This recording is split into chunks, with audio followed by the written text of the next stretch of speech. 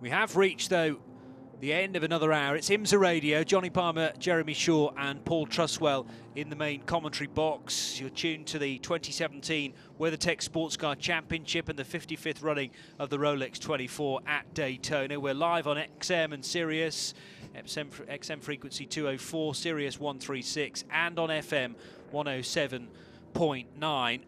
And into another caution period because of weather as the rain continues to pour down. Number 33 car leads in.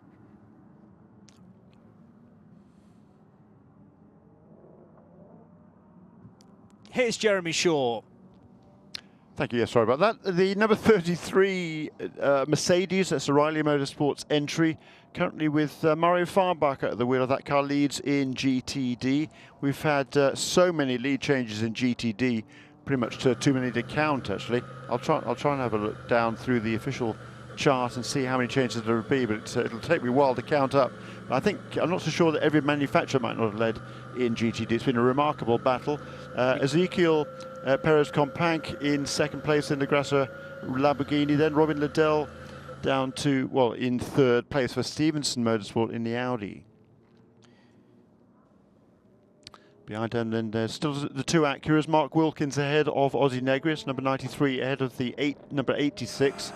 Then the Land Motorsport Audi, car number 29, rounds out the top six. Yeah, we think that Lamborghini and Aston Martin are the two manufacturers that haven't led in the GTD class, but they have been in the top two. So even if they haven't led, we've had every single manufacturer in either first or second places in the GTD category during the race. Yep, so a chance for whoever you're supporting in GTD, a chance for you to wave your flag. And it's Mercedes at the top of the pile at the moment, with Mario Farnbacher at the wheel of that. But Lamborghini, Audi, Acura really not very far away from being able to take that mantle away, at least for the moment, for temporarily. Be guaranteed that it'll change again within half an hour of us going back to green. That's the fascination with GTD. Who will be at the top of the pile in 9 hours' time? So rain, I was about to say, showing hints of easing off a little bit. The droplets look a little smaller, but I think it's still coming down at exactly the same sort of rate. These conditions constantly being assessed by IMSA's race control. And of course there are marshals down on the ground that will be able to feed back the information to race control as well.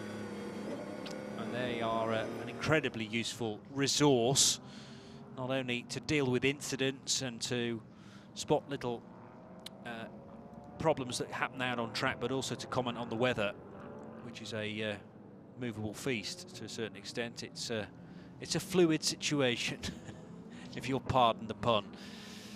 62, Risi Competizione car up on the banking. This is the class-leading Ferrari 488 in GTLM with James Collado at the wheel. He's keeping the windscreen wiper on highest setting, I think, possible. Quite a bit of spray pouring out the back of that twin turbocharged 3.9 litre engine. And the 911 car in second position, right behind it on the road, Paul. Yeah, Jeremy's actually counting at the moment, but if he makes it 42 changes of lead in GTD, then we agree. So we'll compare notes. I'll leave you to it. Oh, I thought you were getting through it there, I was actually going through the overall lead changes. Overall lead changes, I can tell you straight away, because they get kind of charted automatically. We've had 25 changes of lead amongst 5 different cars. So in 15 hours, we've had the number 5 car has led 81 laps. The number 31 car has led 89 laps. The number 22 has led 10 laps. Number 90 has led 25, and all the rest have been led by the current leader, number 10, Wayne Taylor Racing car. Leaders back at the start-finish line. Thought for a moment one of the top 3 was thinking about a pit stop, but well, certainly the top two have stayed out, Jordan Taylor and Mark Goosens. They're nose to tail. They've got James Collado tucked in behind in the 62. So we have, behind the safety car, two of the four class leaders represented in that first batch of three cars. The 10, the 90 and the 62, and then the 911. So two prototypes and two GTLM cars immediately behind the safety car, and then this long line of GTLM machines, probably in the exactly the right order as they are on the screen. 912 Ricard Leitz in third position in the GTLM class, from Dirk Muller for Ford and Mike Rockenfeller for Corvette, the number 3 car. Down at the International Horseshoe, just trying to work out how much rain is there. This is the level ground infield section, of course, where the rain is going to drain a lot less quickly than up on the banking, and there's still big patches of standing water on the exit of that corner and of the Western Horseshoe. I noticed quite how much water had gathered between the West Horseshoe and turn 6, so grip at a real premium. There's a track sweeper about to head out onto track by the looks of things as well, just to allow this long line of cars, the Crocodile, through, and then the track sweeper will have a go at trying to suck up some of this water and blow some of it out of the way as well. Meanwhile, Ezekiel Perez Companc has come into the pit lane, but I can't see him in the pit lane, so I'm assuming that he's dived out of the pit lane at the first cutout and gone into the garage to get a hot cup of cocoa or something. It is confirmed that the 11 car's gone behind the wall, though, by Shea. So that was the 7th place Lamborghini. It was the second place car. Beg your pardon.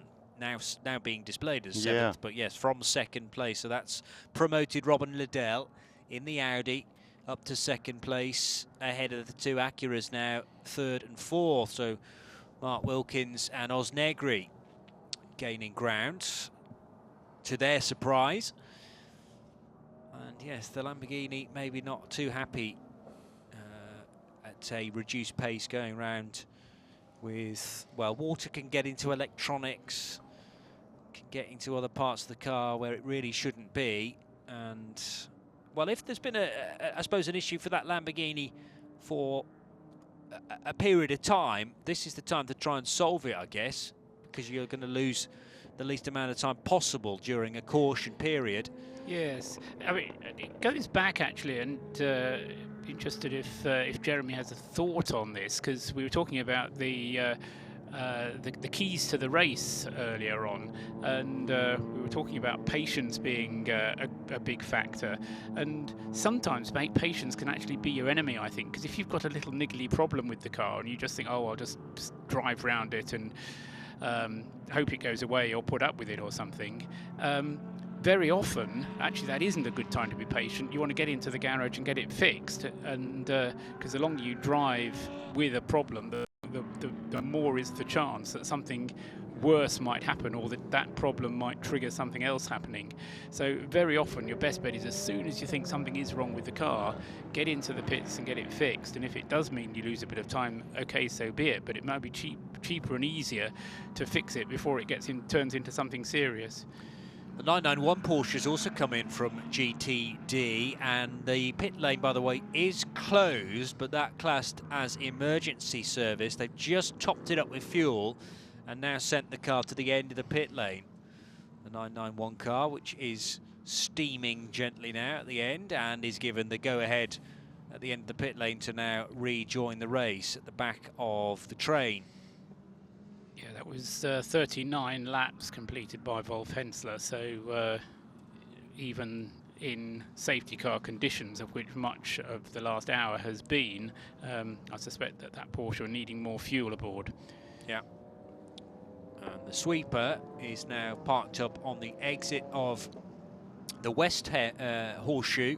So between turns 5 and 6, that's where I'd seen most of the water gathering, actually. It's pretty bad at the kink as well, and out of the International Horseshoe, but clearly the officials deciding to just try and at least sweep some of this water and push it aside to prevent that very large puddle from getting even bigger and turning into a river right across the track.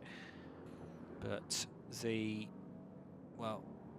seams in the asphalt, if you like, where one part of the track has been laid next to the next section of tarmac, those seams showing up very easily in the rain. But the section to driver's right, you get a sense of how uneven the surface is in places because the water's gathering so much in certain areas. And this is what you speak to many of the drivers and they'll tell you, having raced at Daytona perhaps for a number of years, the rain all gathers traditionally in the same places, and once you know where those hot spots or cool spots are, more to the point, then that's the places to avoid in this tricky weather.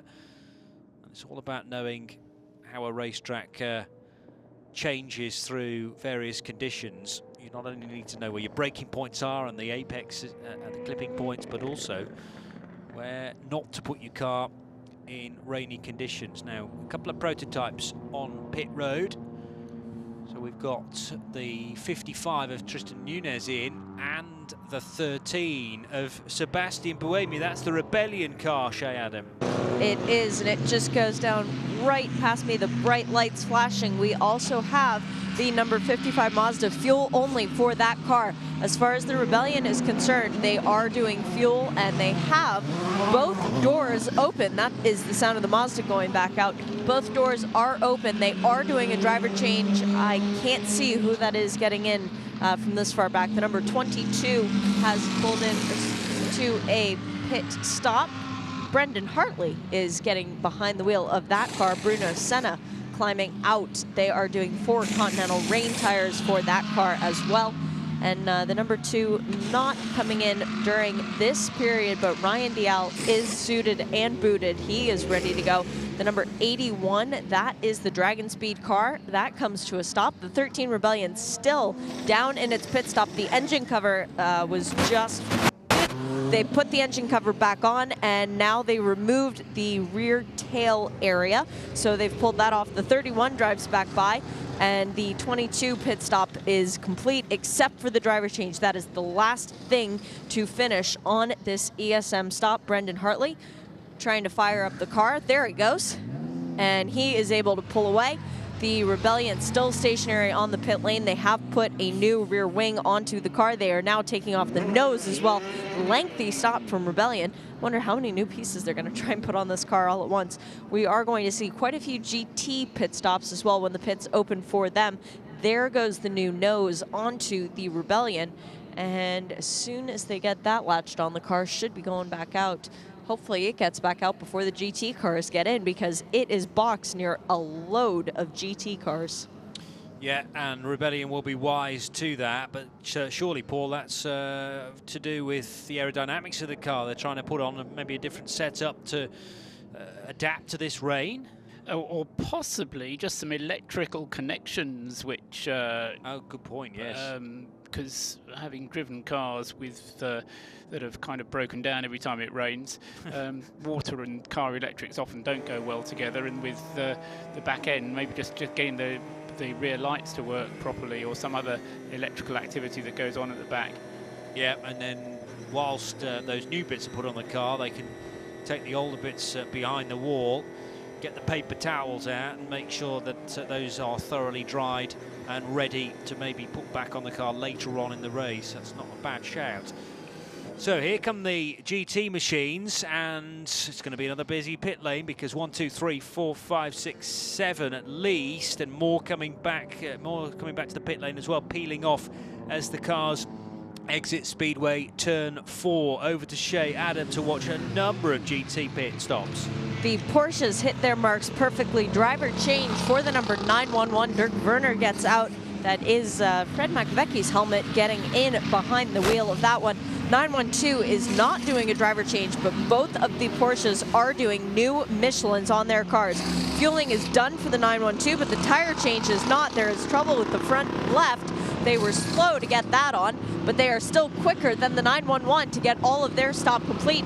Ricci Ferrari is the big winner through all of this, and confusion on the pit lane as the number 912 exited its pit box and nearly collected the 48. Paul Miller Racing as Dion von Moltke was pulling into his stop.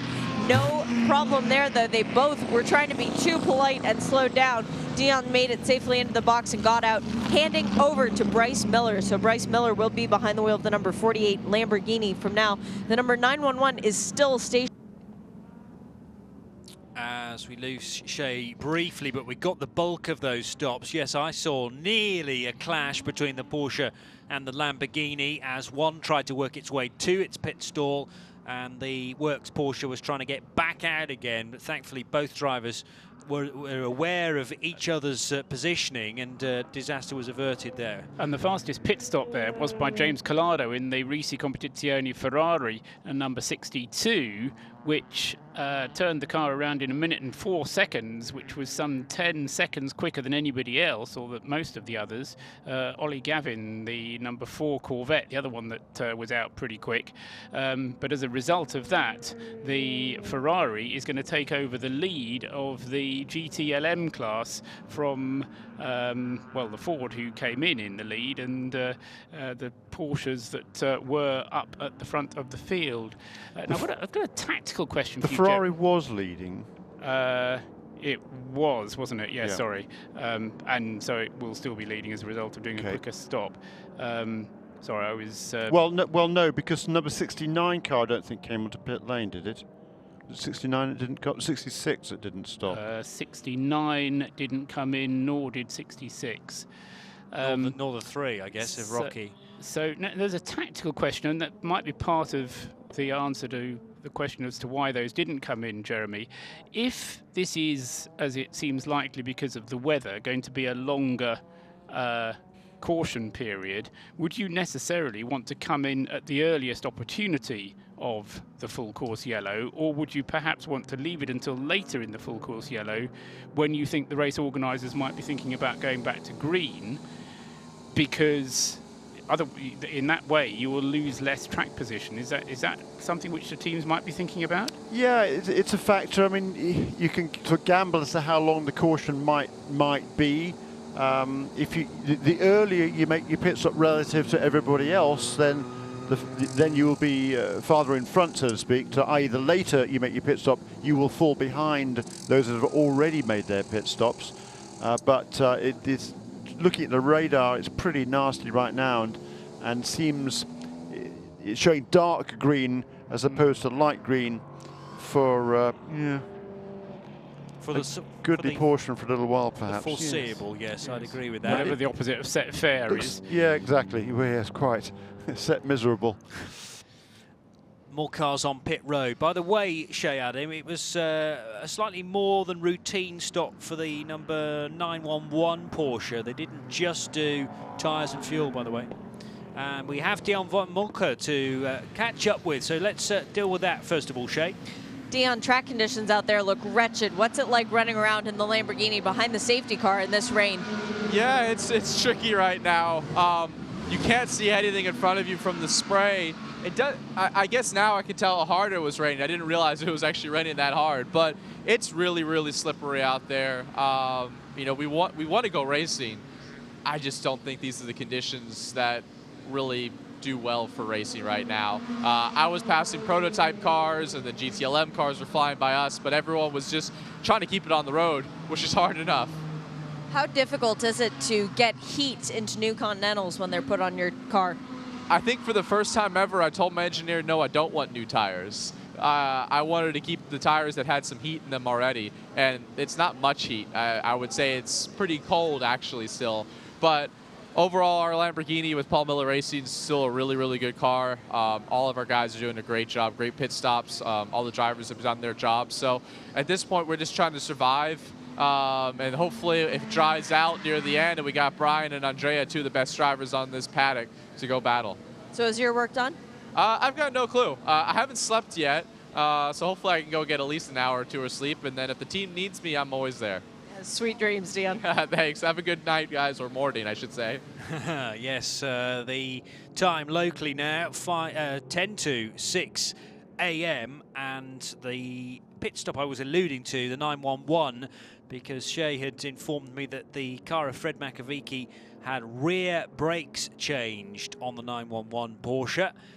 Richard Lietz, therefore, the better placed Porsche 991, the brand new GTLM machine, and that car is 5th in the GTLM class. We're still expecting the cars 1st, 2nd and 3rd in GTLM, though, to have a pit stop in the near future. Dirk Müller, Mike Rockenfeller and Andy Prio did not stop on the last wave of pit stop. Still rain creeping up the windscreen, despite the windscreen wiper on the 66 car doing a very good job of clearing the eye-line area of the 66. Dirk Müller can just about see through there, but there's so much water pouring off the top of the windscreen. Less so the case with the Mercedes, number 33, driven by Jeroen Bleekemolen. 2nd in GTD, Oz Negri then leading that class now in the Acura NSX. The Mercedes of Bleekemolen is 2nd. Graham Rahal in the 2nd of the Acuras is 3rd. And then 2 Audis in GTD, 4th and 5th. Andrew Davis ahead of Jules Gounon in the number 29 car. Jesse Lazer in the Porsche is 6th in GTD, ahead of Matteo Cressoni. Maxime Martin in the BMW, the Turner-backed car. Bryce Miller taking charge of the 48, and the 991 car having just made a stop. So that was Wolf Hensler handing over to Mike Headland in the 10th placed GTD car, car number 991. Race leader is still Jordan Taylor behind the safety car. Mark Goossens right on his tail. And we did have then James Collado in the 62 that was leading the class, but he's been in for a stop, so has re-emerged in 4th spot. A very steamed up cabin for the Conrad Motorsport Lamborghini, with an awful lot of mist there, certainly on the side window. Hopefully the heater inside is keeping the windshield clear. Car 21 at the wheel of that is Mark Basseng. Car's just, well, currently being listed as 17th in GTD, and Conrad Motorsport Mechanics looking in the front of the car and also the rear as well, where that 5.2 litre V10 engine sits, has cooling vents where the hot air from the engine can escape from the top of that GT3 car. The guy's still not happy, staring into the back of the number 21 machine now as well, with a couple of torches. So whether that engine is overheating or a gearbox problem which just sits immediately above that giant rear diffuser. I've watched on a couple of occasions in the past a Lamborghini Huracan gearbox being removed, and you have to actually get that huge diffuser out of the way first. It has to be unscrewed and comes out like a huge tray, and then you can gain access to the innards of the car. We saw that in great detail, Jeremy, when the guys that were fixing that Lamborghini, well, basically they bought a new Lamborghini, didn't they? And had to that's right, thank you for reminding me, the DAC Motorsports car, and had a great chat with Emmanuel Anassis the other day after he acquired a new Lamborghini after that big shunt when the rear right Continental tyre failed, and he ended up going into the concrete barrier to driver's left on the approach to turn 1. That car's still going round as well, Good despite news. having this fear that we had right at the start of the race that he wasn't going to be allowed to start, but he's still circulating, albeit a long way down following the various issues. Brandon Godovic at the wheel, by the way, and he is in 12th position in GTD. Just taking this opportunity of running behind the safety car to do some projections as well, and looking back at recent years of the 24 hours at Daytona, the least distance we have completed was actually 10 years ago in 2007, 668 laps completed, and at the moment, if the weather continues, then we're going to be struggling to reach that. It'll be around 660 laps I think, although, as I say, with some better weather for the last couple of hours, we might go above that, but it's going to be very close to the record lowest distance, despite the fact that very early on in the race we were completing in fact we had the third hour of the race when we had 36 laps completed, which would have sent us, if we could have achieved that, up towards record distances. But it's been a record-breaking Daytona in every sense of the word, both short and long. Yes, possibilities of both, but with 8 hours and a little under 34 minutes to go, no sign yet that we're going to go back to racing, as the rain is showing no signs of abating, I'm afraid, at this stage. And it's been raining now, Johnny, for pretty much 10 hours, 9.5 hours since you were sitting over in Marion's and you told us that there was a hint of rain in the air. I remember you saying. Yeah. Yeah, it was right before 8 o'clock, that about 7:45. Yeah. And Shay Adam says 10 hours or 10 years. It does feel like down there. I mean, we had darkness for a long, long time. We knew that was going to be the case. We didn't realise that this rain was going to continue on. But yes, if I'd have known that it was going to kickstart such a prolonged period of rain, I might have kept my mouth shut, to be honest. It was just one of those moments where you walk out and feel rain in the air rather than actually getting wet. Just those little damp flecks of water that appear on your face, and you have to think twice as to whether it was raining. It was that light. But then, yeah, it increased quite a bit. But it was interesting standing on the bleachers on the infield, because you could feel it increase and then just lessen very slightly as the banks of rain worked their way across. But, I mean, this consistency of rain has been with us for a number of hours now. And remember too, when we first had that drizzle at about 7:45, that was the time when we had a sudden rush of fastest laps of the race. Felipe Albuquerque setting what is currently the fastest lap of the race at 1:36.269.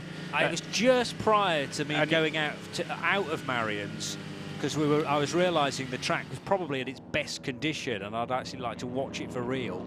And just as soon as I left Marion's, having watched, I think it was about 3 or 4 back-to-back fastest laps. Brendan Hart, Philippe Albuquerque and Angelelli, yes, thank you, in the 10 car. And that was fascinating to watch them trading fastest laps. It was sectors initially, and then they were able to do it across the whole lap as well. Cars working their way through turn 1 now, evenly spaced, of course, because they've been behind the safety car for quite a while. And so a prototype, Paul, at this reduced speed can do how many laps, do we think, on a full tank of fuel? I mean, what sort of, how much of a percentage are you able to pull out compared to a stint done at full pace? Have we worked that out yet? At least 30. Rene Rast did 30 laps. In fact, Christian Fittipaldi in the number 5 did 34 laps earlier on. So, yeah, I'll go with 34, 35 laps at this pace.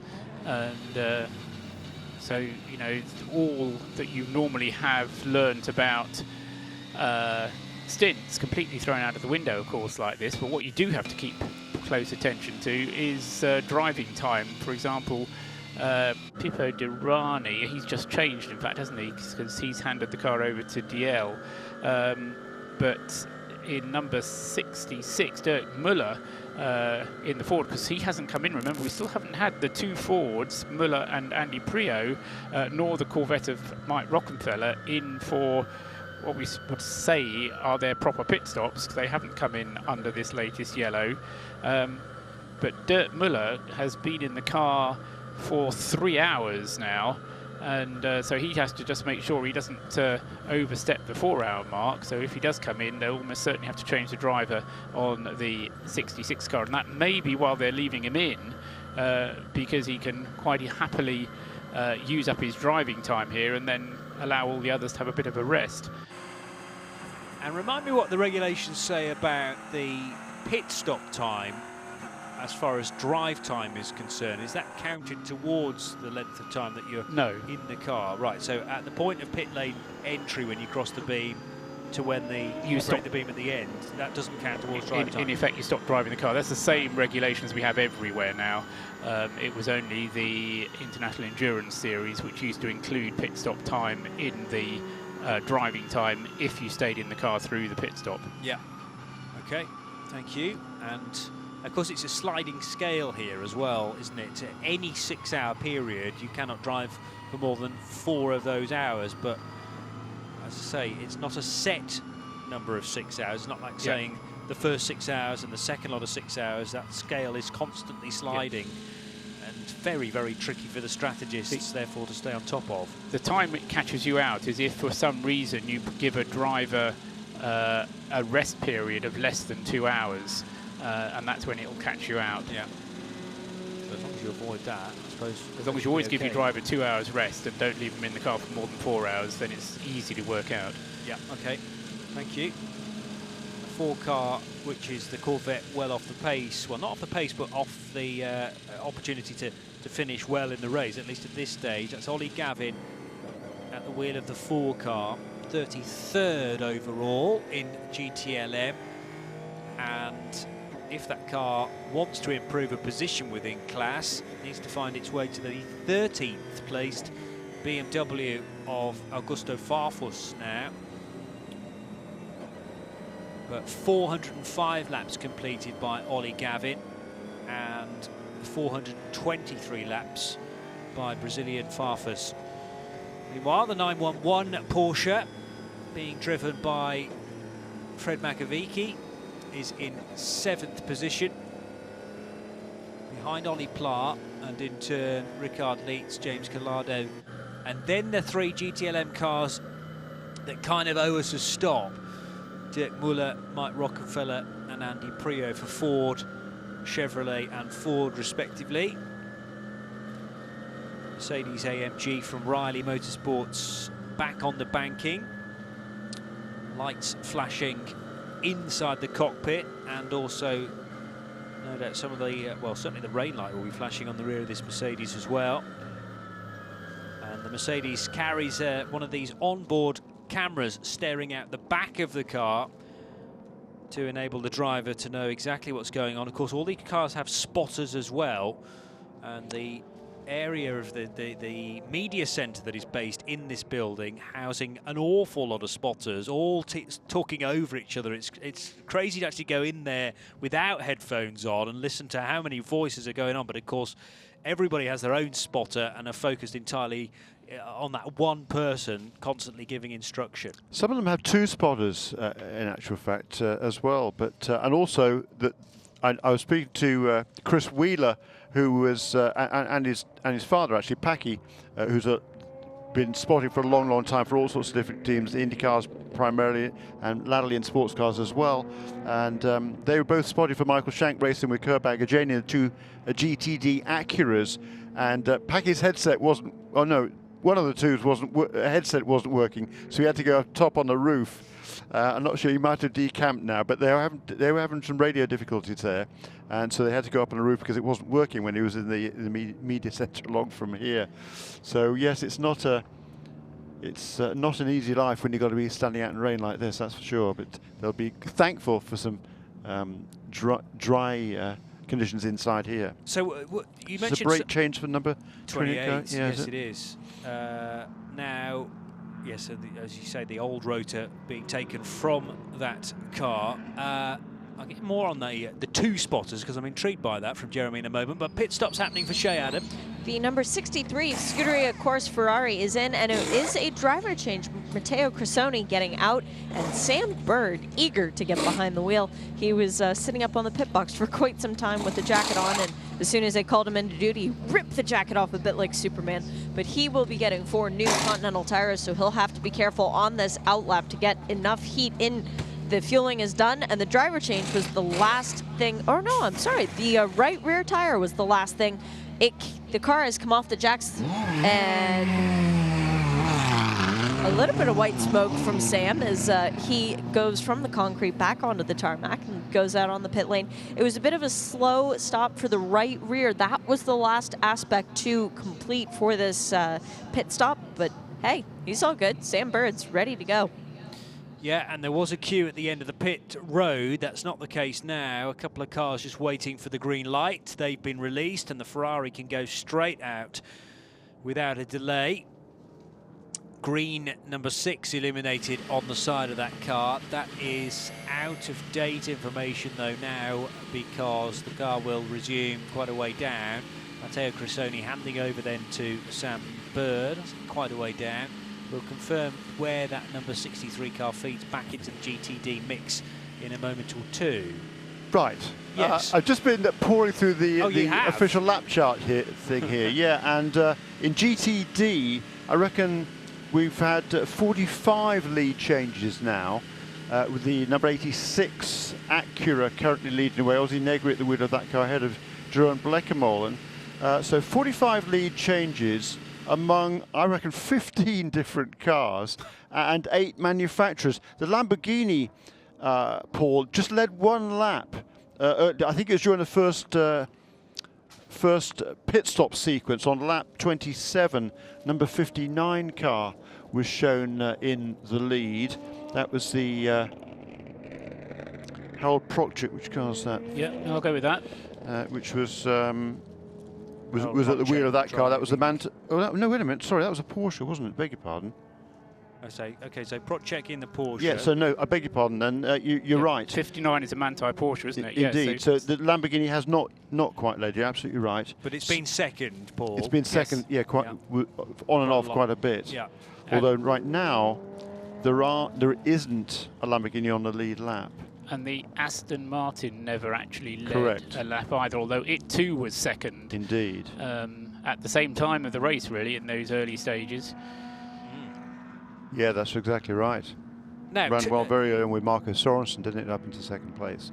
2 spotters, Jeremy. Some cars, you say, have those. So that's 2 voices giving instruction at the same time, not over each other. But are they in different places around the track then? Yes, they can be. They can be just monitoring different things. They can monitoring who's coming up behind or what the track conditions or sometimes at different places on the racetrack if that's deemed necessary. I mean, if you're normally it's just the one. If you're in a GTLM car, for example, I can see entirely that you want to have one spotter who's looking for prototypes coming up behind you and another spotter that's looking for GTD cars up ahead of you, and that would make perfect sense as long as you know.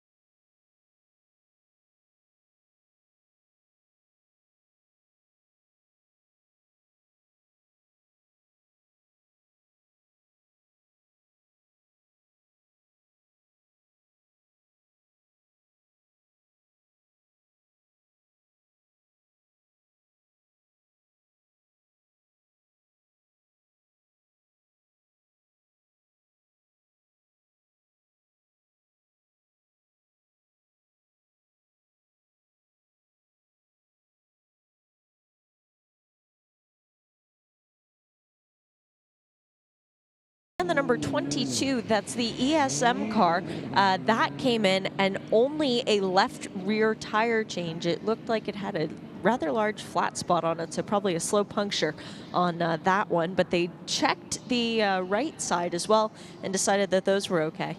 Yeah, Hartley in the 22 had only been out for 8 laps, Shay, so unless Brendan was trying to weave around and keep the tyres warm and ended up having to lock one up. Could well be that is the case. The 22 car has been sent away though now and rejoins the racetrack. We're still under full course yellow.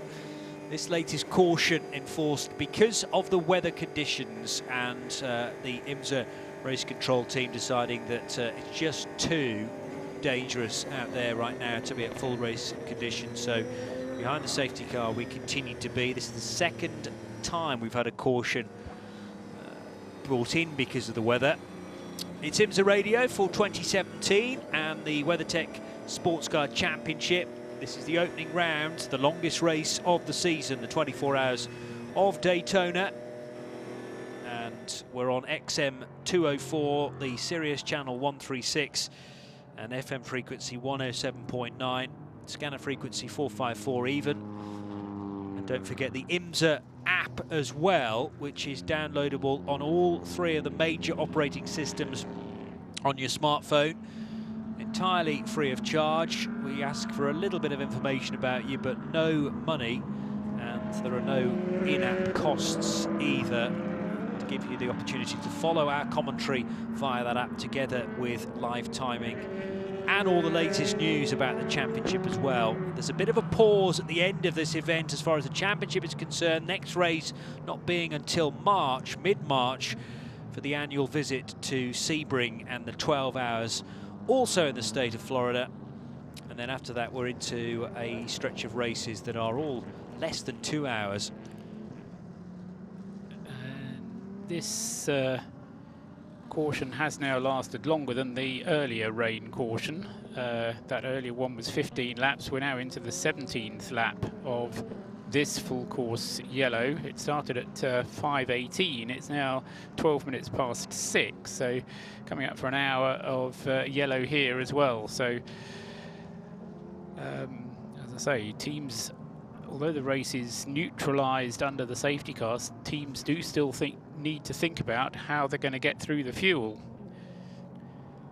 Chapman Ducote just brought the number 20 PC car in, the Gas Monkey backed car, and that's second in the PC class.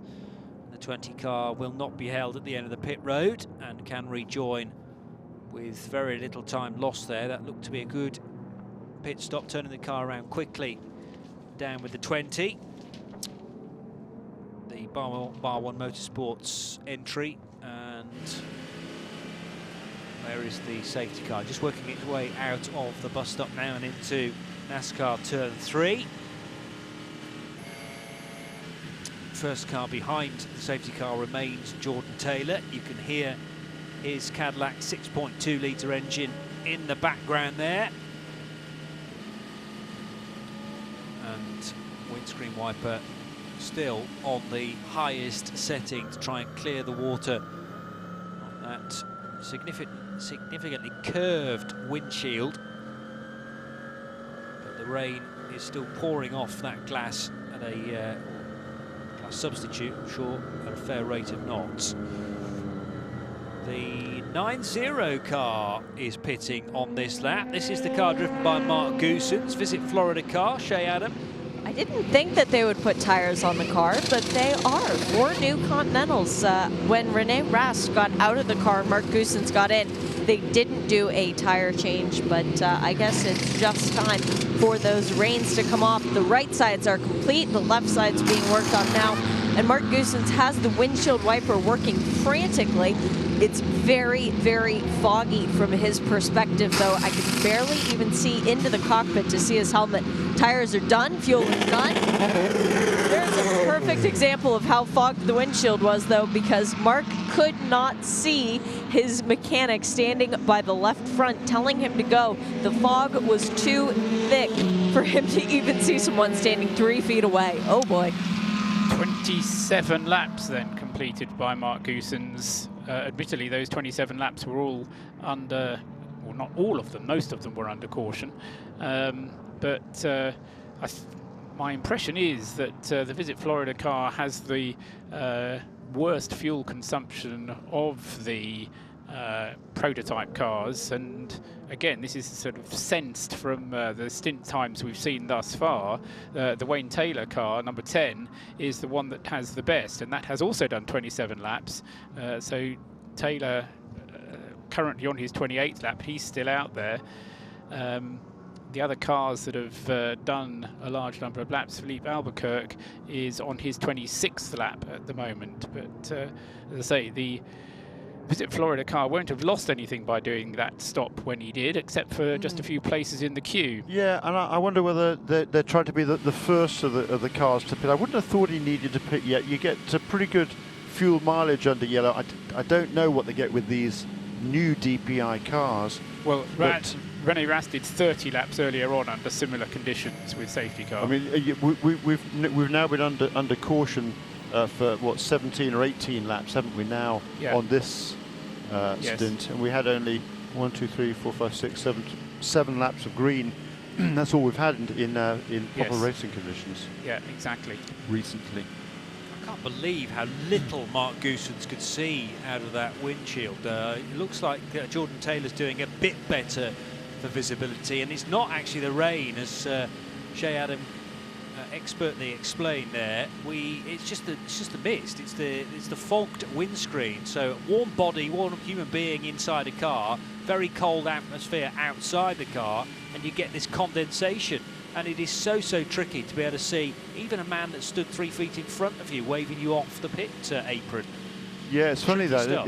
I mean, that's not the reason why they're staying under yellow. That's up to the teams to sort that one out. But I came across that one when I haven't done much racing the last 6, 7 years, and I did a race towards a couple of races towards the end of last year, and I wear glasses nowadays, and every time I put the visor down, the glasses fogged up, and I was having a heck of a job with that one. I need to figure out how to keep my glasses unfogged, but the similar sort of thing, you know, the condensation builds up very quickly, and had to keep the visor open and keep moving my glasses around and wipe it. It was really uncomfortable. But so I know what these guys are going through. It's really tricky, and often often you'll see stories of drivers with squeegees in the car, and they'll wipe, have a big long stick, and they'll be able to wipe the windscreen with it.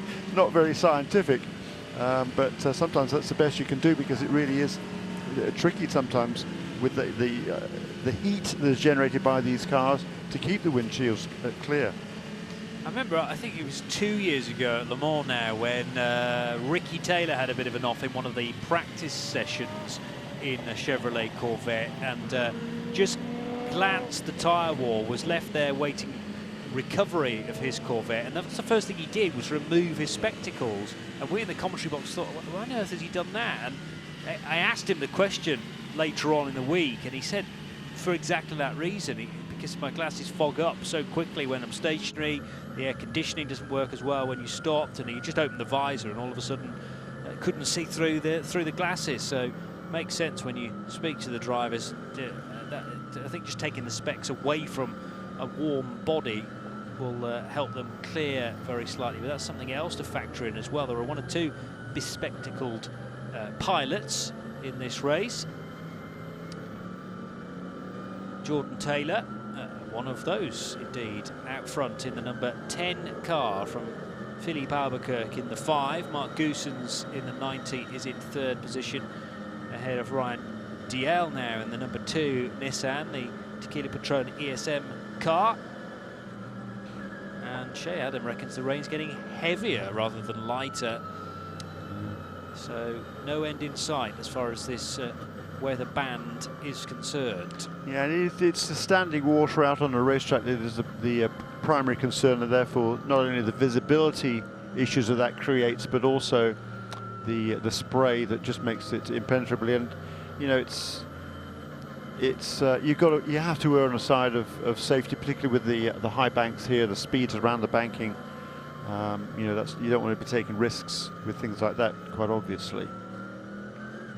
Still expecting at some point the 66, the 3 and the 69 in for their stops. Dirk Muller, Mike Rockenfeller and Andy Prio. Any indication, Paul, how long it will be before we see the top 3 in GTLM making stops? No indication at all. I can tell you that they each have done 27 laps. They're currently on their 28th lap. We've got one of them in. As I mentioned it is, yes, the number 3 car coming down pit road. And Shea Adam, I know, is generally basing herself at pit in, so maybe close to Mike Rockenfeller's pit stop, the number 3. Yes, I am, and it's going to be a long one. Well, longish, at least by Corvette racing standards. They are changing the front brakes. This was a scheduled stop. They had all of the kit ready to go before Rocky even dreamed of coming onto the pit lane. And these are some of the best in the business in terms of mechanics when it comes to doing repairs like this on the pit lane. They practice this routinely at the shop Most of the other cars will practice driver changes and fueling and tires. Corvette changes, what can we fix on the pit lane with just 4 people over the wall? Already they have the old rotors off and the new rotors on. They are looking across the car to make sure that they are doing everything in perfect synchrony and harmony. The left side Michelin has gone back on and is being bolted on right now. The right front is just taking a little bit longer, just making sure that everything is good to go. A windshield tear-off gets ripped off spectacularly in beautiful fashion. Now the wheel goes on the car. The fueler is pointing out something to the crew just to be aware. There was that the air hose was under the car. Grab that out so that Rocky wouldn't run it over. He stalls it briefly, but manages to recover very quickly indeed. And there goes Mike Rockefeller with new brakes from the time I started talking to you to the time we finished. That is pretty impressive, isn't it? That's practice makes perfect. Yeah, the earlier Corvette had new brakes, and they got the fuel, the driver change, the brakes, and all the way down the pit lane in less than 2 minutes. So we'll see when he gets to the end of the pit lane what the number 3 Corvette is able to manage.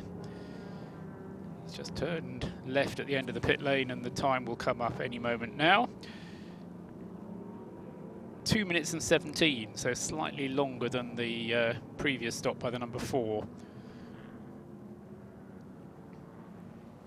Through the bus stop, lots of standing water there actually as well. That's another level part of the track, of course, as it drops away, albeit briefly, from the banking on the back straight. And the banking nowhere near as steep as it is on the turns on the back straight, but yeah, just drop away to kind of another infield section effectively, and it's very quick on the exit of that sequence of corners. Tighter for the first left and right flick, but loads of water down there as well. And when you're trying to stop the car and turn it at the same time, it's very tricky in the current conditions. We've seen several cars crash at exactly that point, haven't we? On the exit of the bus stop, you think you're sort of home free, just accelerating out of there, but we saw certainly one of the Lamborghinis, I think it was a Change Racing car, wasn't it? Brett Sandberg was driving that car late evening, and had a big crash there against the wall, and with a couple other cars off there as well. You can see there, look how heavy the rain is, though. It's really, really nasty. Yeah, and getting constant reminder as well as I peer out of our commentary box, actually just looking up, which is the floodlights, I think, on the top of the building that we're situated in here. And again, a big thank you to Rooftop Ray, who is helping us out with identifying cars. I believe we may even be reaching a point now in the race where some of the cameramen and women are working their way back to position, ready to give us a few more pictures on the live stream from the infield, along with Rooftop Ray, who has been with us all night and maybe about to step away for some well-deserved coffee and maybe a spot of breakfast as well.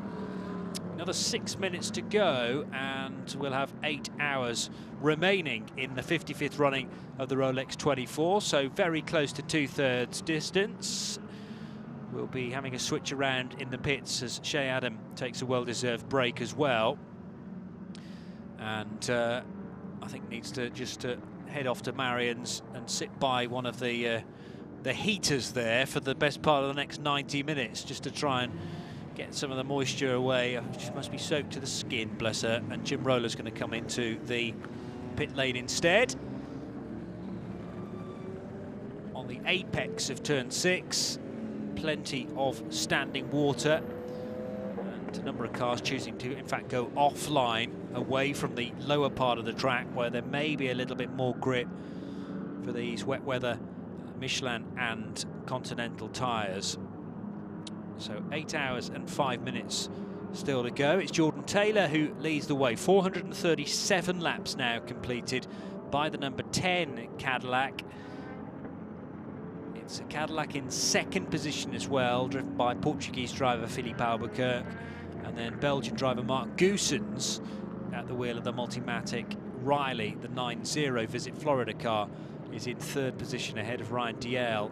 We only have 4 prototypes now in the top 4 overall positions. It's 2 GTLM machines next up, Dirk Muller and Andy Prio. So both Ford GTs neatly placed.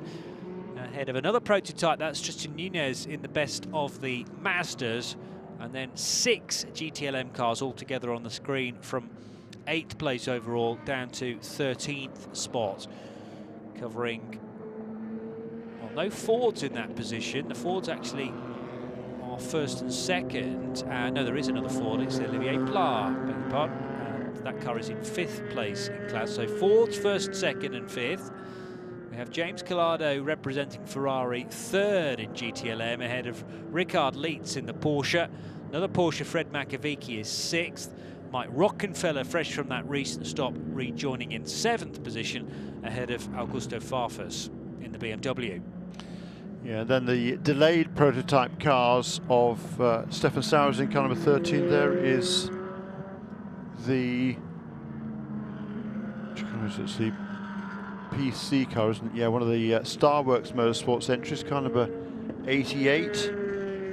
Driver change there. And the man that can tell us about it, Shea Adams stepping away. So Jim Roller welcomed back to a very grim-looking pit lane, I'm afraid. But tell us about the PC pit stop for us. What the hell, guys? I was gone for 5 hours and you couldn't fix the leak in these clouds? It's only gotten worse. Good It is Lord. a heck of a lot worse, you're right. And I'm afraid no end in sight by the look of the latest radar. There's a rumor rampant in the pit media center that this caution is for ducks crossing the back straightaway, but I'm sure that's just a rumor. 88 car driver change, fuel, tires. I'm sure the driver is pleased to get out of that thing, as I'm pleased to be here out on pit road. Open cockpit 88 car, that can't be fun on a night like tonight. But, you know, anytime you're at a racetrack, it beats working. Well said. And yeah, the 88 or all the PCs that remain in this race will be well used to bailing out these open top machines. The PC, the FLM 09s in their final year at Daytona. Looked like Connor Daly's helmet aboard that car. He's carrying a replica of his father Derek's helmet at the moment, with the broad yellow arrow down the middle over the top of the helmet. That's the same helmet Derek used for many, many years, including to win twice the 12 Hours of Sebring. Is that the helmet he used to find out which way he's supposed to go? Yes, the arrow. Yes, absolutely right. Yeah, well done, Paul. Yes, because he can't see very much. Certainly, I think he just relieved Sean Rahal there, who'll try and get some dry clothing, and I'm sure a shower perhaps, and a lie down. But this is not a horrible time to have to get into the car now. You don't know how long you're going to be under caution. I'm sort of surprised. Well, I guess the silver drivers must have already completed their driving time, I suppose, because now would be a good opportunity to have your silver driver in there, who you're the non-pro, to get the minimum drive time. This is the 2-hour drive time that your least well qualified driver has to. Is it 4 hours for the 24-hour race? Yes, sorry. But I think there's been enough caution to, if you haven't managed to do that, then you've been not paying attention somehow. We've been told that the race control have been briefing the teams that they're having this lengthy caution just to avoid having to red flag the event altogether, just because of the lengthy restart procedure required for the various engines. So that's one of the reasons why we're still under caution rather than a red flag and restart situation, because that would be very unsuitable for everybody concerned. Looks like we've had potentially a change of safety car here, as well as the Audi R8 pulled off on the little motorcycle cut through the shallower hairpin bend at the International Horseshoe. It pulled off there and has been replaced by, I think, a Porsche out front, and that'll just be because the Audi's run out of fuel, I guess. More than an hour under this safety car, so absolutely right, Johnny, yep. And in PC and GTD, the two Pro-Am categories, GTLM and P for prototype, they're pro classes. But the GTD and PC, the minimum at least one of the silver drivers has to complete a minimum of 5 hours during a race. And there's a base drive time as well for 2 hours, which I'm pretty sure everybody that's in the car has to do. But as long as one of the silver-rated drivers competes 5 hours, has to complete a minimum of 5 hours. The rules have changed slightly on that since last season. We have completed another hour for IMSA Radio's coverage of the 55th Rolex 24. To Jim Roller in the pit lane. The 88 car, the 8 car has come and gone. Routine stop. Ben Keating now behind the wheel of that car, and Ben, he of the used to be of Viper fame, is doing double duty in this year's 55th running of the Rolex 24. I guess he really desires to have 2 Rolexes. He's in the 8 car as well as the 33.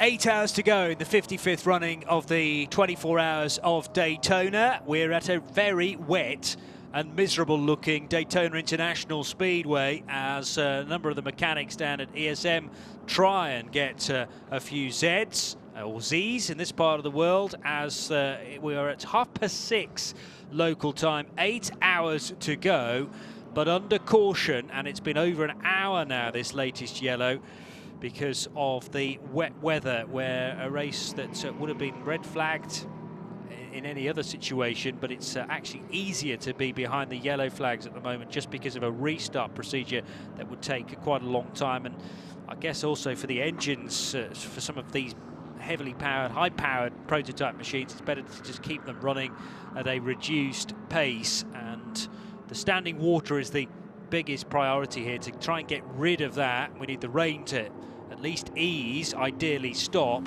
and then there'll be track sweepers heading out to try and clear that water as well. But the level of water that remains out on track, particularly on the infield sections of this Daytona International Speedway, far too much to go racing safely. We've just in fact had a safety car change because the Audi R8 has been working tirelessly out front as our safety car, but nearing the end of its fuel tank allowance, so has been replaced by a Porsche safety car out front now. It's Jeremy Shaw, Paul Truswell and Johnny Palmer in the main commentary booth. Jim Roller doing sterling work down at ground level, trying to stay where possible out of the rainfall. And the number 62 car, the Ferrari from Risi Competizione, is now pitting from 3rd position in GTLM. So we were expecting the 4 GTs in at some point, but James Collado, Jim Roller, deciding to pit on this lap. That's a little bit up from you, but I'm sure you can just about get a view of that 488. Yes, James has climbed over the wall. I'll saunter on down there and find out who got in for him. It's either Giancarlo Fisichella or Tony Vilander. I couldn't quite spy the helmet, but they've completed the driver change. The tear-off comes off the front windshield. This is going to take a bit longer though, Jim. Windscreen, as you would say in the UK. Thank you. But there are some new rotors, as you would say, on the front right. Certainly they're doing front left, I think, as well. So this is going to be front brakes, rotors and pads, probably all the way around, front and rear. Yep, the young man with the tray is running around and about to yank the back rotors off. So yeah, this normally happens in a 24-hour race. It's amazing to me. These guys must have blisters for hands, because to haul those hot rotors and pads out in a race like this, even though these temperatures, actually this is just pads, not rotors. Maybe rotors on the front, but just pads in the back. Yeah. So, but yeah, that's some special gloves or some special hands. I'm not sure which. Car fires up.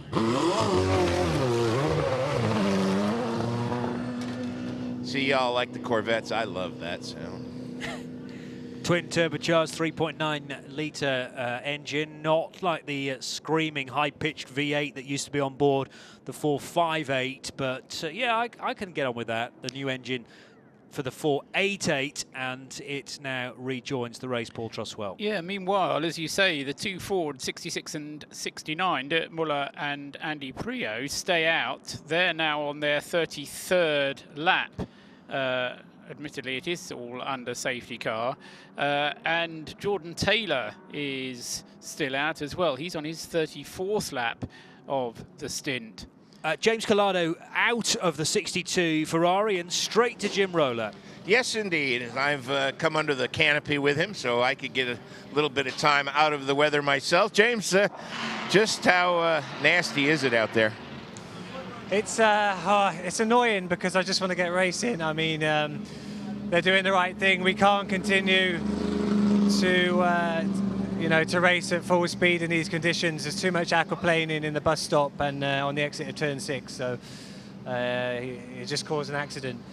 But in terms of our race so far, it's been pretty good. We led until the pit stop about half an hour ago, so the pace is there in the rain.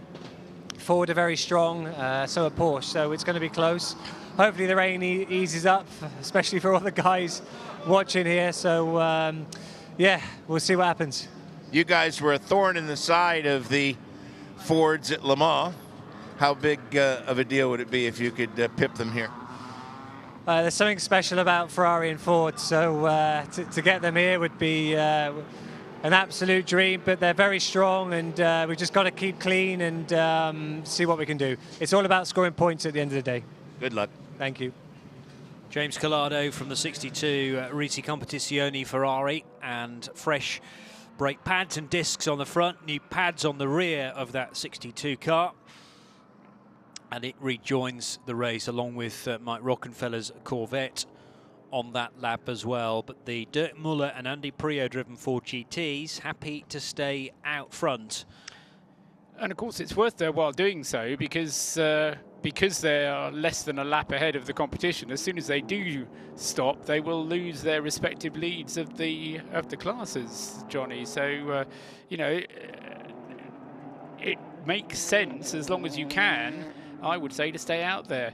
I mean, if there is work that needs doing, such as a brake change or any other niggly problem, or, as I say, you're running out of drive time, then obviously you need to do it. But otherwise, I can't see a reason for pitting when you have no idea how much longer you're going to have to stay out for.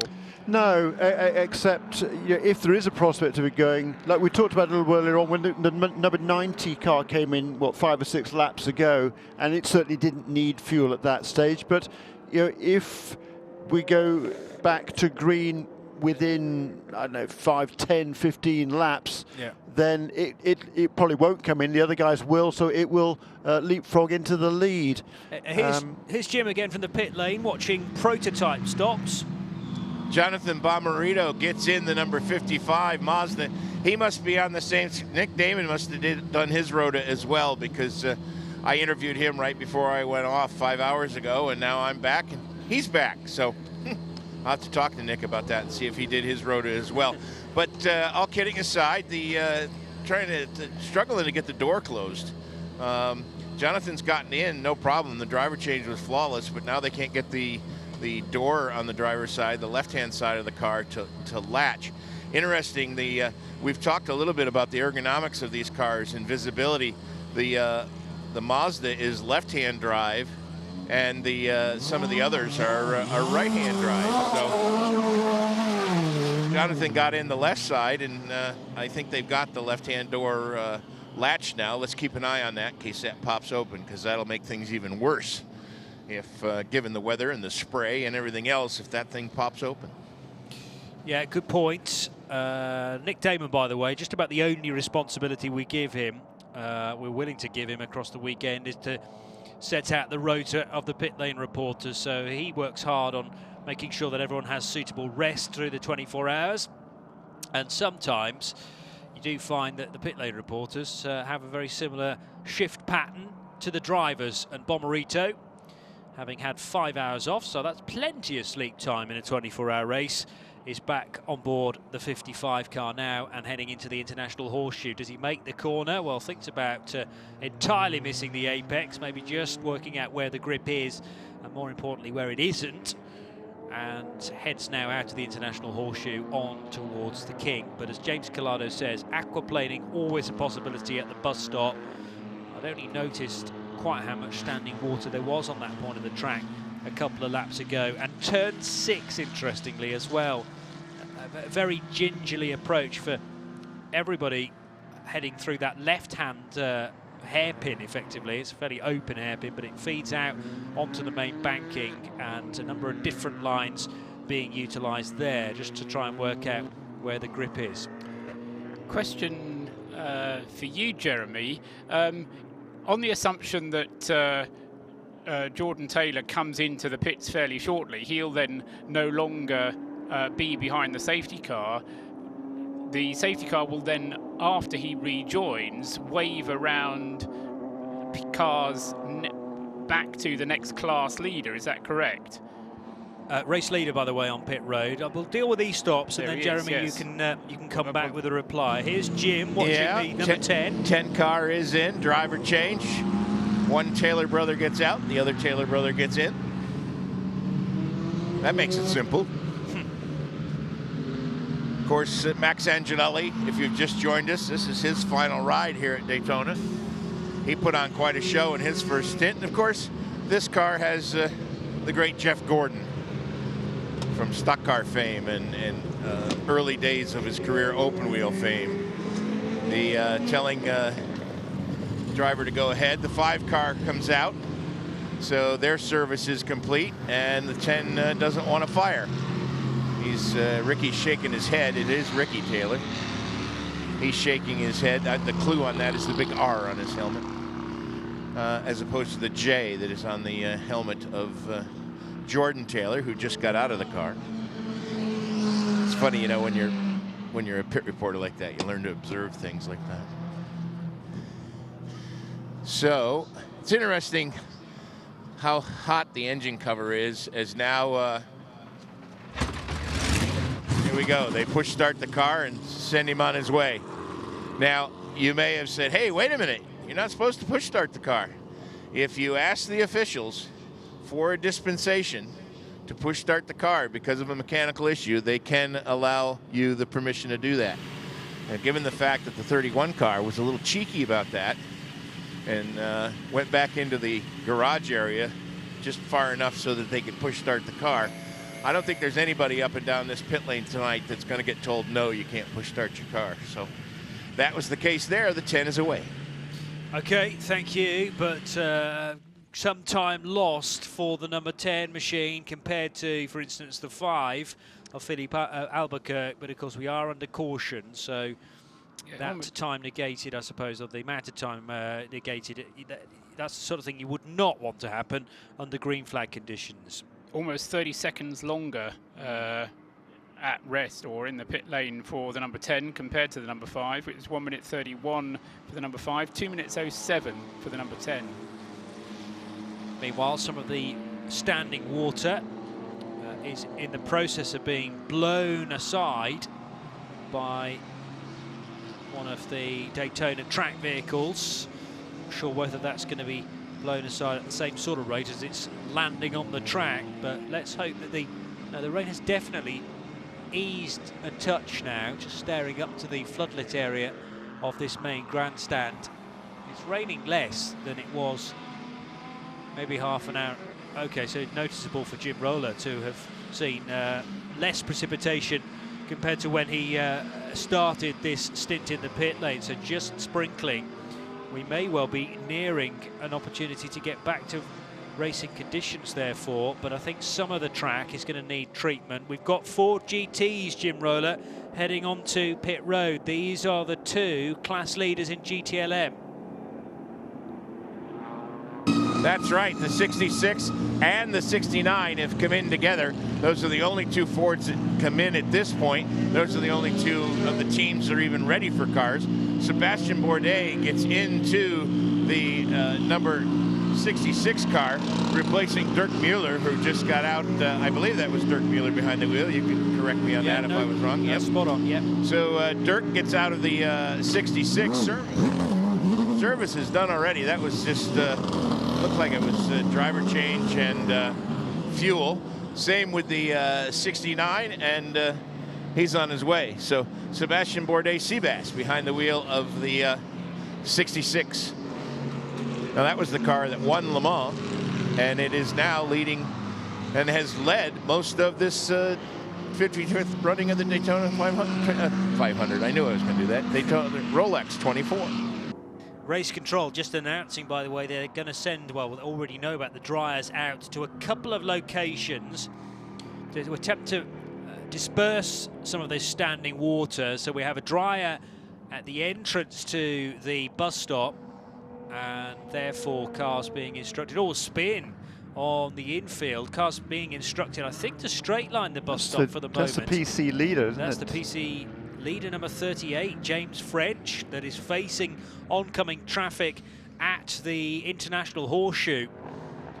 So the car now finds a gap in the traffic in order to loop the car back round again, a little bit over the grass, and the motorcycle hairpin, the shallower turn at the International Horseshoe. And James French can now rejoin.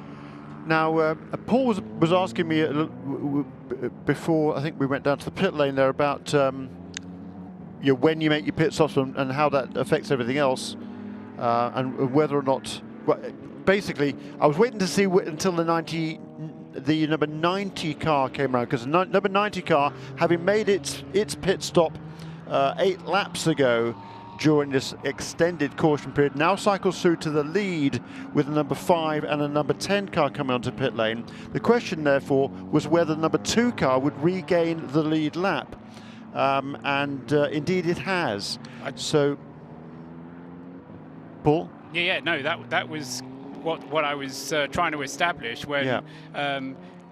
So it has done that, but what happens now to the safety car? Will it stay where it is, or will it wave cars past it in order to get a class leader behind it? Indeed it will, before we go back to green, yes. Because I think the next class leader behind it is going to be the 912 Porsche. We'll see when it comes round, because it's just coming into, or I was going to say coming through the bus stop. But no, it's not. It's not the next car behind the overall lead. It's the next car behind the safety car. Yes, right. Exactly. The next, that's what I mean. The next car behind the safety car, that is a class leader. I think is the 912 Porsche, which leads GTLM. But we'll see them as they come through now, and work out which order they're coming through in. One car peeling off towards the pit lane. Yeah, and the number 2 car then will stay out in its sequence now until it gets the pass around, but prior to going back to green, and then after that it will make its pit stop. You're right. There is number 912 car comes past us. Oh, okay, I was going to say the 86 car, but that's just come onto pit lane. That was a GTD leader who's just come onto pit lane. But are we then assuming that we are shortly going to go back to green flag? Because all of this has been presaged by the erstwhile race leader, Jordan Taylor, making his pit stop, because it was his pit stop which kind of made all of this happen. And by rights, we shouldn't really get any wave around until the race organisers decided, yes, we are now going to go green. More stops taking place. Mentioned the 86 Acura that's in, and also Jim Roller, the number 63. The Ferrari Scuderia Corsa car is in the pits. Driver change. Looks like tires and fuel for this car. And they are away. Also, as we said, the 23 Audi has come in. Still a little bit further down the field than some of the other Audis. And it looks like the 86 is ready to go back out, but is being held at the end of pit lane as the rest of the row of cars that are behind the safety car leave. No, there goes the 86 right now. That was a different car that was being held. So the 86 comes in and stays ahead of the 63 as he pulls out just in front of the Ferrari. Where's the number 29 car? 29 being Jules Gounon, yeah. Audi being shown as on pit road, but now actually on an outlap, so it has just triggered the end of the pit lane together with Christina Nielsen's Ferrari, the 63, we mentioned that. Ryan Hunter-Reay at the wheel of the Acura, number 86, but Jules rejoining. Yeah, that car was in on the previous lap. I'm not sure it might not have lost a lap there, Paul. Can you? It was on the lead lap, and it's now shown as a lap off the lead, and on the same lap now as the number 28 car, which was a lap down to the GTD leaders. It is. Does it show how long that pit stop was for the number 29 car? It was a 5-minute pit stop. Yeah. So that's why it has fallen down. Yes.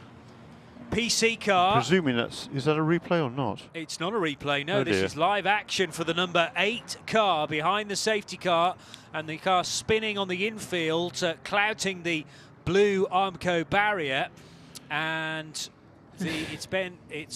yeah. Feel for Peter Barron, Starworks Motorsport. Boy, they've had so many incidents during this race. Both cars. Chris Cumming Oops, at the yeah, wheel just of lost the 8 car, yeah, the 4th placed PC machine, and actually into, yes, the Armco barrier covered by the Rolex advertising hoarding there. So this is going off the driver's left on the approach to the International Horseshoe, now up at the West Horseshoe, and Chris Cumming has a job on his hands to try and get that battered car back to the pit lane once again.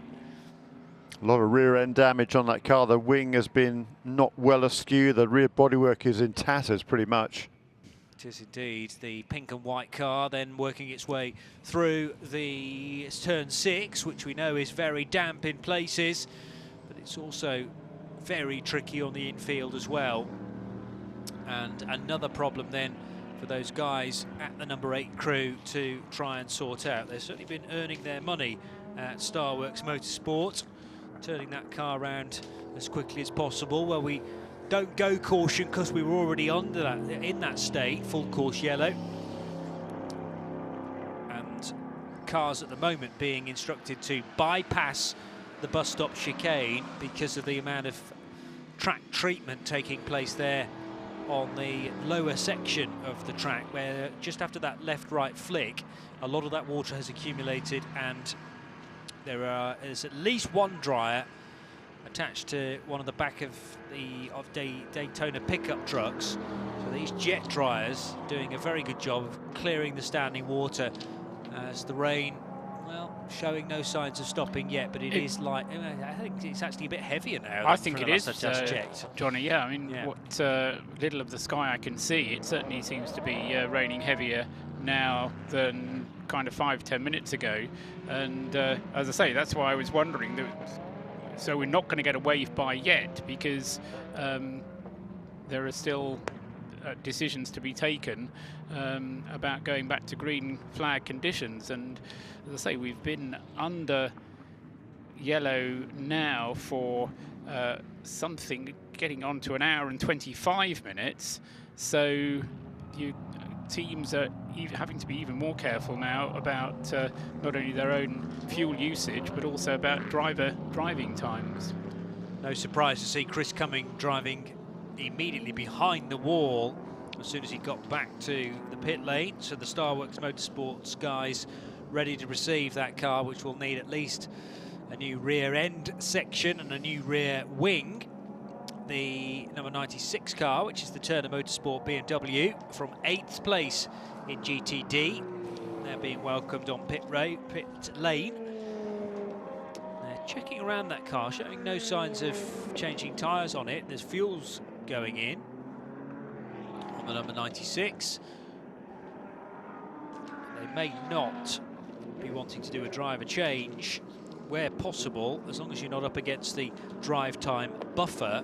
I reckon you'll want to try and keep the resident driver in that car for as long as possible, only because Maxime Martin will know exactly what the track's like right now, where all the standing water is, and of course will have been in that car since the start of the tyre stint as well.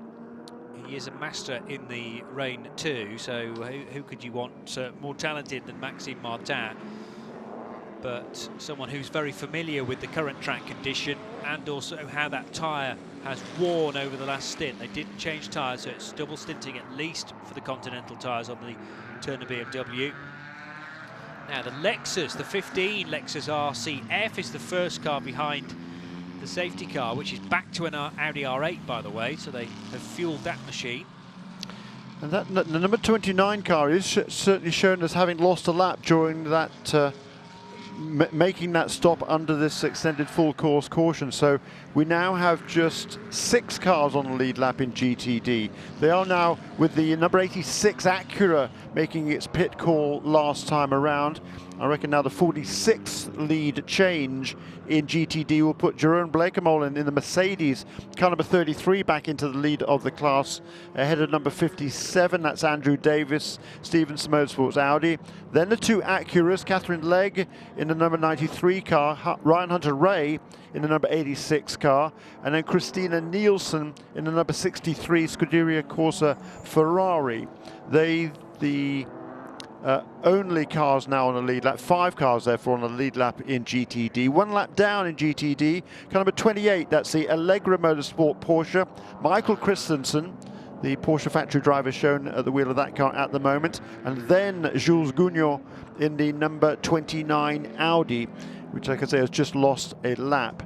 The 1 lap also behind them is the number 90. Well, probably, the number 48 Lamborghini of Bryce Miller and Jens Klingman in number 96 Turner Motorsport BMW that has just made a pit stop. Here comes the other Acura, that's 93 Acura in, isn't it? Catherine Legg, yeah, and Christina Nielsen indeed pitting on She this was just lap. in a couple of laps ago. Yeah, 63 is in again, Jim Roller.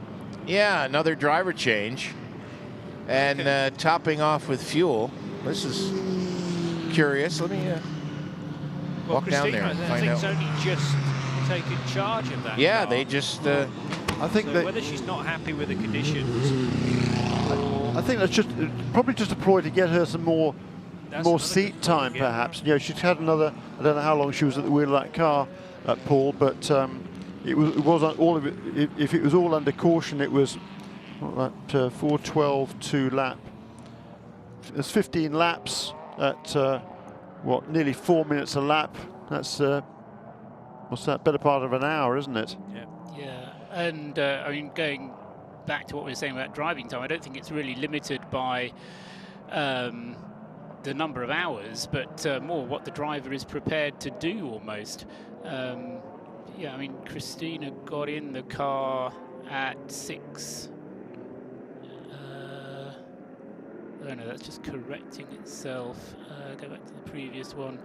6:06, yeah, and it's now 6:58, so very nearly an hour. And you know, these cars aren't designed to be comfortable and have nice, warm, heated seats or anything. So it may well be that drivers are just becoming uncomfortable in the car and see no point in staying out there when all they're doing is driving around behind the safety car. Yeah, I would think it's more a strategic call to build some time for the silver driver. We'll see who gets who. Yeah, Sam Bird took over the wheel of that car. He's certainly got a lot more experience in well, so this sort of car. Although I believe this is the first time he's actually driven a GT3 car. So Sam Bird, yes. driven a lot of Ferraris, but primarily in the GTLM or GTLM. Or GTE AM, as they call the GTLM. They call them in the US GTE. Curiously in Europe and in the World Endurance Championship, and the more powerful car that Sam Bird has more experienced driver. But certainly Sam, massively experienced driver, very successful in open wheel ranks before he made the move to sports cars. So it certainly makes sense to have, if we are getting ready to go back to green any time soon, it makes sense to have someone like Sam Bird at the wheel. Yeah, good point. It's taken a bit of time to adjust to the driver aids you get with the GTD car, with the traction control and the ABS. We're back to green, by the way, guys. So green flag is waved and the cars head into turn number 1. So IMSA happy then with the dryers that were working hard on the back straight. We've had a number of laps whereby the bus stop chicane has been bypassed to ensure that track work to be done in terms of mopping up the water, blowing it out of the way as well, and immediately we have this battle on within the GT GTLM ranks. Also a couple of cars on pit road, including the Lexus number 15. But up to where Jim Roller is, close to pit lane in, we have a relatively quiet spell now. Of course, a great swathe of pit stops were done towards the end of that caution, Jeremy. Yeah, and an hour and 40 minutes, I reckon, they're poor for that caution period. Back to green at pretty much precisely 7 a.m. As close as you can get to 7 a.m. exactly, and to be precise, an hour, 41 minutes, 49 seconds of caution. And that brings the total time under caution to 5 hours and 3/4. Wow. And that's out of the 16. So still the majority of the race has been green.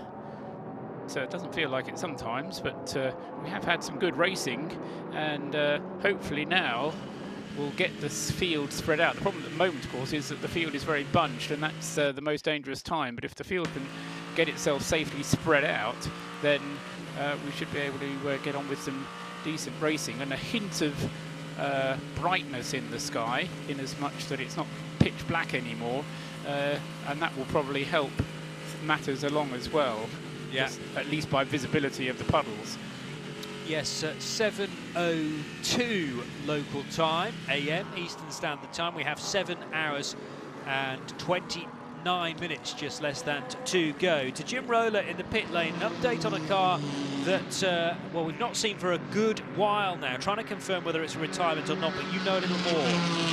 Well, when you're at Le Mans, the sad moment is when the garage comes down and you know the car is finished. Here at Daytona, the sad moment is when the crew guys start to dismantle the fuel rig. And that's what's happening now with the 50 cars. So I think those boys are have called it a day, and they're going to try and get to a warm breakfast as soon as they possibly can. I think sunrise, guys, is imminent, is it not? I think I hear the strains of Cat Stevens off in the distance. Morning is broken. Not sure we're going to see much sun today, but the eastern sky is starting to look a little more blue and a little less black. A little bit brighter, isn't it? It is, yeah. That's not an indication that the rain is easing off, but the sky is lightening, certainly. We talked about number 63 team bringing putting Sam Bird back in that car ahead instead of Christina Nielsen, but he just put that car onto pit lane. And is it serving a penalty? I think it is. Not sure why that would be, but it seems to be sitting there at the end of the pit lane. Yeah, Jim Roller confirming to me that there is a car in the pit, in the penalty box, trying to work out which one it is. It's a 63. Okay, thank and there's you. another car coming down the pit lane as well. Is that one of the Lamborghinis? It is, yeah, number 61, the Rolfin Eichen driven car. Okay, that was running well earlier on, but had some delays. Back in the 16th position in GTD. This is a very costly pit stop for number 63 car. Can't imagine that was an improper wave around, because it was in train of cars, I thought, in GTD. So that's curious. Well, the 61's joined the 63 now in the penalty box as well. So we have a little queue forming up. Unless the 61, that's not the 61's pit stall, is it? That is a penalty stop as well for the GRT Grasser car. 63's released now, and the 61 won't be very far behind. Got a change of lead, haven't we? I think Mark Goossens must have had a bit of a moment somewhere out there, because he's a slow first section, lost nearly 7 seconds compared to the number 5 car, which has now retaken the lead. So we have Philippe Albuquerque has just come across the line now to complete lap 449 in the lead of the race. Mark Goossens, having led the previous lap, a full 11 seconds behind. Yeah, 11.6 at the start of this lap, and 3.9 seconds further back is Ricky Taylor, smelling the opportunity maybe to get back into the top 2 as Mark Goossens makes an uncharacteristic error in the tricky conditions. Ryan DL in the number 2 car, the Nissan, in 4th, and then GTLM cars still 5th, 6th, 7th, 8th, 9th overall, before we see Jonathan Bomarito's prototype the Mazda complete the top 10. Round the outside of the Western Horseshoe goes the Dragon Speed car, the number 81, overtaking Misha Goikhberg in the 85 Oreca from JDC Miller Motorsports. That was a nice bit of driving there for the 81 pilot, Ben Hanley. Into the braking area for the bus stop chicane. In fact, straight lining the bus stop there is the number 912 Porsche. So Richard Lietz will need to be careful here to show that he's not gained any time on that lap. Looked like the car was slowing, certainly, so had picked a braking point. It just wasn't quite the right one for Richard Lietz. And he'll continue on now into NASCAR turns 3 and 4. About to cross the line, still the class leader. High and wide for the 5 of Philippe Albuquerque. This is lap 450 and has a lead now of nearly 17 seconds over Ricky Taylor, who did get ahead of Mark Goosen. So Taylor up to second now. Yeah, Mark's certainly struggling in these conditions. And sunrise officially, by the way, Jim Roller, 7:14 a.m. So that's 8 minutes from now. As you suggest, the sky certainly a lot brighter than it has been. There are the first vestiges here of brightness.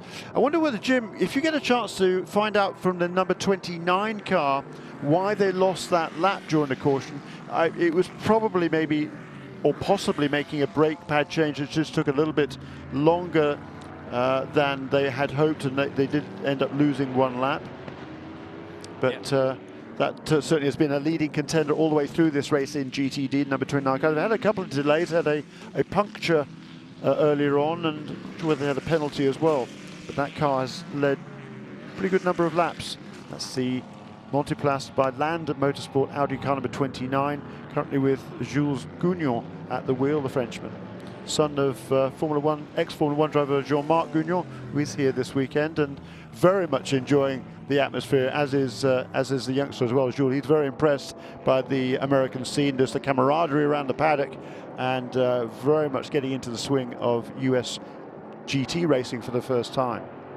Jeroen Blekemolen leading GTD in the number 33 Mercedes from Andrew Davis's Audi, number 57, and then 2 Acuras, 3rd and 4th. Ryan Hunter-Reay ahead of Graham Rahal, and they weren't in that order last time I checked. So Ryan's got ahead maybe after the pit stop sequence. We didn't always have 86 ahead of 93, did we, Jeremy? They were, yes. Of the pit no, stop, the 86 was leading until it made its pit stop just before we went back to green. Okay. And the number 93 car was in 3rd position, with the sandwiching the number 33 Mercedes Jeroen Blekemolen, who now leads the class in GTD. Except when the after the 86 had made its pit stop, it was one lap. For one lap, it was behind the 93 and then got the place back on the next lap. That's what I'd seen. I think. Well, yeah, well, yeah, caught a glimpse of the screen at the wrong time. And that's probably because the 93 car came in after the 86 car, so it would have gone ahead when the 86 car pitted, and then when the 93 car pitted itself 2 laps later, it then fell back behind number 86 car. Ollie Gavin making it look like a Chevrolet Corvette's getting a place back from the 62 car. I'm afraid that's not for position though, because of the various issues for the number 4 Chevrolet Corvette. But we have both the yellow Chevys here ganging up on the 62 of Giancarlo Fisichella. Mike Rockenfeller is there for position though, just 0.3 of a second behind. And actually what's happened is Ollie Gavin has allowed his car, the sister car, through so that Rockenfeller could attack the Italian Fisichella at the wheel of the 62 Ferrari. There's a wayward Lamborghini right in front of Ollie Gavin there. So the Brits, based at Yardley Hastings in the UK, needing to be cautious heading out of the West Horseshoe there, making sure he knows which side of the track the Lamborghini was going to go. Ferrari versus Corvette though, up onto NASCAR turn 1. Yeah, that's the battle for 4th position, just ahead of a little bit ahead of them, actually about 10 seconds ahead of them already. Olivier Pla has just lost a position to Fred McAverky in car number 911. So the Porsche moving ahead of the number 68 Ford for 2nd place in GTLM. Into the bus stop goes Fisichella, all kicking up the dust there as well. That wasn't the mud, more like, I should say, on the inside of the second apex of the bus stop chicane. So a mud-splattered Corvette behind as a result, but that was far from the ideal line through the chicane for the Ferrari 488. But actually, it looked like it gained a bit of time because it straight-lined the chicane a touch. It wasn't anywhere close to all four wheels off, so should be fine as far as the officials are concerned. And the 62 car remains therefore in fourth position, down into the braking area for turn number 1. Goes a bit deep though, Fisichella. Is that deliberate? There may be a little bit more grip on the outside of turns 1 and 2 there. Down to Jim Roller in the pits one more time. Jeremy was wondering about the 29 car, and you guys called it.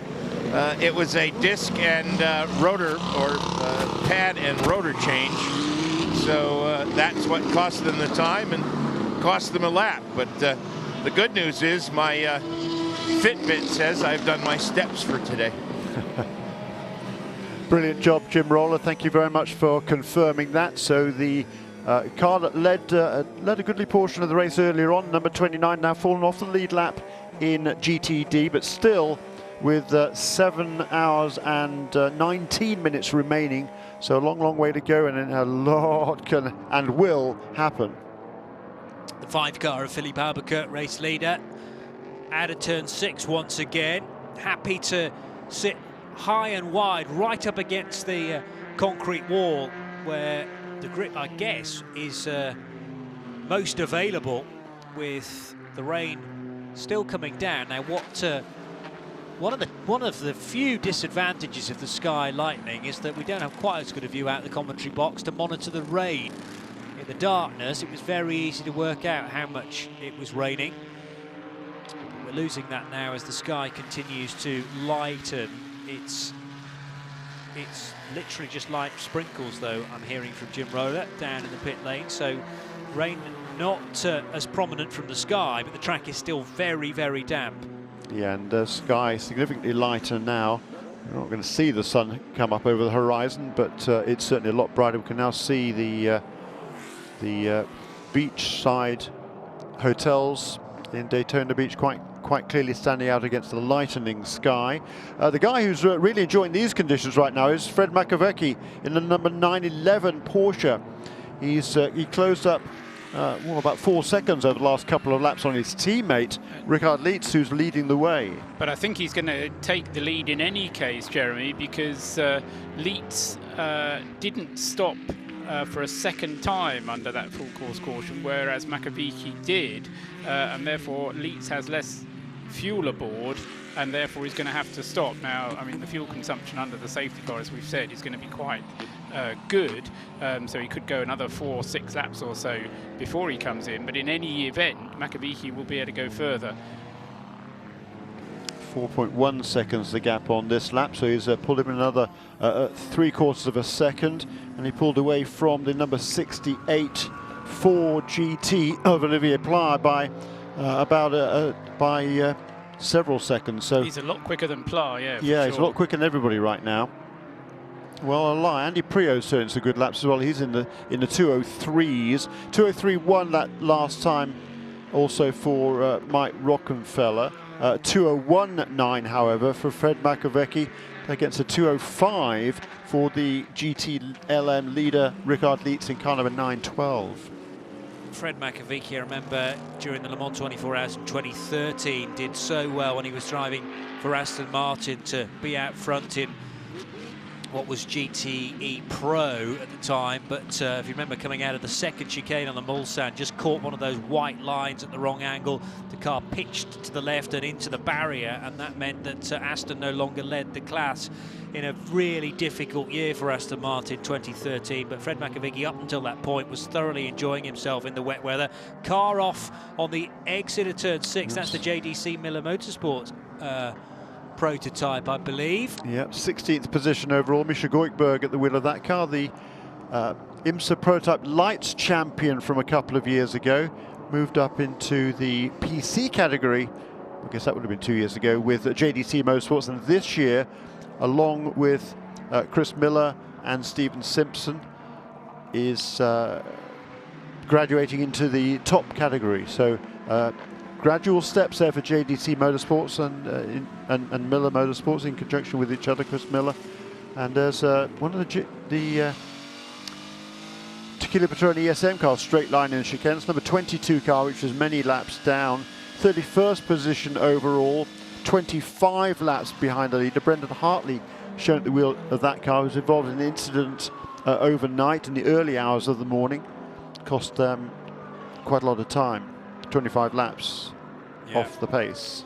Yeah, having led the race briefly. It did, you're quite right, and came out on a fresh set of Continental tyres, but no tyre warmers in this series, so Brendan just really struggled to get any heat at all into those wet weather tyres. Went wide at the International Horseshoe, went wide at the West Horseshoe, and then coming out of turn 6, the car just very slightly stepped out of line. He corrected it, but then maybe overcorrected. The car veered to the left. This is Speedway turn 1, and contact was made with the 991 Porsche, which sent Brendan's car into the wall, and as a result it didn't get much further on that lap, had to be returned to the pit lane, or to the paddock on the end of a tow rope, and as you say, took 25 laps rather to get that car repaired. Now contact being made on the inside of the Daytona International Speedway track for one of the Acuras there, a big old wiggle.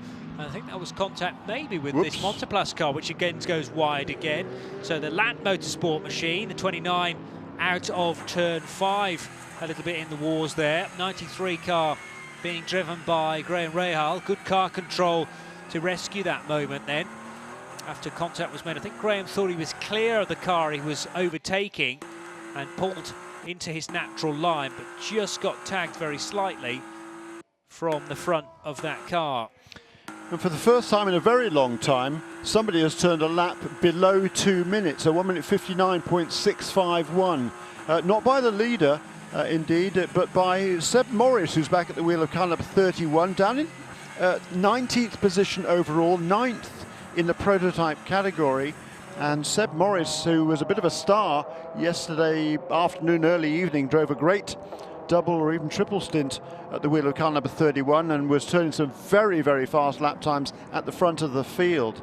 Meanwhile, the two leaders are lapping fractionally over 2 minutes, 2 minutes .012 for Ricky Taylor in the second place car number 10. This is only the second time that Morris has been in the car since that triple stint, Jeremy. So he's obviously had a good night's sleep, and you're right, he was a bit of a star in that 31 Whelen car for a long time, looking like one of the leading contenders in the early stages, wasn't he? Porsche's leading GTLM, and they are separated by less than half a second now, heading through NASCAR turn 4. It's the 912 of Richard Leitz. Still ahead, or has that dropped a second? Just, okay. Well, it was. We have to wait and green see. flash, the green illuminated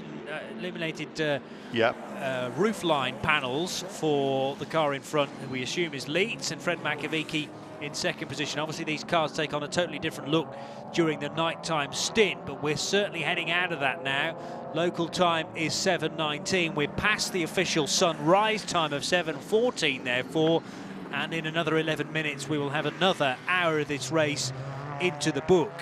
And the last 5 laps, the gap between the two Porsche GT team entries, number 912 and number 911, came from 9.2 seconds to 7 seconds to 4.9, 4.1, 2.1, and now there's just a couple of carlets between those two. So Fred Makoviecki, the Frenchman, really has been charging along. He's pulled well away, 25 seconds clear now of the third place car, which is now Mike Rockenfeller, who's also charging along very, very nicely. First of all, he passed number 62 Ferrari of Giancarlo Fisichella, now also past Olivier Pla in the number 68 Ford. So Olivier Pla and all the Ford GTs don't seem to be as comfortable in these conditions. Pla's just lost another place to Giancarlo Fisichella, in fact, so Pla slipping to 5th position as the Italian. Fisichella going a touch wide at the Western Horseshoe, but the GT wasn't close enough to reverse that place change. Here's a theory that Pla has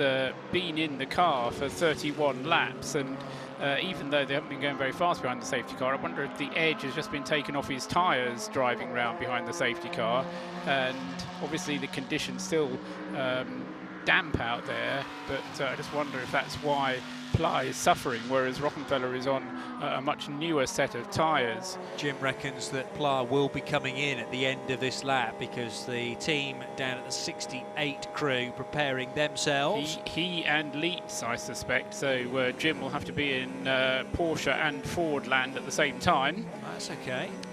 He worked wonders down in the pit lane. Anything is possible. If he positions himself roughly half distance, I think should have a cracking view of both the Porsche pit stop and the Ford as well. They're not too very far apart in the pit lane. It is, by the way, definitely Richard Leitz leading Fred Makovic, but Makovic on a bit of a charge, as we've said, 0.6 of a second behind his teammate in the 912 car. Yeah, and Ricard has upped his pace, hasn't he? Because he's got faster to match the pace that had been turned by Makovic, so that remains number 912, just ahead of the 911. Meanwhile, at the front of the field, Philippe Albuquerque, 159.6 that time around. Ricky Taylor, 158.4. And once again, though, Seb Morris in car number 31, 16 laps down in the 19th position, at 156.1. So three and a half seconds quicker than Philippe Albuquerque, who's been stunning all the way through this race. Here's Jim Roller in the pits. Well, Stefan Mucke has gotten on board and Olivier Pla has gotten out of the 68. The 69 car also came through for what looked like a drive-through penalty. They're changing the windshield wiper blade on the number 68 Ford GT. It was a very inauspicious entrance to the pit lane for Pla. He almost missed it. He had to make a hard... There goes Stefan Mucke. He had to make a hard left turn and actually did not bisect the two cones that are down there at pit in. I suspect that he had probably used up his Michelin tires and had very little handling. I'm going to see if I can swing around the back and get a word with him. I'll be right back to you. Okay, give us a shout just as soon as you're there. The Porsche's still in the same order, by the way, but Fred Makovic on the last lap had a little bit of an opportunity to get by his teammate. Jeremy. Where is Olivier Pla? Because I can't see him on pit lane. Has that car gone behind the wall, perhaps? He seems to have lost a lot of ground. The car is shown as on pit lane, and I can't see it. Just rejoined. Stefan Mucke at the wheel. 68 car now looping round the back. Okay. And the 912 car, I think, had a bit of a scare here behind the Lexus, the 15 car. Yes, it did. Had to check up massively. And the 912 and the 911. Now, I think if the car in second place in GTLM hadn't been the class leader's teammate, we would have seen a change in the position there. But that was Fred Makovic checking up and allowing Richard Leitz the time and space to just slot alongside the Lexus RCF. That did not go to plan, but the two Porsches are still nose to tail and still in one piece. To Jim Roller once again in the pits with Ollie Pla. Olivier is debriefing with his crew right now. Fairly animated conversation, I'm sure, and he's shaking his head a bit. I'm sure he wasn't very happy. He gets a conciliatory pat from his engineer. Olivier, things a little rough out there. Yeah, no, it's rough for us because I lost the wiper in the car, so it was really tough for me. At the end, I couldn't see anything. So yeah, looks like the Porsche at the moment is really quick in this condition, and when it's like a damp and a little bit wet, it's fine for us, but when it's heavy rain like that, we are struggling a lot. How frustrating is that when you can't, what options do you have? Do you try to look out the side? What do you do when you can't see out the windscreen? Of course it's frustrating, but nothing that I could do, so I just try to concentrate and to keep the car on the track. All right, well, he's very upset by the situation, as you can probably hear in his voice, guys. But so Pla is out, Mucke is in, and they have changed the wiper blade. So we'll keep an eye on that to see if it was the blade or the mechanism. Yeah, hopefully, well, Ford obviously and Stefan Mucke wishing that it was just the blade being an issue. because we'll not want the next stint under green flag conditions, will remind you, to be hampered by visibility. The Porsches are putting on a fabulous show here out front at GTL LM.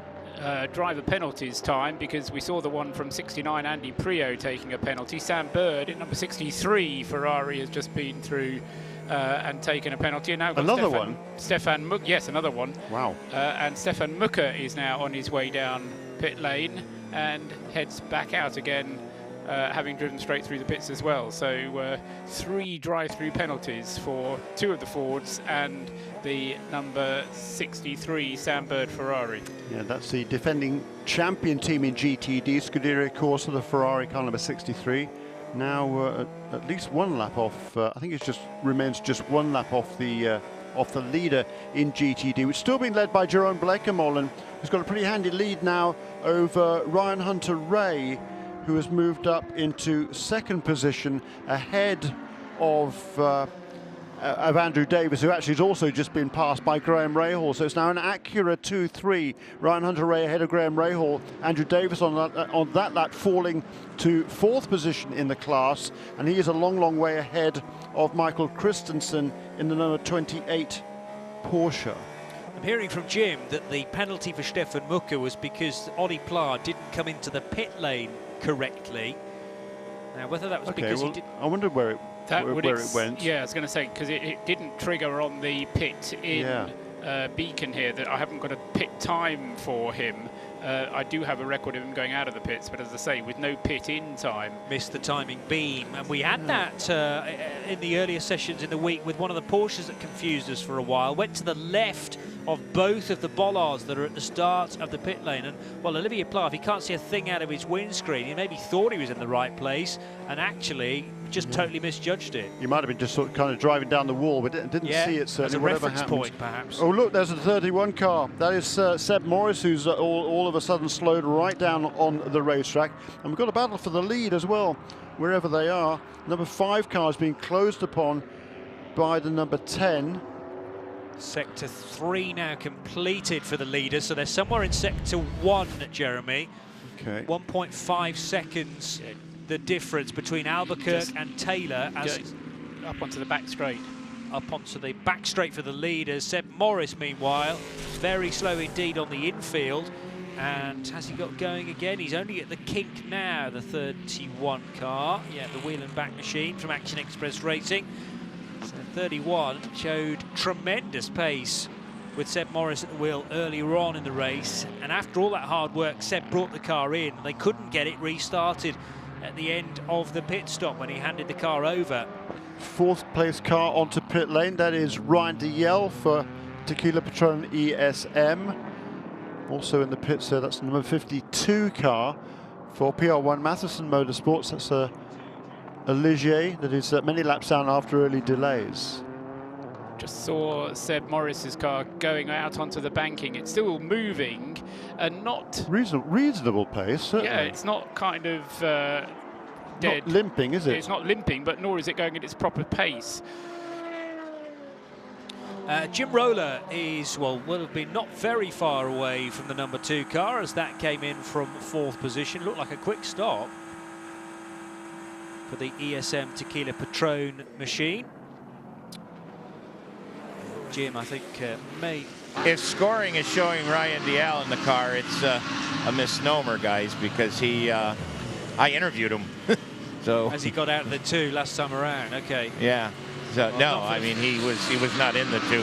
The 911 has come in. Fred Makaviki's getting out. And trying to see who's getting in.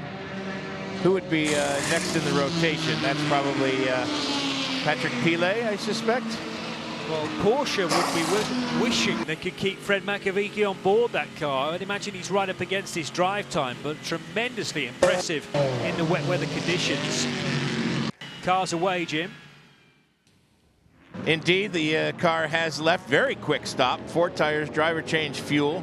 They replenished the drinks bottle. I'll see if I can get a word with Mako when he gets out of his helmet. I'm sure he'll have to have a quick chat with his engineers as well. So I'll holler at you when I've got his attention. Yeah, man of the moment, Fred Makovic. It's nose to tail again for the race lead, by the way, up onto the banking between Albuquerque and Ricky Taylor. And the 31 of Seb Morris has made its way back to the pit lane and now gone behind the wall. Not for the first time. We see the 31 car needing attention then in the garage rather than at the pit stall. So an interview with Fred Makovic imminent, but let's concentrate on this battle out front between Philippe Albuquerque and Ricky Taylor, although Fred Makovic now joins Jim Roller. So let's hear from Mako first of all. These are diabolical conditions, but you seem to go pretty well in them. Is that because these are diabolical conditions, but you seem to go pretty well in them? Is that because the car likes the wet, or you like the wet, or both? I think so. In general, the new ASR kept the history from the 911. I think so. Car is really good in the wet, especially in a full wet condition. As soon as it starts to be damp, we struggle a little bit more, but at that moment, this is a condition for us. How frustrating was it for you to ride around behind that pace car knowing you had a quick car in the wet? I mean, to think first, it was really, really cold in the car. I tried to keep temperature because it was really warm inside. And then after, what is difficult is to be really focused during the restart, because it's where you can make easy mistakes. All right, I'll let you go talk to your engineers. Thank you for talking to me first. That was awfully nice of him. That's something you don't hear very often, guys. It was cold in the race car.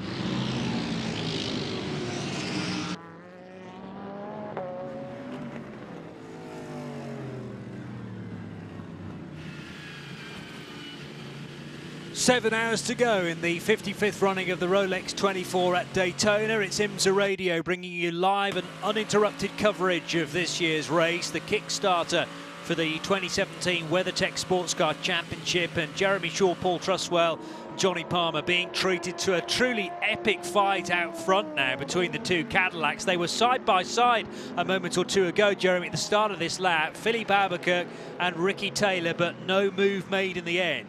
Yeah, well, he made the move. He tried to make the move because the diving down into turn one to begin lap 463.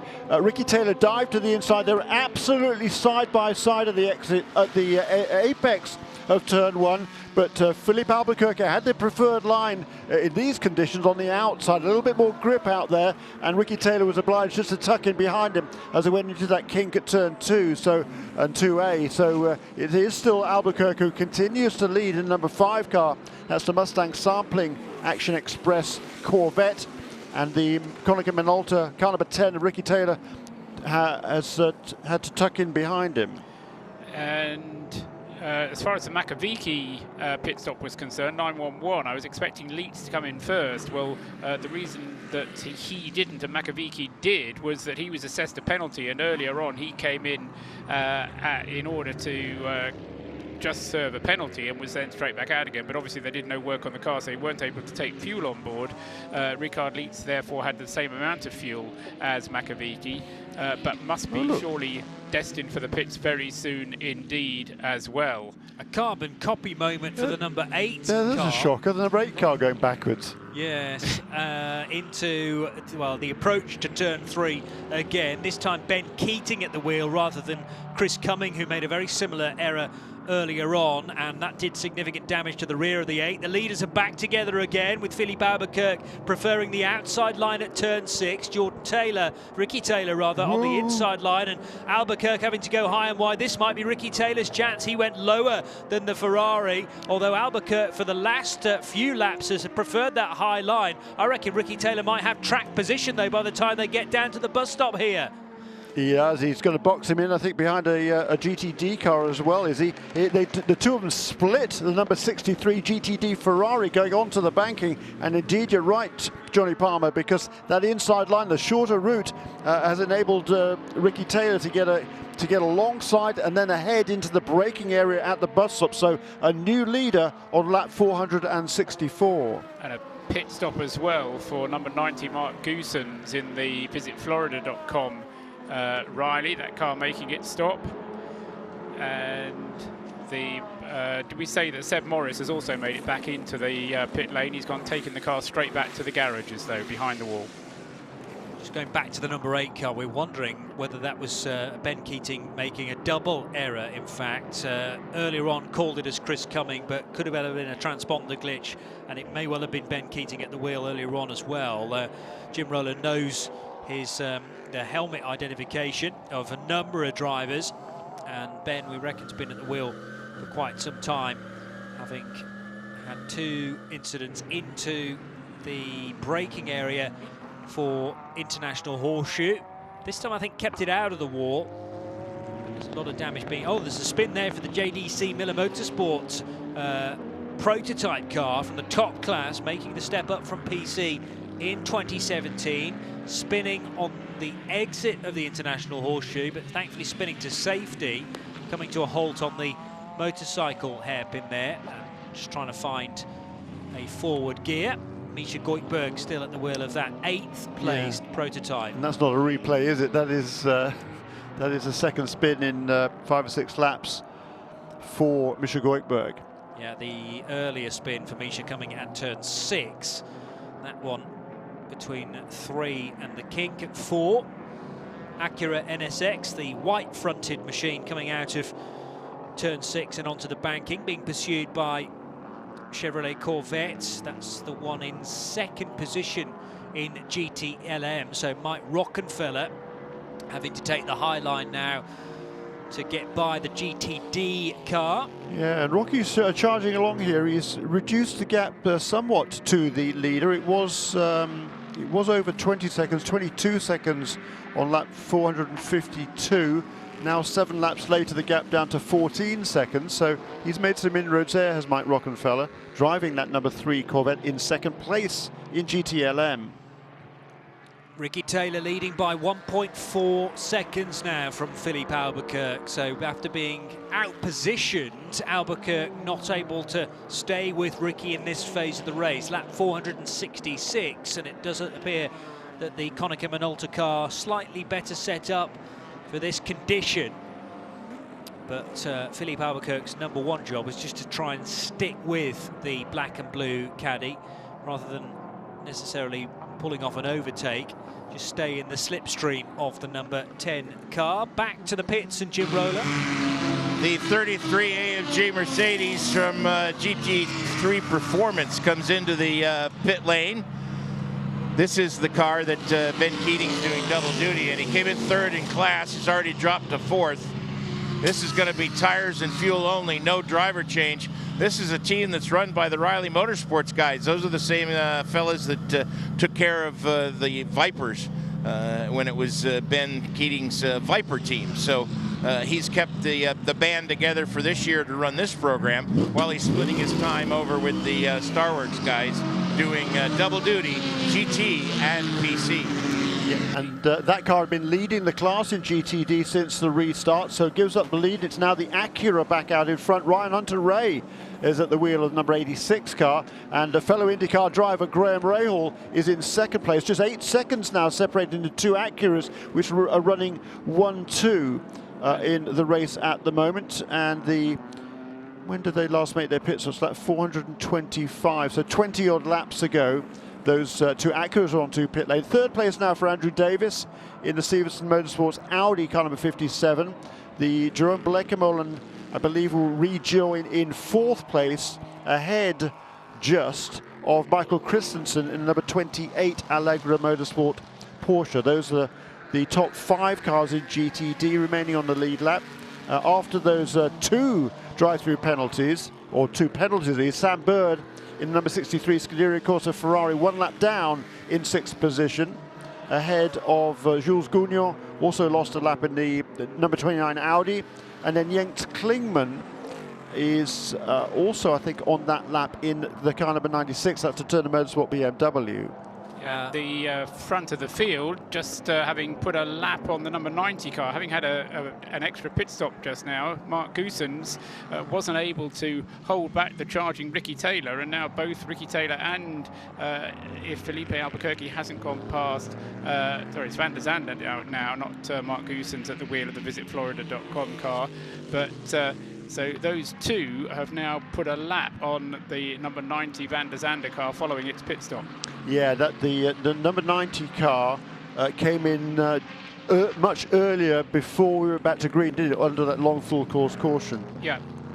Our Continental Tire pit lane reporter Jim Roller telling me that the rain has virtually stopped now, so hopefully the track can get to some chance to really lose a lot of this water, but we may, I mean, it's going to be a good while before we see a racing line appear, a dry racing line. And I'm reminded about that sort of little lip that you get from the infield section to the banking, and there's just a huge chunk of water thrown up by the Acura as it splashed its way through that part of the track. Yeah, conditions certainly are easing out there. Lap times now for the leaders down into the 1:54s for our two race leaders.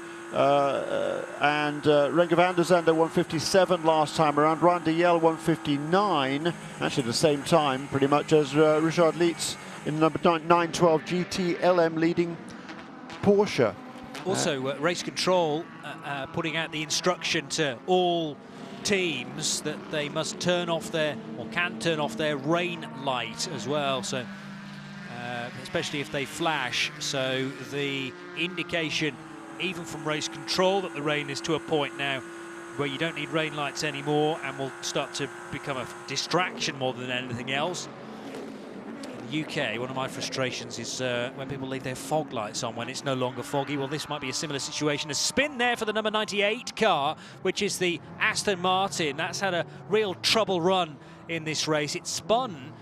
Trying to work out where that was on the circuit. It was the bus stop. And was there contact indeed with a hoodless Lamborghini number 27? Yes, there was. Yeah, well, side-to-side contact on the exit of the bus stop there, Jeremy. Yeah, the 98 car sort of obviously didn't. The Lamborghini was slow and well off to his left, having slithered wide, and he obviously didn't see that whoever was driving the Aston Martin, which would be who? Where is this? 98 Aston. Paul Dell'Alana didn't realise it, and so cut across to take the final apex coming out of the bus stop and just clipped the Lamborghini. Monteplas by Lant Motorsport Audi is in from 7th position. Well, where was that car? It's may have dropped down. No, it was 7th. Okay, yeah. Sorry, I've made that mistake before when the car at the time I remember was running 2nd, but that is from 7th. Jules Gunon, and with this, the JTC car goes off again. The 29 car, by the way, the Monteplas machine, carrying some damage following a puncture from earlier on, and therefore a bit of that rear right bodywork was ripped away. I think actually removed by the team in the end, entirely detaching it from the car, and then they've never replaced that rear section of the right rear wheel arch. It also carries, though, with it quite a lot of downforce as the air flows through the rear section of the wheel arch. That will help disperse the air and stabilize the car, so I'm sure that will be a big miss from the 29 Audi. 912 Porsche has come down pit road. Jim Roller is watching the stop. Well, looks like we're going to get a little bit busy down here. The 912 has just come in. The Corvette number 4 crew is standing by. That car is a little bit off the pace. Here comes the 31 from back behind the wall. The crew is pushing that back out to its pit box. So the 912 pit stop is almost complete. Driver change, fuel and tires on that car. Then he'll be ready to send it back out. They have taken a tear-off off, so he'll have a little bit better visibility. Cleaning up the mirrors. Nothing left to chance with these guys. There goes that car. Here comes the Corvette. I believe he's still in the top 5 despite all the problems on that car, is he not? Oliver Gavin getting out. Gavin's way down. Yeah, okay, thank you. It's the 3 car, sorry. Got a confused pit reporter, sorry about that. Easily done at this stage of the game, Jim. Here is the number 4 car completing its pit stop now. It's 9th place in the class, 31st place overall, and exactly 20 laps off the pace in GTLM. 462 laps completed by the sister Corvette. Car number 3, Mike Rockefeller, leads as a result of that pit stop for the number 912, with Lawrence Van Tour relieving Richard Lietz, wasn't it, who was driving the 912 car. So it's Lawrence Van Tour at the wheel of the number 912 Porsche. Presumably this is his first race, isn't it, as an official Porsche driver? What did he do? Did he do Dubai or? Paul? No, I don't have a memory of him doing so. But No. What do you reckon? I don't. Brain's not functioning entirely as No, it did I at the can, start of the race, frankly. No, I but- think it's probably his first race Yeah. for Porsche after a lot of success with Audi in recent years. Yeah, I think you're pretty much bang on with that comment. The 3 car then that is leading GTLM, Mike Rockenfeller, the Chevrolet Corvette, then far better placed than the now Tommy Milner driven number 4 car. But Rocky out front from Giancarlo Fisichella in the 62, and then Sebastian Bourdais in the 66. We have the 67 Ford GT though on pit road, Jim. Indeed, 67 comes to a stop. The tear-off comes off, fuel, driver change, and tires. Now the 31, I told you a little bit ago, had been pushed back out into its pit box. The crew then gave it a push start. So we're not going back behind the wall to push start anymore. We're doing it right out in front of God and everybody. So, and that's been approved by the officials. That's a dispensation they can give to the crews to keep things flowing smoothly and keep things safe down here on pit road. The 67 car goes away, flawless pit stop. We're expecting the 10 any minute, as with the number 5. And the number 67 Ford just made that pit stop. That also is a long way down. It's nearly, 30 laps off after problems early on. Scott Dixon is driving the number 67 car, but not in contention and down in 10th place in GTLM. There's a bit of contact there between the 62 Fisichella and the 29 Audi. Jeremy Schmidt taking over the 29, and there was side-to-side contact, a glancing blow into the, this is more contact for the 62, no, not quite. The 66 machine just slotting past the 62 then, so Ford GT on Ferrari, and that is for position with Sebastian Bourdais getting past Giancarlo Fisichella for 2nd place in GTLM. Jim Roller's spoken too soon about this rain easing off. Tell me more, Jim. Is it getting heavier again? Yeah, I spoke too soon, guys. It started to rain again. It's very light, but it's not sprinkling. It's rain. So yeah, here we go. Okay, let's see how long this rain shower lasts for then. We've had it very heavy overnight. Just gone 15 minutes to 8 o'clock local time, Eastern Standard. There's 6 hours and 43 minutes to go, and well, kind of as predicted in the weather forecast, the rain is not done yet, Paul. But far better that it should come on again before it gets properly dry, because nobody's really thought about going onto slicks yet. So the last thing you want is for people to start going onto slicks and then for the rain to come back again. So yeah, I mean, as I say, the eternal optimist, but I would far rather it not dry out and then rain again, rather than dry out completely and then rain again, because then you do get people going out on the wrong tyres for the job and that kind of thing happening. Yeah, that's not good, is it? And I looked at the radar a little while ago, and it would suggest in the rain should maybe actually leave by about 9:30. Now that's been pushed back a bit closer to 10:30 as we see the 2nd place car of Philip Albuquerque onto pit lane with a driver change to car number 5. That's Christian Fittipaldi climbing aboard the Mustang sampling car. Yeah, Jim Roller's right next to it. Indeed, Jeremy's 100% correct. Tear-off comes off. They've got tear-offs on the front of that car, which is nice for visibility for the guys driving the 5 car. As you said, that'll be Christian Fittipaldi this time. Tires and fuel for this car on its pit stop. We'll make a note, guys, the 912 just did a drive-through. The 912 just did a drive-through. Then they're standing by for the 10 car still, so I suspect we'll see him this lap. Yeah, I mean, it'll be one more lap, though, for the number 10 car, as you say, Jim. And again, that's something that we've seen before, the Wayne Taylor racing car just seeming to be able to eke out a little bit more on its fuel than anybody else, certainly than the Visit Florida car, the number 90, but especially as well for the Mustang sampling sponsored Action Express car number 5. Ricky Taylor leading then on lap 472. Philippe Albuquerque having brought the car in, and Christian Fittipaldi, the 5 car, taking that car out, although Joao Barbosa now displayed. Let's see if Fittipaldi got in it. Barbosa is put on the screen anyway. Oh, was it Barbosa?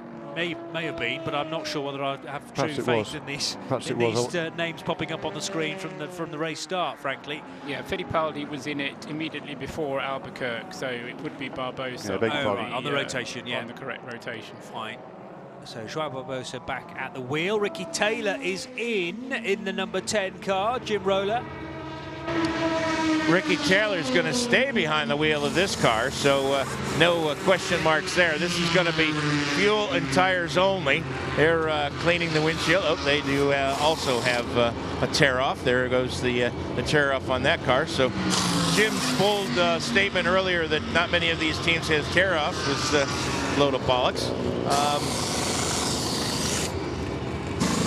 Flawless pit stop. These guys have just been metronomic in their work so far today. They've looks like they're going to. Yep, the car comes down off the jack. They've got a very elegant way to let the car down off the jacks. Normally, what the crews do is they'll pull the hose out if they're using a hose system, or if it's an internal system. There's a small cord at the top of the bonnet on the rear deck, and the mechanic just goes out and gives that a little tug, and the car drops down. It's very elegant. Big problems now for the Gas Monkey PC car. The 20 machine has clearly been off somewhere or made contact with something, car or scenery, and is now trailing bodywork rear left.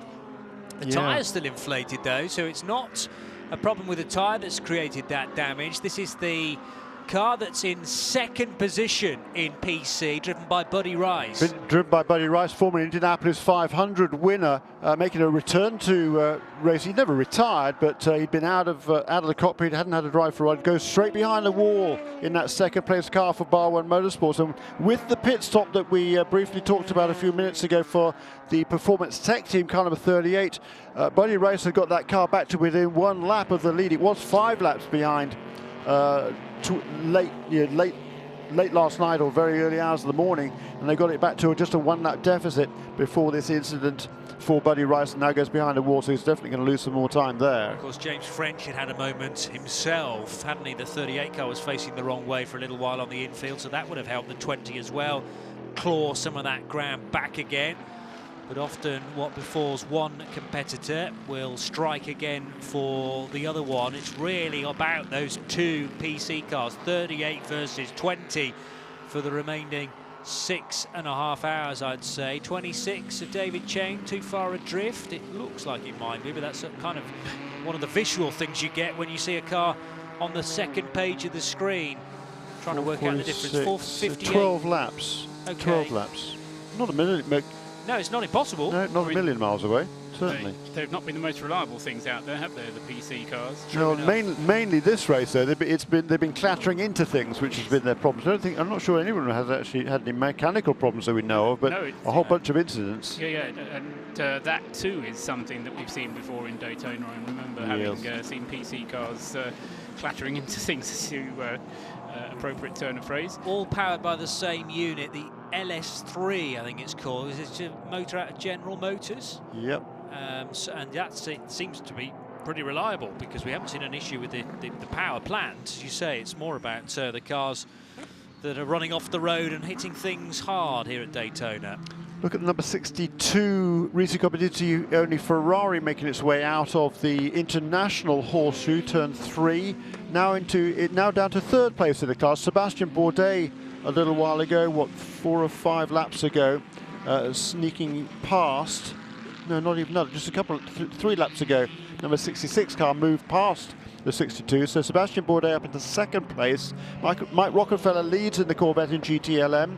467 laps completed, 6 laps behind the overall race leader, Ricky Taylor. Second place in GTLM, Sebastian Bourdais, 6 seconds behind, so he's doing his best to reduce that deficit. He's driving number 66 Ford GT.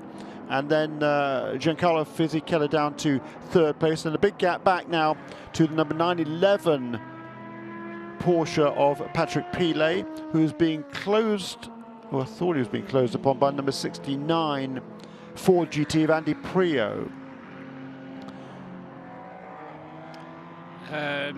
Yeah, I'm not sure that he is on that one, Jeremy. I think they are very closely matched on lap times.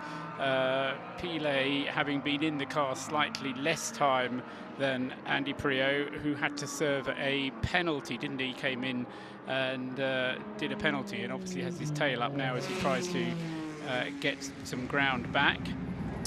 Here is Jim Roller watching a pit stop for the number 3 Corvette. Yeoman's work by Mike Rockenfeller. He'll get out of the 3 Corvette. Jan Magnussen will get in, the veteran who was part of this crew a year ago when Antonio Garcia just couldn't quite get past Oliver Gavin at the end of the 24 hours, just 24 1/100ths of a second. Had a nice joke with Garcia before the race. With 15 minutes to the green flag, and I said in 15 minutes you won't have to talk about last year's finish anymore. Right now, these guys are looking pretty good. They're going to be competitive all the way to the end, failing any mechanical troubles. One of the crew guys, Dix, had when the car came down off the jacks, had the car landed on his foot, so he's kind of hopping around, but hopefully he'll be okay. Thank you, Jim. I must apologise for the bad language a little while ago as well from Jim Roller, as 62 Ferrari 488 rejoins from its latest stop. Ricky Taylor continues to lead. The 474 laps completed, 12.7 seconds. The gap back to Joao Barbosa and Renger van der Zande in the 90 car, currently in 3rd place, Jeremy. Indeed, and what's interesting about that is that the gap between those 3 cars is pretty close, 12.5 seconds between 1st and 2nd, and only 10 seconds back to the 3rd place car, Renger van der Zande. I say only because before the round of pit stops, the number 5 and number 10 car were circulating in the lead together, and the number 90 car was a whole 30 seconds behind. So it's now combined only 20 seconds behind. So Renger van der Zande has been turning significantly faster laps. The 2 Cadillacs, of course, have just come out of the pit lane. We talked about it overnight. Conditions are out there. It's damp, it's drizzling, and it's very, very cool as well. So really difficult to build heat into these tyres, get them up to proper working temperature. And I think that is a problem now that both Ricky Taylor and Joao Barbosa are having after their pit stops. Number 90 car has been out there now for 11 laps since making its last pit stop, and is making big inroads into the lead of the 2 Cadillacs. And it's true as well, isn't it, Jeremy, that when you have these greasy conditions, that you can add on all the extra power in the world that you want, and it's not going to help you. In fact, if anything, it might actually hinder you. So, careful what you wish for, huh? Yeah, quite. So, yeah, that the Riley Multimatic may well be in a position to, say, make hay again whilst he can, while these conditions are in this in-betweeny moment. And if it would dry, of course, the next crucial thing is going to be when do you switch the tyres, because again, the number 90 Visit Florida car has a slightly different schedule from the Wayne Taylor car and the Action Express car of 10 and 5 in 1st and 2nd places. I think we're quite a long way from that happening, but I talked about it on the last lap. The gap from 1st to 2nd was 20 seconds. Well, it's now 14. Because Renger van der Zande pulled another 4 seconds off the 2nd place car and 8 seconds almost off the Ricky Taylor. So 8.4 seconds from 1st to 2nd, it's Ricky Taylor, Joao Barbosa, and just 6 seconds behind now is Renger van der Zande. And those 2 Cadillac drivers are going to have to be watching their mirrors pretty soon. In fact, probably within a lap and a half. Where are they? Just on the back straight at the moment. Yeah, okay. By the way, there may be another penalty for the 9-0 car imminently, because hearing that IMSA's race controller cracking down on a number of, well, cars that may be shortcutting the bus stop on several occasions, and the 90 car's done that quite a lot of times recently, and this is in a kind of an accumulation penalty, I believe. If you do it too many times, then a penalty needs to be served. On the odd occasion, that's fine as long as you can prove that you haven't gained any ground. And the old rule, of course, for shortcutting the bus stop, which used to be that you needed to come to a complete stop and then continue on, was difficult to police, and therefore we don't have that rule anymore. Just to judge on the lap time at the end of a shortcut lap, if you like, it needs to prove that you haven't gained time and ideally lose a little bit. 6 hours and 30 minutes to go. Here is the 69 car Ford GT with Jim Roller. That sound you hear in the background is the air hose taking the right front tire off. No driver change for this car. Fuel and tires only. Michelin's going on full wets, as we might expect. That's all they have is dries and full wets. Interesting, this car's taken a lot of debris to the front of the car. The tear-off comes off, but the Ford strip that goes across the top of the windscreen, that's all torn up. So they've really been taking some hits out there on the racetrack to tear that up. The 68 car comes through, does not stop. That looks like that's going to be a penalty for the 68 car. Lots of miscues down here in the pits. Everybody's cold and a little tired, and I had a miscue earlier, so I apologize for my language. I know better. Thank you, Jim. Joao Barbosa down another position here. Renger van der Zande, Jeremy, in the 9-0 car. The Visit Florida machine is through and into second. Now, Visit Florida will be hoping that this penalty for going through the chicane, and actually Renger van der Zande thought about straight lining it then as well, but they'll be hoping that this penalty will not be awarded. That's not quite the right word, but well, I heard that the 9-0 car has been shortcutting the bus stop on several occasions, and as kind of an accumulative penalty, there may be one heading in the direction of the 9-0, just as a drive-through. Not been confirmed yet, but apparently if cars do that with regularity, penalties can be enforced. Indeed, and the determination on that is whether or not the car that, if it does shortcut, in years past, if you went straight on, you didn't make the left-hand turn into that bus stop chicane, you had to come to a complete halt and then resume, and that has now been relaxed, mainly because it's awfully difficult to determine whether a car actually came to a full stop and then continued, or whether it sort of almost came to a full stop. So they've now determined that the chief steward or race director, Bo Barfield, has said, if you gain an advantage, then you'll be penalised. And he extended that during the drivers' meeting to say, if you didn't lose out as a result of going through there, then you probably gained, in which case you're going to open yourself up to a penalty. And here is the leader now in GTD making a pit stop. That's Graham Rahal, with Ryan Hunter-Ray having stopped a few laps ago. Graham Rahal now bringing the sister number 93 car onto pit lane in GTD. Yeah, front bumper of this car a little loose on the front right corner. The team aren't addressing that though, so seem happy that it is at least secure.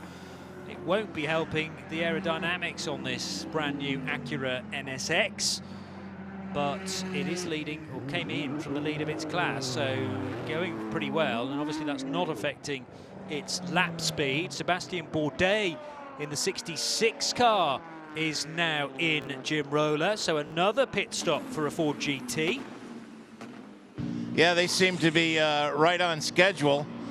They've broken them up. You remember earlier, all these cars would pit together. Now they're all pitting separately. Again, no driver change here, just fuel, tires, and one of the tear-offs coming off. Now this car has virtually no damage, no tire marks, no nothing. This car is clean right now. Well, as clean as you can be 18 hours into a 24-hour race when the weather is absolutely miserable. Yes. Thank you, Jim. The 66 car, 66 of Sebastien Bourdais back on the move again. But allows the 911 Porsche back into the lead of GTLM. You can't sneeze in GTLM without losing the lead.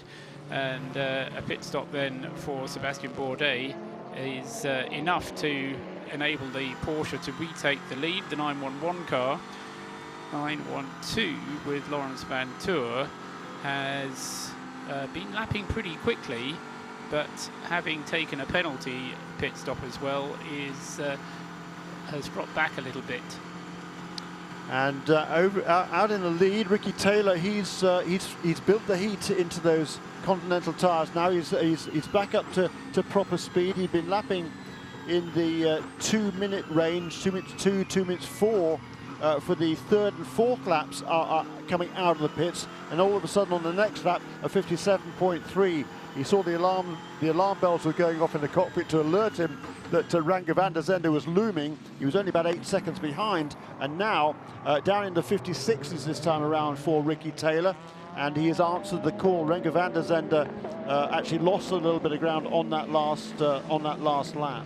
It's all about consistency, though, isn't it, Jeremy? You can come across some traffic, you've got to be able to make your way past it, you've got to be able to judge where you can overtake without taking the risk and without putting your car onto the more slippery part of the racetrack, and it's not always obvious where the more slippery part is, having had 17.5 hours of racing on it. There's rubber and all kinds of detritus out on the circuit, which does get in the way and can quite easily cause you a problem. Here's the 9-0 car on pit road, Jeremy, and this, I fear, will be the drive-through penalty that we were kind of preempting. Yeah. So 9-0, Renger van der Zande. This is after a succession of straight-lining routes at the bus stop chicane. Yeah, and he was turning laps of 8/10 to seconds a lap quicker than the other guys. Why he didn't wasn't instructed or didn't realise that he was carrying too much speed today. Anytime you gain an advantage, like I say, you're going to get penalised, and that's what he's been finally called for. So that was a bit silly. That was unnecessary. When you go through there, if you do straight line it, you just got to be disciplined and back right off. It's difficult to know how much time to give up, particularly when conditions are drying, lap times are improving. But you, in this situation, just err on the side of caution, lose yourself 4 or 5 seconds rather than 35 or 40 to make the drive-through. That's a bad error by Renger van der Zande, I've got to say, after a brilliant effort to get himself right up into contention. And very squirrely moment coming out of the International Horseshoe as well. Got himself onto the damp stuff. Not the ideal racing line. That was out of the West Horseshoe, beg your pardon, and up towards turn 6. And we're also just hearing about the potential for a drive-through for one of the ESM cars as well. It's the 2 car that's just gone through and didn't stop at its pit stall. So that was a penalty as well for the number 2 car that still says Ryan DL. I don't think it is Ryan, though, at the wheel of that machine, rejoining in 4th position. And that car is going to be due a pit stop fairly soon in any case, I reckon, Paul. What, 19 laps since its last pit stop? Yes, that's right. But he should be able to do, what, 22, 23 in these kind of conditions, I would think. So another 3 or 4 laps. Yeah. I'm just wondering, question for Johnny, really. Do we know that the offence at the bus stop was going straight on and cutting it out, or are they talking about corner cutting, using too much of the curb? No, you're talking about gaining an advantage, is really what it boils down to. Absolutely, okay. The phrase that was quoted to me was blowing through the chicane. Now, to me, that just means just straight lining it entirely, not even braking for it. I mean, I'm sure he was braking for it, but realising you're not going to make the corner and just going straight on. Now, Jim Roller's just checked in with the Visit Florida crew. It was those guys that you were checking in with, wasn't it not, Jim? And what was your reply? Yes, I asked them, was there an issue or was he confused? And he just said he forgot. Reminds me of the old Steve Martin line. I forgot larceny was a crime. Forgot what? Larceny. No, he forgot what? He forgot the bus stop. He forgot the bus stop, or he forgot to ease off? He just missed it. Yeah, he must have just forgotten. Okay. Okay. Well, I suppose that excuse may have been able to stand. Of course, it wouldn't. It wouldn't be the ultimate excuse, but nice try, I suppose. Yeah, worth trying it out. I've done some timing. The normal racing line from pit entrance round to pit exit, in other words, not going through the pit lane, takes you around 15 seconds. So actually going through the pit lane and which takes you 40 seconds, actually only loses you around about 15 to 20 seconds. So no, it's more than that. You think it's 20 seconds? Yeah, it's definitely more than 15 seconds to make a drive-through, yes. There's also now been a message... No, not to make the drive-through, but the amount of time you lose on the track. But sorry, How do you mean? Johnny. Carry this on. Yeah, how do you mean there, Paul? Sorry, timing the cars along the normal racing line, along the racetrack, from where they pass the pit in to where they go past the pit out, takes about 15 seconds. Yeah. So if you're going to take 42 seconds to go through the pit lane on a drive-through, then what you're losing is 40 seconds less 15 seconds, which is really only 25 seconds. Right, so it takes 40 seconds to go through the pit lane. 15 seconds is gained when you straight line the bus stop. So your net loss is 25 seconds. No, that's not what I meant. Okay, fine. Let's explain it later. It's all right. No, do it again, okay. please. If at first you don't succeed, go on, Paul. Right. Yep. So you're on the racetrack going round the tri-oval, and it takes 15 seconds. What takes 15 seconds? To get on the tri-oval from where the pit entrance is to where the pit exit is. Okay. If you go through the pit lane at the pit lane speed limit, it takes you 40 seconds. Right. So that's the equivalent of making a drive-through. Yes. Yeah. Right. So 25 seconds, you reckon the difference between it costs you 25 seconds to take a drive-through. That's my point. Exactly. That's right. Good. Super. Thank you very much indeed. Mathematics with Paul Truswell and Jeremy Shaw. No, we'll do that again in another round. A little bit more than that here, but that's it's certainly between 25 and 30 seconds. So yeah, great. Now great apparently info. there's been a radio message from IMSA again to all the teams to say, if you straight line the chicane, whether you gain an advantage or you don't gain an advantage, we're going to give you a penalty. Now that is a message that's just been sent out to all the teams. I didn't hear it. Well, that's a change from what was said in the drivers' meeting. I was in the drivers' meeting, and I heard him say that in past you had to come to a stop, and now they'd have been changed to gaining an advantage. So that's a change made during the race. As long as everybody is informed of it, okay. That may be regulations evolving as we go, but might be down to just the amount of people that are going straight through the chicane. Interesting. Right, 6 hours and 18 minutes to go in this, the 55th running of the Rolex 24 at Daytona, and it looks like a very busy exit out of the International Horseshoe now. Jeremy Shaw about to step away, by the way, for, I think, an exchange with Graham Goodwin. He's going to come back, I'm sure, as well. Just whilst Graham and Jeremy have a little bit of a chat off air. We're expecting Graham Goodwin at some stage before I knock off at 8:30 local time. That's 17 minutes away, by which point John Hindhaugh will step in for a 2-hour shift. On IMSA Radio for 2017, the opening round of the WeatherTech SportsCar Championship, which is by far the longest race of the year and a real keystone event, kicking off as we traditionally do with the biggest event of the year. And it's IMSA Radio for 2017, broadcasting on the IMSA app, on XM 204, on Sirius 136 and the FM frequency 107.9. Johnny Palmer and Paul Truswell up in the main tower, about to be joined by Graham Goodwin at dailysportscar.com, and down in the pit lane, Jim Roller looking after things as we had a goodly portion of pit stops not so long back. Bit of a quiet spell down there right now. The concrete and the main fast lane in the pits still very, very damp. Now, Graham Goodwin, have you actually been outside and your hair's a little damp? I think maybe you have, or have you just been next door having a kip in the media centre? I just wonder whether you could give us a rain update. Absolutely, went nowhere near going outside. I staggered out to the corridors. Probably sensible. As far as the nearest couch, and from there was comatose for about 90 minutes. Good man. I like the sound of that. It's the luxury of international jet set motorsport. You have been putting in many a mile in the last few weeks, and you've still got a mere trip to Bathurst to do at the end of this one. Yeah, I'm really looking forward to that flight. You know, I can hear the wave of sympathy from around the world. But no, I think you're due home a week next August, aren't you? That's right.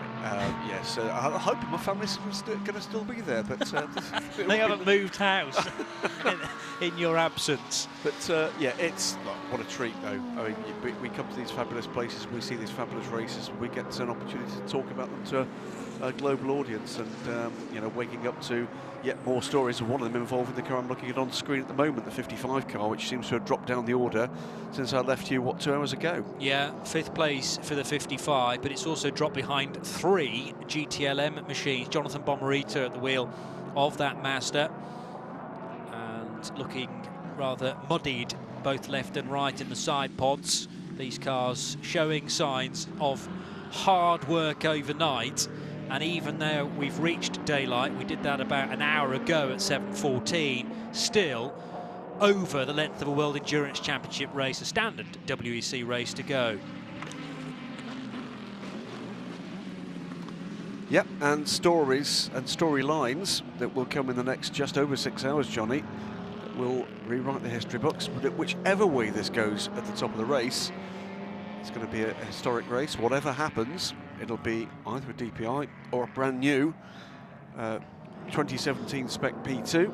Question for you, Graham, really looking at what's been going on in GTLM.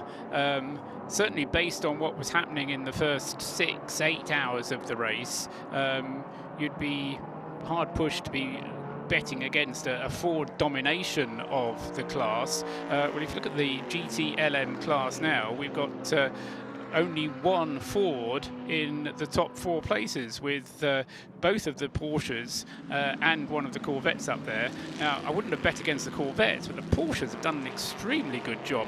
They had a somewhat troubled time in practice and qualifying, and realise I'm now egging them up, and there's still a long way to go, but they have really excelled themselves in the damp conditions, haven't they? It's staggering, and certainly overnight when we had those cars running strongly 1-2, coming back up through the order as the weather got worse and worse and worse. You absolutely would not have bet against the Fords, but the Porsche has got stronger and stronger and stronger.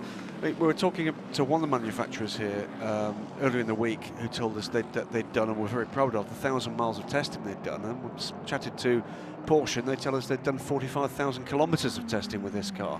That will have been in rain and shine. An awful lot of it we know was done just down the road from here at Sebring International Raceway, which bodes well for what comes next in the WeatherTech SportsCar Championship. But, well, you know what? 911 car is currently sitting 5th overall. There's going to be more dramas to come again, aren't there? Whether or not that sees that car in that position in class or higher up the overall order. You know, there's going to be plenty to talk about for the next 6 hours, and whatever it's going to involve, it's going to involve drama. And you've got to say as well, with the way that the Fords have approached this race, 4 entries, the fact that they've had a couple of problems, you've got to say it was a very good decision to go with those 4 entries, or has it weakened the overall effort, having the focus lost a little bit and diluted amongst the different cars? That's a very good point. That's a good point, but I think the answer is no. I have to say, was encouraged to see that the 2 pairs, if you like, of Fords were being campaigned so separately through the week. So you know, there's a handy amount of very constructive needle between the US-based teams and the UK-based team. But yeah, I have to say, one of the surprises, you always do this when you walk away from a race like this for a couple of hours, whether it's to eat, whether or not it's to fall asleep or whatever it is, to come back and actually just to see how the rhythm of these races has gone. One of the shocks is that the Ford attack, if it's not fallen apart, has somehow dissipated. It's been a bit dampened, hasn't it? The 90 car is in the pit lane now. This is for a proper stop rather than a drive-through, Jim Roller. And he didn't seem to have any trouble finding his marks. So he's come to a quick stop, and the fueling is done. No driver change. Tires, fuel only. It was a good stop. They replenished some fluids as well. And back on its way. Renger van der Zande still at the wheel. but still only even taking account of the drive-through, 22 laps on that stint. So that car does seem to be a little bit short on fuel compared to either of the other two, the Action Express Cadillac or the number 10 Wayne Taylor Cadillac. So the Multimatic Riley just seems to get through its fuel a bit more quickly. Another car down pit road, Jim. Who have you got this time? Well, it's the 31, the red and white Action Express Cadillac, and the driver change is going on. Oop, there's a lug nut coming flying down the pit lane and off into the grass. So somebody will have to go claim that later. So other than that, it looks like a routine pit stop. Now, this car was on rails earlier, but has a myriad of problems and has dropped way down the order. So remember, we were seeing Cadillacs running 1-2 for a long, long time, but not anymore. No, indeed. And the 31 car with a wonderful stint from Seb Morris in the early stages of the race, but that was as good as it got, really, for the Whelen Engineering Action Express prepared Cadillac DPI, because right after the Seb Morris stint, they couldn't get the car restarted. It had to go briefly behind the wall, and that issue with the starter motor or similar component has continued on. It's been behind the wall probably about, what, an hour and a half or so ago for a lengthy period. Doing okay there, though. Left the pit lane apron without an issue, and the 31 car rejoins. Meanwhile, the sister car, very different situation for the number 5 car, which is the Mustang Sampling Racing entered Cadillac DPI. That's running in second position. Joao Barbosa at the wheel. 47 seconds adrift of Ricky Taylor, so can't match the pace of the Konica Minolta machine, and in fact that time around was nearly 10 seconds slower than Taylor's time. Yeah, very odd. Just a quick bit of colour added to the issue I heard yourself and Jeremy debating as I came back into the booth, which was to do with the situation about cars blowing through the chicane at the bus stop. And Jeremy, because he's this kind of fella, was unable to leave that issue alone and went along and had a word with none other than Bo Barfield, to be told that up until about 5 hours ago, that had happened 182 times in the race. And at that point, Bo making the call, I think correctly, that you know, you're beyond a kind of let's think about a penalty somewhere down the line. So we've had 3 or 4 of the significant runners actually penalised. I think the reality is it's likely that others in the leading order feature somewhere on that tick list that he's no doubt got in race control, and it may very well be that we hear and see some more sanction involved there too. So it's almost the good news for the 90 is they've already served one of those penalties. Yeah. What they can't afford to do now is to do it again. So 182 times blowing that chicane, I have to say it's a pretty shocking total, isn't it? And there is the reason why they've had to rejig the regs, if you like, the rules of the race, because as Jeremy said, he was in attendance at the driver's briefing, and that happened Saturday morning at about 10 o'clock, with Bo Barfield needing to just shake up the regs a little bit part way through the race. Obviously didn't expect that many misdemeanors, shall we say. Absolutely. One other quick stat, by the way, which looking down timing and scoring, which is the top 5 cars, that's the top 4 prototypes and the lead GTLM car at the moment. All 5 of those cars have never raced before this weekend. So unless we have dramas for all of the top 5 in the remaining 6 hours, 7 minutes and 32 seconds as I speak, we're going to get a car winning the Rolex 24 Hours at Daytona that has never raced anywhere before. Very cool. 66, heading towards the 6th turn of the lap, and this is lap 482 for Sebastian Bourdais, trailing the GTLM leader Patrick Pilet in the 911 Porsche by 17 seconds.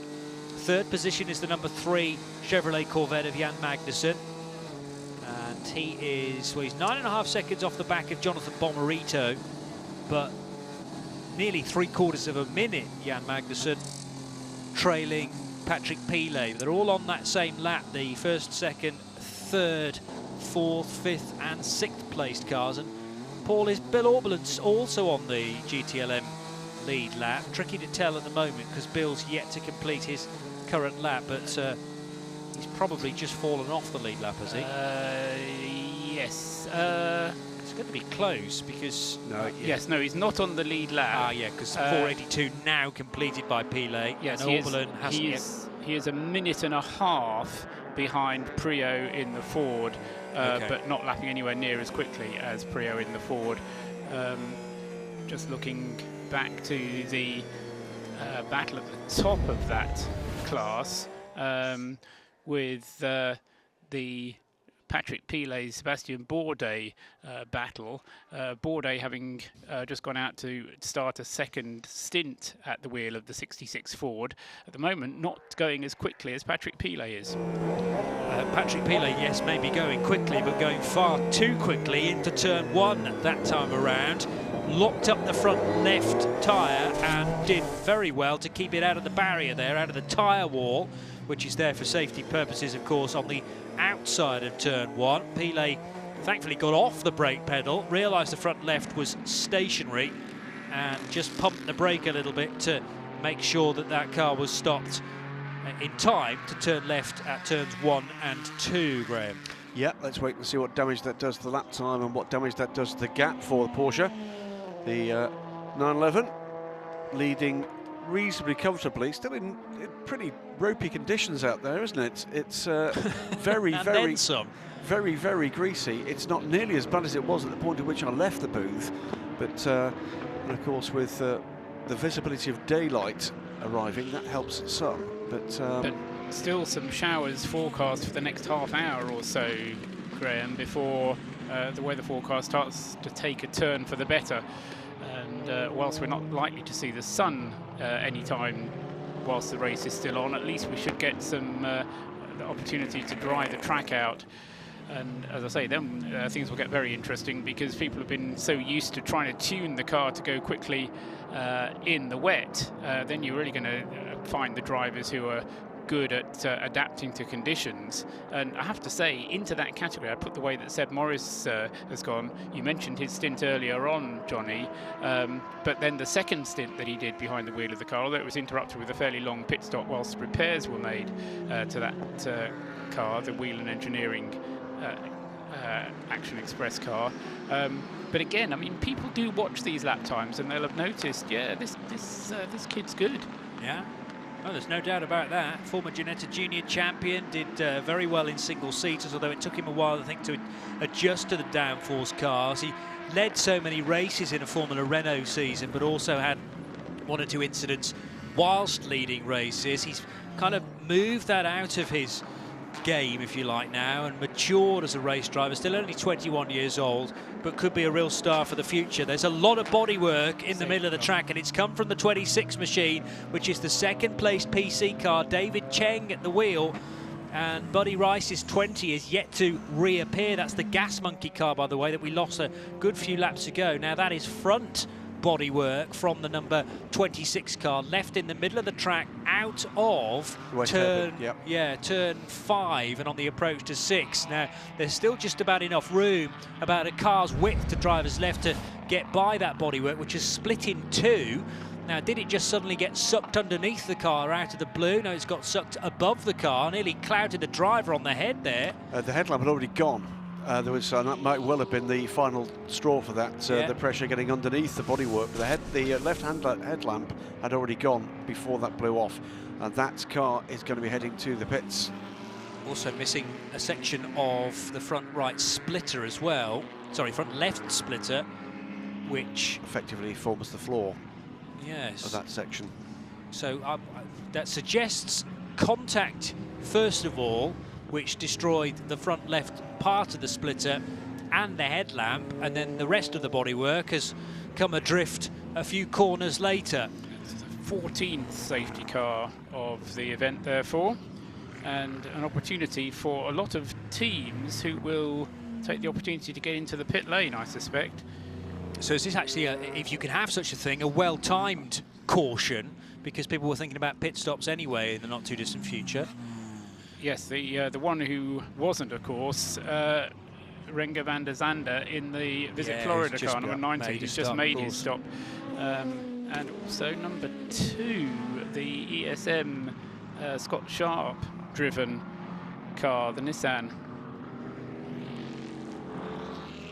There's also a toe link or track rod or something hanging loose, which further indicates to me there's been frontal impact on that 26 car for David Cheng, the front left corner. I wouldn't be at all surprised to see a clip emerging from somewhere in the production truck, yes, that there's been a separate incident in the not too distant past for that car.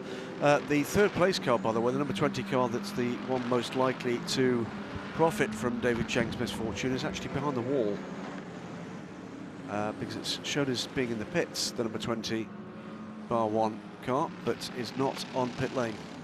Cars having to go left and right of the detritus, you might call it, in the middle of the track there, that what's left of the bodywork from the number 26 car. I was fearful that one of those GT cars was going to collect that bodywork, but thankfully it's been avoided, and I'm sure that most of the runners now have been past that and is well aware of its position. So, getting close now to there being just 6 hours left in this race. We're at 8:30 local time, and it is IMSA Radio for 2017, bringing you live coverage, live and uninterrupted coverage of the 55th running of the Daytona 24 Hours. It's Graham Goodwin, Paul Truswell and Johnny Palmer live here on IMSA Radio.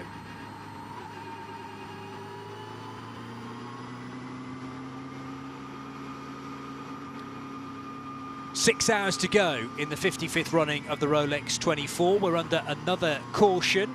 8:31 a.m.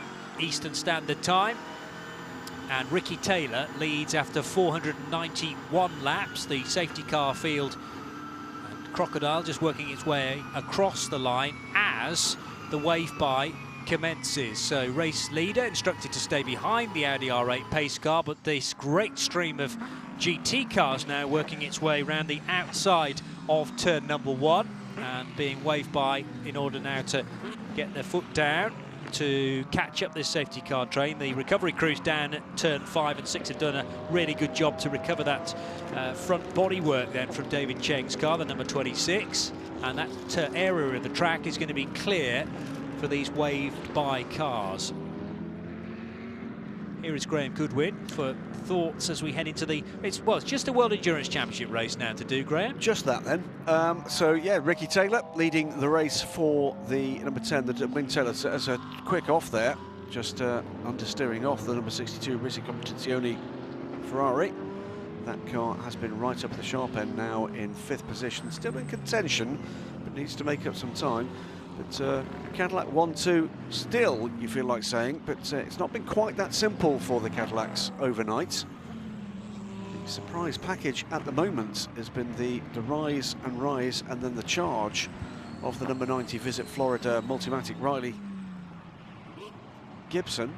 Yes, I think especially, Graham, is... I just get the feeling that there's more stress having been placed on the Cadillacs than there has been on the Riley somehow. And that's not to say that the drivers of the Riley haven't been pushing as hard as they can, or that the other two Cadillacs have been driven by hooligans, but you just kind of get the sense, watching the way, you watch the cars go round and round, that if you were going to buy a second-hand one of these, I'd rather buy the Riley, because I think it's been better looked after. Pre-owned, I think the word is... certainly can't have the never raced bit, can you? No, pre-owned, only used at the weekend. 5 hours, 57 minutes to go. The darkness of 13 hours and 16 minutes is now behind us as we are into daylight here at the Daytona International Speedway. Good morning from us here at just after 8:30 in the morning, already into the afternoon in Europe, of course, and still broadcasting from trackside here at Daytona International Speedway on this now is this the 12th or the 13th? 14th. 14th, okay. I missed one. Full course yellow We had 2 full course yellows, which were specifically for the heavy rain. That was one at 54 minutes and one at about 1 hour and 40, wasn't it? More than that? Yes, exactly. 54 and 1 hour 41. 41, there you go. 15 I was and 30 listening. lengths respectively. 107.9 is a wonderful thing around the circuit. Sirius 136, XM204, and of course around the world on the IMSA app. Beautifully synced in sound and vision as we continue with our coverage. And Joe Bradley joining us on the morning shift here, the early shift. The rain all but having stopped when I came back from the infield about 10 minutes ago. Just a little bit of, it's almost a sea fret in the air for those who understand that type of thing. You can still see it in the headlights of the 62 Ferrari as it heads off down towards the braking area for the back chicane, the bus stop chicane. The 62 having been disputing the lead pretty much all the way through the race, now sitting in 5th position for Giancarlo Fisichella. He's obviously on the same shift pattern as I am, because he always seems to be behind the wheel when I'm talking about it. Very interesting conversations I've had while I've been away, as we've got the leader and the second place car in the pits. I will come back to that in just a moment. Joe Bradley is down there in the pit lane. What can you see, Joe? I can see cars taking advantage of this yellow period and soaking up a pit stop, which is of course the thing to do. You lose less track time. The number 10 car is having a driver change, and I've got to say, when I went off for my break, I was at Daytona. I've woke up at Oulton Park in January. Yeah, change for the lead in terms of the 2 cars. They came in 10 and 5. They're going to go out 5 and 10. The Action Express boys have turned around. That was totally, John, that was totally to do with pit work. Yeah. They had a problem on the 10, just kind of shutting the door, and that just soaked up enough time for that 5 car to get off the pit apron and into the fast lane, the first car out. 5's in trouble. And it looks all of a sudden, though, as though the number 5 car is not up to speed, coming off the pit lane speed limit, and now gets going. And almost crept to a stop there, John, as the 26 car with that bodywork missing makes its way to the pit apron. The team will take a look as to whether or not that's doable there. Been speaking with a number of the teams, both the prototypes and the GT teams, about these extended yellows, and very interesting how they're looking at this. Yes, it puts theoretically less strain on some of the components, but not all. And the GT Daytona teams, particularly with their traction control systems, saying that they have to be very, very careful indeed not to turn the traction control up too far, because that puts stress on the drive line. The ABS is working harder in these wet conditions, and that can overwork the brake fluid, and you get what's called cold wear on the discs. So you're not getting a full heat cycle into the braking material, and it tapers the pads and the rotors, which is why we've seen perhaps more brake changes than we might have expected, given the amount of green flag running that we've got. And on tyres, both tyre manufacturers have suffered from their teams have suffered from being able to get the tyres up to temperature. Clearly more of an issue with the downforce cars. One of the things that's causing that, we spoke to tyre manufacturers, representatives from both of our major tyre manufacturers here, Continental and Michelin, and the problem is that if you don't scrub in the wets, you don't get rid of the release agent on the tyres from out of the original molds. Now, those are normally silica based in some way, shape or form to help it pop out. It's a non-stick, isn't it? Which you're going to give me the theory here is one of the reasons why we saw some of the extraordinary scenes from some of the prototypes overnight, John. Which is people sliding off. Absolutely. And the issue is that there's a quite big area for the prototypes where they aren't getting mechanical grip and they don't get any aero help till they're going maybe 20 or 30 or 40 miles an hour quicker. And it's really a case of, no, you have to drive faster. Well, I can't drive any faster, but you have to drive faster. And presumably, John, there'd been no opportunity for them to scrub, though. I mean, it's all very well saying you've got to scrub the wets. Correct. You're in Florida. When are you going to scrub wet tyres? Well, even a lap on a dry track would help. I'm going to come back to that because there's something else we need to talk about on that after we've heard from Joe Bradley and the Porsche leading GT LM is into the pits, the 911. It's GT time in the pits. All these the cars that we see on pit road again, like I said, taking advantage of the yellow. I've got the 66 Ford out of second place in class, already off the jacks and resuming. And to my right, the Corvette number 3, fourth place in class. Corvette number 3, almost coming together with the 33 Mercedes, and heads up there from both of those drivers. They saw each other in their peripheral and made avoiding action. That could have been very, very nasty. Thank you, Joe. And I think to the lead, well, certainly leapfrogging the early stoppers there, John. The 66 Ford turned around very quickly, and I think once we see this going back around, I didn't see that the Ferrari leave the pits before it, and I think the 66 may well have taken a leap 2 places up the order there. Thank you. It did indeed, Graham. Yep. Looking on the times coming off the pit exit timing loop. That's a big shake-up, actually, because it's going to be the 66 from the 3, then the 911. 62 still hasn't cleared that timing beam. Now it does. 62, rather. So 66, 3, 911, 62, and then 912. 911 and 912 will be the order once this shakes out. Yeah, so very interesting tactics playing out here with 5 hours and 49 minutes to go, 5:50 actually, pretty much. The other part of this equation is the teams, as Paul rightly says, difficult to scrub in the tyres. And I did ask the question about tyre warmers to a couple of teams. What I didn't realise was no tyre warming at all here, not even the cabinets that we see. Stone cold. Absolutely stone cold.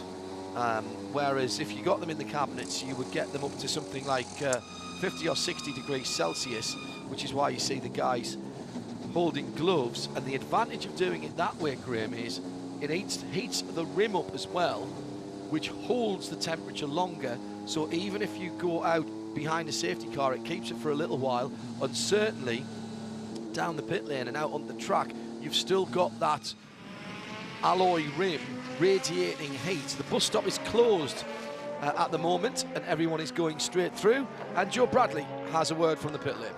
Yeah, I got a chance to speak to Connor Daly. Connor, I heard your words from earlier on in this race that you'd never experienced conditions like this. Have you got any different judgment this far?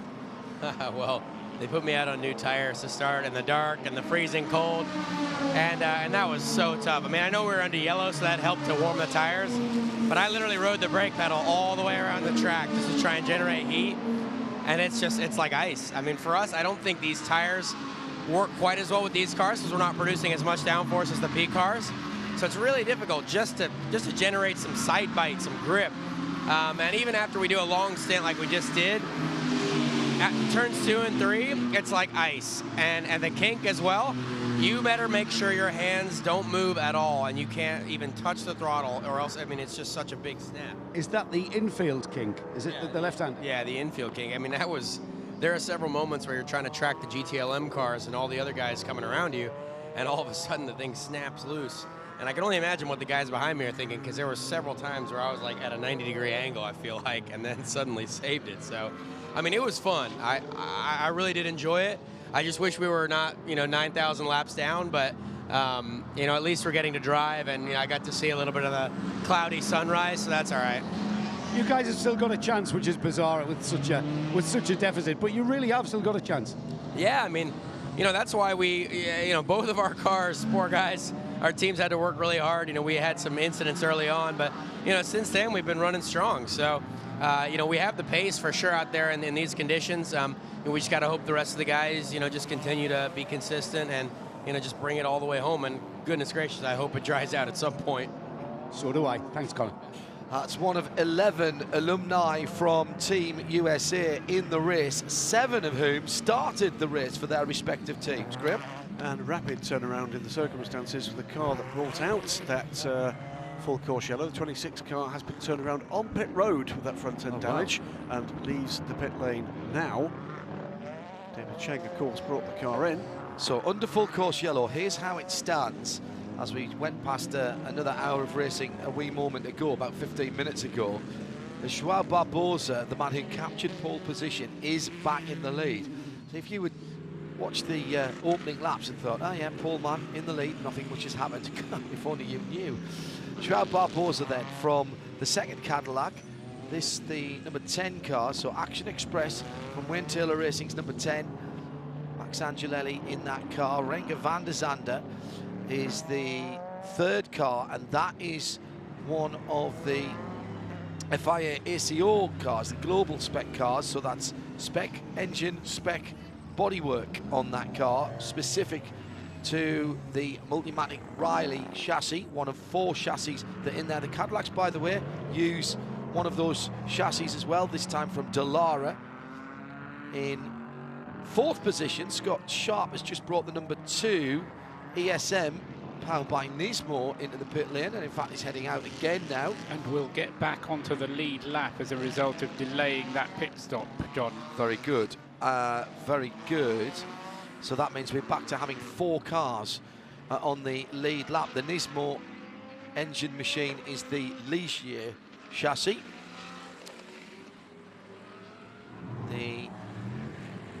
Where's the best of the Oreca's? That is Loic Duval in 6th position in class, but down in 14th position. Well, there's a trio of Oreca's on recovery drives, 14th, 15th and 16, all laps down on each other as well as on the field.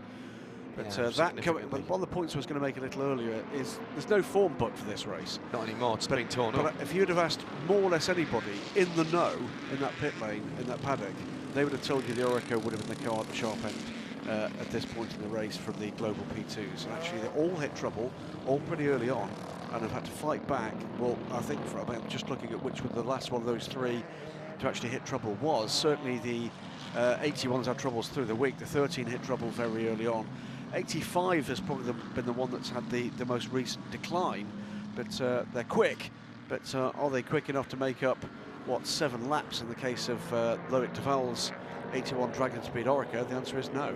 Coming back to green in GTLM, it'll be 66 Ford from Jan Magnussen in the 3, Corvette from the 911 of Patrick Pilet and the 62 Ferrari, and in GTD, Ryan Hunter-Reay leads for Acura ahead of Matt Bell for Audi, 86, 57 and 93. Andy Lally, the second Acura, is in 3rd position, and we've had someone off at the International Horseshoe, and that, Graham, is a GTD car with the green number boards on the back. We'll try and pick that up for you in a moment or two's time as it heads through the kink. But again, the opening part of the infield proving the downfall of a number of cars, and the rallycross track that is developing on the outside of that corner and rejoining on the hard standing where and there's contact in the midfield and a piece of bodywork thrown up. Now Ford as well as Porsche, and the Cadillac is in there as well. No, that's the Mazda, excuse me. They were all together. No, the Cadillac is in there, the number 10 car. And a piece of bodywork went flying, heading towards the kink out of the International Horseshoe in that group of cars that were restarting. And the Cadillac is slow at the moment. The number 10 car in 2nd position through has gone Tony Vielander, and off. That's what it was. Off has gone the 88 car, 4th in PC. It's the pink and white number 88. Now, how far down the track did he get? Is there any? That wasn't that car. That's way earlier. He's much earlier in the piece. He's taken the cut through for He's done the shortcut, yeah. Yeah, something very odd about the body language that number 10 car at that point, because overtaken by at least 3 of the GTLM cars. Who he got back on the high banks round Speedway 1 and 2, but Wielander's just gone past him again. That's twice Wielander has passed him. I think he's missing a gear, Graham. I think he's missing a low gear because he's or he's just struggling again to get tyre temperature. It might well be just the latter, John, but certainly the number 911, just as you called that, the 911 car had a big wiggle, lost momentum, but then was able to gather it up and then still get by the number 10 car. And that's the replay. So the 8. That's not the replay. No, that's the other car. car. The same spot on the track. Absolutely. It's synchronized spinning for the 2 Starworks cars. Willing 45th and 46th, and both off the track in the same place. Literally 3 Rolex signs further down than his teammate, has lost it coming through the S's, and here's the debris on the road coming out of the International horseshoe that I saw flying around, and quite a big piece of bodywork. Meantime, the Starworks car is facing the wrong direction and looking for a way to get across the track. 26 car, meanwhile, I think has just served a penalty. Did not see that car stop at its pit box. I think that ran straight through, and the 10 car still struggling for momentum. Round the hairpins. The car that was off, by the way, early on before all that chaos happened was the Allegra Motorsports car. But that's got back on. It's now in the middle of this pack. And well, here comes the 90 car. This is for position. Battle for position coming off 6 onto the speedway, and the 2 on the side of the Cadillac. Cadillac just can't get any kind of momentum through the corners, but now on the high banks kicks in and goes past Tony Vilander again. He must be going, hang on, I've just seen this bloke. It's a bit like sitting in traffic, isn't it, when you've got 3 lanes moving at different speed and you keep seeing the same car going past you. So into the bus stop, and again the Cadillac is slow, but is it? Well, it's a bit quicker this time. But tellingly, Van der Zande couldn't get past the Ferrari either. No. So it's tyre temperature. It's got to be. 93 Acura is in 3rd position, and Matt Bell is hunting him down in the 57. The red, white and blue Stevenson Audi R8 LMS. What a great run they're putting together. Staggering stuff. It's actually, in fact, it's a pair of Acura versus Audi battles for the top 4 positions in GTD. The number 86 car, Ryan Hunter-Ray, leading Adam Christodoulou by 3 seconds. Actually, sorry, apologies, it's not, of course, it's not a Audi Acura, it's Audi Mercedes in 33. Then comes the second Acura. So both these brand new Acura NSX GT3s in the top 3 of GTD. And by the way, the top 3 also all in the top 20 now. Yeah, and the top GT LMN cars in the top half dozen now, with the 66 Ford of Sebastian Bourdais in 6th position. Although under that last yellow, actually the lead car in the overall order has dropped back in places. The 55 cars leapfrogged the leading GTLMs and is now back up into 5th. The other thing that didn't happen that I misled you on, John, was the Sorry, car. Paul, say again. The thing that didn't happen was the number 2 ESM car did not manage to get back onto the lead lap by coming in at the pit stop at the end of that full course yellow, because they didn't get the wave around that they needed to do so. But it was a gamble worth trying, and it has helped them to reduce the gap between themselves and the leading 3 who are still on the same lap. Still problems for the prototypes trying to get the heat in the tyres, and a huge slide from the number 90 coming down into the first corner. There's a car on the right-hand side as Renke van der Zande got very sideways coming through the first corner. We saw on the Tron/Star Wars screen in the Porsche there, the big arrow pointed to the fact there is a car there to the right. Driver couldn't physically see it, but had the indication on the warning screen that the car was there. Helped him to keep his line and not drift into the struggling Riley. Well, the Riley struggling for grip, it's barely struggling. Yeah, no, strong indeed. 3rd position. But hasn't been able to hold on to the back of Max Angelelli now that Max has got his Continental tyres up to temp and pressure. And 3.2 seconds from battling side by side, 2 laps ago. And Max now lapping quicker than Joao Barbosa in the lead, albeit only by 0.3 of a second, but he's in traffic too. So the top 2 overall, under 8 seconds, sorry, top 3 overall, under 8 seconds separates those 3 cars, the 5 from the 10 Cadillac and then the 90 Riley Multimatic. In GTLM, the top, 5, separated by under 5 seconds. Ford, Porsche, Ferrari, Porsche, Chevrolet. And then GTD, we've got the top 4 under 10 seconds. Just want to run down some of the top speeds in these wet weather conditions. Last time around, top speeds for the leaders, 186, 188 and a half, 182. In the GTs, 181, I think that was, from the Ford, 170s and 174s from the Ferraris and the Porsches. PC car, I saw one of the PC cars last time around at over 180 miles an hour. Dane Cameron in the 9 Cadillac with 184. This is in the wet, measured coming into the tri-oval. So these guys are not just taking it that easy out there, even in these treacherous conditions. And in some ways, Graham, this is even worse than when it was full wet. Well, it almost seduces you into taking that risk, doesn't it? It's that, yes, they're looking for the available grip. Side by side on the banking. Yeah. Oh my goodness, coming into the tri-oval for the Porsche. Into top gear, the engine revs drop. Now into the start-finish area and looking for your braking point. Very difficult to pick your braking point. That was a Ferrari that he's just dragged past, who touches the white line on the entrance to turn 1 and just about holds on to it.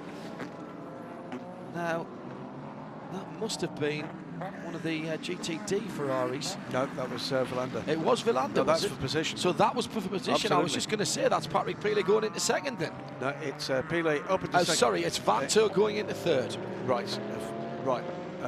No, I think Vantur's still behind the Ferrari. Okay, so it was yes, it was Pilet going into second. Thank you. So Bourdais from Pilet, Villander, Vantur and Jan Magnussen are the train, if you like, but actually that tussle for second and third position is allowing Sebastian Bourdais in the number 64 to get away a little. Yeah. So let's take stock with just over 5.5 hours to go of what's going on at the head of the field. 2 long weather-induced full course yellows, with the Audi R8 LMS now having led the most laps overall, that being the safety car. I don't think we've seen the alternate car. We haven't seen the blue one at the head of the field, so they've managed, that's good fuel mileage for that red car. They did put a white Porsche out. Oh, did they?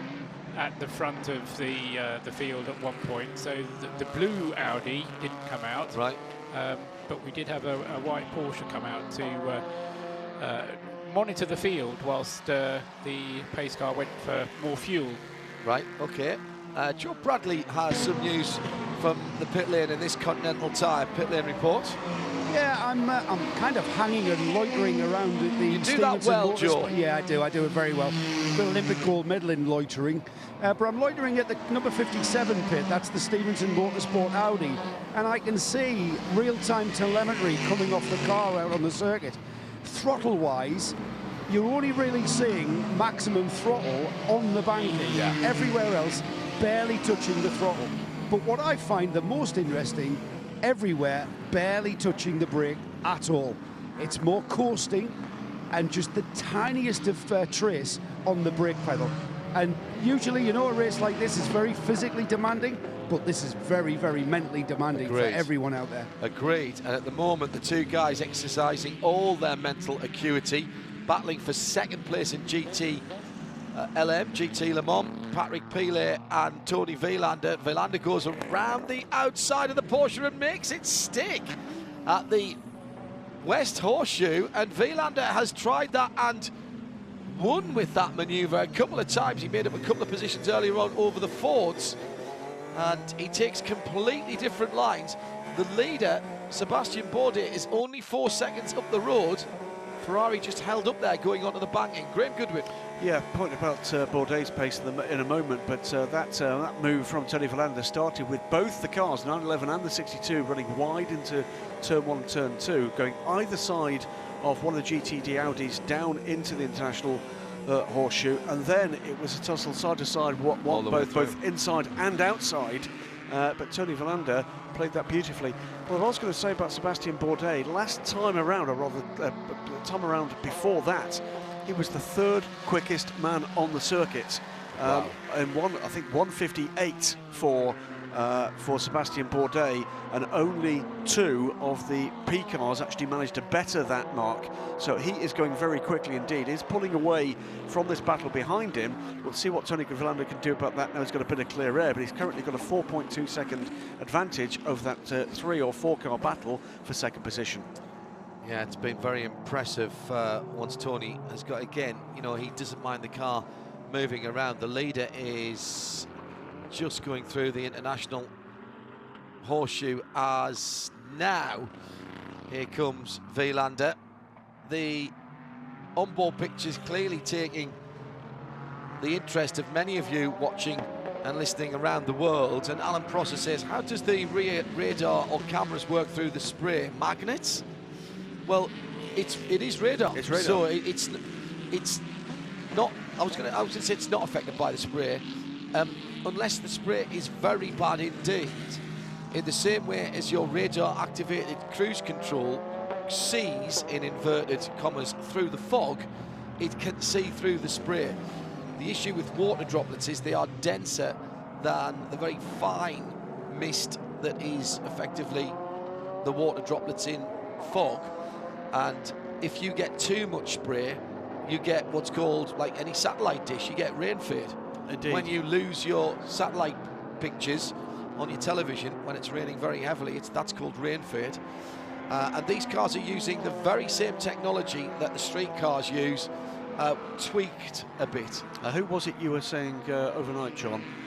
Made the very good point. Oh, actually, it was Dave. Dave Engelman from Porsche. Talked about the kind of the technology transfer being in both directions. Both directions nowadays. So if it works on a road car and it's got a purpose, there's no reason at all why you shouldn't see on a race car.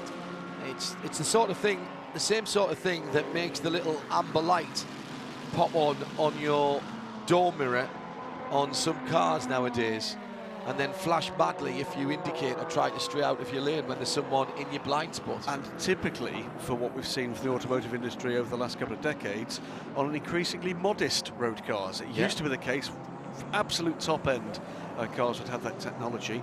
I had a little Citroen hire car not that long ago in Central Europe, and sure enough, it's exactly the kind of technology that featured there. Yeah, radar cruise control using the similar thing but pointing forward. Magnificent device. ACC, automatic cruise control, call it what you will, from the different manufacturers. And though I would never suggest doing this, I saw a manufacturer in the fog on an airfield, mind you, allowing the car to control itself in conditions where you can barely see the end of the bonnet, and the hood and the ACC, automatic cruise control, working brilliantly enough to be able to detect vehicles ahead of it and slow the car down, or indeed, in the case of one part of the demonstration, bring it completely to a halt. And frankly, there was no way I could have seen or reacted as quickly as that did. Now, 2 Fords together. That 66 is about to put a lap on the 68. So significant now that Stefan Munger is about to go a lap down to the class leader. He is in 7th position and allows the team car to go through. Now, in about 3 seconds back, about 3 seconds further back down the road, maybe a little bit more now actually, is Sebastian Bourdais got a decent run, but it won't be long before Patrick Pilet and Laurent Vantour in the 2 Porsches come up onto Stefan Munger. I think one suggests he might not be as easy to pass from those 2 guys. And after that, they've both got Tony Kanaan just ahead of them. So there's 2 Fords which are kind of at the back end of the lead lap. Yeah. Paul, what's the kind of general pace going like at the moment? I mean, is it my imagination, or we're beginning to kind of chip away at these lap times? We're faster than we were, but we're nowhere near where absolutely, nearly 20 seconds we should be. I mean, in terms of how far off the pace of a dry time, you're still talking about 20 seconds off the pace of a good dry time in terms of the average lap times. What is happening is that those cars who are ahead, 10 in their classes, are pulling away from those who are behind. The exception to that is probably the number 90 Visit Florida car, but Renger van der Zande is going to have to call in at the pits within the next 4 or 5 laps for more fuel on that Visit Florida car, the number 90 car. He'll probably stay behind the wheel, or we'll get René Rast at the wheel. Either would be a good option, and but that car will be stopping before either of the 2 Cadillacs up ahead of it. So still greasy, very greasy out there. Really awful. Which just makes the lap times that they are able to squeeze out when they grab, you know, half a second or a full second or more advantage over a classmate, if you like, all the more remarkable at the moment. Whatever happens from here on in, one of the stories of the race is going to be about this car. Which car? This is the NSX GT3, a one of. This is the 86 car that Graham's talking about for those of you on radio. Well, with apologies. And Michael Shank Racing giving the world racing debut for this Acura NSX, and it has been at the sharp end, Paul, for how long? Oh, a long time. I can either do a long time or since, actually not that long, 4, 5, 6, lap 4, 5, 6, it's took over the lead of the class. This time, but it's been since before midnight last night. Yes. It's been running in the top 3. Oh yeah, that's what I meant. Apologies, I should have been clearer. One or either of them have been running in the top 3. And let's not forget, this has been a field not only of quality but of actually huge depth. 27 cars started this race in the GTD class. And we've still got how many on the lead lap, Paul, in GTD? Still half a dozen? No, 5. For 5, yes. Yeah. Just about to see one of the Star Works cars back into the race. And it is, to me, very encouraging for Acura as the lead has come down. Max Angelelli is now, well, there'll be a ball of spray in front of the 10 car, which is Joao Barbosa. The dark colours of the rear end of the Action Express number 5 are getting larger in the eyes of Max Angelelli, who admitted to me 2 nights ago now, that patience, one of our IHG Rewards Club keys to the race here at Daytona, not his forte. He sees a gap and goes for it, which is exactly what he's just done on the high side of the second place PC car. Johnny Molan back at the wheel of the number 26. How many times as we've been calling this race, gentlemen, has it come down at this stage of the race to a head-to-head battle between the Action Express team and Wayne Taylor Racing? Yeah, that's very true, Graham. And you know, what has characterised these battles down through the last half a decade or more is that there's always been drama in the last quarter for one or both of these teams. Oh, we're not even into the last knockings of this race now. The singer has not even cleared her throat. I think barely warming up. I think the thing is that I'm not quite sure if this is the right phrase to use, but there's nothing that either of them can do about it, because they're in the hands of the gods, in the sense of they're in the hands of the events that unfold or that will unfold in the remaining 5.5 hours. Very true. That you, apart from just going as quickly as you can, other things remaining equal, the Visit Florida Multimatic Riley isn't quick enough to keep up with them. It can if the weather conditions suit it, but as it gets drier, the Cadillacs just become quicker and quicker.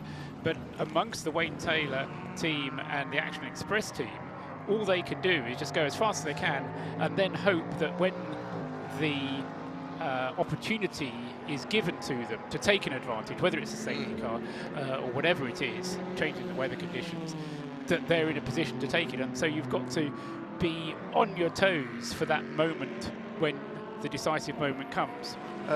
Change your position in GTLM between the 2 Porsches, and again it's the 912 going ahead of the 911. That is 3rd and 4th now. I muse at this time of the race on whether the guys at the 90 team, the Multimatic Riley chassis with that Gibson engine, of course, the global spec prototype, whether they were very, very clever and decided to set their car up and err on the side of a rain setting, or whether that car is inherently producing more downforce from its standard Riley Multimatic bodywork than the Cadillacs and et al. Who have the bespoke or the customised bodywork from the manufacturers. Well, I'll put this out there, John. I mean, we've got that Starworks car that rejoined the race. I think it's just had a spin at the exit at the bus stop and rejoined. Well, let's talk about that in just a moment, Graham, because the leaders are absolutely together coming out of the first of the two infield hairpins. The kink now to the left as they head down in the braking area for the Western Horseshoe. And Joao Barbosa, having had a second at the line, has got a Cadillac's length between himself and Max Angelelli, and that's something to strike the fear into the heart of any driver, with Max Angelelli on a charge at the moment. Second place is somewhere that he knows very well and somewhere he does not want to finish again in this race. Made that very clear in all of his interviews this week. His last event. He'd love to take a second win. There's no way he wants to be second again here. It does seem as though Joao Barbosa got a little advantage coming out of turn 6 onto the backstretch and heading down the straight towards the braking area for the bus stop. The 98 Aston Martin, the next to go under the cosh from these guys. That car has not had the day that it would have wanted. All kinds of problems keeping that car out of the sharp end of the field, down in 18th position in class and 41st. Marco Sorensen behind the wheel. I interrupted a thought on the different chassis and bodywork there from you, Graham. Please go back to it. What I was going to say is we spoke just briefly a little while ago that the paddock pundits and the press room pundits would certainly have said coming into this race that it was the Orica that was the quickest, most likely to succeed chassis here. Well, I'm going to put it right out there that the Riley Multimatic was the least likely by everybody's reckoning, or more or less everybody's reckoning. I'm sure Bill Riley would disagree with me, and this has been a pretty extraordinary run so far from a team that, yes, knows this track very well. Certainly, you'd hope, wouldn't you, a team with Visit Florida Racing on the side of the car knows darn well how to read a weather forecast in this part of the world, and I think that might well have played into your supposition there, John, that perhaps they did throw the dice here, and so far it's worked, but they're now, I'm afraid, from their point of view, waiting to see what happens with the cars ahead. Should say, by the way, that Aston Martin you referred to a little earlier ran as high as second in the early running in the race here before hitting some trouble overnight. But we've barely had a single car that hasn't hit trouble of one sort or another. That's my point, yeah. That's what you get when you get a whole lot of new. Including the number 4 Tommy Milner in the Chevy Corvette, heading onto the banking now as he is about to put the Mercedes number 33, second in GT Daytona, down a lap. It wasn't easy. The top speeds of those cars remarkably slim, and down the inside, diving to the first left-hand apex of the bus stop is the Max Angelelli driven number 10 Cadillac in his chase for the leader. Did not want those three GT cars, two GT Daytonas and one GTLM car between himself and still Matt Bell, who, by the way, I think has driven a sparkling race again for Stevenson, often the forgotten man in a very strong team of Robin Liddell, Andrew Davis, Lawson Aschenbach. Well, Matt Bell has more than pulled his weight every time he's been in the car, Graham. And he's now less than half a second back from the second place car. Hadden Christodoulou, we're looking from the back of Adams' AMG GT3 now at the looming reality that is his challenge, this 57 Stevenson car, another car that's led the class and looking to get up and get back into the position to challenge. Moves right up to the boot lid of that AMG, drops back a little under power out of the International Horseshoe, but he's going to be back on it soon. Lets the prototype by so he can have the clean run back towards Adam Christodoulou. That goes by one of the two Starworks cars that has just rejoined the race. Both of them just rejoined the race, by the way. And here comes the prototype now. That is the 90 car, third place car. And still, we've got yellow flags there. So what's the yellow flag for here? It's a local yellow, only, Graham.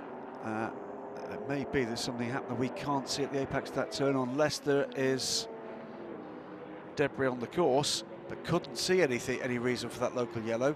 Leaders working their way past the 22, and another lap down for the Ligier with the Nismo engine.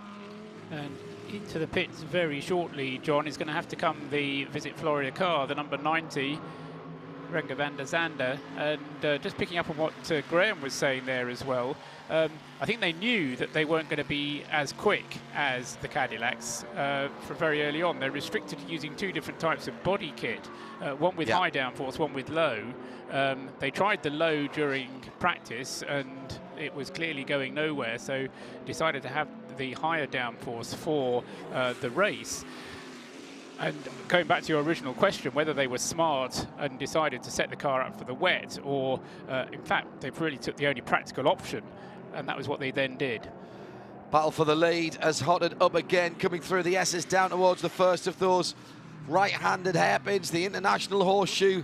Still nobody hitting the normal racing line, the wider line, as the guys are searching for grip outside where the rubber has been laid down. For the latest on the weather, let's go down to our man who's in it. Joe Bradley has this Continental Tire pit lane report. Well, I haven't got any advantage of any kind of satellite screen. All I've got is the sky above me and, of course, my trusty seaweed. My estimation, guys, is I think we've seen the last of the rain. It's got the feel of the sky is breaking, and I think we're going to be looking at that point of when these teams will roll the dice and go to slicks. Well, all the teams, Graham, have a crossover time that when they see lap times coming down to it, in consultation with the drivers, it's not always as cut and dried as that. It's not always as black and white, because the greasiness of the circuit sometimes means that you can't do it, because again, it's a question of whether the slicks can get up to temperature. Normally, slick tyres have a slightly harder compound than the wets. So if you're struggling to get the wets up to temp, you're going to struggle even more on slicks. Absolutely. In and out, by the way, during that moment for the number 90 car. Renger van der Zande stayed at the wheel of the third position car. He's now, he's around a minute back from the leaders. I think the other aspect on when to change to slicks. Of course, the third place car, Renger van der Zande, and guess what? He's on an out lap. And guess where he's gone off? The International Horseshoe. Now, he's got to hold this together, because what we've seen, custom and practice would say that he's probably going to understeer straight off at the west end of the circuit as well. He very nearly understeered off through the kink, a huge amount of lock. You could see it with the naked eye, and he can't get the car to turn, and he's going to just stay on the edge of the track, as here comes the number 2 car.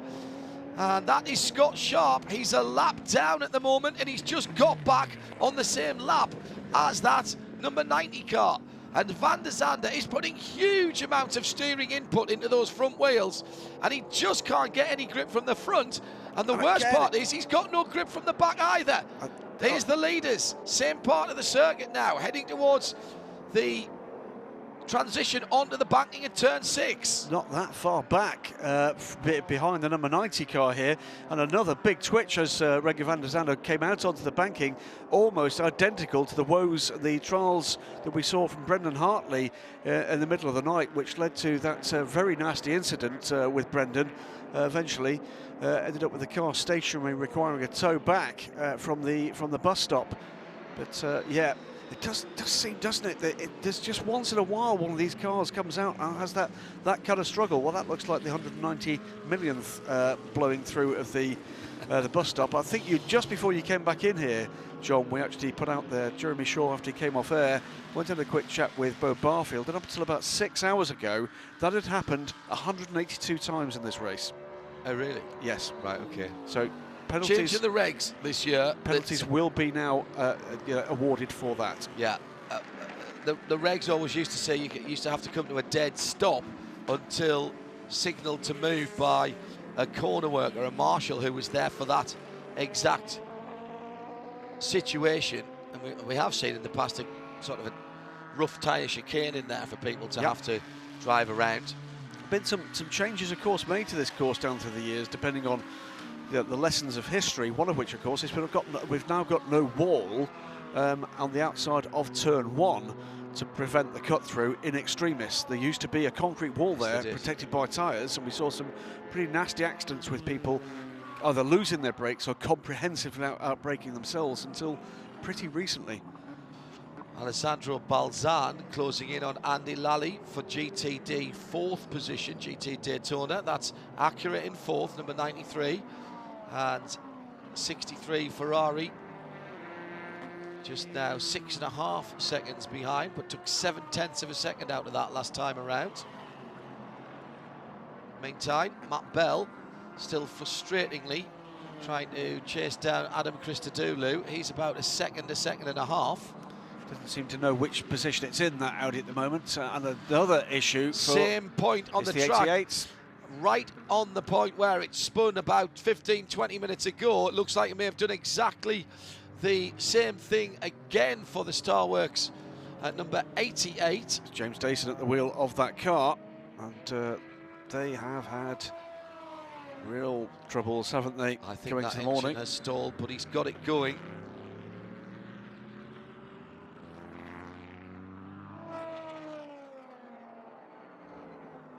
So 5 hours and 11 minutes to go. And here comes Angelelli again, down towards start-finish line, looking for the inside line this time. There's going to be no room there for him, trying to force the error, I think, at this stage. Getting closer, closer, closer. They get towards the apex of the turn. There's no room through there for Max Angelelli. He goes wide to drivers right as they come out of turn 1 and through the S's down towards this disconcertingly difficult right-hander in these conditions. It's a flat hairpin to the right, and it looks pretty benign. Oh, pick a line, any line really. But it's clearly not that. Yeah, Angelelli having to show patience here, because it just doesn't seem, does it, as if his car has the advantage in certain parts of the track, but in other parts of the track he's just hammering onto the rear end of the number 5 car. Track with some history for Cadillac and Prototype Racing in the early days of their initial LMP program. So the testing done here. In fact, a good friend of ours, Russell Wittenberg, local here, having heard the roar of something V8 not NASCAR, local building contractor, popped in to see what it was, and it was indeed the original Riley chassied Cadillac LMP 900s. Le Mans bound those cars. And of course, Max Angelelli part of that effort, of course. Graham, I mean, this is the perfect opportunity, really, for patience to be applied, because, in a sense, there's nothing to be gained for Angelelli if he gets past, because all that will happen is the next set of pit stops will come around. Even if he could draw away by a second a lap, it would all just squash up again at the next safety car, assuming that we have another safety car. So, you know, whilst you don't want to sit there if you're losing a lot of time, if you really are losing a second a lap, then no, it's not worth it. But if you were losing a second a lap, you'd be able to go past. At this point, the best thing that Angelelli can do, in my view, is just sit there, conserve everything on the car, and you know what they've done in the past with that Wayne Taylor car, go another lap on the fuel. Yeah, absolutely. It's almost better to actually not to lead here at this stage. You can actually see where the issues are ahead of you, put them under pressure, and see what you can force out of the issue a little further down the line. Pace is still coming down, by the way, guys. 153s for both those cars last time, low 154s this time against a 156.9 for Renger van der Zande. Finally getting some pace back into that number 90 car in 3rd position. The one thing I would say is, in terms of the mindset, shall we say, of Max Angelelli, he loves to attack. If he could get through, I think he would like to. And in a sense, I mean, he's a racing driver, so... Yeah, exactly. But it's not just a racing driver. He's Max Angelelli. He's an Italian racing driver.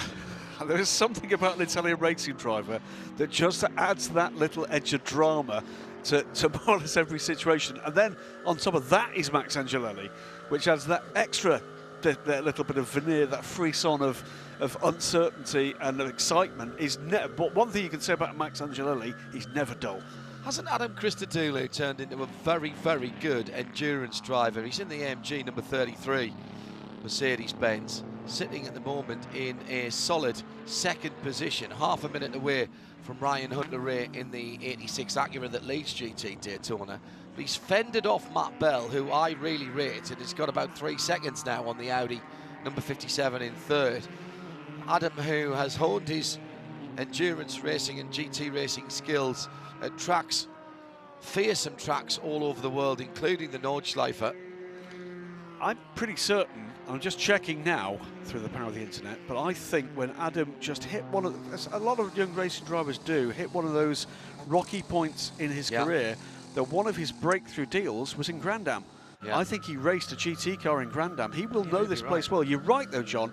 He's another example of a racing driver that when those building blocks come together and he gets a big result, it unlocks something within them. It unlocks something in terms of the confidence within them. And from there on in, things that previously were very, very difficult just seem to become a little easier. And he's got all the signs, hasn't he? The body language of Adam Christodoulou in the paddock and in the car just go to show that he's just got that confidence that comes with someone that feels he's on top of his game. Wasn't it Adam that picked up the wheel from the car and threw it in the car at the Nordschleife and got the car back a couple of years ago? You could be right. In a Mercedes. Yes, it was. Yes, it in was. the SLS, Paul, wasn't Yes, it? it was, John. And I think that's part of that confidence, unflappability, which is so important in endurance racing. You know, you've got to accept that you're going to get hit by misfortune when you're doing a 24-hour race, and you just need not to dwell on the fact that you've had some misfortune, but just to get on with it and make the best of it. Graham Goodwin, I bow to your brilliance in terms of getting your memory to work at this time of the day with the lack of sleep that we are all suffering, with which we are all suffering at the moment. He ran in 2010 in what was then the Rolex SportsCar Series GT class for the Newman Wax Racing team with John Edwards, who's in this race as well, driving for BMW. His car, I'm afraid, went out very, very early on. Yeah, I can recall interviewing Adam some years ago now about that campaign, and I think he felt that at a point at which, well, his career just, it was looking for a way forward, and Grandam offered him that opportunity, very unusually for a young British driver, it should be said. And from there on in, it's climbed onwards and upwards, and with the help of Black Falcon and the Mercedes-Benz organisation, he is very much one of the guys that's on the gimme list. There's a change there in GTD, John. That's the 63 car. Alessandro Balzan goes past Andy Lally, and that now is for 4th position in GTD. Apologies. Yeah, no, as I did mention, Alessandro Balzan was on a bit of a tear earlier on. That continued, and Andy Lally now drops down to 5th position in the number 93 Acura as the 63 Scuderia Corsa Ferrari now is half a minute behind Matt Bell, and therefore about 33 seconds behind Adam Christodoulou. That's been a very, very good stint indeed by Alessandro Balzan, who's a bit of a smiling assassin, isn't he, really? He doesn't do the trash talk, doesn't make a big noise, don't often hear a lot from him from interview in the pit lane, from our Continental Tire pit lane reporters. He likes to just get in the car, do his stuff, and let the stopwatch do the talking. 3 wide coming through the tri-oval. GTD on the bottom, GTLM in the middle, and one of the Nismo-powered prototypes on the high side going into turn 1. And as Alessandro Balzan dealt with the challenge of the Acura, he also managed to pass the GTLM Corvette, been retaken in that 3 wide moment across the start-finish line by Jan Magnussen. But he's not letting that Corvette get away, and he's certainly got the car underneath him he wants at this stage. Now, that GTD battle is going to be worth watching, because the top, what is it, 1, 2, 3, 4, 6, 5, sorry, in that just over a minute. And there we go, side to side, really side by side for the lead between João Barbosa and Max Angelelli. Half a second as they crossed the line. It wasn't that, John, was it? Coming as out, they came through the International Horseshoe. Yeah, coming out of there again, Max got a really good run and got 3/4 of the way down the side of the Action Express car. The rear bodywork on the number 10 car moving around an awful lot, particularly on the right-hand side. The ducts in the bodywork have been taped over completely in the rear bodywork to try and keep heat in the rear brakes. And you know, in this day and age, we still rely on blanking off the cooling ducts with a bit of tape. Well, in fairness, I mean, it's got the lightweight technology you're looking for. It's got the quick application you're looking for. I just think it's interesting. If it ain't broke. We've got road cars now that have movable slats and aerodynamics ahead of that on the cars to help with aero and cooling. A significant moment coming up here, Graham. This is the third position car, the blue car, about to be lapped by the number 5 Mustang sampling Cadillac with Max Angelelli in close proximity as well. So first and second about to go by the number 90 car. As they complete the lap on the tri-oval in front of us. And Renger van der Stande stays up high, protecting his position, braking very late indeed. Going round the outside of a couple of GT cars, has to put 2 of the Continental tyres on the right-hand side of that number 90 Multimatic Riley off the circuit as he went past the Corvette and the 991 GT Daytona Porsche. He's bought himself a few yards for the moment. And up the inside comes Max Angelelli. Is this the moment? Just as grip on the inside, Graham. Couldn't get the power on. But João Barbosa steadfastly stuck to what you would call the classic rain line round the outside, riding the cushion of grip, if you will. They've been absolutely running that corner very wide. But that was Renger van der Zande, who off on the inside there was one of the Nissans, and it's taken one of the advertising hoardings with it. Now, which car was that? 2 or 22? I think it's the 2. Yes, it is the 2. And now, well, Travis Roffler of Continental will be delighted to get that coverage as he swerves out right in front of a BMW. That must be the 19 car. It is, yeah. And leaves the Continental tyre advertising hoarding to driver's right, heading down towards turn 6. That wasn't in the contract. Yes.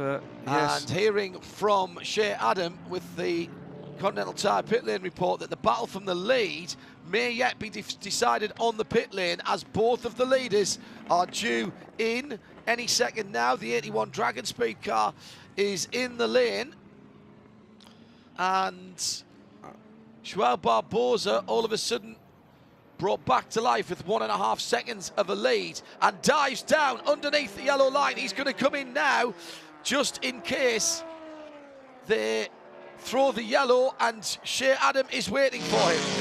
Fuel and tires, he will be getting both, so this will be an ideal pit stop for João Barbosa. Temperatures have come up ever so slightly, but it is still very difficult to put any sort of temperature into these tires. He will have to work for that. They are still full wet tires for both the 5 and the 10, which will be coming in very soon as well. No driver change for the 5, so João just getting what he likes. The fuel is still going on. Tire change has been complete. Car comes off of the jacks. Fuel still going in. João being very patient, not revving the engine, not doing anything. Now he signaled to go away, and he wastes no time whatsoever with a little bit of a slide, leaving his pit box. João Barbosa done with that pit stop. Thank you, Shea. Something about Ligier's and advertising hoardings, as Marshall Pruitt and a number of you on Twitter remembering back to 2016 and John Pugh at the Circuit of the Americas. But again, we see the Wayne Taylor car going an extra lap, and whether it was Max Angelelli's careful driving or what, I don't know. But well, I think there that Barbosa came into the pit lane anticipating a yellow for that advertising hoarding. And I think that's a smart move. If you're in the window within a couple of laps, you'll take that. He was virtually on his window anyway, so but I do take your point, John. Better to do that than have to do an emergency stop. I think at this stage, we'll wait and see, but at this stage, they will wait to see whether or not another yellow emerges as one of the prototypes dives for the pits. Which is that one? Is this the 10 now, which of course has gone through to the lead? bright white headlights coming in. It is indeed the 10. We've got the leader in GT Daytona in as well. That's full service and a film taken off the windscreen. Adam? Max Angelelli will be staying behind the wheel for another stint. The right side Continental tires already taken off, steaming for the right front. And the right sides are done. Going on? No. They are full wets. They are still staying with full wets. There is a bit more damage to the left front of this car than when I last saw it, including stickers that are actually being peeled off the bodywork. Tires are done. Car is down off the air jack. The Cadillac engine is waiting very patiently for every last drop of fuel. We know how critical that is here around Daytona International Speedway. Fuelers staring at the line, waiting to see the fuel coming back up. Now he pulled out. And Max, with a beautiful exit from the pit lane, doesn't even spin the tires. And only fuel being taken on by the number 2 ESM car, 4th place in class. Seems like an age when the car just sits there, but it's done. And that's it, back in the race. Very, very different noise from that Nissan twin turbo to the big 6.2 in the Dallara, the Cadillac DPI VR. Now, Angelelli is in and out. There is Joao Barbosa going through on an increasingly drying line. Can't be that long, Graham, before we get somebody wanting to go to slick tyres. Who will jump first? It could be a huge advantage here, but it's also a bit of a gamble. That's your next storyline, I think. Potentially. Right. In comes the number 57 car. That pitting from second in GT, and off goes Max Angelelli. And that is again cold tyres. And that, I think, was the 5 car going through to the left, to the right rather.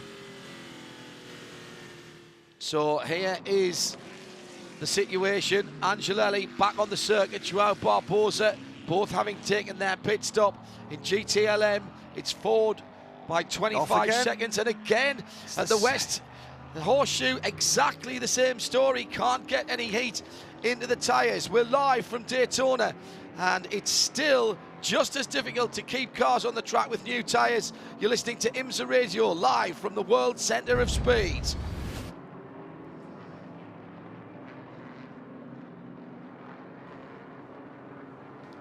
So difficult times with just under 5 hours to go, as Max Angelelli cannot keep the Cadillac number 10, the Wayne Taylor racing car, on the track.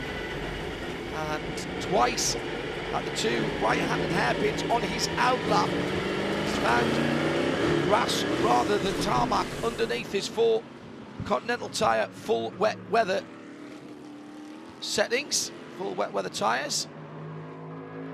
At the moment, he's still showing the number 1 on the side because that's where he crossed the line. But I thought Joao Barbosa had gone through there, Graham, if I'm honest. I think he did go through. I think as Max came back, he did. On and there from he is the international hairpin. There's Joao Barbosa, just finished that lap. Yeah. And Max has lost a fair bit of ground. A big chunk, actually.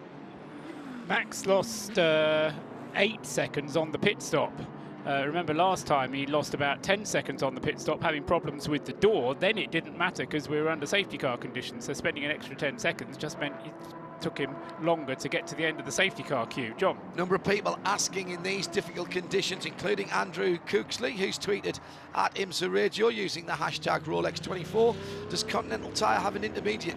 No one has an intermediate. It's a slick or a wet here, and you're only allowed 1 compound of each. Yeah, and his outlap, despite those 2 offs for Max Angelelli, it was a 2:32 for Max Angelelli against a 2:28 for Joao Barbosa. So another 4 seconds gone there on both of their outlaps.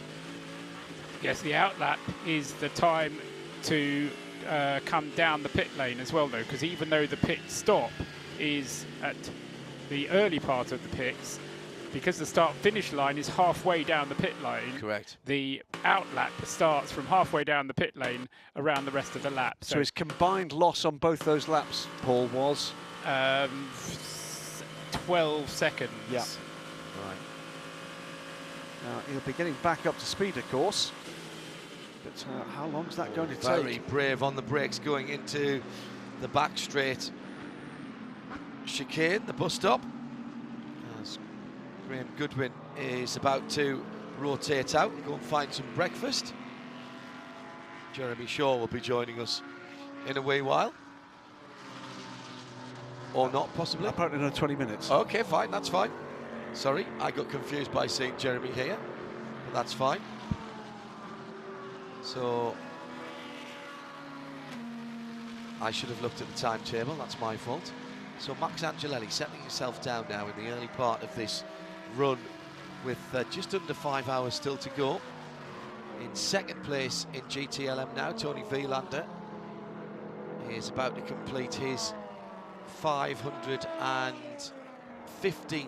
lap of the 3.5 miles of the combined oval and road circuit here at Daytona, as the 33 comes in from the lead of GTD and is with Shea Adam. It will be fuel only for this Mercedes, and the stop being overwatched by the man with his name over the door. Bill Riley got off the Pratt perch and is standing on the pit wall to make sure that everything goes according to plan. The man who is so thorough even noticed that one of the visors was not down on one of his crew members. He made sure to notice, because that would have been a penalty. Fuel still going in as they are checking the tires and the brakes, making sure that everything is good. Car just knocked into first gear, waiting for every last drop of fuel. Pulls out now, and away goes Adam Christodoulou. Nice pit stop.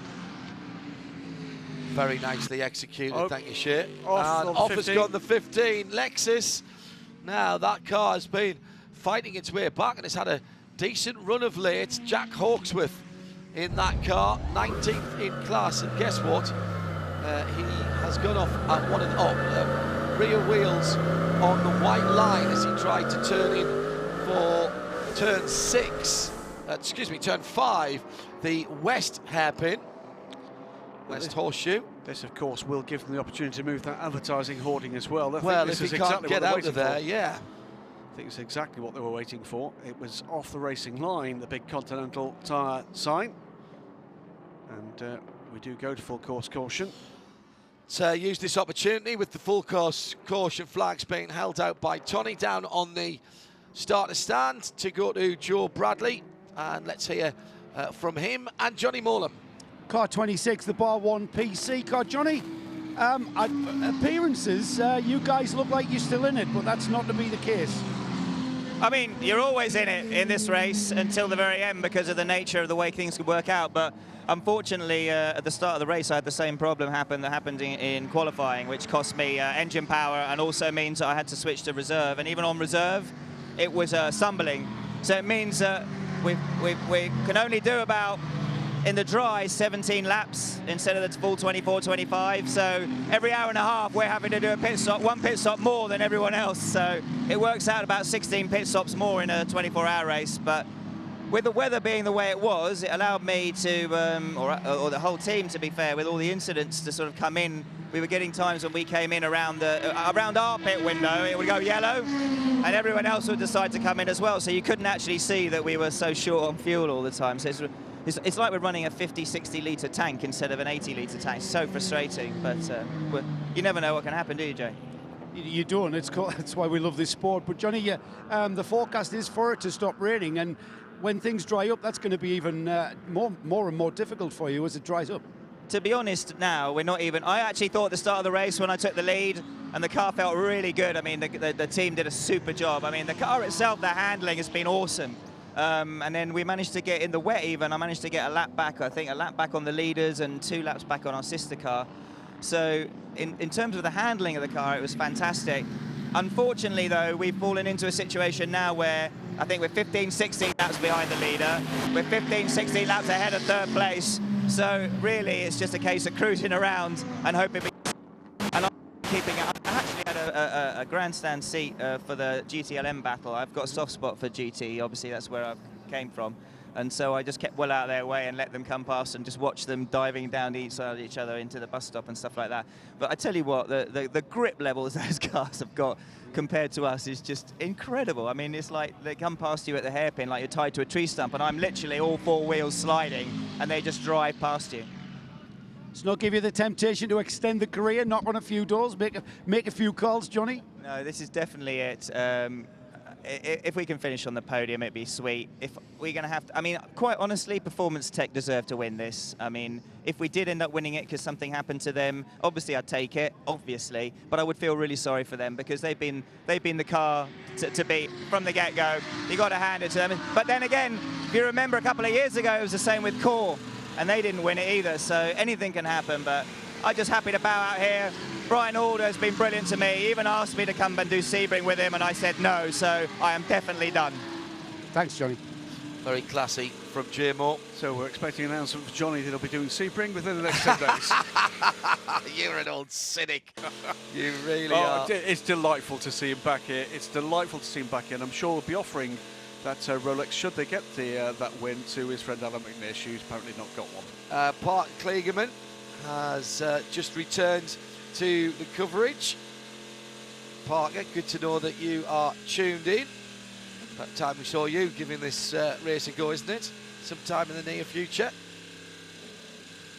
Of course, with that caution, John, what that's done is it's closed the lead battle right up again. That's put Renger van der Zande back into this.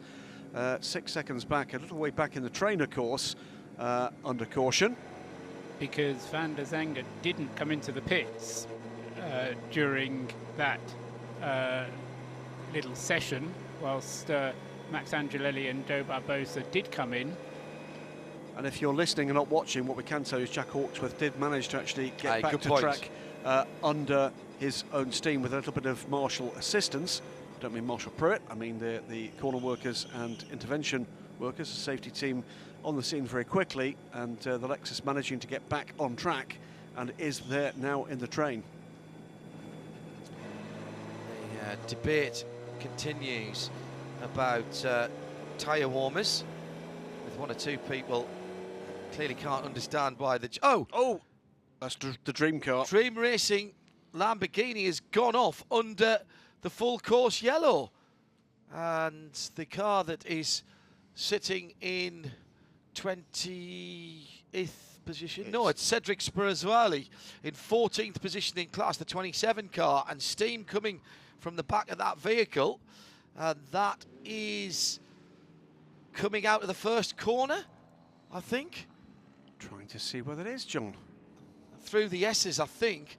Back of the car, steaming madly. And it looks like... Has he gone off? Has something gone pop? And he's pulled off. This was the car that caught fire, remember, at the first pit stop. And it's steaming. Yeah, it is just on the outside. Yes, I can see it now. Of the first corner. No, it's the final turn before the banking. Oh, 6. Turn 6. Well, maybe. Either or, could be either. Don't know which direction he arrived there from. Oh, yes, behind the tower, the pylon from us. So he's either spun backwards coming from 5 to 6, or he's driven off on the outside of turn 1. Take your pick. We need to request to the field, every year we've done this, somebody has gone off behind that pylon. Can they stop doing that? Because it's the one place we can't see. It's about the only place we can't see. I was about to make the point about tyre warmers. People can't understand why GT cars are unlapping themselves and then getting blown away. It's all about tyre temperature. And a few ideas about why can't we have tyre ovens. I've just suggested central tyre ovens for every few pits to keep the costs down. Just saying. I'm trying to be helpful. Yeah, can be supplied by Hindhoff Tyre Warming Ovens Inc. It's in your nature. It really is. Helpful sort. Hold that thought, Jeremy. It's just found to me. I think it has to be considered because this race is such a different animal to everything else that we do in IMSA. There needs to be some thought applied. But knowing IMSA as we do, that thought is already being applied, I would fancy. And I say that with no honest knowledge, but just knowing the people concerned, I bet there are conversations going on already. Well, certainly, about what we've seen more or less consistently problems with the International Horseshoe. It looks like Lytton Hill down there, actually. There is a rallycross track round there at the moment. Paul has spotted that the Spurzwali Lamborghini had done the infield section, so he has arrived backwards at the point where he stopped on the outside of turn 6. In comes the 9-0. Renger van der Zande is with Shea Adam, or at least he in the car is. Yeah, and he's not getting out of the car anytime soon. I guess he doesn't want to talk. It's too cold. It is too cold. It's probably nice and toasty in there. No new Continental tires for Renger, though. They're just putting in fuel, and they are filling it up to the brim with the Wayne Taylor stop. Actually, they had their fuel man on a leash, and they pulled on it as soon as it was time to stop putting the fuel in. Not for here. The 90 got a full tank of fuel and now heads back out. Was watching one of the crews running back through the fan zone towards the GTD garages. I'm guessing that's the Dream Racing team, expecting the car to be recovered. The car's gone. So, unless it's just moved. No, it's been put onto a flatbed, John. Has it? Ah, yes. Van der Zande, John, has been out for 2 hours and 10 minutes already and is going out another stint. So by the time he's finished that, he's not going to get within a distance of his 4-hour limit, but it is a pretty big stint for him. And of course, up the sleeve of the VisitFlorida.com team is Rene Rast. So they've got some pretty sharp knives in their toolbox there. Also, by the way, Alessandro Balzan's charge through the GT Daytona field has left him at the head of the timing and scoring monitor in the green class, which denotes GT Daytona. He got past Andy Lally a wee while ago. That wasn't for the lead, but the leader has since pitted, and therefore he is now leading that class. But presumably, Paul, the 63 Scuderia Ferrari, Corsa Ferrari, owes us a pit stop relatively soon. Yes, he does, in fact, within a lap or so. So we might expect to see him come down when the pits are open for the GT cars. Well, Shea Adam is keeping an eye. Joe Bradley is our second Continental Tire pit lane reporter. Quick review, Graham, of the IHG Rewards Club keys to the race. Patience. Oh, well, we saw that from Max Angelelli, didn't we, there? And I think it's paid off. Actually, you know. Well, all right. Yes, all joking aside. At times, you know, the odd little lunge, but put that down to putting the man ahead of him under pressure. But actually, that's exactly right. You know, it's not a place here where you want to lose half a minute by throwing the car off. Throughout the field, but particularly with the P cars, reliability. 100%. I mean, the Cadillacs look like they got it sewn up for a good half of the race before that started to bite. But just look, I think once you get the chance to review this race, John, you're going to see that the ones that manage to stay in front of the wall rather than behind the wall have been the ones that will feature in all the classes at the sharp end. Multiple pit stops we were expecting, and the P cars coming in after around about 23 laps as hoped for and designed to in terms of the fuel regs by IMSA. That's about 40 minutes. So teamwork in the pits has been key. And we haven't seen any major fumbles in the pits apart from that fire early on for the Dream Lamborghini. Absolutely right. You know, the pit work, we've seen some sparkling pit work in the most challenging circumstances since we've got some of the GTLM cars. In fact, all of the GTLM cars about to descend on Shea Adam. We'll pick them off at the moment. Let's quickly finish these off. Weather, of course, has been the big factor here and has taken more than 2 hours and 40 minutes out of the race in full course yellows purely for a damp, a very wet track. Focus and be there in the morning. We're in the morning and it is now just 4 hours and 38 minutes to go. Those are IHG Rewards Club keys to the race. Shea Adam has got the GT-LM leaders with her. Harry Tinknell has been installed behind the wheel of the number 69 Ford GT. No driver change for the other Ford GT that came in, the 66. There were tires put onto the 69. The 3 Corvette goes back out. Antonio Garcia behind the wheel of that car. The 69 has been cleared to lead. There it goes. Very close indeed as the 62 car came down off the jacks with the 2 Porsche 911s and is still side by side. He's not in the acceleration lane and he's got his nose ahead though and he's trying to hold on to it, but I think he's got there. He's been let in. I'm not sure that's going to be allowed. He should have dropped behind. The car coming out has to give way to the car in the acceleration lane. That's how the regs are written. So it's not just about getting down and away. I should say, by the way, the 62 car, Tony Vielander, was scored as the leader on that lap, Paul, because he went over the start-finish line in the pit lane on that pit stop rotation. So that is effectively a change of lead in GT LM at the start-finish line. It is, absolutely. It's the bizarre situation with the way that the start-finish line is halfway down the pit lane. Yeah, exactly. So I think that the 62 car is going to have to cede that position to Dirk Werner. And indeed does. Straight out. Well done, IMSA, for making that happen straight away. So no ifs, no buts, no maybes. You didn't get out into the fast lane and claim your position. You can't just elbow your way in. And coming through the international horseshoe, the 23 Frank Montecalvo in the Audi, the Alex Job racing car. And amongst all of that excitement crash, for, by the way, and back on. for GTLM, we also had the top 2 cars in GTD down pit lane in that little pit stop as well. That was the number 93 NSX, and that's still there. And is that a brake change? Something at the front end of the car, well, taking quite a long time to complete that. Now it's down and moving, Graham. Is Joe Bradley still at that end of the pit lane? Joseph, were you watching the Acura? Yes, I kind of was watching from afar, just over the rear of the 96 BMW, the Turner car. I didn't see a brake change at all. I'm going to head down there and find out. Also in GTD was, of course, the class leader. We talked about how that car had kind of leapfrogged into the lead because of the pit stop cycle. That's the 63 Scuderia Corsa Ferrari also pitting. So what I thought was a great slow motion race in GTLM on the exit of that pit on pit road was fantastic. Yeah, thank you, George. Back to Shea Adam with some observations.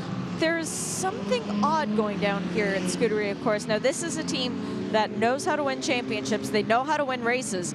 They took Alessandro out of the car during that pit stop, did not do tires, put a little bit of fuel in, but they put Christina Nielsen behind the wheel. Well, Matteo Cressoni is standing on the pit box with his helmet on. He is ready to go, and the crew has new Continental Tire wet weather tires ready to go on the car, and the pit board in hand, and the entire crew up on the wall. I think they're sending her out. Maybe she was that close to getting her drive time that she just needed enough of one lap behind the safety car, but that's something Paul can answer. Yeah, very good observation, Shea. We'll get Paul Truswell on that. As the 63 car, with defending champion Christina Nielsen getting in behind the wheel, but looking like she might be out quickly. What is the minimum drive time for the car to qualify? Depends what type of driver you are and in which class you are, but for Christina it's 4 hours, I think, and Jeremy will consent.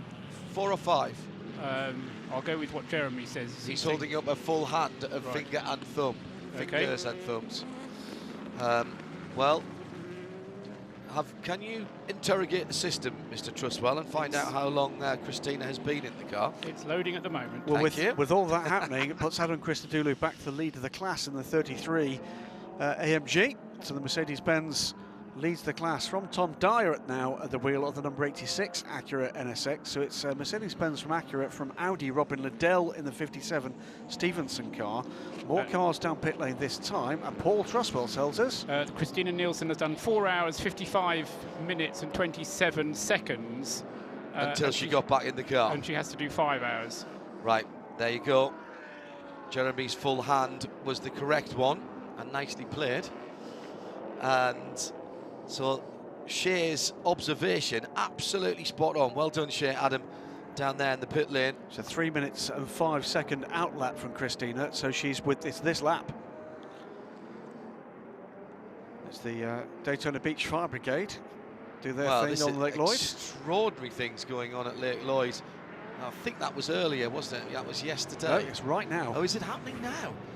With the sort of hoverboard jets from the water inside Lake Lloyd. Lake Lloyd, of course, created by digging out the muck that actually became the soil speedway. that became the banking. Yes. Joe Bradley has something from the pits for us. Yes, hopefully get a word with the man in charge, Michael Shank. Michael, we saw the 93 car take a little bit longer than we expected there. What was going on? Well, we have a kind of a stack up of problems on that car right now. It's just all from contact a few hours ago. We needed to do something to get our aerodynamics better, and we took the time now to do it, and we went to slicks. What the heck? The 86 is running great up toward the front. We're going to try to get the 93 back up there. Sorry, did you say you went to slicks? We did. Wow, and unheated slicks on the car at the moment? We're just trying something. We're just mixing it up here a little bit. If we're wrong, we'll fix it, correct it, and go on. Love it. Michael Shank there, first to roll the dice. How courageous is that? Local team, they know the conditions. Battle at the front of the field. And Max Angelelli gets a great restart. Goes around the outside of Joao Barbosa. Through one, into two, and into the International Horseshoe. Can he hold on to the front of the number 10 Cadillac? He can. And finally, after all that patience, Max strikes on the restart with 4.5 hours to go in about 2 minutes' time. Angelelli leads from Joao Barbosa in second. Renger van der Zande in third position in the number 90 car. He's mired in traffic at the moment. Fantastic piece of opportunist driving. Now in the GT LM categories, Porsches and Garcia in the number 3 Corvette, all having a go across the start-finish line. The Starworks PC car, very slow to restart. It's the 912 of Kevin Estre trying to have a look around the outside of Joey Hand on that restart. Antonio Garcia, along with his teammate who's laps down, Marcel Fesler. Fesler playing a supporting role there to his teammate, but trying to push him along in the draft to get up alongside Estre in the Porsche. Almost made it happen. 1, 2, 3, 4 wide into the first corner on the restart, and bang down the inside. The Ferrari in 5th position was Tony Vilander, nipping up into 4th. Amazing piece of driving from Vilander on the restart, somehow finding his way through traffic, but he's gone off. Vilander has gone off on the entrance to the bust-off chicane, and he was very off, well off into the left-hand side of the circuit, and came at it at a very odd angle. Didn't take the first part of that chicane at all, and that was his attempt to dive down the inside of Antonio Garcia. There's a touch, and there's dirt and rubbish and tyre debris and grass, and how did he not slide into everybody around him? And Garcia's gone back past him. I think he's given that place back. Yeah, I think he took advantage. He was actually briefly up to second in the class there. He was second in class and entirely out of control. Absolutely. while all that was happening, as both Shea and Paul had actually got to that supposition that indeed the Scuderia Corsa car did pit. Matteo Cressoni now at the wheel of the number 63 car. Christina Nielsen has done those driving hours required of her within the regulations. Correct. So any time now, if they want to, she can get out of the car. And they're now at 6th position in GTD, and the attack starts here again. And in fact, Matteo Cressoni's already taken that car over and back out again. Shea, Adam, a new set of tyres you said was ready for that car as well? Yeah, they put the tires on, they gave it that little bit of extra fuel, and Christina crawled out, Matteo crawled in.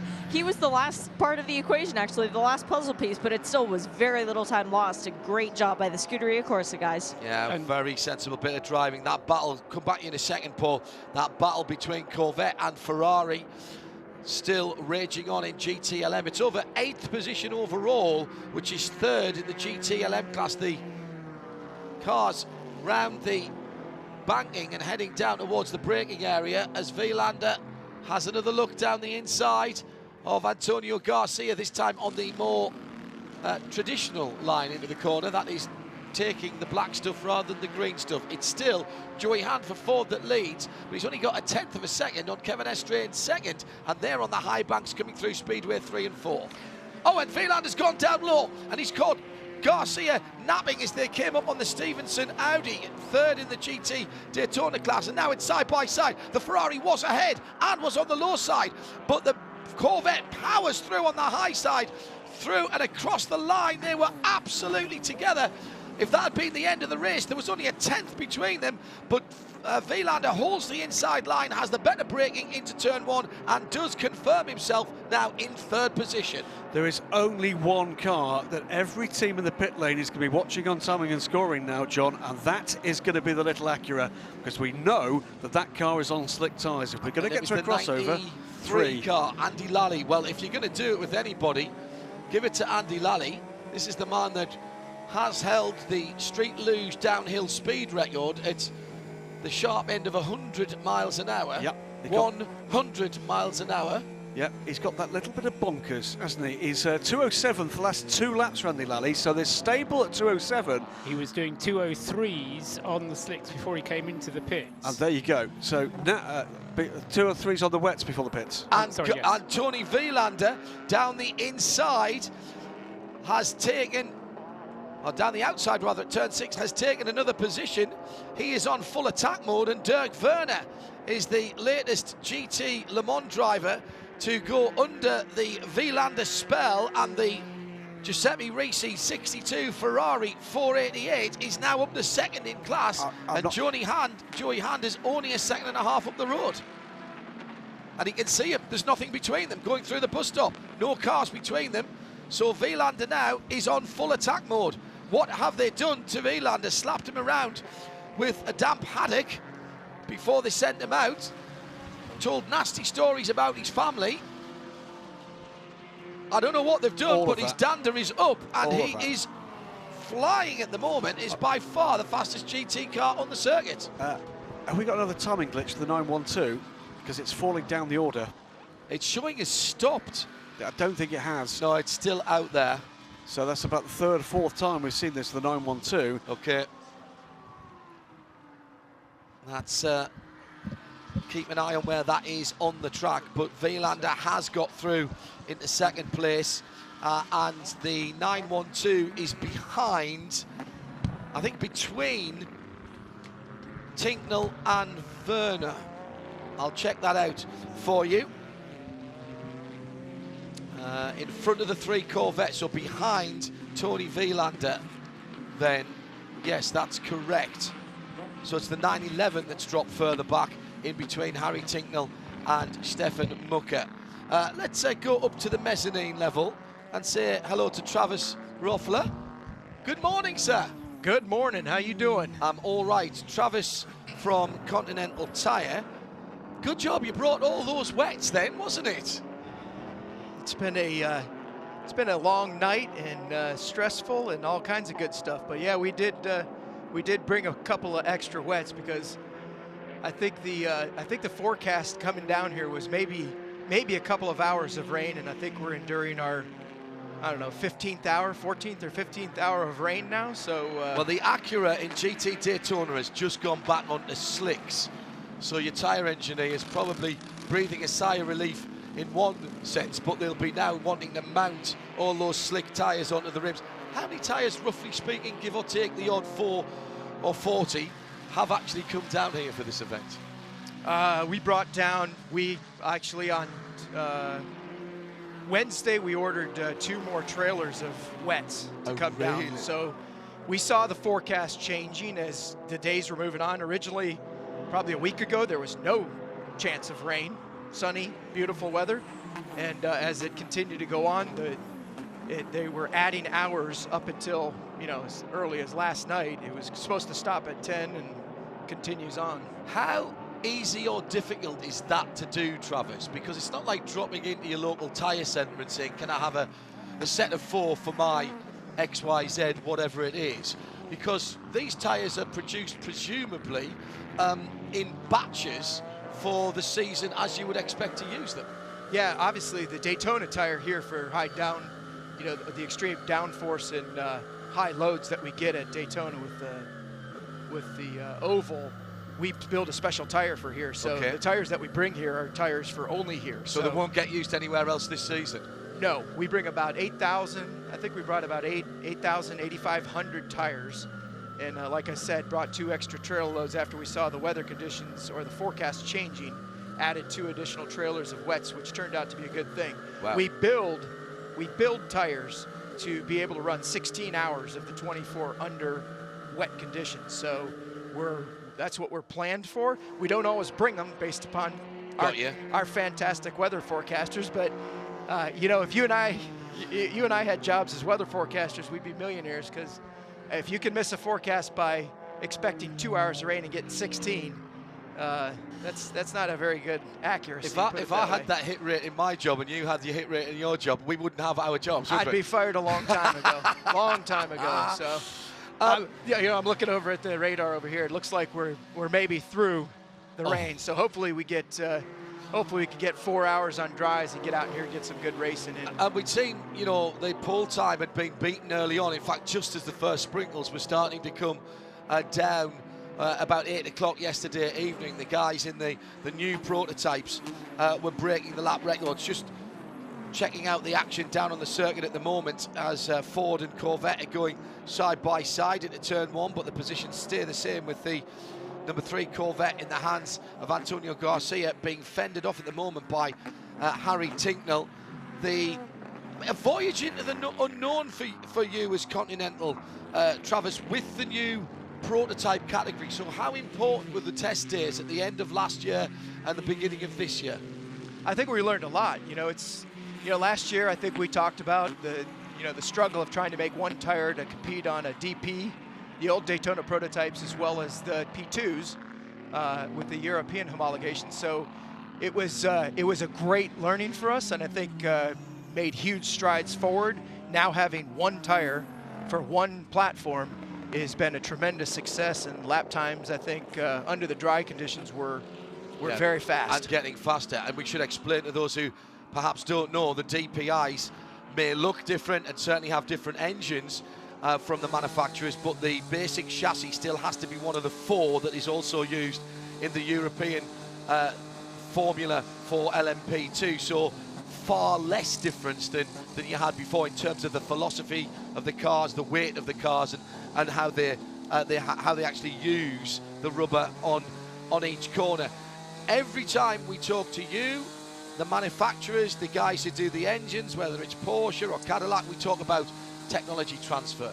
Now you guys have taken technology transfer to a whole new level with the new Extreme Contact Sport Continental Sports Tyre. Tell me about this concept that I presume it was you that came up with this. Yeah, we're always looking for ways to really turn up the wick, if you will, on technology and our development and what we're doing. So I think, we started the development of the new Extreme Contact Sport about 3 years ago. So 2 years ago, we decided that it would be really cool to bring. We've been in IMSA now. This is the beginning of our 8th season here. So we've been involved in lots of tire development. We call it #Track2Street.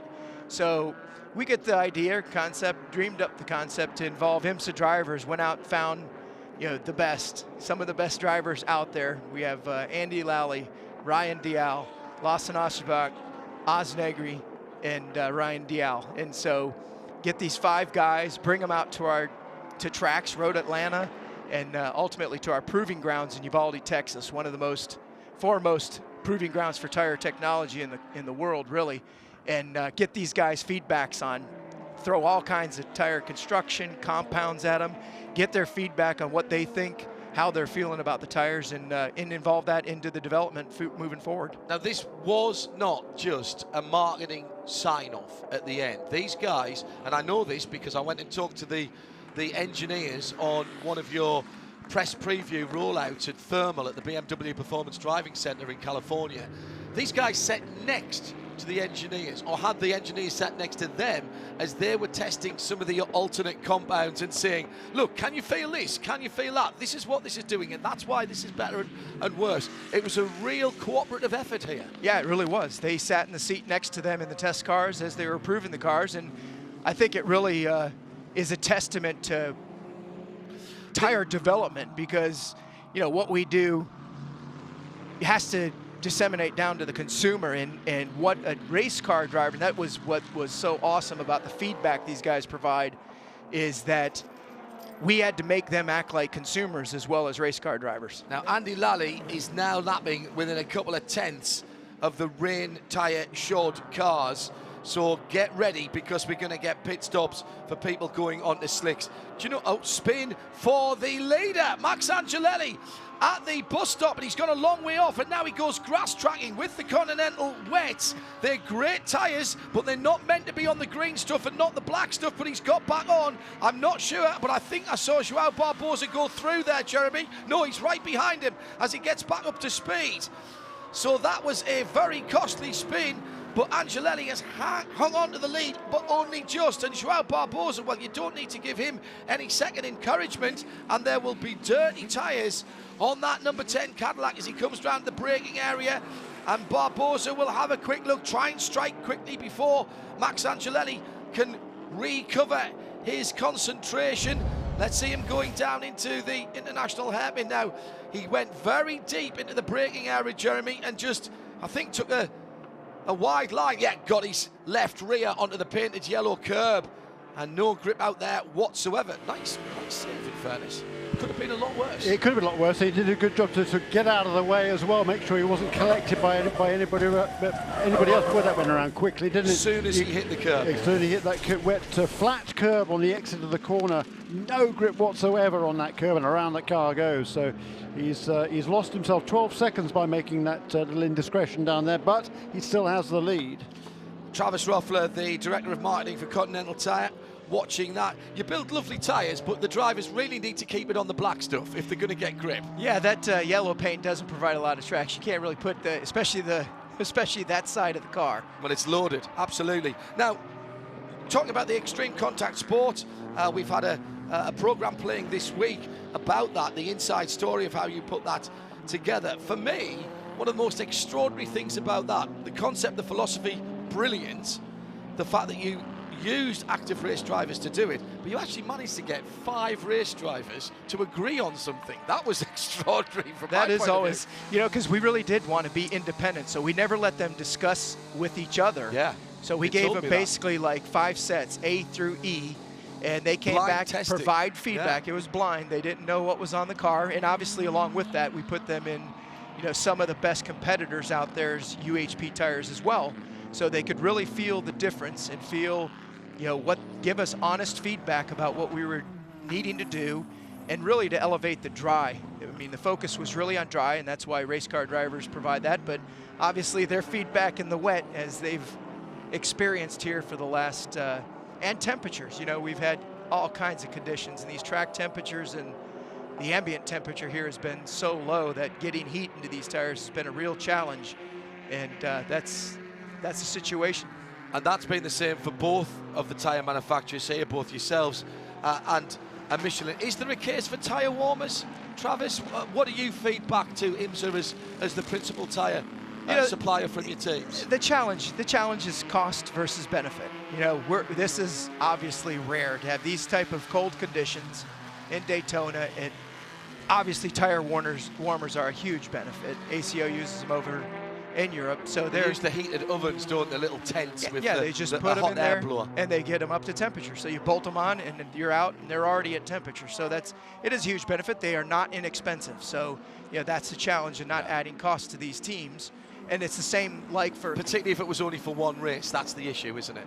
It really is only this one race. Jeremy? This is certainly the biggest race, you know, the most important race for that sort of thing, where you're going to need them on a regular basis. Funnily enough, I was just had breakfast over there a little while ago with Neil Jarni, the reigning world champion, world endurance champion with Porsche, driving here with Rebellion team, of course, and he was lamenting the fact that there are no tyre warmers. As far as he's concerned, the cost doesn't come into it. It's a safety issue. He said it's really, really, really difficult. tricky. I said, hey, Neil, actually I didn't say this, but I was thinking, you're a world champion, for goodness sake. Just get on with it. Just get on with it. Are you a real man or not? But, you know, I mean, all joking aside, there's a balancing act to be done here. And as we've seen... We're not advocating one way or the other here. The conversation has just been started. Indeed. And I do think that IMSA will be discussing this, I really do. Well, you know, I mean, it's unusual conditions here. Not only is it wet, but it's also very cold too, relatively speaking, and that is the problem. We saw a couple of times. We saw Max Angelelli when he went out on this stint. We saw it with, I think it was Ricky Taylor with that same car a little while ago. He comes out of the pits and it took him 4 laps to get any temperature in the tyres. During those 4 laps, he was losing on average 8 seconds a lap to the other guys. Well, yeah, but it's the same for everybody. And you've just, you know, if you're the guy who's controlling that loud pedal, the accelerator, if you want to stomp on it too hard and make a mistake, hey, you know, these are professional drivers, and in my view, accelerator can be up as well as down. Yes, it can, and you know, it's up to you to weigh the cost of the benefits. I think that's exactly what the term you used a little while ago, John. Yeah. So, you know, it's a difficult one. I think there needs to be perhaps a conversation. I'm sure there will be a conversation about it, and whichever way it goes, it'll be done for the benefit of everybody. I mean, this is just another day in the life of a tyre manufacturer, and how difficult it is, Travis, to get a stressful day. A stressful day. Into the pit lane for the number 66 GT Le Mans car, Joey Hand comes in. This looks like full service. Is Joey getting out, Shane? He is not, but he is getting slick tires. So the time has begun. I see quite a few prototype teams as well, John, with slick Continentals up on the wall. So PC cars will be staying on the wets. Everybody else is looking like it's dry, go fast time. Well, this is all Andy Lally's fault, who bolted a set of Continental slicks onto the Acura. First of all, it was the Michael Shank Racing team who rolled the dice, and Andy Lally, the perfect choice of driver to do that. One of the guys who developed the extreme contact sport, so he's probably got as much, if not more, experience than anybody else out there. Travis, quick final word from you. When can consumers get their hands on extreme contact sport, which is race driver developed from the IMSA guys? Yeah, we'll be the extreme contact sport will be launching out to the dealers in around mid-February, so readily accessible in most sizes by March 1st for sure. And this is a fit, an aftermarket fit for any high-performance car? Ultra high-performance cars, myriad of sizes. I think we have 77 sizes. Oh my goodness. Lots of staggers for your ultra high-performance car, all the way down to a Honda Civic if you'd like to eke out every level of performance, every bit of performance you can out of any car you drive. Now, suitable for racing? Well, that's street tire. Street tire, but if you wanted to take it out on a track, it would perform. It would perform well. Jeremy, I've driven it on a track. Hey, I've had full track tires. Certainly not on this track, Jeremy. No, he's thinking about his chump car outing. He's there you go. Already needs a fitment for an NA Miata to give him a little upgrade. One of the things that I know you like to do is challenge everybody, us included, Travis, and thank you for taking us out there to experience the extreme contact sport. Your engineers must hate you because you keep asking them to do the impossible. You wanted a tyre that had better performance in the wet in terms of grip, but you didn't want to give up any longevity. You didn't want it to be noisy either. That actually is virtually, in the tyre world, asking the impossible. It's much of a paradigm shift, but we like to push our engineers harder than most. So we ask a lot. We didn't want to give up wet at all with this tire, both in wet braking and wet handling, and deliver us that ultimate dry grip. And that's where the racers really came in and really gave us a next step in dry grip for Continental in the extreme contact sport. Thank you for that opportunity. The program's been playing all this week. It'll play at the end of this race as well. And will you give my best to Dr. Stewart, all the guys that I met at Thermal, and say thanks very much, and I hope to see them again soon. You guys are the best. Thanks for everything you guys do. Thanks, you guys Travis. are awesome. Thank you. Travis Ruffler joining us up on our mezzanine level here in the broadcast centre. Whilst the battles continue on the track, the tyre choice for the teams and their tyre engineers, of course, part of the team, all now thinking, oh, it's going to have to be slicks, isn't it? That Lally has gone and done it, and now Ford have gone and done it as well. We'll have to keep an eye on that as well. 57 Audi, the Stevenson car's gone on to slicks as well. Yeah, and heads back out. That pitted out of second place in GTD just a lap See or the so writing ago. on the wall, and I here, think we just saw a change for the lead in GTLM. The number 62 car just been passed by the 69, Harry Ticknell aboard the Ford. and the Ferrari of Tony Villander onto pit lane. And surely a set of slicks for that. I think Paul Truswell, if he is back upstairs, he's not at the moment. I think that's the first time the 69 has led GTLM. I do too. In terms of the Ford, and it's shiny, it's slick, and it's going on to the 62 car. Will it go down into the pit lane for that report? And off comes the wet weather tyres. And Joe Bradley? Yeah, very quick stop.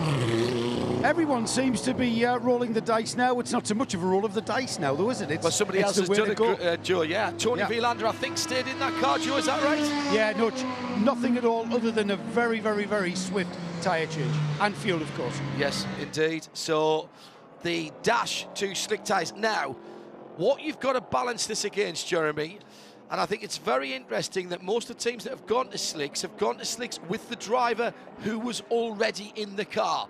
So the slicks may be cold and new, but the drivers are hot and up to speed. And Tony Villander has a car that is evilly handling underneath him as he goes into the International Horseshoe. Underneath him, the Audi number 23 of the Alex Job Racing Team. And that is Frankie Monticalvo driving that car at the moment. And Tony Villander, this is where our IHG Rewards Club keys to the race patience comes in. It is, because it's 47 degrees Fahrenheit, whatever that is in centigrade. Cold. Yeah, exactly. And so it's going to be really, you know, the track is, there's no temperature in the track at all, really difficult to build temperature. There's a Ford off the road there, coming into the pit lane. And Shea Adam has just seen the 63 car back in again. Shea, that was out of sequence because we only put the new driver into that a half a dozen off 6 laps ago. And they've just gone ahead and put Sam Bird in, but they have put that car onto slicks as well. The 10 car and the 5, both of the leading prototypes have come into the pits. They are both going on to slicks, and they are both getting driver changes as well. Christian Fittipaldi will be getting behind the wheel of the 5, and Jordan Taylor has already installed himself into the number 10.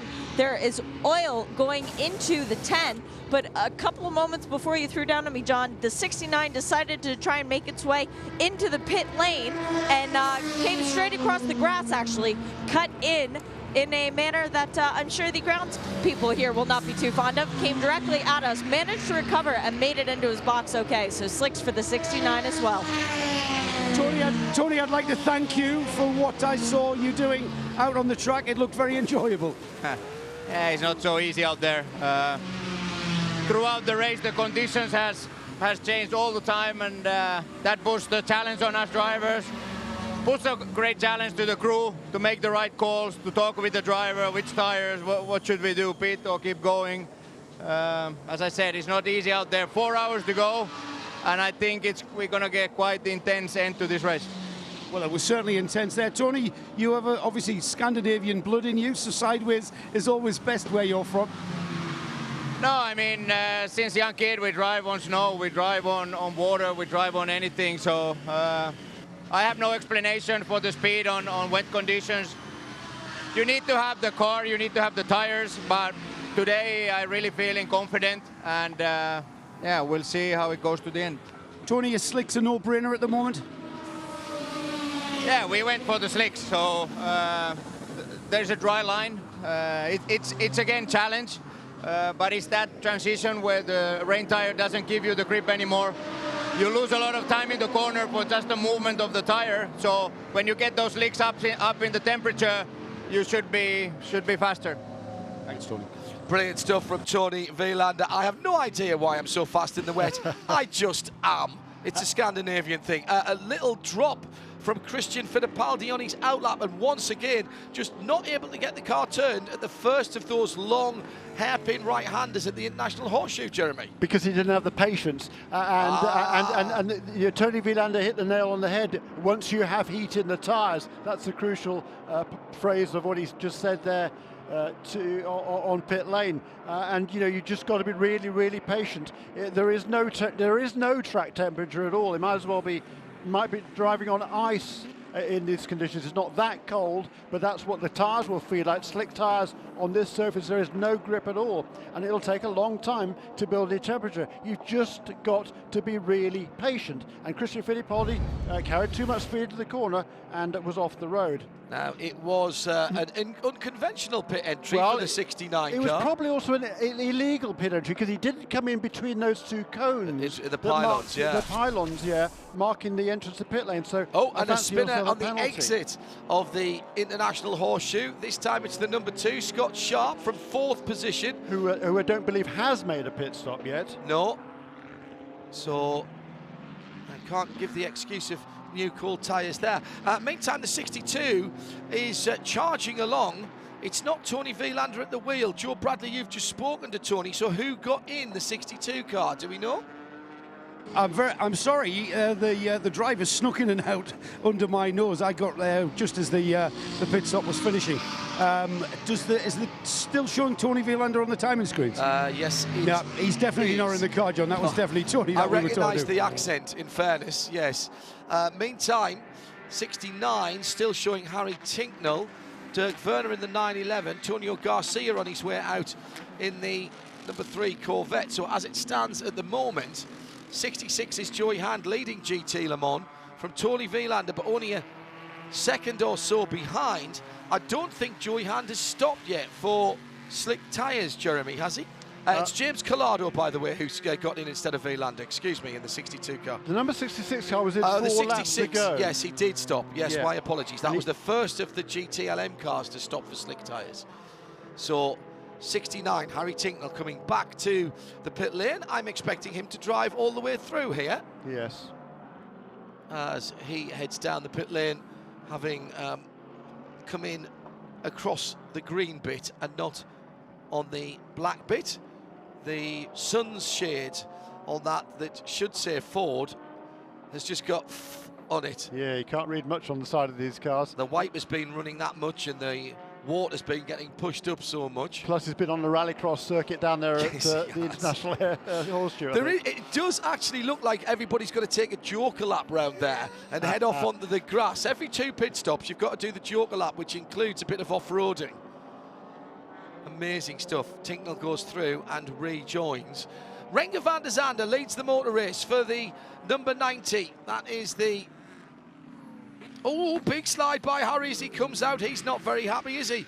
The Renger van der Zande 90 car is the Multimatic Riley that leads. Jordan Taylor in 2nd position. Rebellion car off the road at the International Horseshoe as well. It's car number 13. He's just come out of the pits, having changed onto slick tyres. Neil Janney behind the wheel of that. It was Neil I was talking to at breakfast, saying it's really, really treacherous out there, or it will be. His words are ringing. Your words are ringing in his ears now, Jeremy. I tell you what, though, when I got up here, and 5 minutes later, he was in the car. And I was just having breakfast with him. He must have had no time to prepare to get in, because when I was chatting to him, it was about 9:30, and he was expected to get in the car somewhere around about 10 in the morning, is what he told me. He got in at 9:33, Jeremy. Well, I tell you what, he must have sprinted, because and then had no chance to get ready at all. Let's go down to Nick Damon for this Continental Tire pit lane report as the leader is in the pits. Nick Damon, good morning. Good morning, everybody. And Renger van der Zande hops out, and one of his teammates gets in. Nick, we've got the Mazda on fire coming down the pit lane. Yes. The back of the Mazda is alight. It's ablaze. It's pulling into its position. The man is there with the left-hand bank. Looks like an oil fire, and they are quickly working into a smoke screen, which the Visit Florida car will have to run through. Obviously getting slicks on this Visit Florida machine. The Multimatic car goes out. I think it's Rennie Rast getting into. I believe I recognise the helmet as it gets away with an absolute standard. It drives through the fog of the yellowing combination of oil, smoke and extinguisher. I think everyone's absolutely fine. There's been a tremendous smell. Shall I just grab a quick word with Renger? So with Renger van der Zande, he's got off in his hat. Hang on a second. Renger van der Zande. That must have been a very, very tricky session with the changing conditions. Yeah, it is. I mean, it's getting dry very quickly now. I mean, it takes a long time here to get dry, but now it's dry. Time to go to slicks. But no, there's a PC. No, it's very tricky, but on the other hand, you know, biggest problem is the TC and the traction. Trying to old school driving this one. And back with Renger. So you've managed to get yourself out in the lead. I mean, but do you think you have the pace and the drive against the Cadillacs? I mean, it's like running against LMP1 cars here. So for me, it's ridiculous. I think we're like 10, 15 Ks too slow on the straight, and it's all out of the corners that we lose it. So I don't want to moan around too much, but this time I think I have to. It's I don't think we have the outright pace now. In the wet it was okay. We could brake really late. I think the car was performing very well there, but now here we have too much front downforce. We can't take it off, and that's why we have a lot of oversteer. But I think at the end, you know, it's a great result. If we thought we were going to do 1 hour in the race, you know, we were seeing this as one of a test. So only happy faces here in this garage. If you know, there's 4 hours to go. If we'll make it till the end, it's a victory on its own. Renger, thanks very much. Cheers. Schwab Robosa, you just got out of the Cadillac DPI. You were having a great battle with another Cadillac DPI. Was it fun from your perspective? Yeah, I mean, it's very, I mean, not really fun. The track conditions are really hard, very slippery. It's not really dry, it's not really wet, so it's kind of a mix between tires. And, you know, it was a tough night for us, but, you know, we just kept with our plan and just kept the car out of trouble. And that was the main issue. We didn't put a wheel wrong yet, so it's really good to know that we'll probably have a good shot to the end of the race if everything goes as it's going right now. I know that for you, it's always good luck that your daughter paints your shoes. Did she do a new design for this year?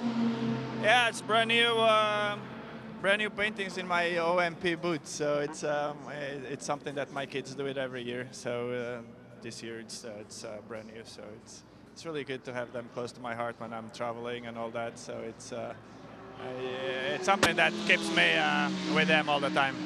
Good luck. Thank you.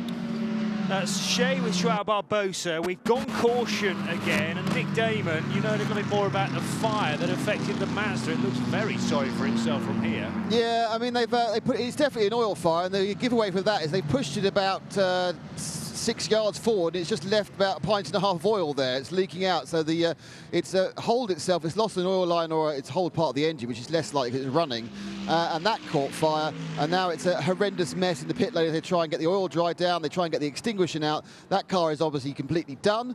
An unfortunate stop for a race. Wasn't actually going that badly, the 55 in overall position, but I'm afraid Mazda won't be getting that one home.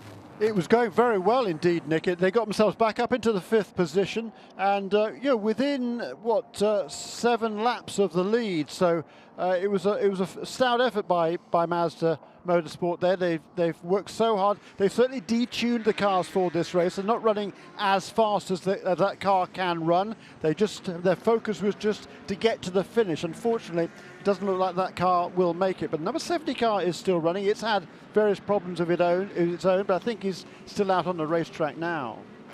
A couple of other notes there. We heard about Renger van der Zande there bemoaning the fact that his Gibson car isn't as quick as the Cadillacs, and you know, I've spoken to some of the IMSA officials over breakfast, and there's a level of disappointment there that they know they haven't got the balance of performance right as they thought they had.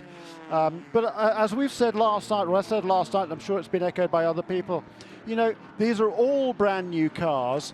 To expect them all to be as closely matched as you want really isn't. It's not realistic, I don't think. They've done a pretty darn good job. The Cadillac certainly managed to pull a bit of wool over someone's eyes or whatever, and they've got more speed than was anticipated, certainly by the officials. But then look at GTD, and we've got 9 manufacturers there. 3 of them are new to the IMSA WeatherTech SportsCar Championship. We've had 15 different leaders. We've had 7 different manufacturers have led the race in GTD. The other two, Aston Martin, Lamborghini, were at one stage or another in the race running a very close second.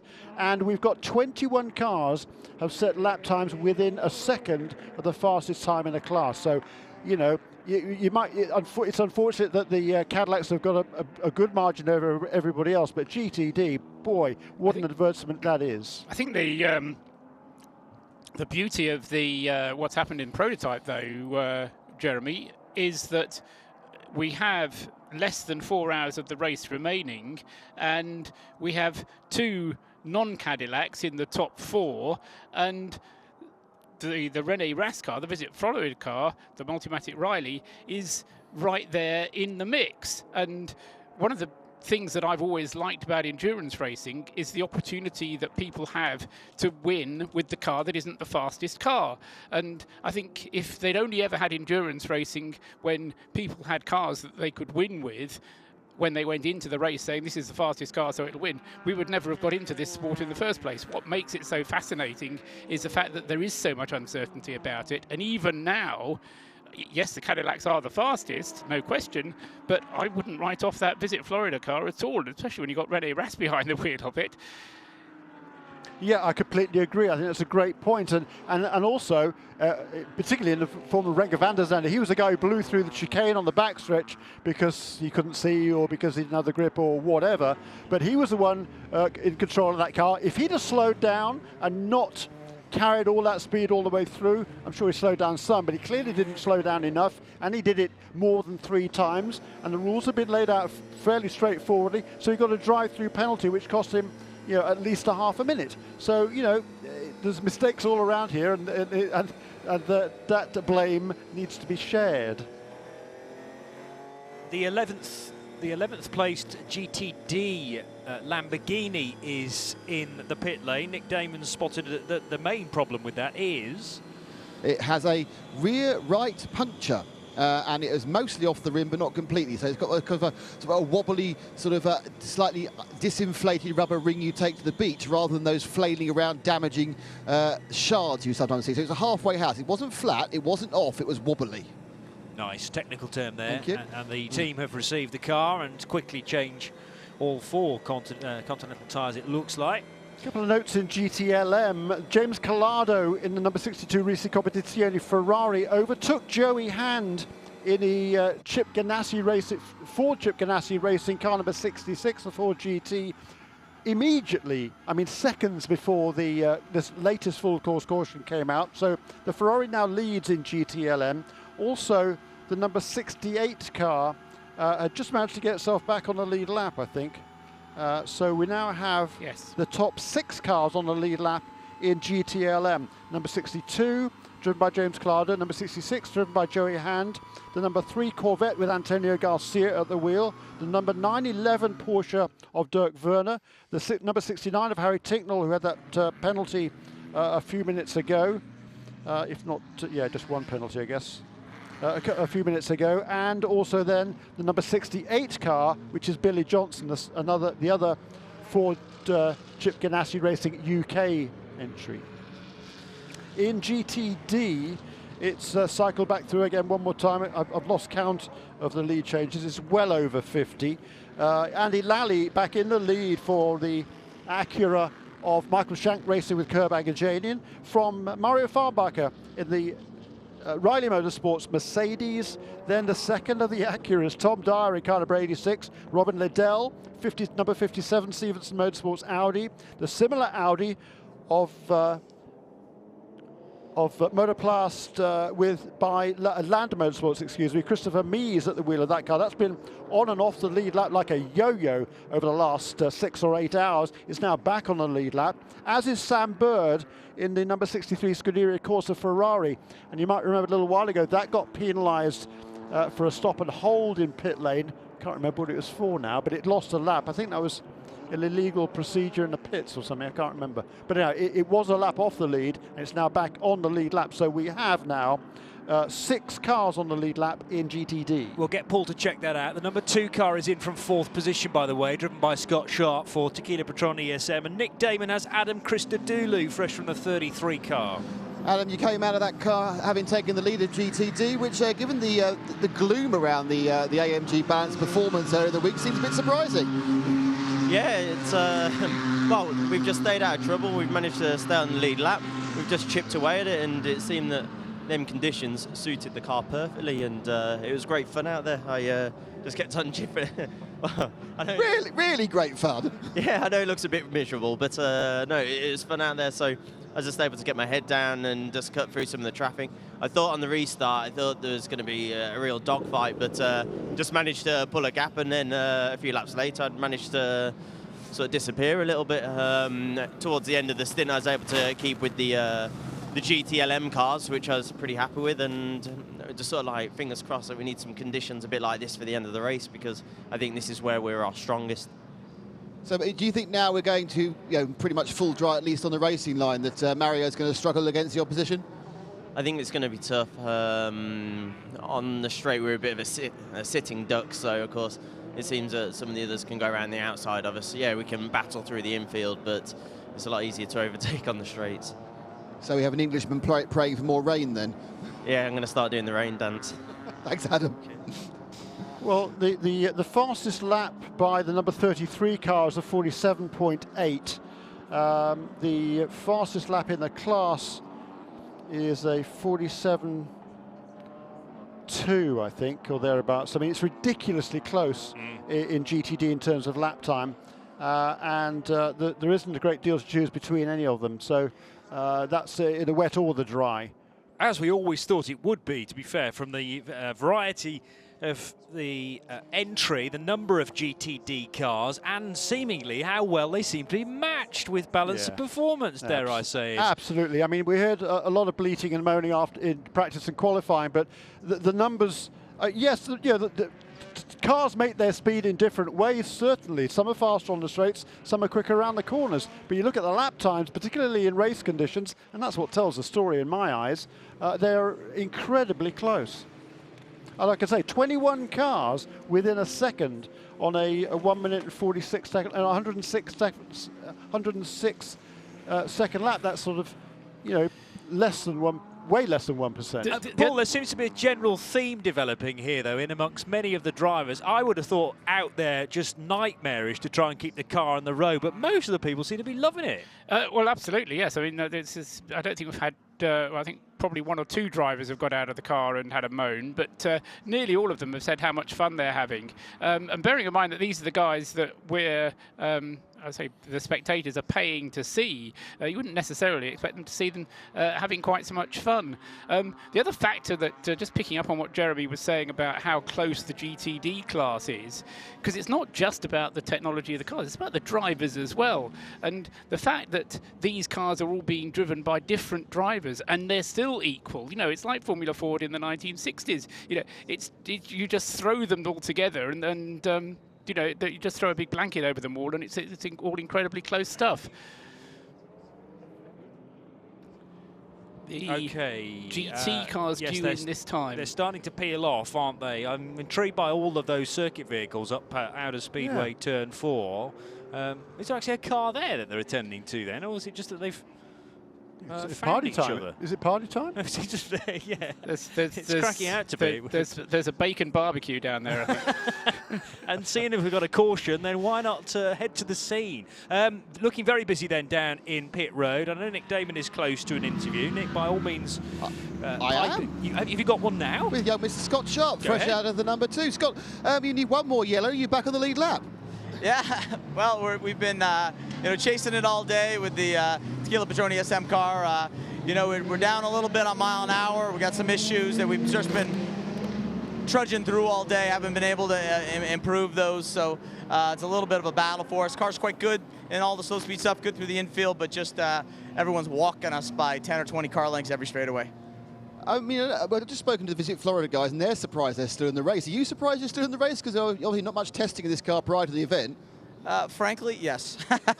I mean, it's so new. A lot of these teams have been testing since the beginning of October, and we got our first car on track on the 22nd of December.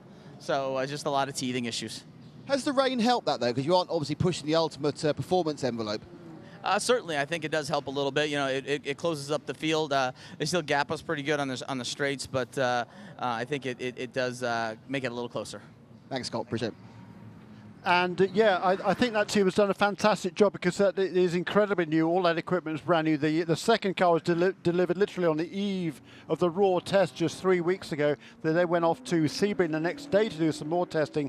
But I think I've been told by more than one person that the Nissans and the Mazdas deliberately turned down the wick, if you like. They're not running as fast as they could do.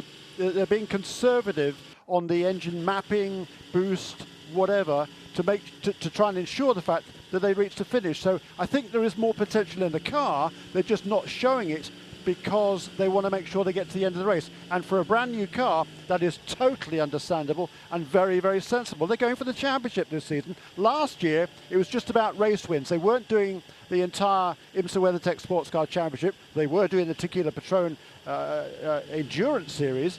But you know, they were just going for the wins. That was all it was about. Now, though, it's a different story. They're going for a championship, and they want to score points in every single race. And you're going to learn a lot more by getting a car to the finish than you are by getting a car that goes very fast for the first 2 stints and then blows up because you haven't turned it down. So, you know, if you're going on endurance races, it's stating the obvious, really, but yeah. You know, you've got to get to the finish. But the important thing is that by getting to the finish, you then have a whole notebook full of information about what you're going to do to the car between now and the next race.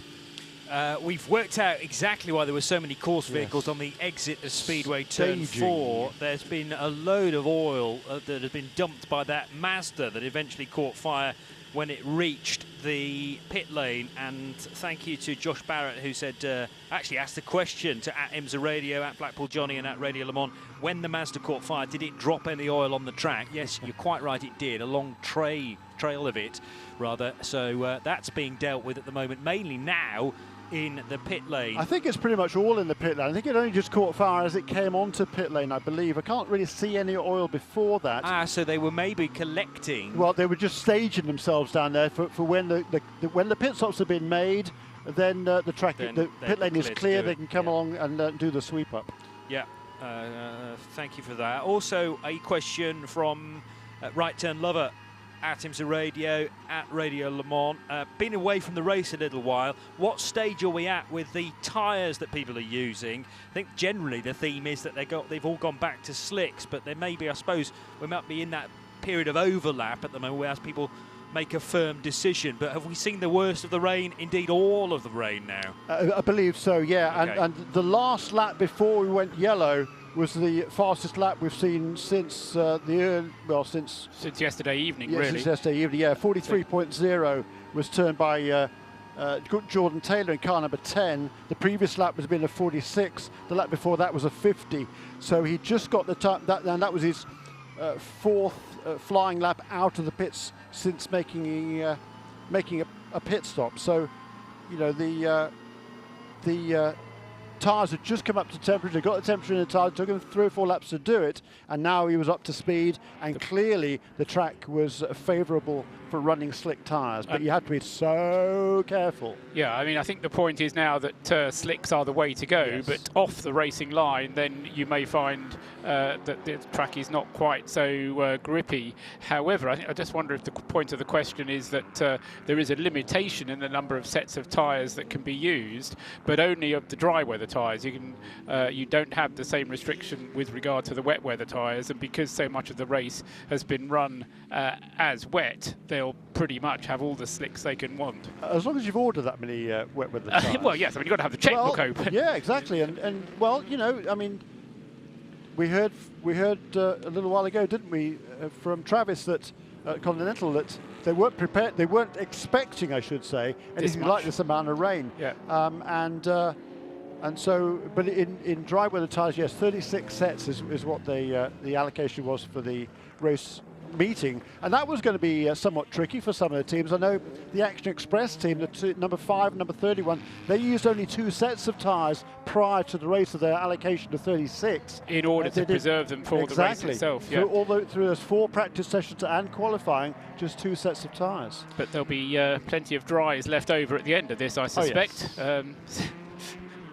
IMSA Radio bringing you live and unrivaled coverage, and we are the only broadcasting team that are doing the whole of the race from start to finish uninterrupted. Hope you're enjoying our coverage wherever you are in the world, wherever you are perhaps in the Daytona International Speedway Stadium. Hope you're enjoying our coverage this year of a new era for the WeatherTech SportsCar Championship, the first race for the Daytona Prototype International, the DPI, and also a lot of the new global P2s debuting here as well, including the Oreca 07, the Tequila Patrón ESM car, as well as the Mazda.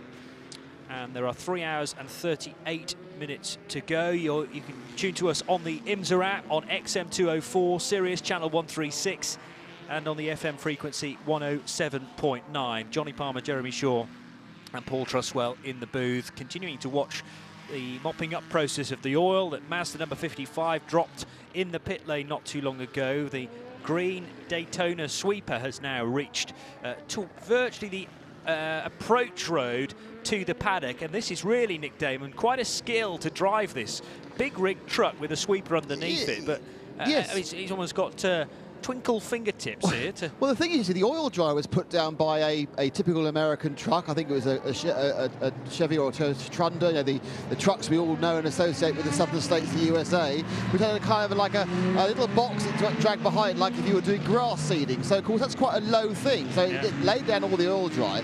Now, the big sweeper thing, the mean green machine, the official sweeper of NASCAR, that's a big, chunky road sweeper. You're thinking, well, Nick, there's no real problem. You'll just follow the line in the Toyota Tundra. No, because all the gantries are there.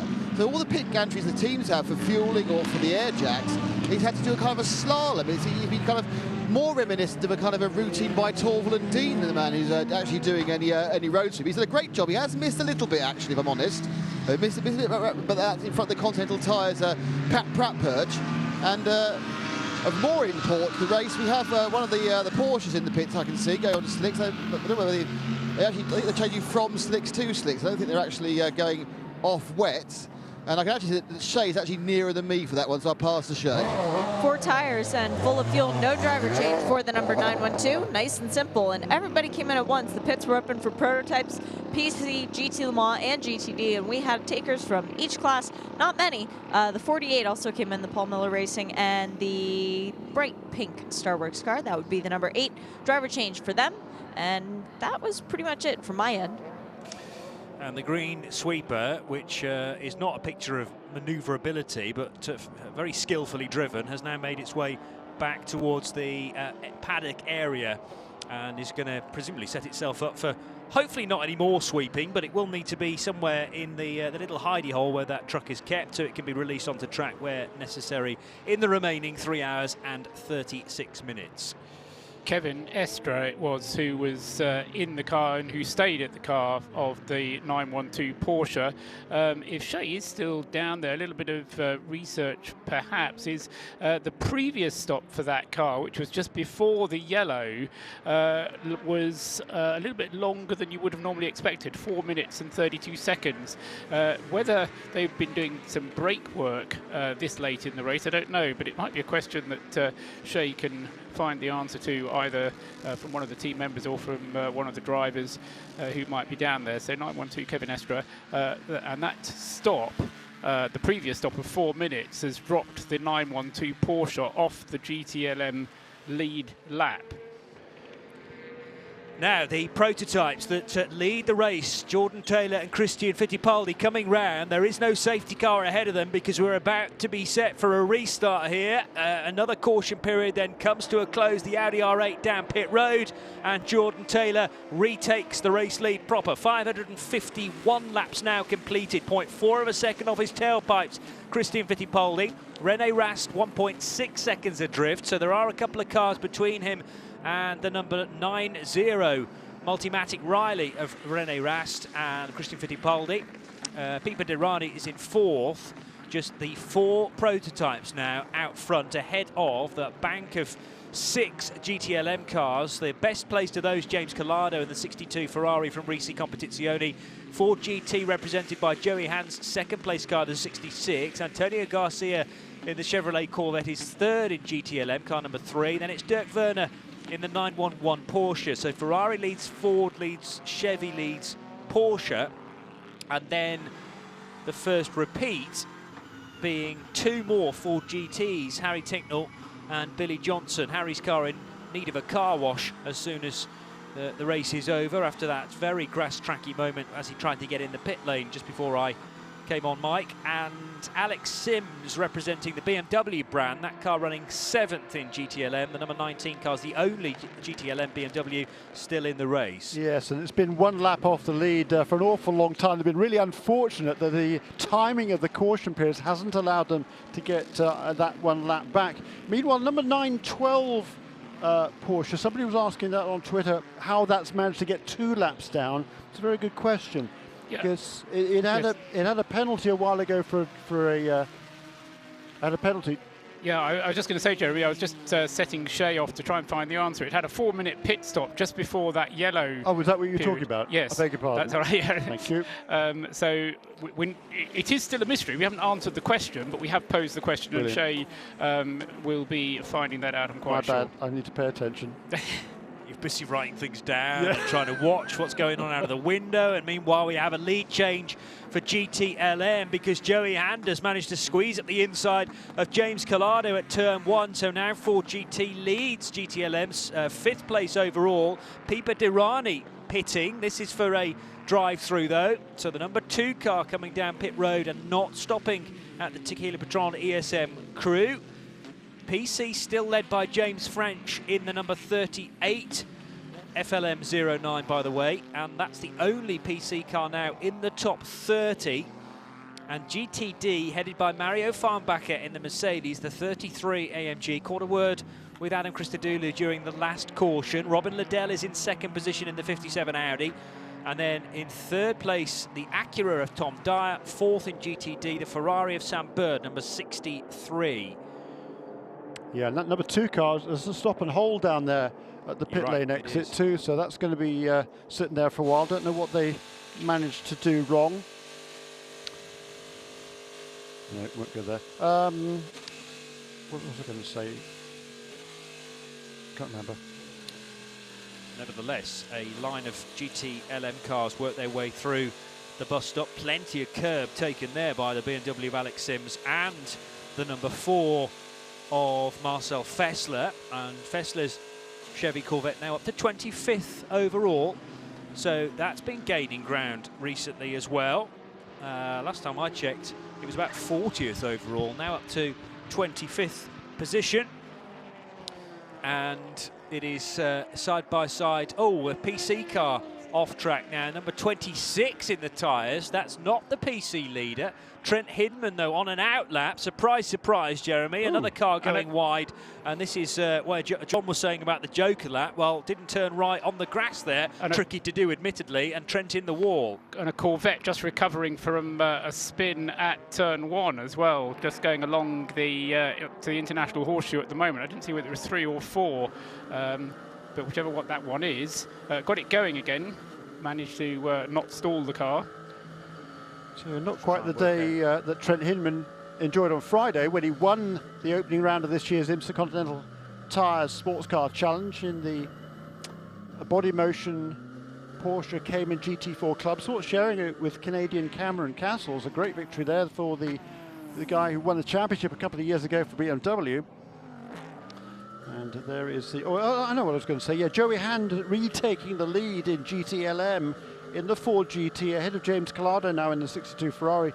In dry conditions, the Ford GT has definitely had the upper hand over everybody else. In wet conditions, however, not the case. It's been they've been struggling in the wet. They were all the way through the night, all the way through the rain sessions. There was a great stint last night, I remember, by Sebastian Bourdais, but generally speaking, they've been struggling relative to their pace in the dry, but now the track is dry, and I think the race is coming back again to the Ford team. I suppose it depends whether you look at it as being half full or half empty, Jeremy, but do you think it's that the Fords were not as good in the wet, or do you just think it was that the Porsches suddenly seemed to find something in the wet? Because it struck me that it was more that the Porsches had an advantage. It was Marcel Fessler, by the way, to answer your question, Paul, as for whether it was the 3 or the 4. It was the 4 that was looped on the infield. Very, very slow first sector. Cost him about 10 seconds. And he's just across the line now. So what was Marcel's lap time? A 1:57.8 was his last lap around. And yeah, that is 6 seconds slower, yeah. Yeah. Yeah, I don't know, Paul, to answer your question. But I mean, I think, you know, I think Ford lost relative pace to all of the other GT/LM cars, quite frankly, because they weren't really able to make any ground on the Corvette or even the BMW, which hasn't in the dry hasn't been quite as quick as the others, perhaps. But in the wet, certainly, you know, I think it was a struggle against everybody. Back to caution, chaps. Oh, no. Was that because of Trent Hinman? It may well be the Trent Hinman PC car that is in the wall. Well, I can't see it from here. Yes, the recovery vehicles are straight to that sort of area at the International Horseshoe. And there we go. Sod's Law, he finds reverse. He is moving now, isn't he? Yeah. So the recovery crews just give him the space, really, to enable the turning circle of one of these PCs, which is unpredictable because it's on the grass and it's incredibly greasy. And Trent Hinman immediately has to apply opposite lock there as the rear end thinks about swinging round and slapping the side of the Daytona pickup truck. But good car control in the end. And now, of course, the recovery crews have to do the opposite of what they've just done. There's an Audi coming out, though, in readiness to receive the race leader. Is there perhaps an option here to make this a quick caution because the safety car has picked up the leader? Yeah, this will be a quick caution because there hasn't been 15 minutes elapsed since we went green. Good. So this will be a short yellow, as they call it, and the pits will remain closed. They'll just pack up behind the safety car, and as soon as that is done, the race will be back underway. The great thing is 6 minutes. There'll be no wave-by necessary either, though, because of the well-timed release of the safety car from the International Horseshoe hidey hole there, just beyond the apex of the right-hander. And the number 2 car, I believe, with that stop and hold penalty, I think it's lost another lap. I don't know where it is on the racetrack. Is it in the queue of cars? I think it is, in which case it's now 2 laps behind the race leader, Jordan Taylor. Yes, it's... yeah, there it is. Yeah, it's just coming out onto the speedway now. So Pipo Derani is now 2 laps down. So Taylor, Fittipaldi and Rene Rast being 3 seconds away from Taylor and Fittipaldi.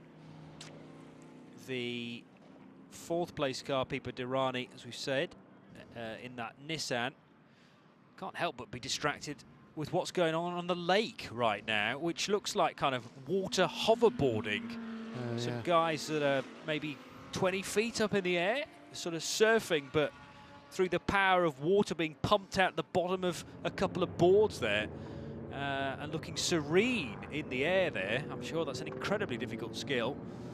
Joey Hand leading GT/LN, the 66 car from the 62 of James Collado. 3rd position being Antonio Garcia, and Harry Tinknell 4th in the 69. But we should go racing, I reckon, this time around, with the safety car having reached the bus stop chicane. In comes the Trent Hinman driven PC car, splattered with mud on every panel, and Nick Damon can see it. It may not be immediately close. He's in, he's got a light flag. They are actually now having a look at taking off the nose section of this 27-year-old car, sorry, FLM09. This is, of course, the sponsor for these cars at Daytona, and it's not been a sponsor where they've covered themselves any glory, if I'm honest. I think it's a combination. I think, as Connor Daly explained, that there was you know, a lack of downforce in relation to the other prototypes, and they were having to use the same sort of tyre, and therefore they were much more struggling for grip than many people were, because they were not quite suited in this wet weather. They're taking the opportunity to put a complete new nose section on, even though it doesn't appear to be any particular damage to the old nose section. So I think this is just called precautionary. They've changed drivers. In has got Johnny Molem's got in, so he's going to take it on.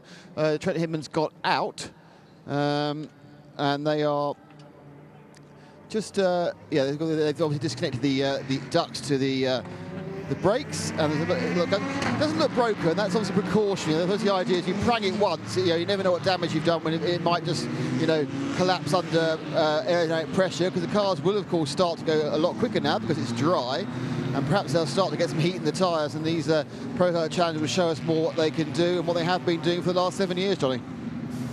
Yeah, thank you, Nick. So they'll give that a little bit of a clean up, and the nose will be replaced, and we'll hopefully see that car back out again. A class that's still led by James French in the 38 PC, 16th place overall, as threading their way through now the infield chicane. The safety car was not withdrawn, but Nick Damon's back with Trent Hidman now.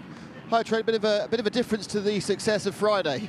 A little bit, yeah. I mean, we've been battling some issues the whole race here, unfortunately, and I mean, this is not the way I wanted to cap it off at all. That was purely a mistake on my part. I was pushing the guys to put us out on slicks. There was a dry line forming. They told me to take it easy. I took it as easy as I could, but and I apologize to these Bar 1 guys. I hope we can hold this second position here. We're going to need a lot of luck, or at least luck in terms of the 38 car having some problems as well. But for the most part, I'm really proud, really thankful of all these Bar 1 guys. We're going to do the best we can. We still have about three and a half hours to go, I believe. So hopefully we can hang on to this podium position. Are the problems car specific, or are they actually based on the problems this Prototype Challenge car has in the wet with these tyres? No, it's specific. It's specific right now. I mean, we've been battling some fuel pickup issues all race, so really our longest fuel run is right around 30 to 35 minutes. That's all about what we can do. So it's a problem where if we went behind the wall, it'd just take way too long to get that sorted out. So we're better off just running a normal race, as clean a race as we possibly can. But again, my apologies to these Bar 1 guys for that last mistake over there. Trent, very honest of you, and I hope you get 3.5 completely clean hours to the end. Thank you. About to go back racing again, Jeremy. You had one thing to comment on, I think, before we got racing. Or you probably forgot. Well, I was just going to. I was going to say before Nick Damon spoke to Trent Hidman. I knew he was going to be embarrassed. I know the kid well, and he's a lovely guy, and he does fess up to his mistakes. Yeah, he knows he made one. Now I could sort of see the sort of redness from the cockpit. It was his sort of face of sort of shame, if you like. I know he was embarrassed by that, but hey, he should hold up his head up high. This can be awfully close to passing a pace car there. We'll get ready for the restart. And further safety back, car, I should say, pulled in the pit lane, and as it pulled into the pit lane, the leader went past it. That's okay. That's a bit close. Well, you may have to be reviewing that next door to us in race control. There's more overlapping, this time legitimately at the turn 1 and 2 sequence, heading for the kink at 2A. And it's best to try and be single file once you get to that. Now, cool tyres after we were behind the safety car, so is everyone going to make it round the international horseshoe? So far, so good for the 62 versus the 3. That's the battle for second position in GTLM after the restart. So race leader is Joey Hand, who's made a bit of a break from the Ferrari of James Collado and the Corvette of Antonio Garcia. The number 3, bright yellow Chevy in the wheel tracks then of what was a brilliant red Ferrari when we started this race. It's started to fade somewhat now, that colour scheme, because of the mud and various other detritus that's been splattered across the 62 Risi Competizione Ferrari over the course of the last, nearly 21 hours. Yes, 3 hours and 20 minutes remaining in this race, so still a little bit more time than for a regular round of the IMSA WeatherTech SportsCar Championship. 2 hours and 3/4 is the kind of norm. Well, having said that, we've got the 6 hours of the Glen, we've got the 10 hours of Petit Le Mans, with the 12 hours of Sebring, and 2 shorter races at Detroit and Long Beach. But kind of the sort of standard, so to speak, regularly it's 2 and a quarter. So we've still got 3 hours and 20 minutes remaining. I do enjoy the variety of race lengths, though, in this championship, kicking off with the longest event of the year, and that has been the traditional way of doing things for many, many years now here at the Rolex 24. IMSA Radio bringing you live and uninterrupted coverage then of the 55th running of this fantastic event, live from trackside at Daytona International Speedway. Don't forget, if you've not downloaded the IMSA app yet, it is available for smartphone across all 3 major operating systems. totally free of charge. We'll ask you for a little bit of information when you first sign up, but no cash needs to swap hands, and there are no in-app charges either. Yeah, I believe there's been a few problems with that app this weekend, for which I know IMSA will want to apologise. But generally speaking, it is a tremendous service, and hopefully next time it'll be flawless like it was for most of last year ago. I didn't have it available on my phone last year, but I got a new one over the winter, and it is available. And I was having problems trying to get on it when I was off the air for a little while. Right. And I know a lot of people have had that frustration. So again, apologies for that. But we are available on radiolemans.com in case you can't get it on the app. Yeah, if you go to radiolemans.com and then click on the live player, select IMSA Radio. And do it properly, unlike me. RadioLeMans.com, of course, has sister service, but if you click on IMSA Radio, and we will then appear on your computer. Miraculously. Indeed, yes. It's also available, by the way, on the IMSA homepage as well. So as the ways of listening to us are numerous, and hopefully wherever you are in the world, whatever time of day it is with you, you're enjoying our coverage. Jordan Taylor leading the way from Christian Fittipaldi, 2.8 seconds the gap. 6.4 seconds further back is René Rast, and it's side by side now for a 4GT, up on the high side of one of the GTLM Porsches. So that a pass not for position, but it will put either Dirk Werner or Kevin Estre down a lap. Just trying to work out who that will have been. It was the 911 of Dirk Werner being lapped there by Joey Hand in the 66. Although, no, that wouldn't make sense, would it? Hang on a minute. Certainly there was a 66 overtaking one of the Porsches. Maybe it was Estre. Yep, yeah, maybe it was Estre, yeah. The confusing thing there was that Estre's time updated when the Porsche was at turn 1, but sometimes this screen in front of us can be a little bit behind time. So yes, Estre being lapped in the 912 by the 66 of Joey Hand. So that means we've got on the lead lap within GTLM, Joey Hand, James Collado, Antonio Garcia, Harry Tinknell, Dirk Werner, Billy Johnson, and that might be it. No, that's it. That is it. So Yeah. the top 6 cars of GTLM are currently on the lead lap. Correct. And Alexander Sims is 1 lap down in number 19 BMW, and Kevin Estre 2 laps down, apparently, assuming there's no transponder glitches still, in the 912 car. Yeah, I think that is correct. 2 laps down for 912. Just confirmed as Joey jumped past Kevin, I think, but, on the way into turn 1 that time around. Yeah, the 912 is triggering start-finish. It's just a case of sometimes waiting for it. If the instant response is, oh, it's gone missing, just wait a few seconds and it appears. Yeah.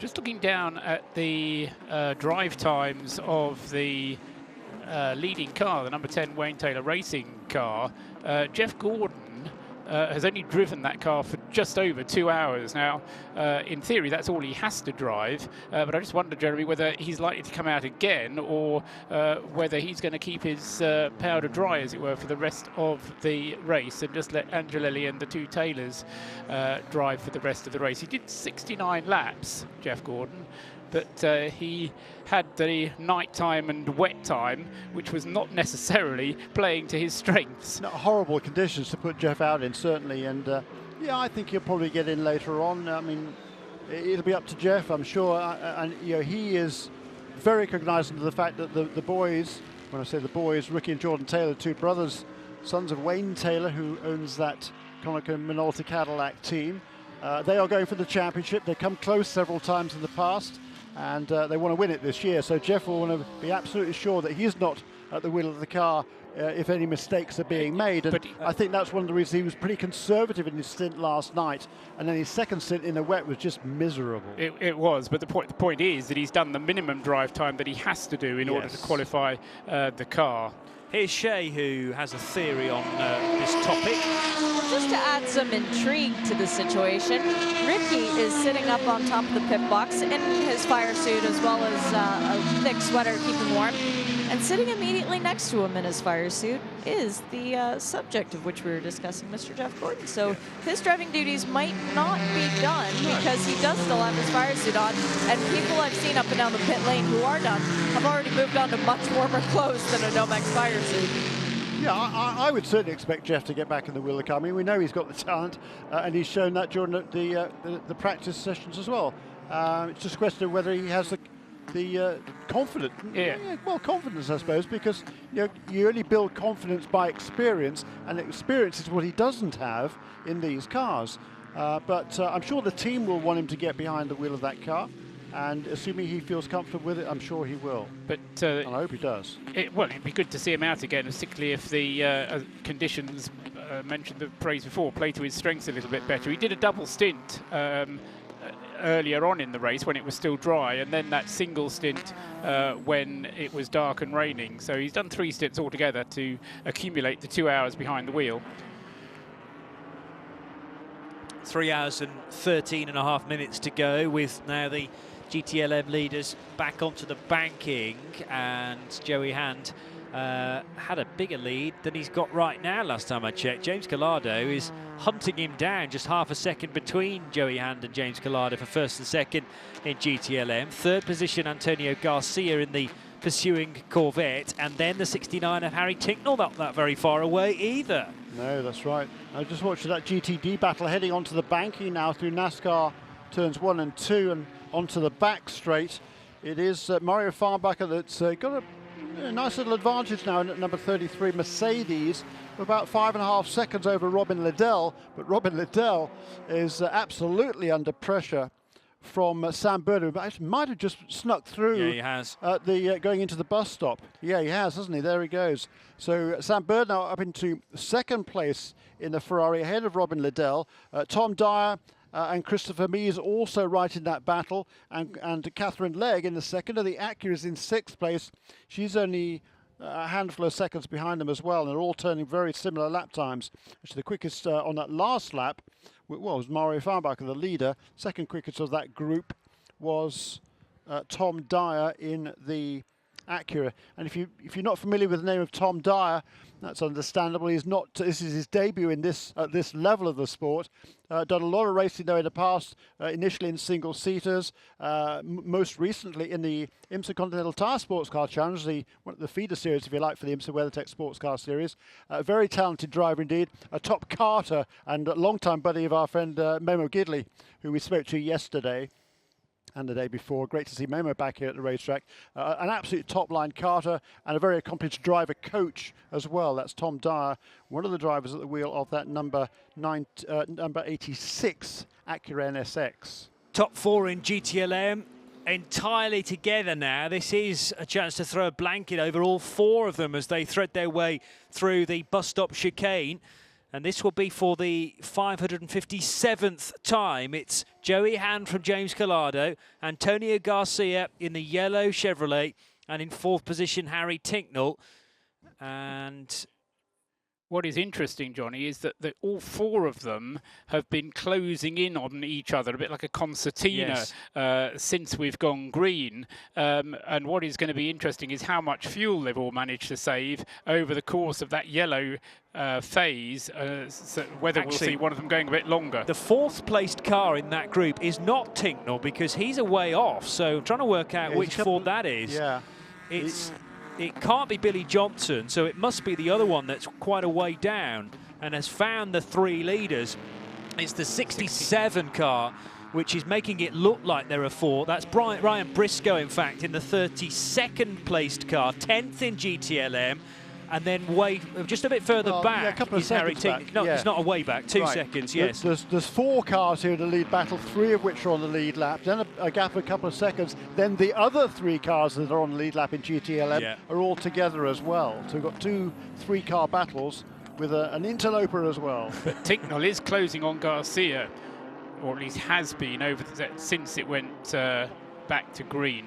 Lamborghini bailing out of that whole part of the track, I think maybe to just allow this freight train of GTLM cars through, unless that was an issue for what looked like the GRT Grasser car. Yes, it's still looping round Speedway turns 1 and 2 underneath the yellow line there, so one of the GTD Lamborghinis with a potential problem, but this pressure for Joey Hand is immense. A two-pronged attack from James Collado and Antonio Garcia. Ryan Briscoe trying to make a real nuisance of himself, pursuing the top 3 in GTLM, and he may be able to help almost slow these 3 cars down through distraction and help Harry Ticknell haul himself onto the back to make it a true leading quartet. Yeah, I wonder how hard Joey is pushing now and whether he's being a little bit conservative, but no, I think the Ferrari gets a good run in there coming into the tri-oval. Thought about making a move to the inside as the interloper Ford tries to go around the outside of the Corvette. That doesn't quite work. It might have worked a little while ago in the wet conditions, but not this time in the dry. So the Corvette of Antonio Garcia hangs on to the position on the road. He wasn't in danger of losing a position overall, but he was in danger of losing a position overall and getting another Ford in between himself and the class-leading Ford. But it's certainly interesting to me that the Fords we talked about a little while ago have certainly had the advantage, a slight advantage, not a big advantage, but a slight advantage, I would suggest, in the dry, and that's not what Joey Hand is experiencing right now. I don't know where they are in terms of tyre runs or fuel trusses. Maybe you can just fill us in on that. And you must have pitted similar times then, mustn't well, similar, but not the same. Hand has been out for 27 laps, on his 28th now. Collado has been out for 25, he's on his 26th. Garcia has been out for 23, so the nearer the front of the grid you are, the sooner you're going to have to stop. So if you're counting the number of lead changes in GTLM, it's just going to keep on going up, because assuming that they all do the same length of stint, Hand will come in first in the Ford, then the Collado Ferrari, and then Garcia in the Corvette, the first 3 places in GTLM. Ryan Briscoe's got past Antonio Garcia, did that on the back straight into the braking area. Meanwhile, the Fords in now just behind the Chevrolet Corvette are at fun and games. They're 2 by 2 there, side by side across the line. And is that Harry Ticknell about to lose the place to Billy Johnson? Johnson trying around the outside now at turns 1 and 2, but Ticknell has the track position and can just about hang on then to 4th place. Across the line, Johnson judged to be ahead. And it's fairly tricky to tell the two apart from here. But we have, in this, on the road at least, in this fight in GTLM, Ford's 1st, 3rd, 4th and 5th. But remember that Ryan Briscoe is many laps down. And he's just made that pass as Billy Johnson. He just got past Harry Ticknell. Yeah, because a couple of laps ago, the 68 car was at the tail end of that little group, the group of 3. First of all, he got past number 911 Porsche, and now he's got past Harry Ticknell as well. Yeah, I just want to see those cars confirmed through the end of Sector 1, though, because I think Tinks managed to hold off Billy Johnson as they exited turns 1 and 2. He was judged to be... As they came across the line, it was Billy Johnson. Correct, but yes, Ticknell did fend off Billy Johnson out of turn 2. Well, he repassed him then. Yes. Well, Billy Johnson was ahead as they came past here. You're right, but then the next corner was a left-hander, and of course Ticknell being alongside Johnson edged back ahead, but you're right, Johnson had the position, he just couldn't cement it on the infield. Right, so they've exchanged positions twice, more. And yeah, exactly, on that last lap. So great battle there between those 2 teammates.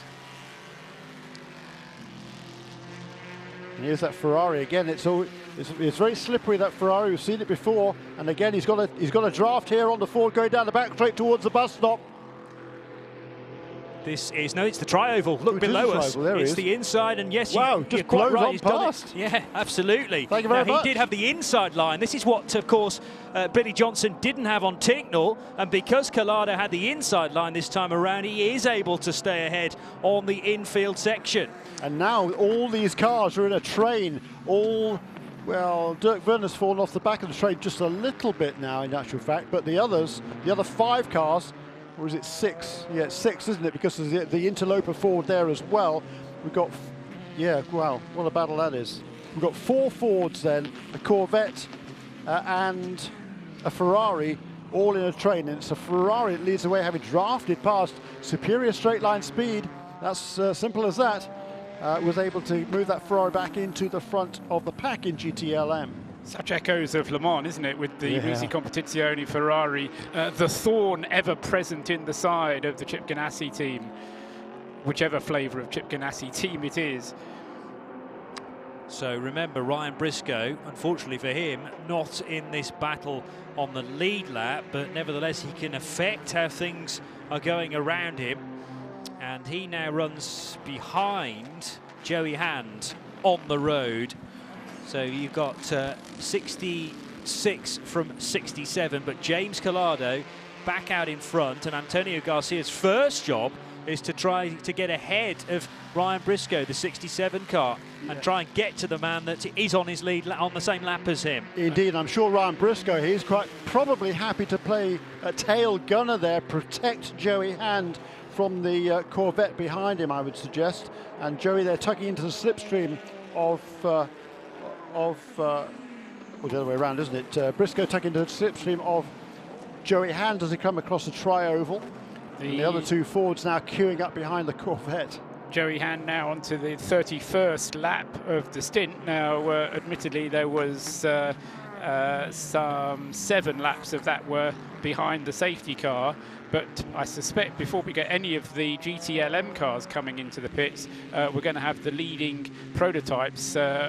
That's Jordan Taylor and Christian Fittipaldi in the 10 and the 5 coming in. The 5 is already in, so we have pit lane crew members, Continental Tire pit lane crew members down there at the 5. That would be me. Hello, Jim.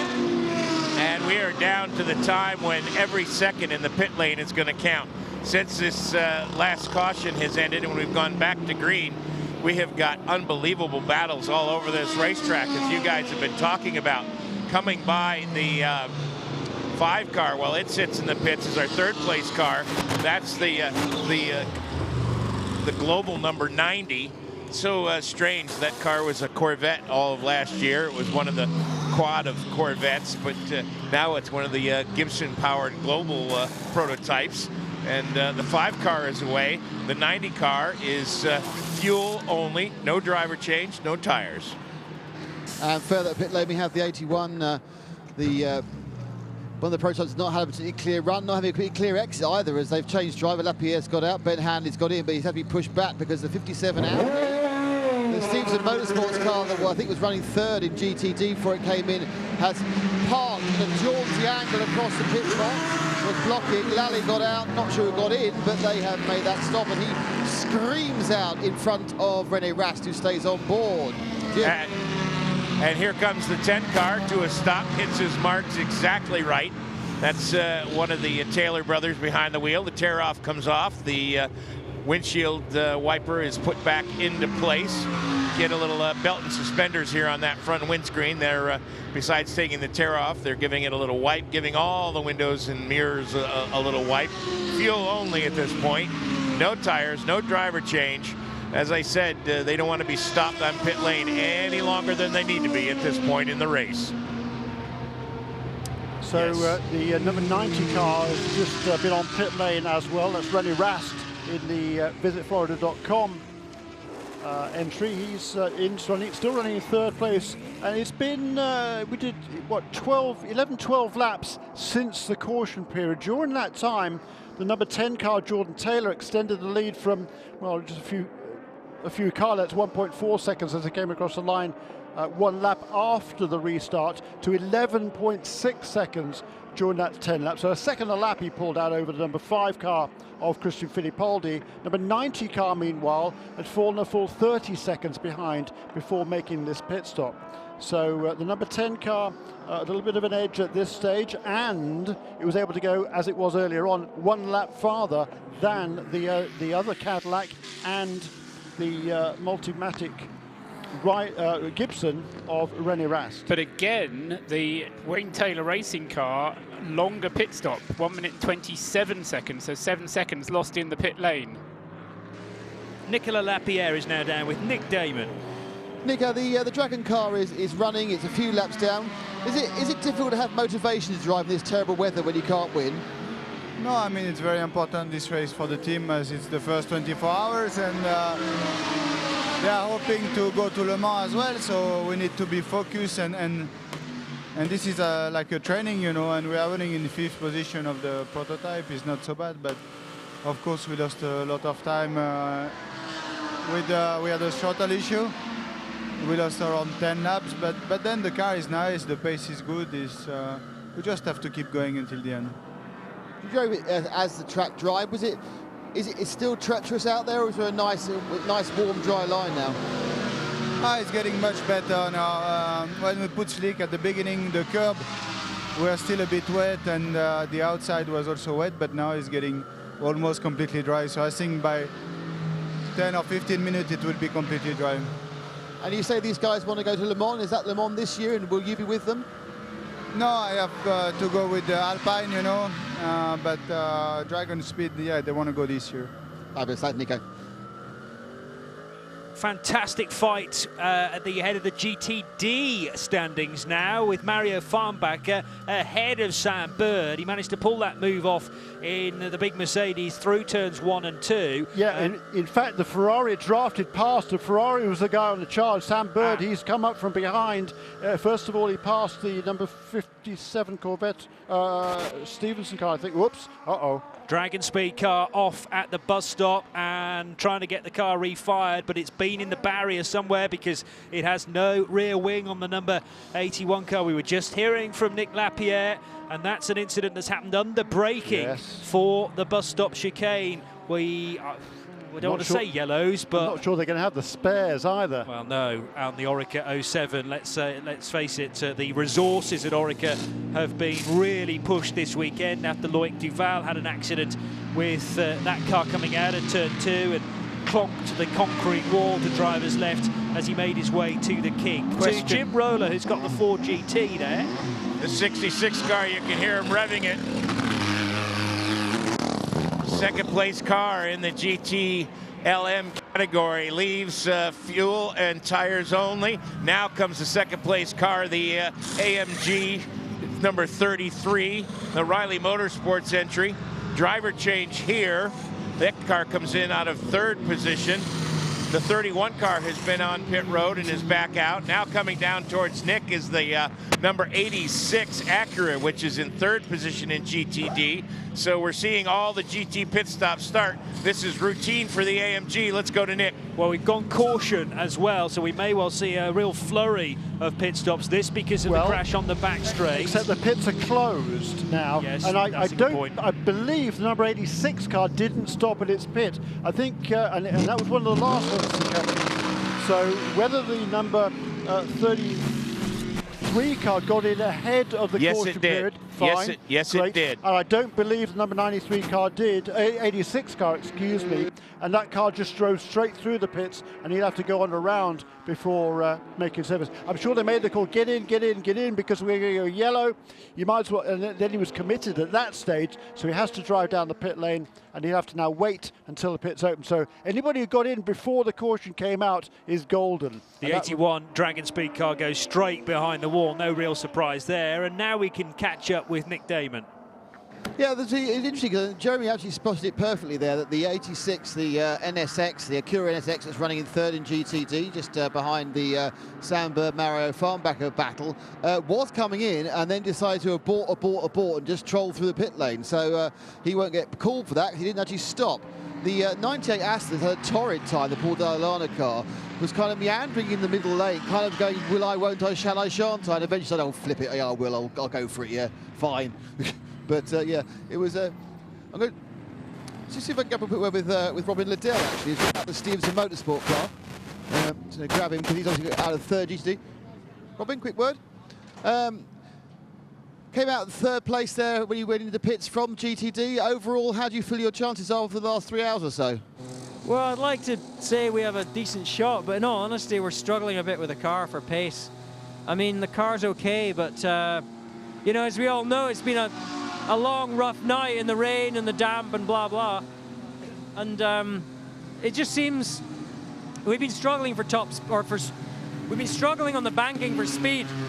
The top speed's not bad if we're in a tow, but it's how we get to speed. So coming out of 6 and coming out of the bus stop, we tend to get eaten up there. The Ferrari was just able to drive by us, and the Porsche can get alongside quite easily. Fortunately, the car's very good on the brakes into 1, so that helps. But it's just, we've got no compliance, and in these conditions where there's still a bit of dampness here and there, it's super tricky. I mean, going through the bus stop, the car was good on the infield, and then going through the bus stop, if it just touched the curb, the car would snap to oversteer. And, you know, everybody's obviously having some oversteer there, but it just seems like it hurt us that bit more. So, I don't know, hopefully as the track dries up, it's going to come to the car a little bit more.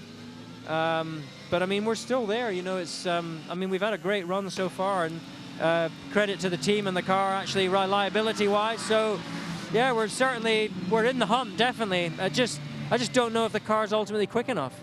Is that lack of speed down to where the car is on the balance of performance and its shape and everything else, or is it something that's happened during the 21 hours of this race so far? You've lost a bit of top speed during the race. Well, I don't want to bang on about BOP, but we did get a change coming into this event, and it clearly hurt us in terms of overall competitiveness and top speed. You know, obviously the thing about Daytona is if you've got a car that's fast on the banking, you can have a car that doesn't handle on the infield, and you're still going to get around the lap fast. You can pass people and you can race. If you're struggling on the banking for speed, even if you've got a good handling car, you pretty much can't do a lot with it. So it's a bit tricky. I don't think the car's deteriorated as such. I just don't think we've had pace all weekend. And when I looked at the sectors earlier in the weekend, when we ran the best lap the car ran all weekend in last practice, we were the slowest car on the sector coming round to start finish. So we took some wing out of it, trying to make some top speed, but still we're not really quite there. So I don't know. Look, the car's good. We've got good guys, good team. Certainly, I think we've got as good a shot as anyone, but I'm not confident because I don't feel that if I want to hustle the car, I can go forwards with it very well. Robin, thank you very much, and good luck for the rest of the race. Thanks a lot. Cheers.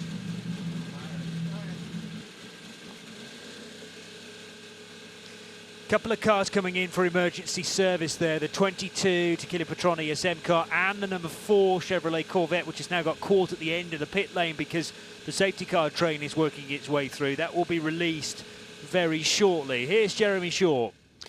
Yeah, fair comments there from Robin Liddell. The car is not quite as quick as some of the others in a straight line, and that does make things very, very difficult. But, you know, with cars that have such different performances, it's awfully difficult to equate them overall. And you know, if the Audi was faster on the straights, it would run away if it was the same speed, because it's clearly quicker through the corners. That's where it's making up the time. There's 2 Audis that have set a best lap in this race within 3/10. That was just a fraction over 3/10 of a second of the fastest car in the class, which is the Ferrari. No surprise there. The Ferraris were quickest comfortably yesterday in qualifying. But you know, it's a really tough thing. It's again, horses for courses. Some cars will suit some tracks in a certain way, and others not quite so much. But it's awfully close, and I reckon my hat's off. And Robin was very gracious, I thought, there. He made the point that it is difficult, and I think IMSA's done a fantastic job to get the cars as close as they can. You know, you cannot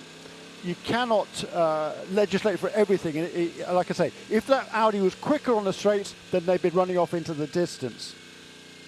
Yeah, fair point. 2 hours and 51 minutes to go of the 55th running of the Rolex 24. It's IMSA Radio bringing you live coverage of not only this race from start to finish, but every other WeatherTech SportsCar Championship race for 2017. Sebring next after, well, a month and a half's break, thankfully. I think I'm going to need it before we head to Sebring and the 12 hours around the airport venue.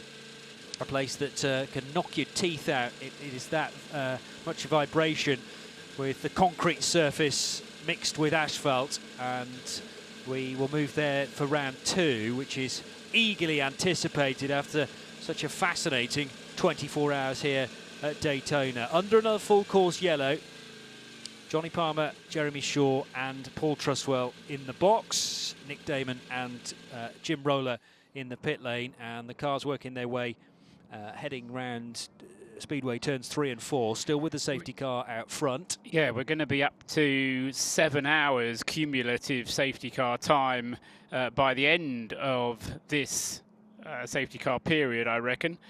and a total then of about 113, possibly 114 laps, depending how long the safety car stays out, which is considerably more, obviously, than we had last year. Just a little bit of a query about the number 11 Lamborghini, which has been through the pits again, and Nick Damon has a memory of that coming through 10, 15, 20 times. Oh, Jim Roller confirms to me that it's just come out from behind the wall, and I had seen it dropped at Speedway Turn 1, seen it drop off the banking and below the double yellow line, clearly with some kind of mechanical issue. But have we got a number of pit stops for the number 11 car? 27 stops, yes. But of course that doesn't account for all the times it's been behind the wall either. It's actually not a great deal more than the front runners in GTD though. No, 29 stops for Sam Bird and the Fry. Well, they've had at least one penalty stop as well. Yes, the thing it doesn't do is to differentiate between penalty stops and actual pit stops. Right. Provided he comes out of the pit lane, it will force a pit stop in there, even if he didn't go in the pit lane. Right. Total of over 3 hours, though, of the 21 spent in the pits for that Lamborghini. Yeah. The number 2 Tequila Patrón ESM car, Pipa Durrani, Nick's just been in.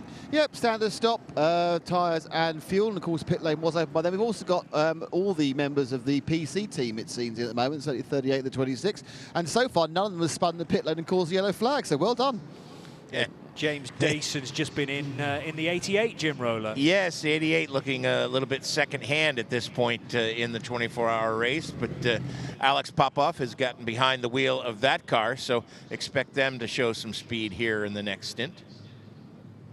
And Pipa Durrani still being shown at the wheel of the number 2 car, then rejoining 4th place. James Collado heading GTLM, lap 568 rather, currently being worked, and Antonio Garcia is in 2nd position ahead of Billy Johnson, Harry Tinknell, Dirk Werner and Joey Hand in the 66. Yeah, so when the leaders, number 10, number 5 and number 90 all came in right before this caution period, that enabled number 2 car of Pipa Durrani to gain one of its 2 laps back. You remember it lost a lap with a penalty, I don't know how long it was ago. Not that long actually, half an hour or so ago it had a penalty and dropped 2 laps behind the leader, now just 1 lap off the pace. And that's not the first time it's happened. Well, that's true. It keeps on getting to be 1 lap behind, and then something will happen and pushes it back to 2 laps behind again. So it's a character building race for that ESM, but it's still going, and I think that's I think anybody who is still going at this stage, particularly with one of the brand new cars, is to be applauded for that effort. Or achievement, indeed. GT cars working their way now off the banking out of Speedway Turn 4. It's going to be a busy time for Jim Roller, who set himself between Corvette and Ford at pit in. And we've got, 6 cars trying to span across the pit lane. I'll leave it to Jim Roller and to Nick Damon. 3 car comes to a stop. It's the first car to stop. The dead big screw goes to work. Mike Rockenfeller will get in the car. It'll be 4 tires and fuel for that car. The 63 car has come out of GTD. No driver change, just fuel and tires. The Fords, 3 of them have come in. The 69, the 68, and the 67. And it looks like 4 tires and fuel for all of them. Tear-off's coming off. Let's go to Nick with the Ferrari. And it's a full service, including driver change. James Collado's got out. I think it's Tony Ferlando who's got in. They've got an issue, though, because the 48 Paul Muller Racing Lamborghini is blocking their exit at the moment. It came in quite well. They're going to have to roll back. I'm watching the Corvette 3 is going to jump into the pit lane. And the Corvette. 6-7. No, just waiting. They're just going to get out. Oh, no, they had to let both the Fords. They've lost 4 places, and that's entirely down to the positioning of the 48 Lamborghini, and the people, the mechanics, are absolutely livid that the way the 48 parked meant they lost 4 places in the pit stop. And the 3 crew was unbelievably fast, beating all of the Fords out. So that was a great stop for the Corvette guys. They've always been fast. They've won many pit stop competitions, and they won one right there, I can tell you that much. Yeah, well, they were ahead of the Fords coming into that round of pit stops. The Corvette was in second place behind the Risi Ferrari. So, but the point is good, Jim, because the Corvettes always have fantastic pit stops. Not that Chip Ganassi Racing doesn't, of course, but they maintain that position, except for number 66 car, of course, which didn't need a pit stop, having come in right before the caution period. He was the one guy, along with one of the GTD cars. That was the 33 Mario that made it into the pits before the pits were closed. So great news that once again, boy, you know, when the luck goes your way, it does help, particularly when you've got a quick car. Joey Hand, therefore, will find himself back in the lead in GTLM. And as the 48 and the 62 cars left the pit lane, Nick Damon. Well, no, the cars that left the pit lane, because what happened was 62 lost 4 positions because he's blocked by the 48. And there's been a huge amount of arm waving and pointing, and James Collado himself has gone over and remonstrated with the people from the 48, saying you can't park your car at an angle of 45 degrees just in front of my car. And it was really very poor driving by the... but then you can say, well, how else is he going to get in the pits? But he could have straightened it back up again. I'm not sure whether James is...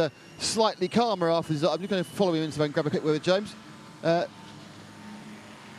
James, that must be stunningly frustrating to have got all those places, made all those places, and lost them on someone else's bad parking. Yeah, it's the way it is. Good stint. Happy with the car. We've seemed to have some pace, which is nice, so we can compete with the others. Giancarlo's in the car now, so track's still a bit green. You know, still, 3 hours to go, so a long way to go, and we'll see what happens in the end. You managed to make some moves, so there's now enough dry tarmac to go on more than one line. Yeah, it was nice to be able to race, and yeah, I mean, Ford seemed to have a lot of power on the exit of the corners, and we seemed to catch it back up at the end of the straight, so it's quite equal, but who knows, we don't know what they're doing. They could be saving fuel, so we'll see. James, thank you very much. Yes, very British, very, very irritated. Microphone comes on his nose, very calm and collected. Yeah, it's a bit frustrating, isn't it? I'm sure he'll be seething inside. I have to say, I've seen 1 or 2 cars parked in a skew-if angle before now, and sometimes they'll put the internal jacks up, stick a couple of dollies underneath it, and straighten the car up. But for whatever reason, Team 48 didn't do that with their Lamborghini.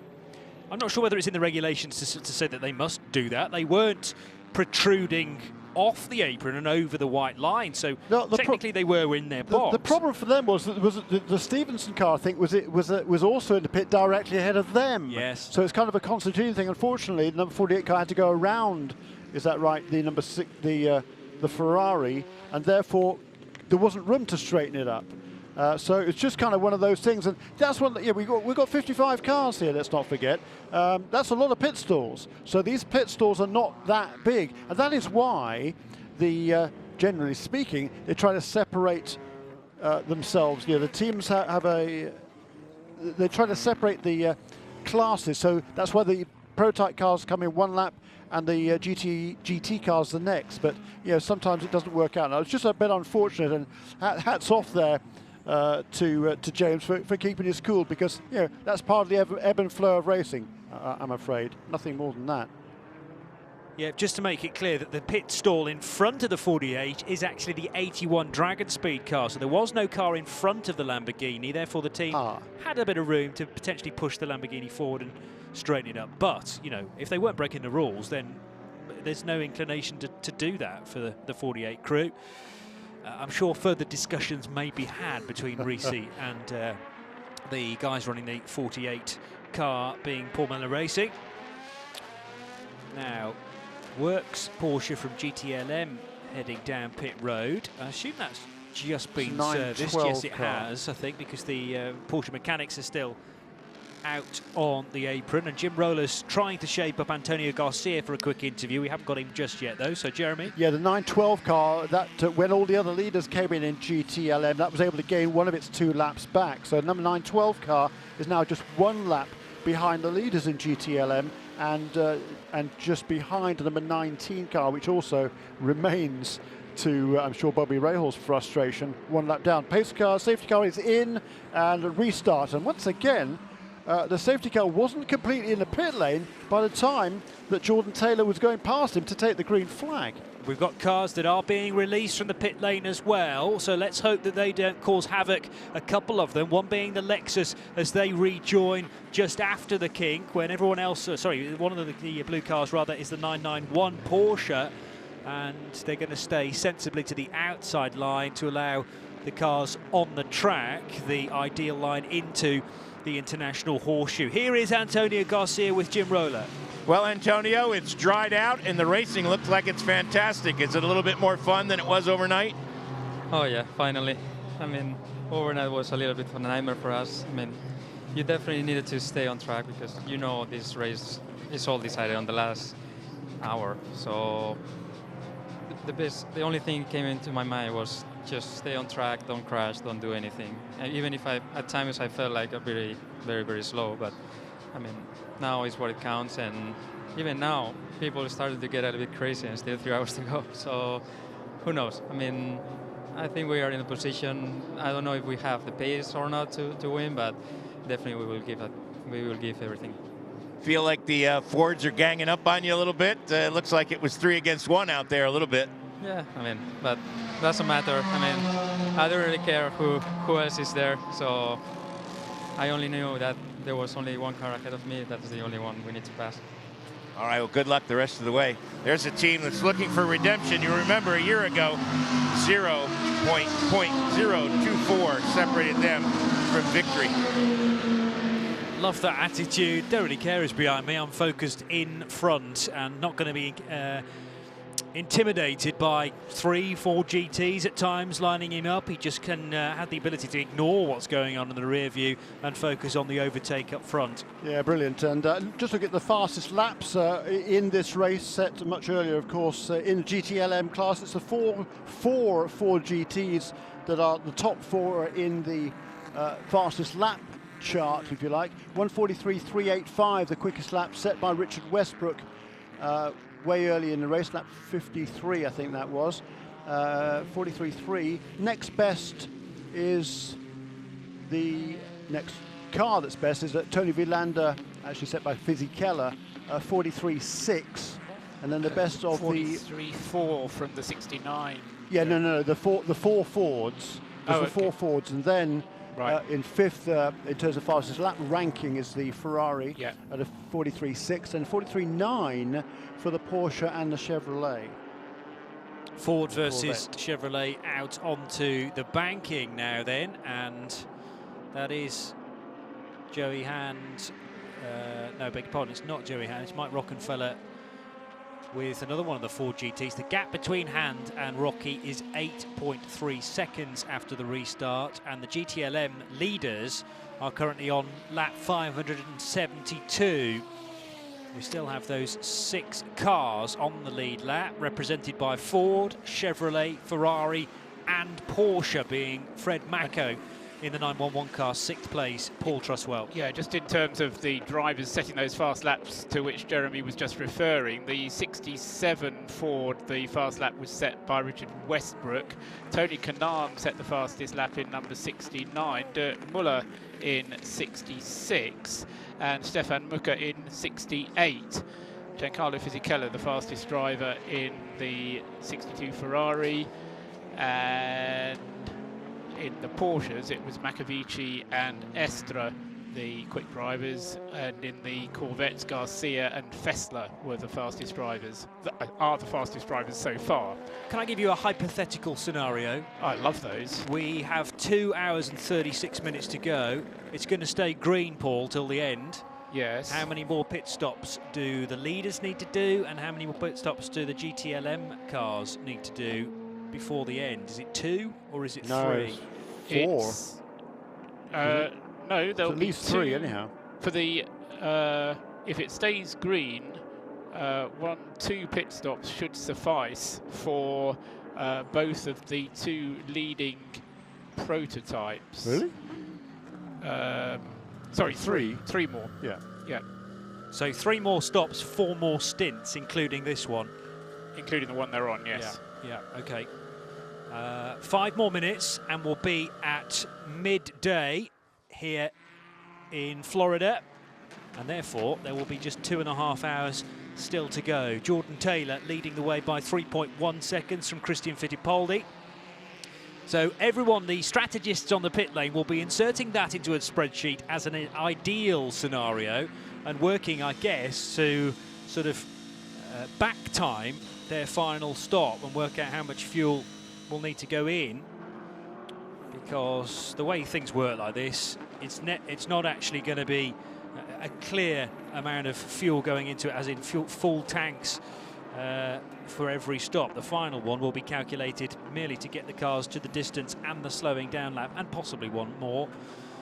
But they do tend to run it very, very close here. Remember last year's GTD finish, where we had cars running out of fuel left, right and centre, and big question marks on the leaders all the way to the flag. Sam Bird leading GTD, so he's got back ahead of the 33 car of Jeroen Bleekemolen, the 63 Ferrari, and Jules Gounon in the Audi number 29 is in second position. But last time I checked, Jeremy, the 33 was out front, so what's happened there? No, that was before the pit stops, yeah. Okay, fine. Before the full course caution, so I think they're in the same order in which they took the restart there. Sam Bird out in front, ahead of Jules Gounon in 29, number 33 of Bleekemolen, and then Lawson Aschenbach in number 57. I think, he's moved past Tom Dyer in the Acura car number 86. And then behind them both is Mark Wilkins in number 93 car, who's actually lost 3 positions since the restart. In GTLM, with that, having made that pit stop before the caution period, Joey had not only had the lead in GTLM, he also had a whole bunch of cars between himself and his pursuers. So he came past the line right after the restart with an 8-second advantage over the rest, which is actually now 9, as Mike Rockenfeller, car number 3 of the Corvette, struggles to hold off Billy Johnson, Harry Ticknell, Giancarlo Fisichella, and Fred Makovecki, who are all in a train behind him. It is nose to tail for third position in GTD. Jeroen Bleekemolen certainly with company. Lawson Aschenbach at the wheel of the Stevenson Motorsport Audi number 57, and in the wheel tracks then of the Dutchman Jeroen Bleekemolen. Meanwhile, heading round turn 1, Jeremy, tell me what you can see. All the GTLM cars in one clump, isn't it? Yeah, fighting their way past a couple of slower PC cars. Managed to squeeze through, at least past one of them. There is a slower car then on the exit of the International Horseshoe, being the Gas Monkey car, I think, which is back out there, number 20. Yeah, incident for Buddy Rice. That's earlier right. on this morning, wasn't it? Yeah, there was some damage to the rear of that car, and Buddy took the car straight behind the wall for the Gas Monkey backed car to be repaired. Meanwhile, out of the left-hander at turn 6 go the GTLM leaders. Joey Hand leading them by 7.8 seconds from Mike Rockenfeller in the 3 Chevrolet Corvette. Billy Johnson 1.5 seconds adrift of Rockenfeller. Yeah, and then Giancarlo Fisichella has managed to sneak past Harry Tinknell. Well, we know that car is well in the groove as far as the setup's concerned. Yes. James Collado told us as much, but of course they did not have an ideal pit stop, put them basically behind everybody else. Yep. And Fisichella's job during this stint is to try and get all those places back again. That's right, and we've seen, though, that Ferrari drafting past the other GTLM cars on the straight, so it's got the straight line speed, and that is a big advantage here on the high banks. Whoops. Here goes Emmanuel Anastasis's car, number 18. Zachary Clement de Malo is at the wheel of that car right now, the Indy Lights driver. He's at the age of 18, and he's making his sports car debut this weekend with that DAC Motorsports team. Just dropping below the yellow line at Speedway turns 1 and 2. Meanwhile, GTLM back at turns 1 and 2 now on the road course, and they head through the right and left flick up towards the International Horseshoe. More PC cars to dodge up the inside, and the PC car duly goes very wide indeed, not quite off onto the runoff there, and the kind of track extension, if you like, the rallycross circuit at the International Horseshoe, by all those flags fluttering. And GTLM's now up at the other end of the loop on the inside of the Daytona International Speedway. Amber lights still well ablaze on these GT cars out front. 5th position these cars are battling for. That's an overall spot Joey Hand leading the class from Rockefeller, Johnson, Fisichella and Harry Tinknell, with Fred McAveeky completing the top 6 cars, all still on the lead lap. Alexander Sims has dropped 1 lap away in the number 19 BMW, and Kevin Estre a couple of laps off the pace in the number 912 Porsche. And we have, in 1 second's time, exactly 2 hours and 30 minutes to go. It's the 55th running of the Rolex 24 Hours at Daytona. We therefore have ticked past midday here on Sunday afternoon in the Sunshine State, and a mere 2.5 hours to go. So this is getting more towards a regular WeatherTech SportsCar Championship race length. And still, there is plenty more for this race to give us, I sense, Jeremy. Yeah, I agree. There goes the Giancarlo Fisichella trying to make a move that time on Billy Johnson, not quite able to get close enough, alongside enough, headed into turn 1. So it's still Billy Johnson who holds 3rd place in GTLM, and Mike Rockefeller, to his great relief, I'm sure, as a result of sneaking past those PC cars on the previous lap, has pulled out just a little bit of a margin. He'll be grateful for that. 5.3 seconds is the gap from Jordan Taylor, the overall leader, number 10, just coming through the tri-oval now and over the start-finish line, leading by 5 seconds, a little bit more than that over Christian Fittipaldi. Let's see what the gap is this time around. Has it been extended or has it been condensed? Christian Fittipaldi brings it down to 5.1 seconds, so found a couple of tenths there, but there's a natural yin and yang to the elastic band between those 2 cars, purely dependent on how much traffic each of them finds with every lap. Rene Rast is in 3rd in the 90 Multimatic Riley, and Pipo Derani in the number 2 car, running in 4th place in the ESM Nissan. Yeah, and Rene Rast last, well, several laps is losing at least a couple of seconds a lap to the Cadillacs ahead of him. His last lap time was a 40.9, and yeah, lost 2 seconds on that last lap. A bit more than that the previous lap. A bit less than that lap before that, and a bit more again the lap before that. So doesn't have the pace of these front runners, but hey, look, it's been a great performance, I think, for that VisitFlorida.com team. They knew they had their backs up against the wall here, particularly in terms of straight line speed, which is so important here at Daytona. So they're just doing the best they can. They're concentrated on their own race, making sure they don't make too many mistakes, and just try and keep that car consistent, bring it home, score valuable championship points. There's a Ferrari off the road. It's Fisichella running way out of road because he tried an audacious manoeuvre to try and overtake there Billy Johnson around the outside at turn 1. I thought for a brief moment he was going to make it stick, but Billy Johnson gave him no room at all on the exit of turn 2. A hip and shoulder barge, not actual contact, but just forcing his rival way out wide. And that, as a result, has meant that I think Harry Tinknell's gained the spot and got ahead of Giancarlo Fisichella. What about Mako? Did he get through as well? Mako's right behind, because you can hear in the background of our radio feed Mako's engine, the Porsche, which sits right in the middle of this car, and he's got in front of him the 62 of Giancarlo Fisichella. So Mako was close to overtaking the Italian, just not close enough. So the 2 Fords stretching their legs a little bit now, ahead of the 62.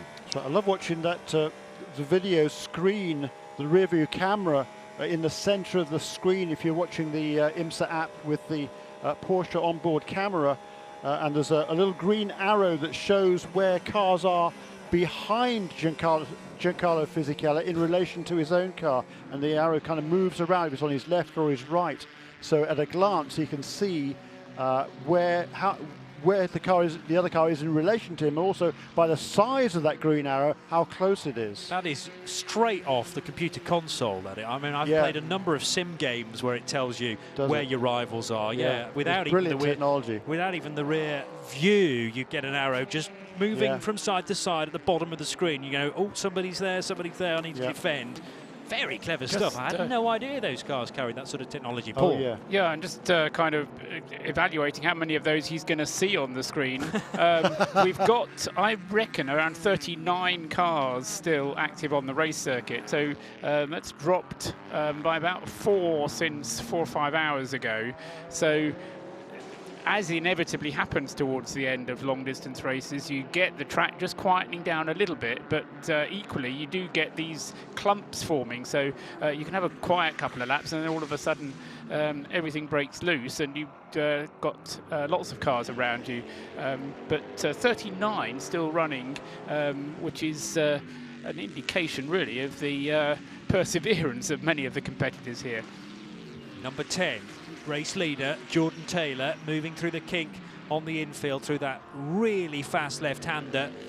The number 10 that was brilliantly white on the side of that car at the start of the race. You can barely see the numbers now. It was illuminated overnight, but the digital number 1 on the side of the car, well illuminated and indicating to us here at the track, and whether if maybe you are trackside here at Daytona International Speedway, that's a great number system which tells you where each of the cars are within their relevant classes. So a red number 1 on the side of the number 10 car tells you that's out front. You really want a repeater inside the car as well, don't you? That will sort of motivate the driver, seeing the big red number 1 in front of you or the big red number 2 in front of you. In the case of Christian Fittipaldi in that number 5 Action Express prepared Cadillac. The gap's now 9.3 seconds. These are great lap times from Jordan Taylor, dealing with the traffic very quickly indeed. Fisichella choosing to go wide again through turn 2. He's back with the Fords, by the way, and has kind of brought Fred McAveeky with him. So Ford, 3rd and 4th. 5th place, Giancarlo Fisichella. 6th place, Fred McAveeky in the 911 Porsche. But the Class GTLM is led by Joey Hand from Mike Rockenfeller, and the gap is 6.2 seconds. GTD still in the hands of Sam Bird from Jules Gounon in the Audi, and Jérôme Blake-Molen in the 33 Mercedes. And we are now back to the same lap times, more or less, as we had right at the beginning of the race. So that shows you two things. One is that the track conditions are pretty good out there, but it also shows it may not look like it, but these guys are still pushing on just as hard as they possibly can. There's no let up. There's no indication of, well, okay, there's 2.5 hours, let's just cruise to the flag. These cars are being pushed just as hard now as they were 21 hours ago. Yeah, particularly the GT cars. Especially You're absolutely right. Yeah, how hard the 2 Cadillacs are pushing. Same as I say, their lap times, or certainly Jordan Taylor's lap times, just as good as they were at the beginning of the race. Pretty much, yeah, the best. Yes, indeed, the early stages, absolutely. Which was surprising because what was the pole time?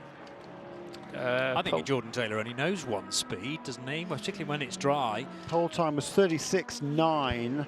That was a 38.2, and they got down to those pole times pretty quickly in the early stages of the race. But you know, 38.2 last time around for Jordan Taylor. That's a good lap.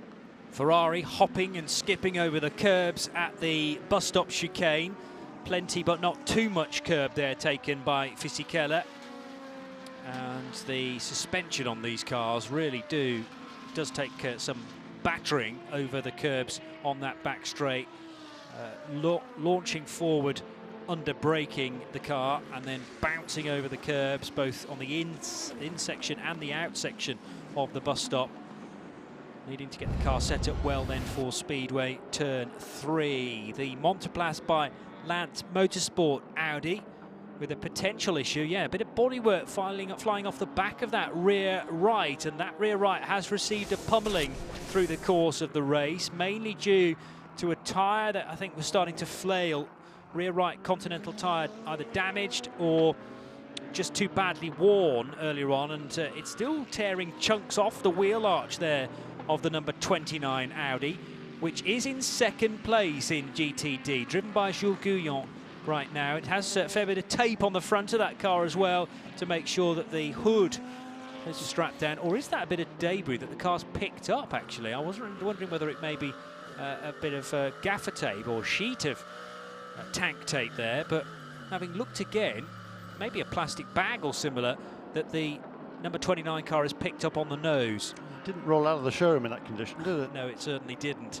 And there are various other Audis up and down the order that are slightly better turned out, and let's face it, with fewer panels as well. These cars will probably be entirely stripped at the end of the race and many of their components replaced. These are tired-looking race cars, but they still have 2 hours and 20 minutes to do.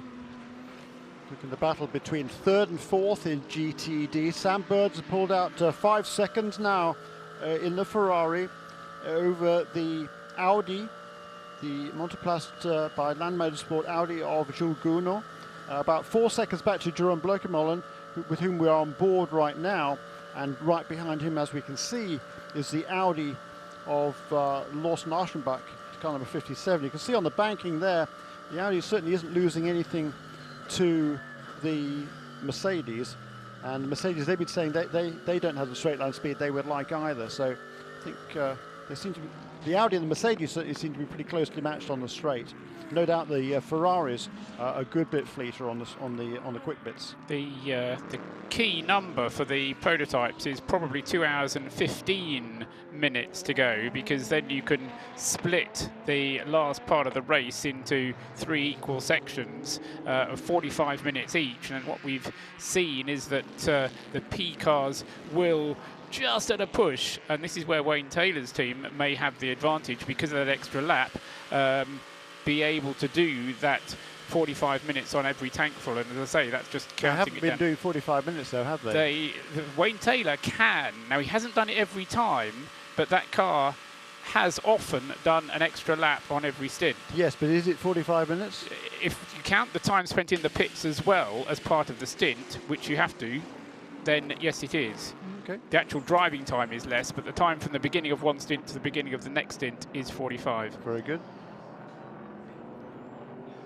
Now, great move from Giancarlo Fisichella there to not only overtake 1, but 2 Fords on that lap. He got ahead of Harry Ticknell and Billy Johnson, puts Fisichella up to 3rd position. I was about to mention that Mike Rockenfeller has got a job on his hands here to reel in the GTLM leader, because Joey Hand has with him a kind of running mate in the form of Ryan Briscoe. Remember, Ryan isn't in contention for a podium in GTLM, down in 10th position in the class and 31st overall, but it doesn't stop Joey and Ryan helping each other. Ryan Briscoe helping Joey to draft with him and therefore up the pace. Although, last time I checked, Mike Rockenfeller was 8 seconds adrift of Joey Hand. It's now down to 5 seconds, so that gap is coming down at a fair rate of knots. And last time around, in fact, Mike Rockenfeller again was able to lap a smidge quicker than class leader Joey Hand. But the man on the move, no doubt about it, is Giancarlo Fisichella, now running up to 3rd, and he's got 1.7 seconds to try and find to Rocky in the Chevrolet. Did we mention the 81 Dragon speed, Orica? I've had a message on my screen here saying that that car has been posted as a retirement now. Yeah, I would think so, because 81. I think they were out of bits. No more rear wings. Yeah, no, seriously. I mean, they did a massive amount of damage. Well, to the they front. didn't do a massive amount of damage, particularly not to the back end, but they did enough to empty the spares pot. Yeah, pretty much. Yeah, so we didn't mention that, so thank you, Paul, for bringing that to our attention. But it also doesn't come as any great surprise.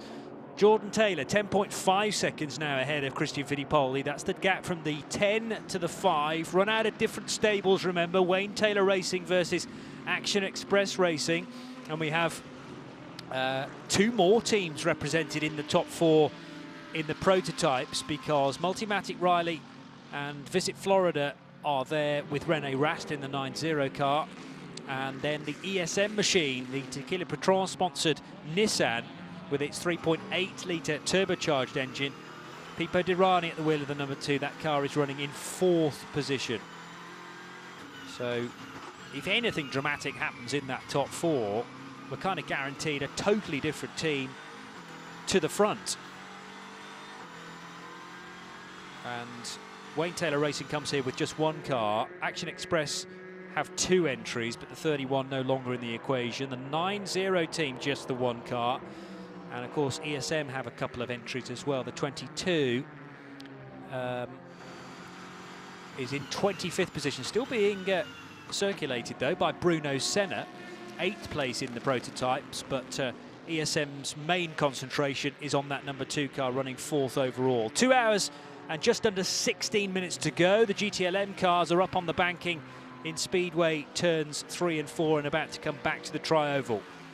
Yeah, and Giancarlo Fisichella just motored past the BMW art car there of Alexander Sims, which is just over 1 lap down from the lead in GTLM. That's going to be frustrating. Yes, indeed, that gap's really come down, and I just think in this phase of the race, the Ferrari, that better set-up car than the Chevy, and the Ferrari's going to overlap the Corvette into the braking area for the International Horseshoe. Can't find a way through there, though, because Mike Rockenfeller knows his onions too well. He knows the inside line will be the advantage there. Although, was his exit compromised a little bit? Ferrari well and truly with the big Corvette into the braking area. Careful here that the 3 car doesn't run a bit too wide. Nowhere near the apex, but nevertheless the speed through the corner is pretty good. We now have third-placed car in the pits with Nick Damon and to Jim Roller after this. Yeah, it's the third-place car. Yeah, the Visit Florida 90 is coming. I'm not sure he's made the magic 2 hours 15 minutes to go, which Paul he has. He made by 30 seconds. I glance at the screen. This is a tyre and fuel stop, but the driver René Rast is staying aboard. So it's standard, and he'll be hoping to get to the end with just 2 more of these stops at the pits if it stays green all the way. Here's Jim. Jim Roller at the other end of the pit lane. Okay, give me a shout when you have further updates for us. I think we may have more pit stops around the corner. It's nose to tail still then for third position between Jeroen Bleekemolen and Lawson Ascherbach, and Jeroen cannot shake this Stevenson Motorsport Audi R8, Jeremy. Yeah, 23 laps this stint for number 90 car, but that includes about half a dozen cars, laps of yellow. So I think the number 90 car is going to be struggling to get to the end of the race on 2 more stops. Absolutely. No, I absolutely agree with you, Jeremy. And that's always been the problem for this Riley Multimatic. It's never quite been able to do the same number, to have the same fuel autonomy is the word that the French use. And it kind of describes the ability to go a long distance on a tank of fuel. Yep, and on the last sequence of stops, the number 5 and the number 90 came in on the same lap. Number 10 car came in 1 lap later. Well, already the number 5 car has done 1 more lap than the number 90, and both of the 2 Cadillacs remain out on the racetrack. And the lead Cadillac is setting a torrid pace. I mean, he's just leaving Christian Fittipaldi in his mirrors. The gap was 5, 6, 7 seconds for a fair amount of time. Since then, it's ballooned out to 18 seconds in the last 9 laps, so it's really gone out. More improvement for Giancarlo Fisichella. He's managed to get himself up to 2nd position now, so couldn't do it on the infield, but the Ferrari looked significantly quicker than Mike Rockenfeller's Chevrolet, and the Italian is now ahead. So Ford, Ferrari, Chevrolet, Ford is the top 4 in GTLM, and the gap 6.1 seconds between Joey Hand and Giancarlo Fisichella. That gap had closed to 5 seconds between Hand and Rockenfeller as it was at the time. Can Fisichella bring the gap down further now that he has wriggled free? But of course we have to factor in Ryan Briscoe, who is also involved in that battle, albeit many laps down. Nose to tail between the GTD runners for 3rd position. Lawson Ascherbach still can't find a way by Jeroen Bleekemolen, and the 5 car pits now, Jim Roller. And it'll be a driver change this time. Christian Fittipaldi gets out of the car, 4 tire change, fuel, and then he'll be back on his way. 1 down, 2 to go. Yes, indeed. If we stay green, that is. It's a bit of an if at the moment with 2 hours, 11.5 minutes to go. The 19 BMW of Alex Sims comes down pit road, and the team set about changing all 4 Continental tyres. They're fueling the car as well. And that's a full service and driver change, in fact. So we'll get the new driver in a moment. And the 10 car we're expecting to pit this time around, with Jordan Taylor expected to stay at the wheel of the car. I think that was a radio message down at Wayne Taylor Racing that we're not privy to, but the information nevertheless has been fed to me. And here comes the 10 car then, peeling off the banking. This is the race leader and had a decent lead over Christian Fittipaldi. And the number 5 18 car, seconds last time 18 around. seconds last time around. There's And the number 10, Jim. Taylor comes to a stop right on his marks. You were right, guys. There is no driver suited and booted and ready to go, so he's going to be on his own for this stint.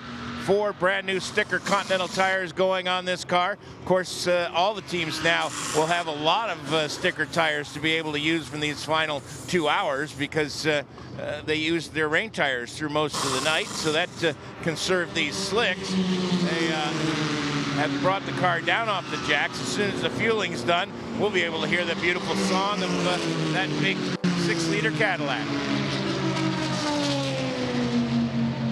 So the distant hum of that car at the moment. And there it goes. Yummy.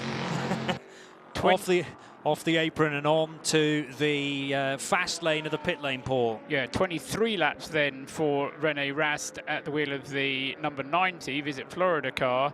25 laps each for both numbers 5 and number 10.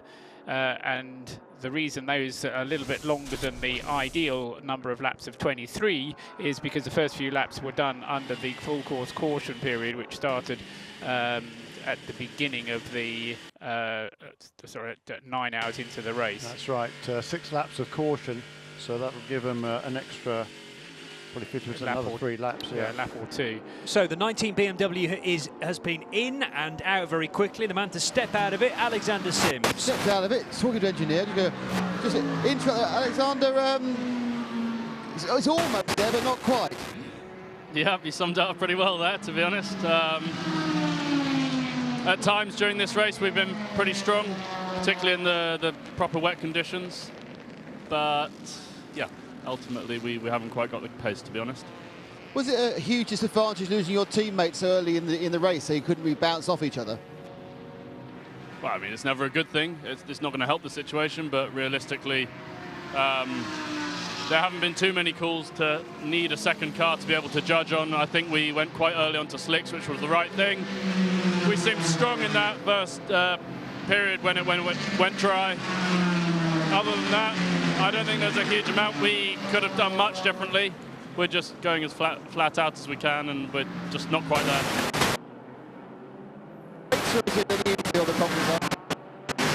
It's a mixture. Certainly some. There's a couple of places where we're particularly strong, but it's only sort of 1 or 2 places on the lap, and then the rest of it we're struggling a bit. But we'll keep going and yeah, see where we end up. Thanks, thank you very much. Cheers.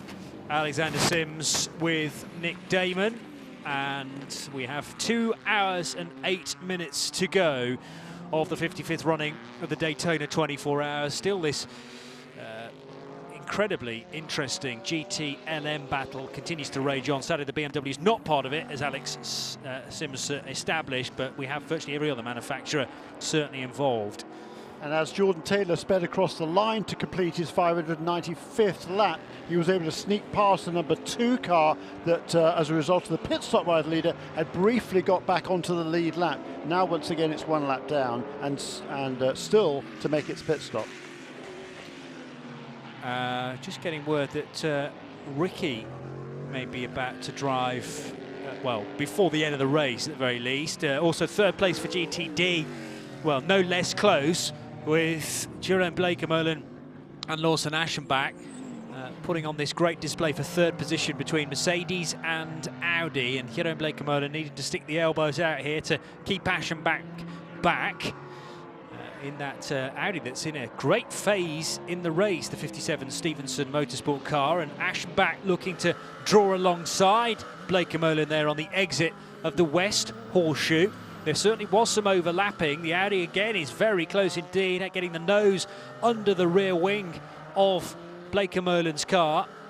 The AMG's initial haul out of turn 6 though looks to be stronger than the Audi. So that goes against the straight line speed that Adam Christodoulou was complaining about earlier on the weekend. But the Audis were complaining the same thing. Of lack of straight line speed, yeah. But compared to who? Compared to the Ferrari, they're right. Okay. It's just that Christodoulou said that he felt the Mercedes was one of the worst cars down the straight, but he hadn't driven the rest of them, so how would he know? The AMG car looking very good at least through the gears here in the mid-range, and then the Audi can draw in on it. That's partly to do with the wind effect as well, I realise. Audi R8 a bit more stable on the braking, quite possibly, as well. 4th position overall is the number 2 car of Pipo Derani, and that's gone into the pits, Nick Damon. And Pipo is staying on board, and it's going to be fuel and tyres, and of course they are certainly much more into the window than the 90 Multimatic car, so it looks like the Nissan engine within the back of this chassis is a little bit more of the economy minded in its current setup. And they're getting every last half litre of fuel into the car, creeping a little bit actually, and then the fueler had to move his feet a couple of inches, and off they go. And that's Nissan leaving the pits, and they'll have 2 more of those, and then they'll be all chance to go home and have some champagne if they get 1 more step further forward. Dare I say it, home and dry, which would be nice after so many hours of rain, Jeremy Shaw. Two Acuras there, pretty much side by side going into turn 1 and across the start-finish line. Number 86 car just ahead of 93. That's the order they have been running lately. They're losing a little bit of ground to the cars ahead of them. In GTD, it's still Sam Bird that leads, and a Ferrari's extended its lead now. It was 2.9 seconds after 562 laps. Now, 11 laps later, that gap out to 10 seconds. So 7 seconds it's put out in 11 laps. 4.6 seconds back to the number 33 Mercedes. Jerome Blekemolen with that car. He, as we've seen for quite a long time, has been hounded by the number 57 car, the Stevenson Audi of Lawson Aschenbach, and then 13 seconds back to that pair of Acuras running currently nose to tail. Yeah, somehow there's not quite so much compactness to that GTD category. Now it's dried out, and those who have some more power are able to use it. The JDC Miller Motorsports 85 Oreca, driven by Matthias Besch, now with a little loop at the bus stop chicane, but it's quickly rejoined. That car in 13th position and 5th place in the prototype, so not in contention for a top 4 finish. Still, we have Jordan Taylor leading the race by 20.4 seconds from Rene Rast in the 90 car, and Pipo Derani fresh from that pit stop in the ESM Nissan. So 2 Cadillacs represented in the top 4, but from different outfits, remember. The Multimatic Riley and the Nissan. Those 2 Acuras dicing their way through turn 1 again, as we've just had a glimpse of the number 38 Performance Tech Motorsports PC car making its way out of the pits. Kyle Masson at the wheel of that car at the moment. It's completely unchallenged. It's got a 23-lap lead over Trent Hinman in 2nd place in the car number 26 for Bar 1 Motorsports, and its teammate Don Yount at the wheel of car number 20 is another 16 laps further back as well. So no real battle going on in PC, but that's the only class that doesn't really feature any sort of a battle. Although, having said that, Jordan Taylor is very much in control of this race. The Konica Minolta Cadillac team has been inching away from Albuquerque pretty regularly for the last now stint and a bit. And also, it's going to take a little bit less fuel at its final pit stop as well. Yeah, the trouble is going to be, and this goes back to the question Johnny was asking a few minutes ago, is if it does stay green, just doing some quick sums, I think we're going to be around about 6 laps short. In other words, they're going to need to stop for a splash of fuel to get them the final 6 laps. That is Albuquerque, or the number 5 and the number 10 Cadillacs are going to have to stop for that. The number 90 is in a little bit more problem. They'll have to stop for definite before they can get to the flag. Yeah, that's what I thought. Yeah. So it's about 5-6 laps that's going to be the difference. Giancarlo Fisichella well and truly in the groove. We kind of knew he had been from the start of this stint. He's got the lead down now to the GTLM leader, Joey Hand, to 3.4 seconds, and Joey still has with him, remember, Ryan Briscoe in the number 67 car, not on the lead lap, but kind of acting as a rear gunner and also somebody to draft with up on the high banks. You're right, Johnny, and there's number 63 Ferrari, the class leader in GTD, has come to a smoky halt. This is Sam Bird at the wheel of the GTD race leader then, and Jules Gouin immediately takes the class lead. Jerome Blekemolen into second, Lawson Aschenbach into third, and the Ferrari of Sam Bird is stopped just out of turn 6 on the apron there below the double yellow line, not on the racing line, so everyone else can sneak by. But all of a sudden that GTD spec Ferrari has ground to a halt. It is smoking from the rear, looks like possibly from the engine bay, not an awful lot of smoke. That may be but it's awful smoke. Yeah, you're right. It's just I expected it to be whiter than that, but you reckon that is engine smoke? Well, no, I didn't. So tricky to tell. It could just be from the brakes as things start to cool down. Something's hot in there, isn't it? Something is very, very hot in there. He will be in communication with the team, and we're going to go caution, unsurprisingly. 12:30 here, Eastern Standard Time. Another 6 seconds, and we will have 2 hours to go. So very dramatic end to this hour of the 55th running, and that is more like engine smoke for me. That's a big blow-up, I reckon, with the rear wheels jamming as well.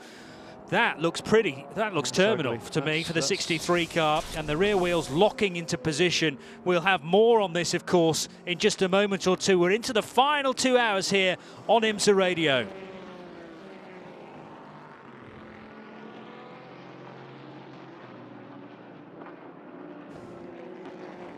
Thanks to Johnny Palmer for his efforts. He'll be back towards the end of the race, and more drama as well as a seized engine is what it looked like to me from the class-leading GTD. The Turner BMW also in problems, and that I think was Justin Marks in the 96 car that came to a shuddering halt in 8th position in GTD. Cue the drama music as we come into the last 2 hours. I mean, how many times has this happened? 107.9 FM around the raceway. Sirius 136 XM 204. And we're 120 minutes or thereabouts away from finding out who will take home the Rolex watches for the 55th running of the Rolex 24 at Daytona. Here on IMSA Radio live trackside, our flag-to-flag coverage continues, as the good news for everyone in our booth is the hot dogs have arrived outside.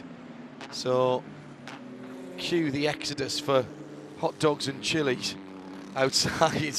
Right smile on Jeremy's face alongside me here, and he's going to have a quick pit stop before getting revved up for the end, because we know there's going to be some more. There's going to bound to be some more drama, isn't there? I think so, John. Yeah, there's no doubt about it. Absolutely, and certainly, this caution period is good news for the prototypes, I believe, because particularly the number 90 car, because that definitely would have needed a significant amount of fuel before the end of the race. I think the other 2 prototypes also, the 10 and the 5, would have needed to stop with a splash at the end. I think that'll probably negate that. Yes, but still, the reason most of all why it helps is it just slows the pace. It's not that it gives you that much more time, but it slows the pace of the race and thus reduces the distance that they have to cover in the same 24-hour period. Yeah, absolutely. The 63 car is done. That car engine looked like it may have seized and locked the back wheels until Sam Bird was quick enough to pull in the clutch, but underneath it there is a dripping pool of essential fluid, and Sam Bird climbs disconsolately out. Hands on the back of the head there, Jeremy. That's a horrible, horrible sight at this stage of the race. You don't want to see that from anybody. No, I mean, he pulled out a gap there. We were just talking about it moments before, weren't we? He was pulling away at several tenths of a second a lap. And Alessandro Balzan did that great stint, and got the car up through the lead. He was absolutely flying. The team managed the situation with Christina Nilsson very well, got her the last 5 or 6 minutes of her 5 hours that she needed whilst we were still in full course yellow. That was really smart before. Was it Malicelli who got bumped in after that? Cressoni, Mario Cressoni. Cressoni, yeah. excuse me, yes. Right. And Cressoni drove like a demon as well. I mean, yeah, defending champion team, of course, in GTD. Good point. And this is not the way they wanted to start that campaign with the DNF. They were looking so good to start it off in the best possible way.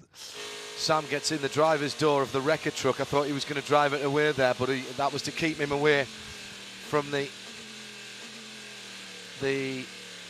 outside of the circuit where the cars are still going by. Jim Roller is down at what must be a very disconsolate 63 Ferrari pit, Jim. It is. That's the perfect word, John. Disconsolate. There's written area, dry eye in the house down here. They had no warning. It just went pop on him. And like you said, he did all he could do to keep from probably totally destroying it, but they're done for the day. Gilles Gounon, 30 years ago, Alan McNish was driving with Jules' dad, and just had a quick chat with Alan over at the Audi Experience at the Boardwalk Club in the infield, and we were saying it's never over till it's over. Talked with Matt Bell, his teammate Lawson Aschenbach now in 3rd position, and they were saying they thought the Ferraris ultimately were slightly too quick for them, but Graham Goodwin, editor of dailysportscar.com, rejoining us. It ain't over till it's over. It's not, and we have seen some fragility from these 488s in both GT3 and GTE or GTLM form. Particularly, we saw the WC last year, didn't we? The 51 car, an absolute terrible start to the season. And James Collado, as the 96 car, by the way, is towed back down to the garage area too. Yeah. So this also helps, I think, the 3 Chevy Corvette, Mike Rockenfeller. They were clearly fighting some kind of issue as they dropped down the timing. I'll run down the runners and riders for you in the big positions, at least. The top 4 are all prototype class cars, but it's the top 3 that have completed 601 laps, all 3 of them on the lead lap then. The Cadillac number 10, Wayne Taylor Racing, Jordan Taylor behind the wheel, leads it from Philippe Albuquerque, the 5 Action Express car. Been there or thereabouts throughout the whole race, those two, haven't they? Rene Rast, the number 90, in 3rd position. We did for a little while have one of the LMP2 global cars leading the race when the Cadillacs faltered about 1/3 of the way through the race, but since then it's been all Cadillac. 4th place and still in the hunt, you know. Pipo Durrani is couple of laps off the lead, but a couple of laps here, it's 5 minutes. And I have to say, that for me has been a surprise package, because with the limited time they've had to get their head around that package, didn't think they had a hope of getting home with those cars. And it's clearly not the fastest package. No, yet. The Nissan with the Ligier chassis, but crucially, it's still there when others have fallen by the wayside. In GTLM, top car is now 5th, and unless something extraordinary happens, we will have a GT Le Mans car in nothing worse than 5th position, which a few people had predicted, in fairness. Ford, Ferrari, Ford, that's 66, 62, 68, 69, so 2 more Fords there in 3rd and 4th. Then the 3 of Rockefeller, the Corvette, then the 911 and 912 Porsches, and the 912 is off the lead lap. Leaders in the pit lane, 10 and 5 are in, and the 70 as well. Jim Roller. Action Express comes to a stop. They're first, no tires, just fuel. Now the 70 car, 10 car, Jordan Taylor is getting out, Ricky Taylor's getting in, the 5 heads out, the 20 lets him go by, the 5 is beaten the 10 car lead out of the pits. then. Let's go up pit lane. And a lead change then, as that Cadillac is still on its wheels and not going anywhere. Now the door shuts. And the 6.2 litre engine pulls out. That was a long stop, John. They replaced some fluids besides doing the driver change and that sort of stuff, so it took a little extra time. Didn't quite hit. Yeah, go on. Didn't quite hit the mark either. Had to push the car back just a touch. Yes. That started that stop. Number 10. start of that stop, or was it the stop of that It was start? the stop of that start. It was the starting point of the stop. Just had this from Starworks. Both the 8 and the 88 officially now retired. So that leaves the 38 prototype challenge car in 14th position all around. That's the Intersport car, isn't it? They have done a cracking job. And Kyle Masson, barring something dropping in from a parallel universe, that should be Rolexes going to those guys. 28 and 20 are separated by laps as well in respectively 34th and 35th position. Those guys are then safe on the podium. So 3 cars still running in that class. People bet against that as well, didn't they? Let's be honest. In GT Daytona, Jules Gounon, as documented for Audi, and the number 29 car leading it from Jerome Bleekemolen. They're together in the line behind the safety car, the 33 Mercedes-Benz AMG GT. Lawson Aschenbach in 3rd for Stevenson. That's been a great run from Stevenson, you know. They were not quick at the start of the week. They've continued to work on that car. Just had a chat with Matt Bell, who is done driving. It will be Robin Liddell who will take that car through to the end. They will release their Scotsman, Mark Wilkins, Mark Wilkins is in the Acura number 93. And I think Mark's done a couple of hero stints as well, to use one of Paul's favourite terms. Certainly when he was leading the category for pretty much a whole stint. He did a brilliant job. Tom Dyer, by the way, backing up that Mike Shank Racing Acura with the 5 car. And they have got both of their cars back into contention. Part of that was putting Andy Lally back onto the Continental slick tyres before anyone else, Graham. And that was a very, very brave, calculatedly brave move, in fairness. Yep, took it through the crossover points. 96 car, by the way, very rapidly back from behind the wall. Went to the pit box, took, I guess, the emergency fuel and out. But now here comes the cavalry. It's the GTD cars, the 4. And it's going to get very busy indeed down on pit road for the Continental Tire pit crew. All 4 of the Fords have come in along with the number 3 Corvette. Antonio Garcia will get in. Mike Rockefeller gets out. 4 tires and fuel for the Corvette. For the Fords, it's very busy. As we saw earlier in the day, the ballet hasn't changed a bit. It'll be interesting to see which one of these cars can get out first. It's a race between the 4 Fords, the Corvette, and the 62 up pit road to Joe Bradley. And the leader in the GTD class, that's the number 29, that's the Land Motorsport Audi. Full service for them, tyres, fuel and drive. Staying in Audi land, the Stevenson Motorsport 7.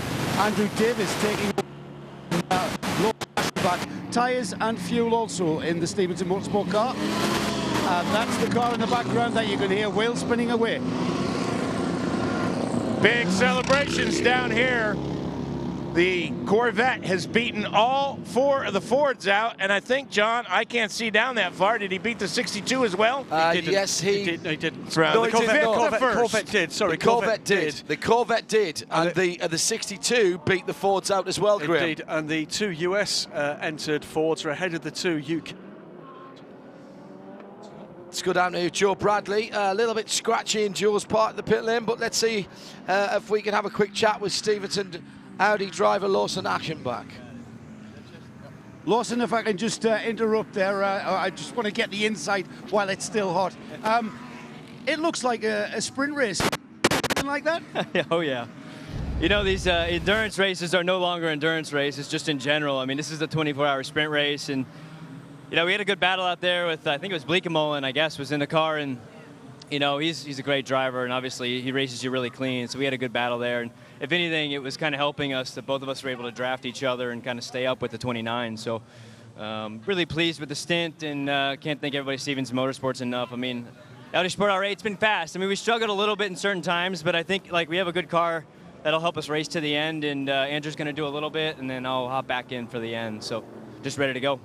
Thanks, Lawson. Right. That was very busy indeed, I wasn't it? expected Robin Liddell, in fact, was told by the team it'd be Robin that finished this race, but it looks like it's going to be Andrew Davis. Very busy in the pit lane, and I think the Acura and the Stevenson car are going to be told, first of all, to swap positions because the Acura did exactly the same thing, forcing itself out. That pushed the Stevenson car across, which pushed the 62 Risi Competizione Ferrari onto the grass again. And remember, the car in the fast lane has the right of way, and the car joining must give way. Problem was, there was a big line of cars, and they didn't want to lose position there as the wave by starts. It was the position in that queue, the position in class as well.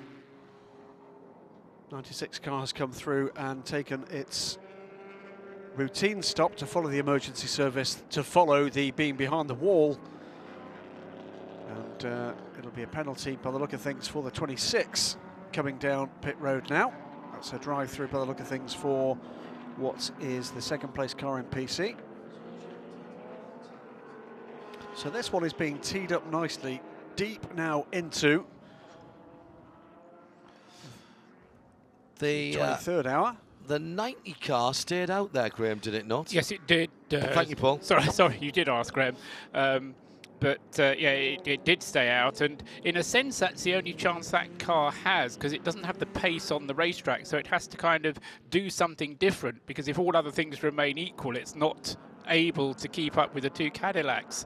The thing that is mystifying me, and if I was running the Wayne Taylor Racing team, I'd be worried about, is that every pit stop that car makes is considerably longer than the Action Express racing car. And that last pit stop, okay, it was under safety car conditions, but it was 14 seconds longer in the pits, the Ricky Taylor car, than the Albuquerque Action Express racing car.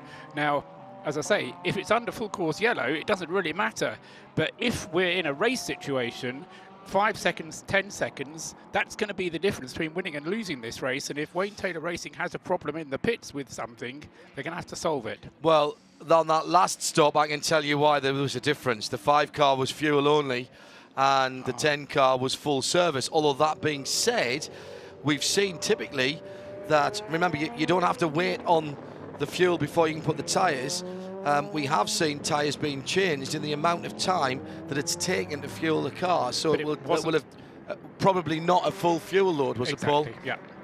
Maybe a penalty coming and for... they did add oil, of course, onto the Wayne Taylor racing car, Graham. Maybe a penalty coming for one of the Porsches, not shown in the pits because it missed the bollard. It ducked around the outside bollard. Ah, we saw Harry Tinknell try that as well, didn't we? But it didn't seem to be necessary. I think he was being overly cautious. Can't actually tell you immediately which car that is. I think it's the 912. Kevin Estra. That was a penalty earlier on for the 29 Ford, so that was a drive-through later on. Before we go back to green, number of people asking to be able to update their Andy Blackmore Spotters Guide with the black marker of doom. Let's run through them for you. 24 BMW, gearbox issue. Scott Pruitt's Lexus number 14, next one to retire. Accident, hard contact with the wall, driver's left coming out of turn 2. The 59 Porsche, that was an oil line leading to an engine problem. Thank you. The 16 Lamborghini had 2 goes at throwing itself at the scenery. Successfully so on both occasions, and unfortunately that's led to retirement for the 16 car. 73 Porsche, Matt McMurray completely blameless when taken out by an errant prototype challenge car that hit it not once, not twice, but 3 times that lady. 51 Spirit of Race Ferrari, that was a misfire that the team could not solve. So that car is order combat. 54 in the hands of Nick Jonsson was a clash coming into the bus stop overnight that saw heavy contact from Nick with the outside wall. Really never saw the start of that to be able to get to the bottom of it. Cooper McNeil, the number 50, the 5-0 Mercedes-Benz. That was a failure at the front. Oh no, he hit the wall, didn't he? He hit the wall, came in sparking. We didn't see the car again, so that was accident damage for that car. Then we had the 21 Lamborghini. Mark Bessing brought that car in. Don't know about that one. That's the Conrad car. That has had a couple of longish stops. I remember it being saying that they were going to withdraw it, but I can't remember what it was for. I apologise. The 88 and 8 recently retired by Starworks. Has the 70 Mazda officially... Oh, no, he's just in the pits now. Oh, sorry, no, yeah. Yeah, he had a gearbox change. The 55 is retirement, that was the fire. Yes. Yeah, fire on that car, but the 70 is still going round. 27 Lamborghini, Cedric Spirituali, that was accident damage as well. That car had a problem at turn 1-2, didn't it, and went in backwards, ended up... It was actually coming the other way, Indeed. 5 to 6, wasn't it, and ended up at that area. Very bizarre one, that. And the Orica 81, the Dragon Speed car. That was, last time I saw that was Ben Hanley having problems in that car. Yeah, they've run out of parts for that effectively, Right, because he's lost too many rear wings. The other one that you, I think you were going to mention, number 75. Yes, thank the you. Sun Energy Mercedes. Accident damage again for that, Paul, wasn't it? I don't know, to be honest. That had a trip behind the wall overnight, yes, re-emerged, but I've not seen an incident for that car. No, I saw it stopped out on the track. Okay. It's the multicoloured car. Yes, that's right. I saw it come back into the pit garage, but I didn't then see what happened to it after that, whether that was But we before think it all stopped of those that we've just mentioned are done for the day. They will be unlikely to be seen. The regulations here are what, Paul, to be classified? I don't actually know. All right. The reason I'm giving those as retirements is 70%? because there's a flag on the screen that says so. I will tell you in a moment. We're going back to green, the rather more used than expected Audi R8 LMS pace car, the red car. There's a blue one as well, which hasn't been pressed into use yet, and it will be René Rast, who has been an absolute star again. We have said this on many different occasions, driving many different cars for René Rast. Almost always, though, there's one piece of information that is common when there's rain. Up for Renger van der Zande as well, who was a star coming into the morning in that car and kept it in contention. Away they go. 1 hour, 40 minutes to go for the 55th running of the Rolex 24 at Daytona. And a second between the top three as they restarted. Down into turn 1. Clear track ahead of René Rast. Got to make use of this now with Philippe Albuquerque, who is, I'm sure he's very, very happy indeed to see the back of that blue machine in front of him. Now, the usual scrap from the GT Le Mans cars with Antonio Garcia leading after that brilliant turnaround by the Pratt & Miller team. Dirk Muller in second place, and then James Collado for Ferrari, the 62 car. In GTD, a switch around from second place as Andy Lally has pulled up to second in the Michael Shank Racing Acura. Andrew Davis dropped down to third in the 57 Audi, and the leaders are together on the banking. Oh, the leader goes down low and pulling out of the slipstream, out of the draft, going on the high side. Albuquerque gets round. He's got clear blue track between him and himself and the second car, and Albuquerque goes into the lead with 1 hour and 38 minutes to go. The two Audi sportmen there, head to head, yes, but clearly point. the Cadillac V8 had the ponies more so at that moment than the Gibson version did.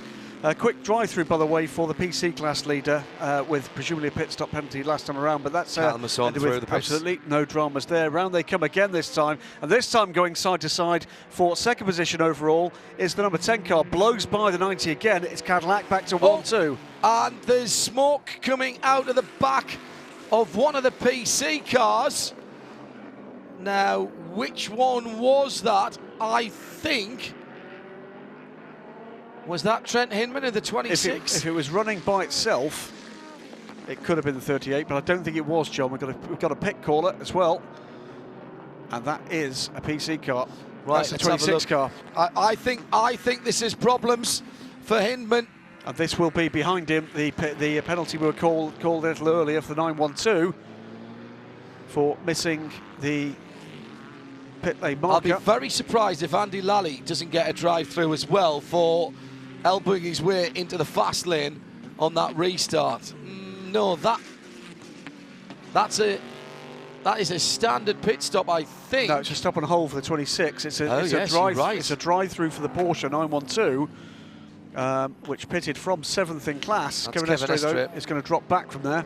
Oh, by the way, the other retirement that we didn't mention, of course, was the 63 Scuderia Corsa Sam Bird engine on the 488 whilst leading the GTD class, which has blown it wide open. Now the leading GT Le Mans is heading towards the braking area at the bus stop, and the Ford is about to go into the lead as Dirk Muller pulls out of the slipstream, goes to driver's left, hits the curb and clears Antonio Garcia, who had nothing. He could not defend at all. Now that was very interesting. Antonio Garcia deciding that now is not the time to fight, it would almost seem, as the Ford goes through and immediately puts a gap on the leader. 57 and 29 close together, and that is a battle for third in the final position on the GTD podium. It's all going bonkers again. 2 out east, Land Motorsport going on the high side of the Stevenson car. Andrew Davis doesn't have the pace. He's dropped down from second to fourth in a couple of laps after the restart. And through goes the 29 car, Connor De Philippi. He's in a podium position for now. Philippe Albuquerque pulled about a second from Ricky Taylor. The 2 Cadillacs, Action Express, and the 10 car sitting at the head of the field with René Rast in the number 90. Unable to keep pace with them, he's dropped down to third and is now 3 seconds away from the leaders. Andy Lally leads is second rather in GT Daytona. Very, very forceful exit from the pits that put the Stevenson car into the 62 and forced the 62 onto the grass. 3 fine Japanese makes there. Line astern, the Mazda, the sole surviving at the moment's Mazda DPI, number 70, followed through by one of the ESM Nissan-engined Ligers DPI, and the, well, what a spectacular debut, John, for the Acura NSX GT3 effort from That doesn't even begin to describe it. Mercedes, Acura, Audi, Acura, Porsche in the top 6 of GTD. That would have been a beyond a dream result for Mike Shank.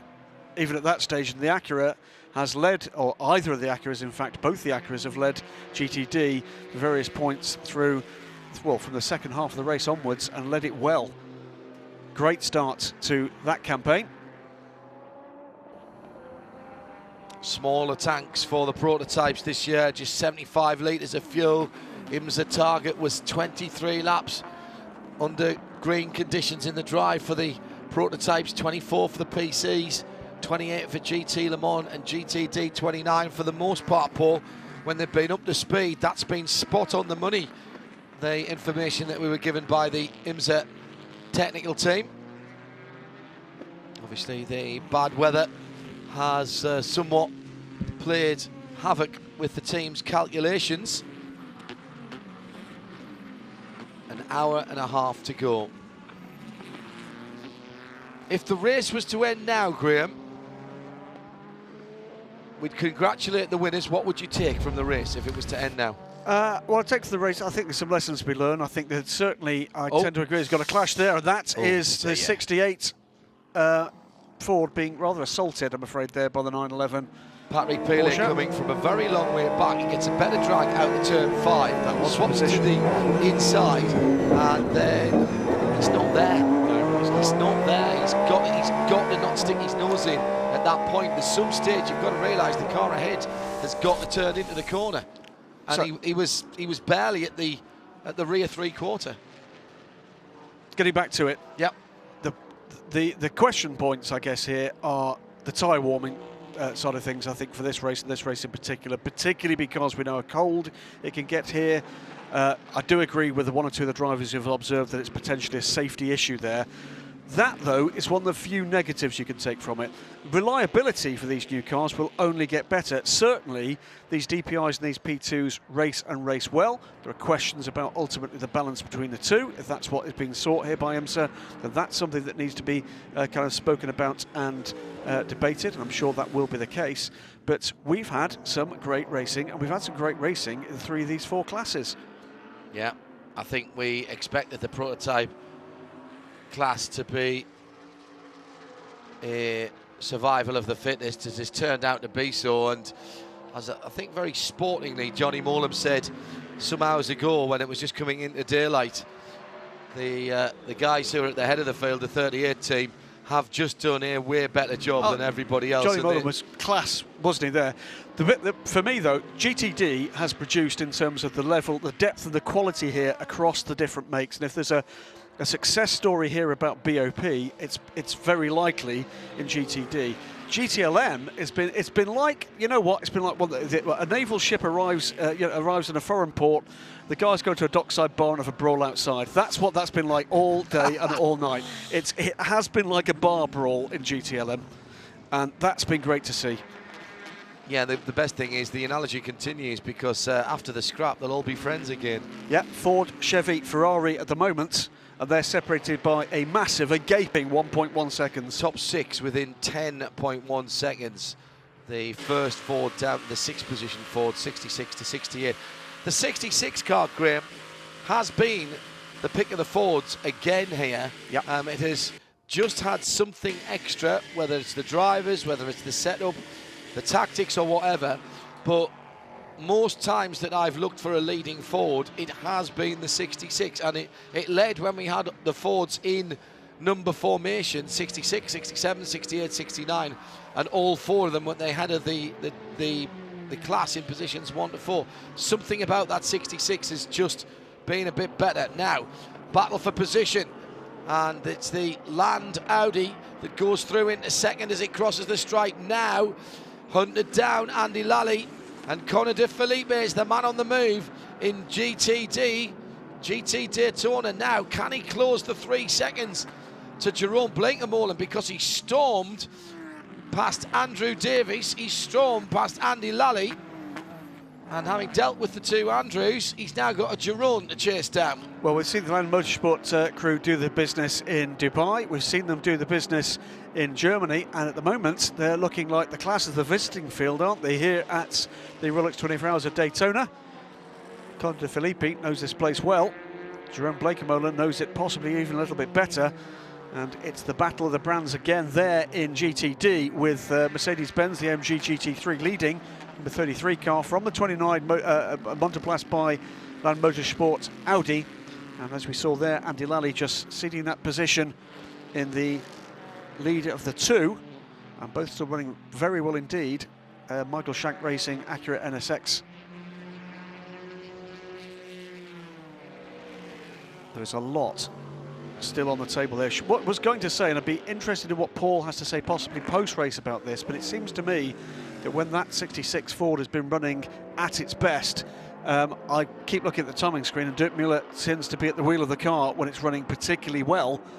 My guess is his pace has been particularly good in a car that's been particularly fast. I think that might be largely down to coincidence. I think the 3 of them, Joey Hand has done some sterling work behind the wheel of the car as well. I mean, it's been particularly early in the race, Joey Hand. Yes, he was peerless at the beginning of the race. Yeah, absolutely. And obviously Sebastian Bourdais had a great race in the middle, or a great double stint in the middle of the race. So I don't think it would be fair to single any single driver out of that group, Graham. They've just done a better job. Yeah, simple as that. They've stuck to the rules, John. I mean, they've been fast and they've kept it out of trouble.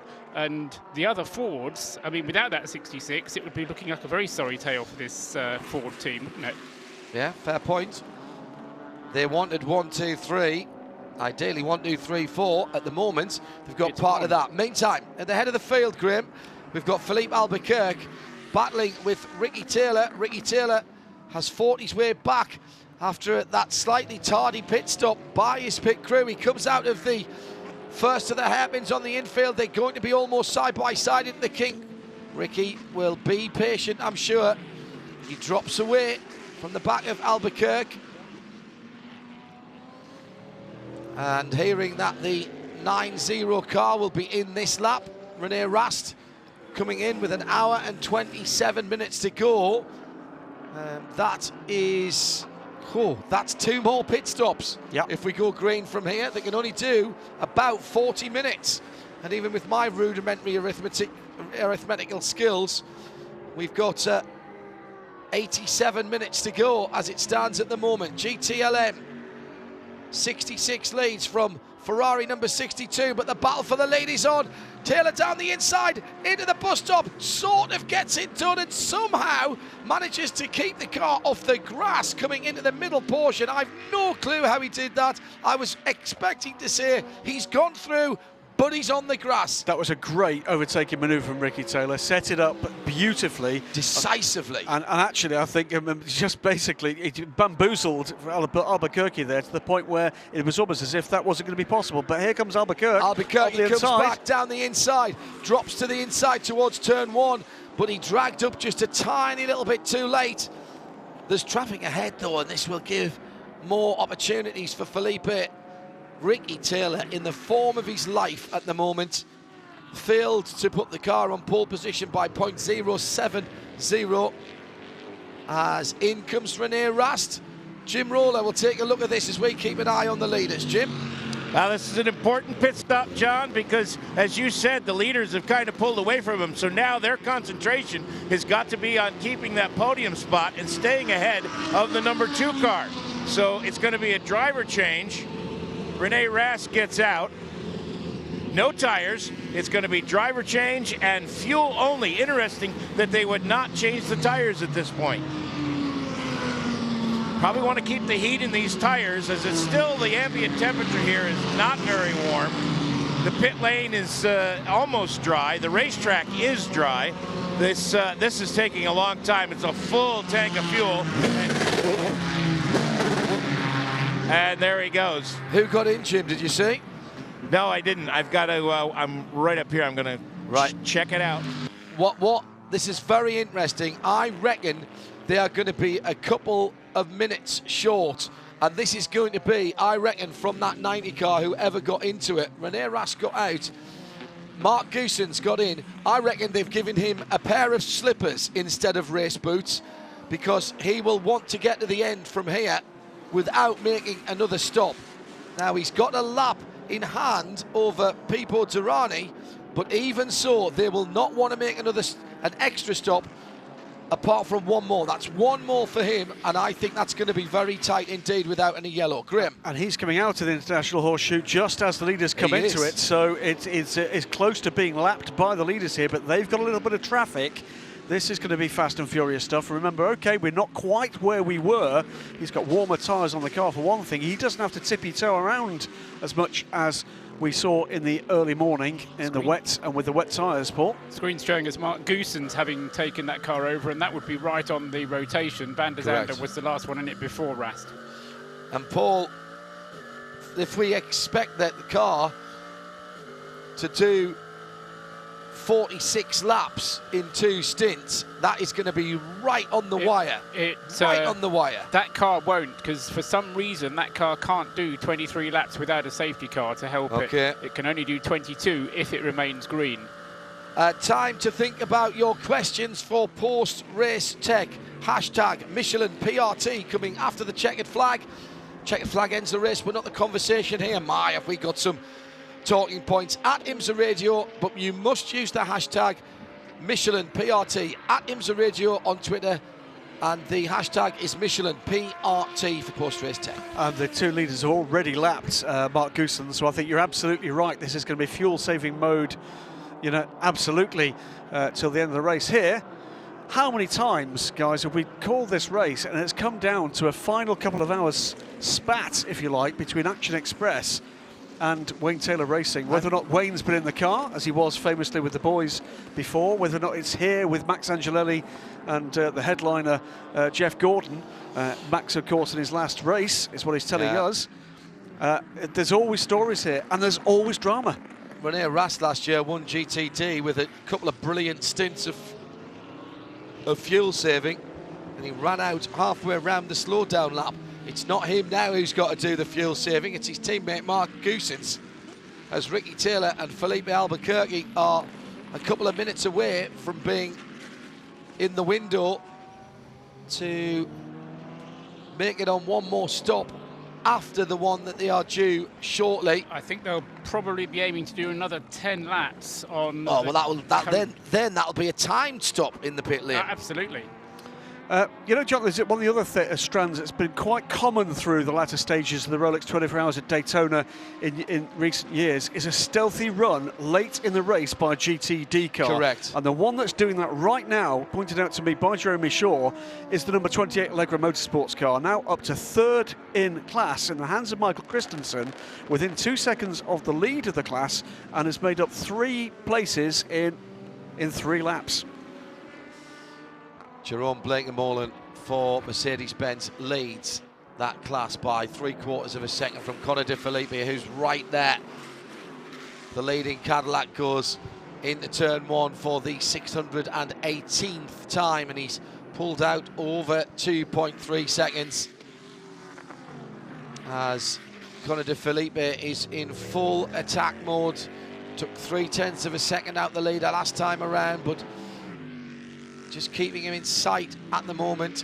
He's pulled out a second on Michael Christensen in that 28 Porsche, the Allegra Motorsport car. It's going the other way around, John, as Jeremy further points out. That 28 car actually was a lap down. It got the wave around last time around. Yeah. So it's not only made up the 3 places, it's effectively made up that lap as well. Correct. To get to the position it's in.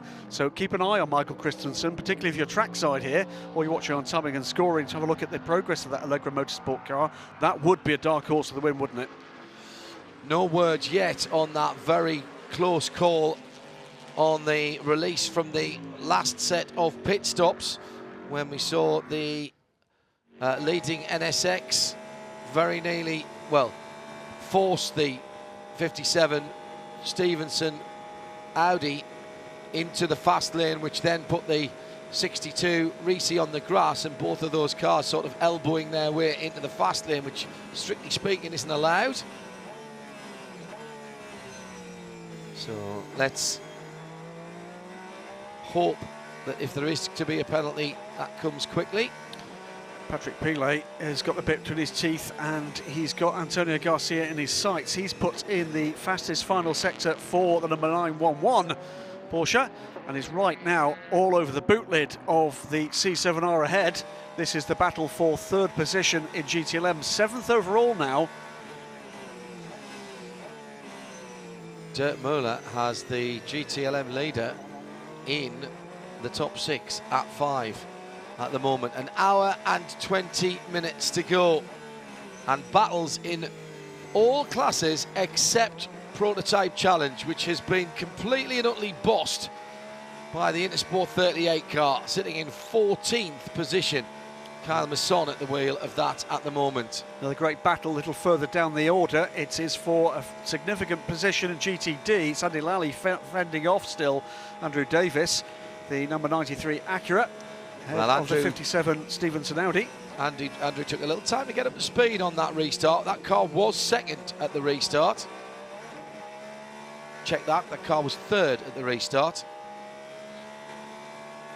Now Porsche versus Antonio Garcia's Corvette on the banking, and Patrick Pilet dragging up to the Velocity yellow machine, comes on the high side through the tri-oval. He's going to try and stay there.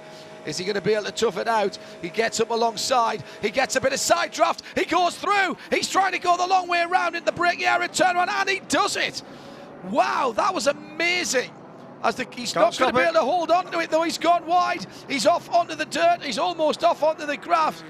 Amazing to see the draft that he got behind the car, and then as he came up alongside, the side draft catapulted him past into the lead, and of course he arrived at turn 1 about 15 miles an hour quicker than he's ever been going there. Couldn't nowhere near getting the car stopped.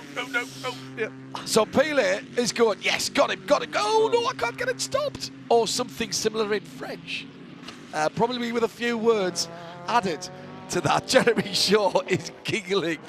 Prototype on pit lane and looking to be in trouble. It's the 13 Rebellion that has had a almost race-long fight back after early adversity. And engine cover is off on the 13 car. Rear clip is removed as well. The team are working on that car. I don't know if we've got either of the guys down there at the moment. And they're on the same lap as the equally recovery mode, number 31 car, the Seb Morris Whelan Action Express Racing car. Christensen doing a cracking job. I've been watching his times. He's right up there with the fastest laps of the car, fastest laps from the car in the race, and he's now right with Connor De Filippi, who's right with Jerome Bleekemolen. First three together then in the GT Daytona category. Allegra Motorsports, as far as I'm aware, only intended to enter this race with that car. The North American Endurance Championship. This is already a big upset in terms of that team put together very quickly at the end of last season in terms of the driving talent, culled mainly from the Porsche GT3 Cup USA by Yokohama with the addition of Michael Christensen. Well, that could be a very significant position for Allegra Motorsport and for Porsche. And the reason for that, John, I'll double check the figures before the end of the race, is I'm pretty certain that from the second race ever for the Rolex 24, that Porsche has always scored a podium. You're so absolutely I think right. that's 54 years of consistent podium finishing. Correct. And at the moment, the only Porsche that is in a podium finishing position is that car. Guys, I think there's a splash of rain out there again. I don't know where it's coming from. Just one or two spots and spits on the rear screens of the cameras. Joe Bradley and Jim Roller not feeling anything in the pit lane, so we'll put that to one side for the moment. The Whelan Action Express car going through the pit lane there, having just had a stop, John, and as it goes past the Rebellion, it goes past the Rebellion, if you see what I mean. Yes, it passes him on the track and on the timing screen. Up in 6th position in the prototype class and in 15th position overall. And the body language of those Rebellion mechanics is not got a sense of urgency about it. This is not over at all. Not over at all.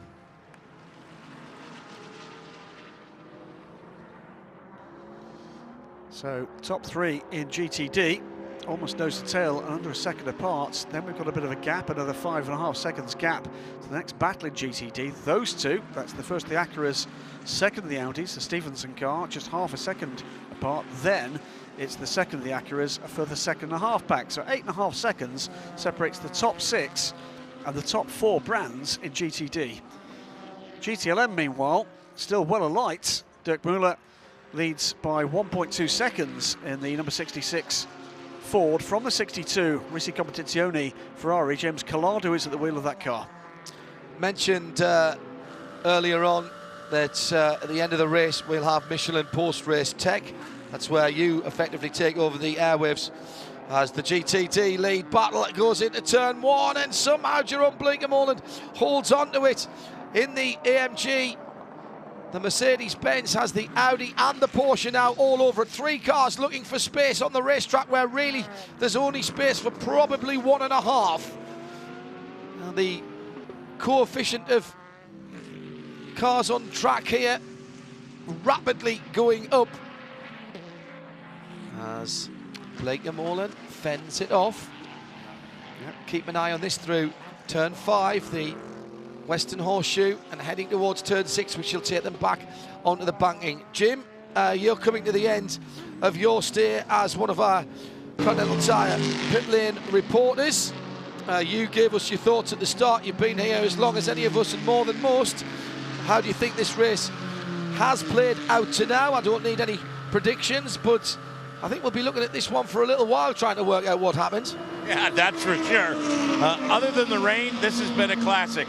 I think if the rain had been a little bit shorter, it would have just kind of been in the mix to make it an even more special event. But it just took a little bit away from the nighttime because we had so much caution.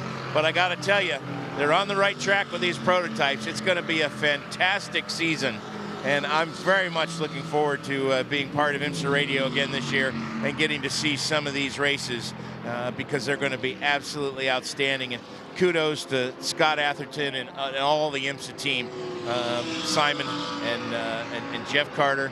All the guys did a great job, yeah. For putting this together. And my Spirit of the Race nominee before I go is going to be the 62 car. And my qualifications for that are they were roughed up at Le Mans by the Fords, and they've been 4 against 1 here. And by God, they've been giving it to them for 24 hours, and this isn't over yet. They're still in with a shout. So that's who gets my Spirit of the Race award. Thanks for letting me be part of it, John. The next voice you'll hear will be Shay. Well, from that end of the pit lane, the next voice I'm going to go to here before the GTD battle explodes again is Joe Bradley. Joseph? Yeah, I concur with Jim on everything he said about the way IMSA has put this together, the racing that we've seen. I think we're here at the dawning of a new era in American sports car racing, and it's quite, what I see here is pure. It's all right, we've had 3 great years of the amalgamation, but now we start with purity of racing. But my nomination for Spirit of the Race, can I nominate the weather? Because it never fails to deliver, does it? Mother Nature, a Spirit of the Race. Thank you, Joe. Just a quick note on something that Jim said there about how things are shaking out in this brave new world. A lot of new things here. A lot of people thought perhaps too many new things in at one time. We do lose the prototype challenge cars here, and I think we'll all be sorry to see them go, and I was a bit worried to see them go. However, they haven't really been a factor in this race. Nobody's fault there. There was only 5 of them, and that they haven't had a race that we have been turned on by. The 3 other classes are more than enough to keep us entertained. And when Scott Atherton said on Midweek Motorsport on Wednesday, exclusively, I think, that it wouldn't be replaced, I was worried. I'm not so worried now. Change for the lead in GT Daytona as finally Conor De Felipe gets the draft and goes all the way around the outside, and the charge to the front of the field from the 29 Audi is complete, with Jerome Bleekemolen now fighting a rearguard action with the 912 that he can't win. He just hasn't got the grip in that 33 car, and Michael Christensen blew by him. That's not Michael Christensen, oh, that's no, the it's GTLM not. car. Excuse me, it's the GTLM car. That's why he blew past him. That's Lauren Vantour. But what I did wonder is whether or not that might give Michael Christensen a little bit of an edge here, and it might just, because now you can see him looking in the mirrors if you're looking on the IMSA.com feed, and that's why, because we've got the Allegra Motorsport car all over the rear deck of the AMG GT3. Great stuff. It's 24 cylinders in perfect harmony, 1, 2, 3 here in GTD, 10 cylinders of Audi power, 8 of Mercedes-Benz, and 6 very strong cylinders worth of Porsche. Up the inside goes. The inside into the bus stop, and he must have got that done. He came from a long way back, but he has got through. Now, can he get it stopped this time? Yes, he can. And I do think, I go back to what I said before, I do think that Jerome Bleekemolen is struggling for grip in the Mercedes AMG, and Shea Adam joins us in the pits for the last hour and 10 minutes. Shea, you've got action down at your end of the pits, no cars yet, but certainly something about to happen. A lot of nervous anticipation, John, as both the crews from the 5 and the 10 are up on the pit wall, and as I say that, the pit board comes down for the 5. They are getting ready for the leading 2 cars to come in. Here is the 5. It hits the pit lane speed limiter and immediately turns hard left, almost as if it's going back to the garage, but no, comes into its stop. It will be getting, at the very least, right side Continental tires. 4 tires and fuel is what they are saying on the radio. The fueling's still going on. Now they come around to do the left side tires, and a little bit of a struggle getting the left front to come off. Now it finally does. The replacement left front goes on. The car comes off of the air jack. Fueling still going on. Takes a long time for all these fuel to get into the tank. There is no one indicating to the fueler when to go. That means he was told to fill all the way up, and out goes the 5. Debris on the circuit, and I think that is Ford. from 66 Ford. Really? Is that the front intake, the 56? Pits have closed. Wow! What a piece of timing for Felipe Albuquerque, who goes back out just as the pits are closed. And the 22 car has ground to a halt out on the circuit. Has he? It was pit out. He was at pit out. So he decided, well, he's got out into the acceleration lane.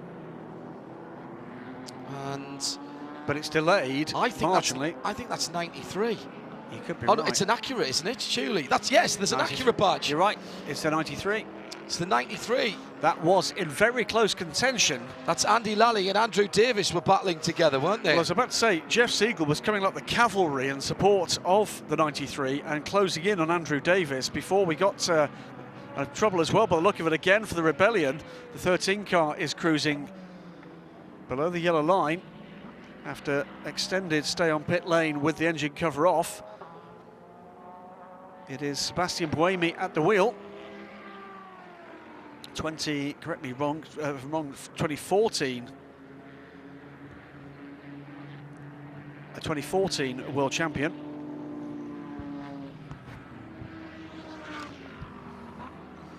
And that car is rolling back. If there's power in the belly, there isn't very much. 66 minutes to go.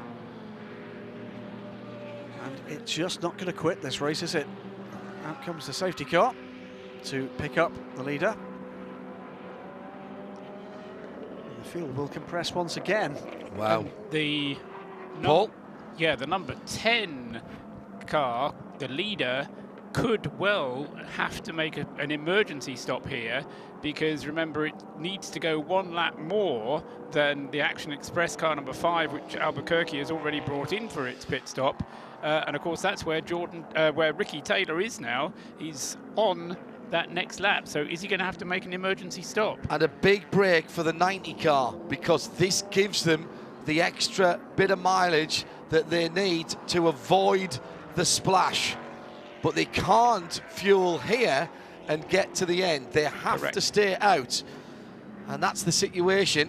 Which is what they did in the debris is from the 93. The whole of the front of the car has pulled off and gone over the top. I thought it might have been a rear part of the car, but it is the front, confirmed now by a great pickup from our colleagues at TV. And by the way, thank you very much to Rooftop Ray, to all of our camera operators, male and female, who have braved the most awful weather. Everybody on the technical side, as well as our replay team, the tape apes, as we still call them, even though tape is a thing of the past. That's a term of affection, by the way. I wonder if there's been a little bit of contact there. I'm not sure, John. Team Graphics as well, who have done a great job, and all the production staff working here for NASCAR Media at the NASCAR Productions here at the Daytona International Speedway. They fed us pictures all the way through the night to make sure that we could do our jobs properly. That looks like there may have been some contact on the Acura. If it has, it's been contact right front, because it's that corner is it's loose. I don't think they're going to be allowing that car to carry on like that.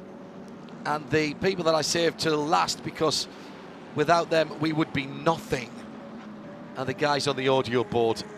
Thanks very much to those guys monitoring the radio as well. Bubba Clark for us, feeding that back throughout the session. It's a big team effort to get this show on the air, and it's very kind what you say about what we do, but please remember there's a lot of people standing behind this that you never see or hear from, and we don't forget their input. The bonnet stays have been ripped to pieces. Just about to say, for those of you wondering, if you're looking on the video, why the windscreen wiper's looking a bit odd on that, it's because it's not a windscreen wiper, it's the bonnet stay. And yeah, heavy damage to the front of that Acura.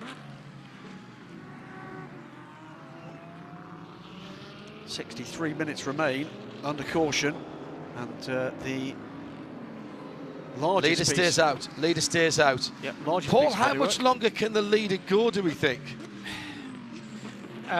You see, that was a sigh of yes. Well, I know that from you, Mr. Truswell. The thing is, I hate Wayne Taylor. I love him. He's always got an extra trump in his hand that I've forgotten about. from previous experience of working with this this race, and he's just gone on to his 26th lap. Now, he's been able on previous occasions to get up to 28 laps when the safety car has been out. Now, they've clearly got fuel consumption extremely well managed in that car, and that they have shown us. Now, what you wonder is whether they've got anything more. If they can possibly, then obviously they're going to go until the regular fuel stops, which is going to be next time around. Yeah, I mean, they want to pit now.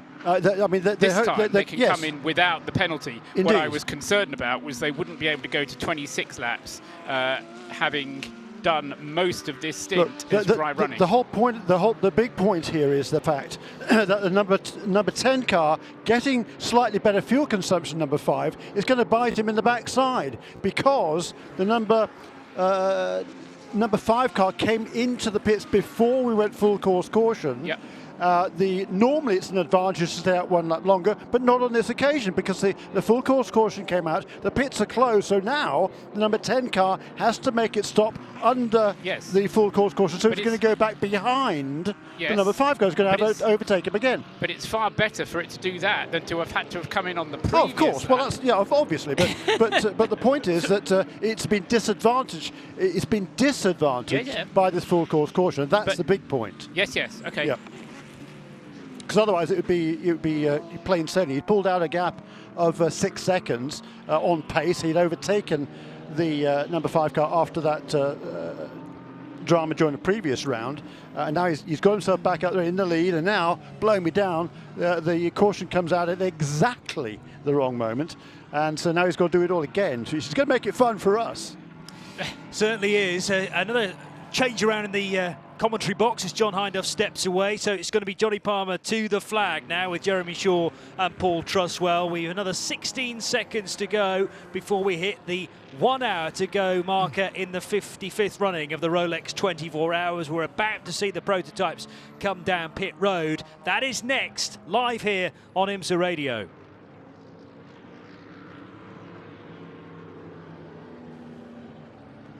Inside the final hour of the 55th running of the Rolex 24, and the race leader Ricky Taylor in the number 10 Wayne Taylor racing car comes across the double yellow line, and therefore that is the first car to blink in this sequence of stops, and Shea Adam is positioned perfectly to receive Ricky Taylor in the 10.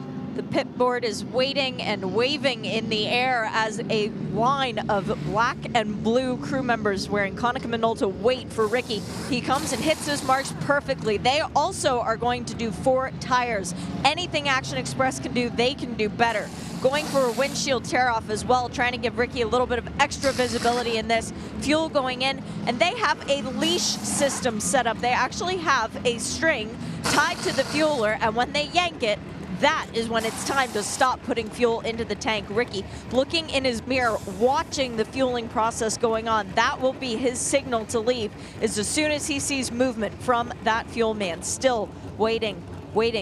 The leash is tightening ever so slightly. The anticipation now.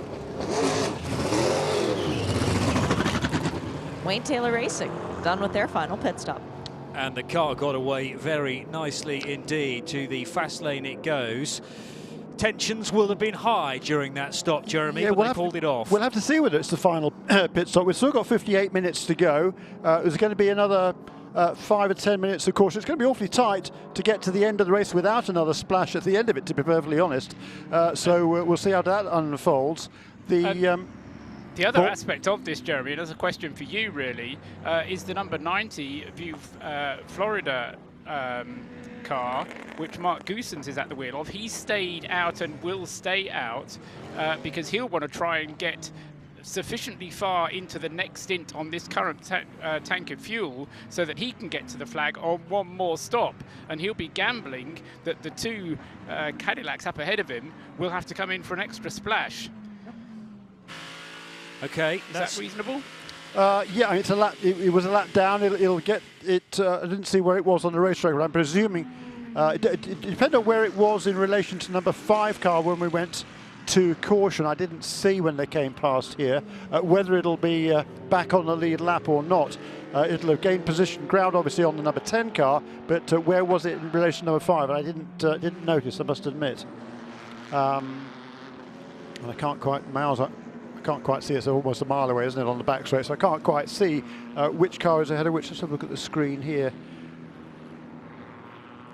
Yeah, feeding their way through the bus stop chicane now. There's a Visit trying Florida to identify cars. So the 9-0 is there in third position with Mark Goosens at the wheel. Number 5. I think the number 5 car might be ahead of it, in which case it's still going to be a lap down. So, you know, kind of moot point, unfortunately, for those guys, if that is the case. I think the number 90 is going to come through ahead of the Do race you? Okay, leader. fine, good. Yeah, the Goosens car. In that case, it'll get the wave around, and then... yeah, Goosens car broke the timing beam at the end of Sector 2, just ahead of Philippe Albuquerque in the 5 car. So it's small margins, but just about ahead, and therefore still on the lead lap. Now we've got 7 GT cars all pouring their way into the pit lane. First of all, to Shea Adams. 66 Ford is the first one to come in and hit its marks, and it nails them perfectly. They have Michelin's ready. They have Michelin's going on. Fuel and tires for the 66. No driver change for the 66, 67, 68, or 69. 69 might be doing a driver change. I actually take that back, but it's so far away. There's so many cars in between us. 66 Ford, good stop so far. It comes off of its hijacks. Fuel's still going on. They even pushed it back a little bit to try and give it a cleaner exit, but it slowed down by its sister car. The traffic proved to be too much for the number 66. And Joe Bradley is in GTD land. Yes, indeed, and very exciting down here. The 28 Porsche, the Allegro Motorsport entry in the top 3 in GTT, almost coming together with the GTT leader, who it is neighboured with pit box-wise. Both cars being fully serviced tyres and fuel. A driver change in the Land Motorsport Audi. So that's the Land Motorsport Audi having a driver change. These cars can now go to the finish, so once these pit stops are done, and they both pretty much finish at the same time, and first and second in GTT has changed. Allegro Motorsport Porsche into the lead. They won the pit stop battle, and now it's a race to the flag. Fascinating stuff. The final, we assume, pit stops for all of these teams, and they now have 55 minutes to run to the flag. The rest of this yellow flag, will it stay green beyond that to the finish? We do hope so, but you never can tell with this race, Jeremy Shaw. No, that is a fact. So the number 90 car is back onto the lead lap, and we'll get the pass around before we go back to green, and therefore we'll be able to come around. Might as well make a pit stop, and because it's not in contention in any case. So come in, make a pit stop, and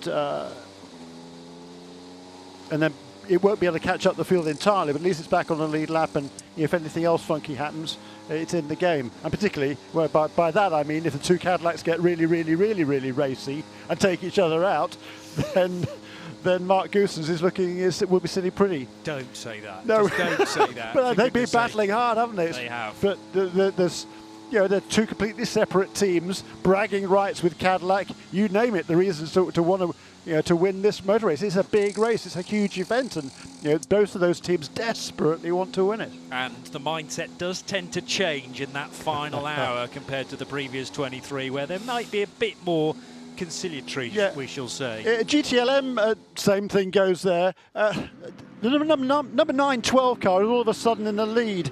I've no idea how it's managed that. All I can assume is that we were trying to figure out why it went 2 laps down about, I don't know, 3 hours ago. And I think, I mean, I hope I'm not speaking out of line here, but I think scoring must have missed a lap somewhere, because it made a penalty after its previous just checking that out. The previous round of pit stops. And even then it was still shown on the lead lap. Well, there's no way it made up a lap, including a pit stop. So anyhow, it is back on the lead lap. It did not stop just now, so it is in the lead of the class. No, it's not. Now it's shown. Oh, okay, it is on pit lane now. The 912, yes, pits That's now odd. from the race lead. To Joe Bradley on the pit lane with Connor Di Filippi. Connor, what you've just done there in that last stint, that's what you came here to do, isn't it? Absolutely. You know, we've had a lot of success over in Europe, and we wanted to come here and try to conquer the U.S., and we're showing what we can do here today. So we have, 53 minutes left. Chris is in the car, and we'll battle like hell all the way to the finish. It must have been a great feeling as a racing driver, catching, overtaking. That's what race driving is all about, isn't it?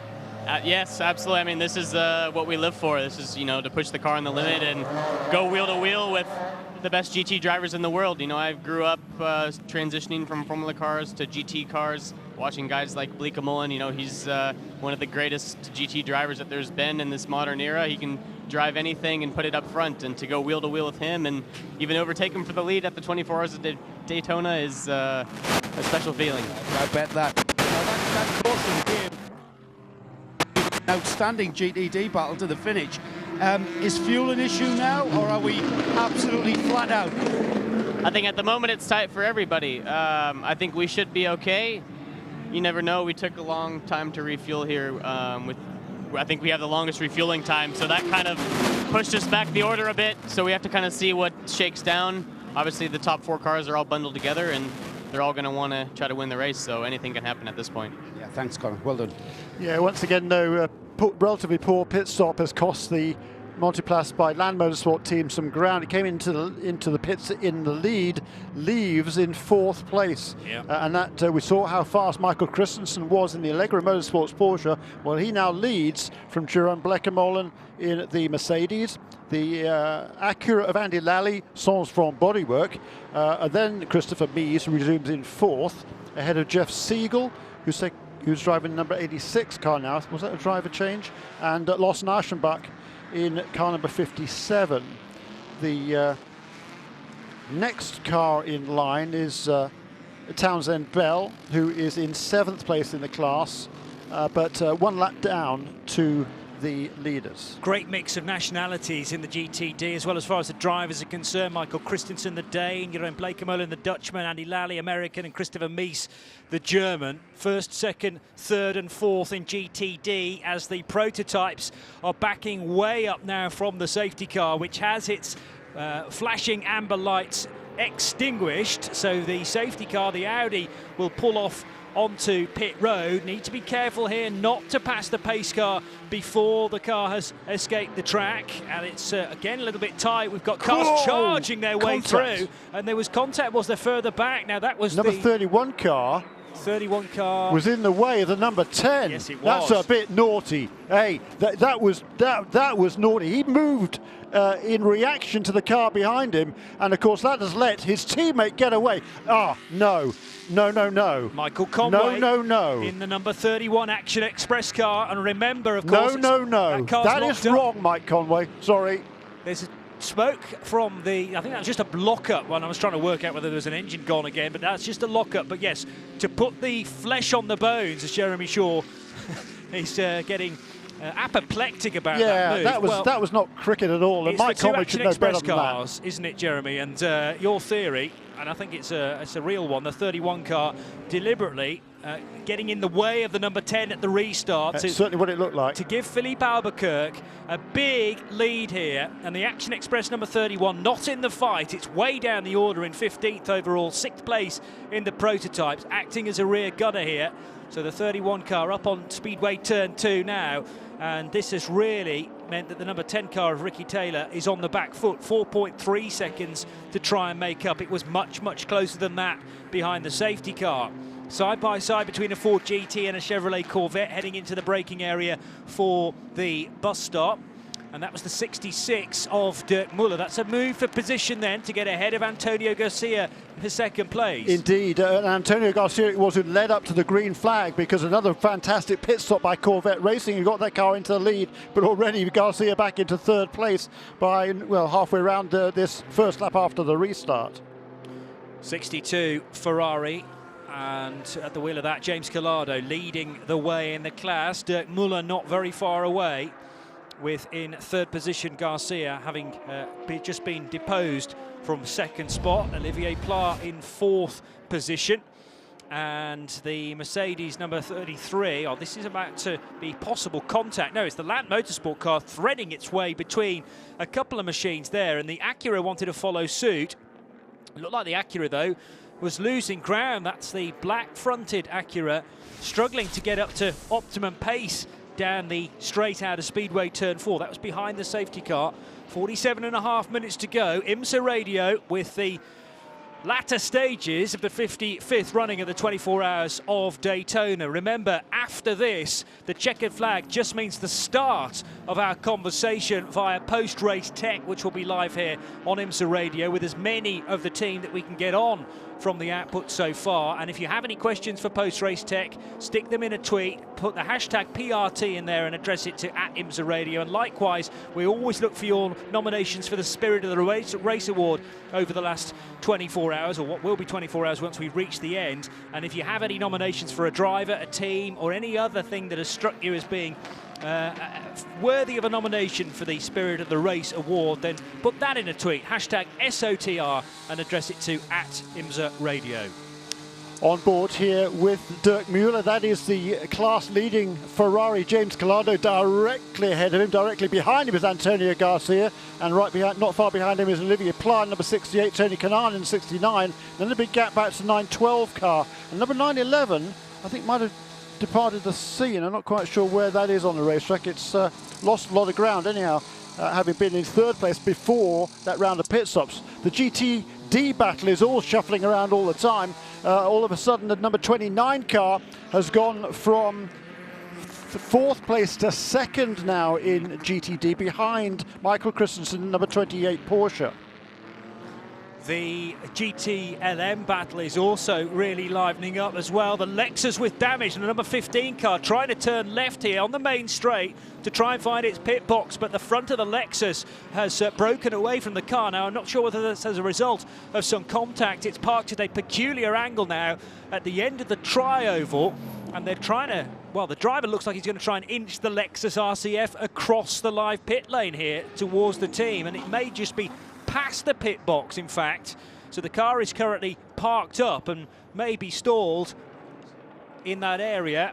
Yes, it's the front of the car, which we can't see. Yeah, that's a big issue as well, in the fact that the bonnet of the car, the front of the machine, the hood, has actually crept up and entirely blinds the driver in the number 15 car. Who have we got in the Lexus at this stage of the race? It's down on the second page of timing, and it's Jack Hawksworth at the wheel of the number 15 Lexus. So Jack doing the sensible thing there, pulling straight off the racetrack. That's happened in a very quick part of the track, and now he can inch his way across the pit lane to be seen by the team. And bear in mind, he's doing this blind. There's a Lamborghini wanting to get out as well, and just about managing to swoop around the back of that Lexus, which has had virtually every body panel replaced at certain times during this race. Remember, a huge chunk of it being taken out of the rear right.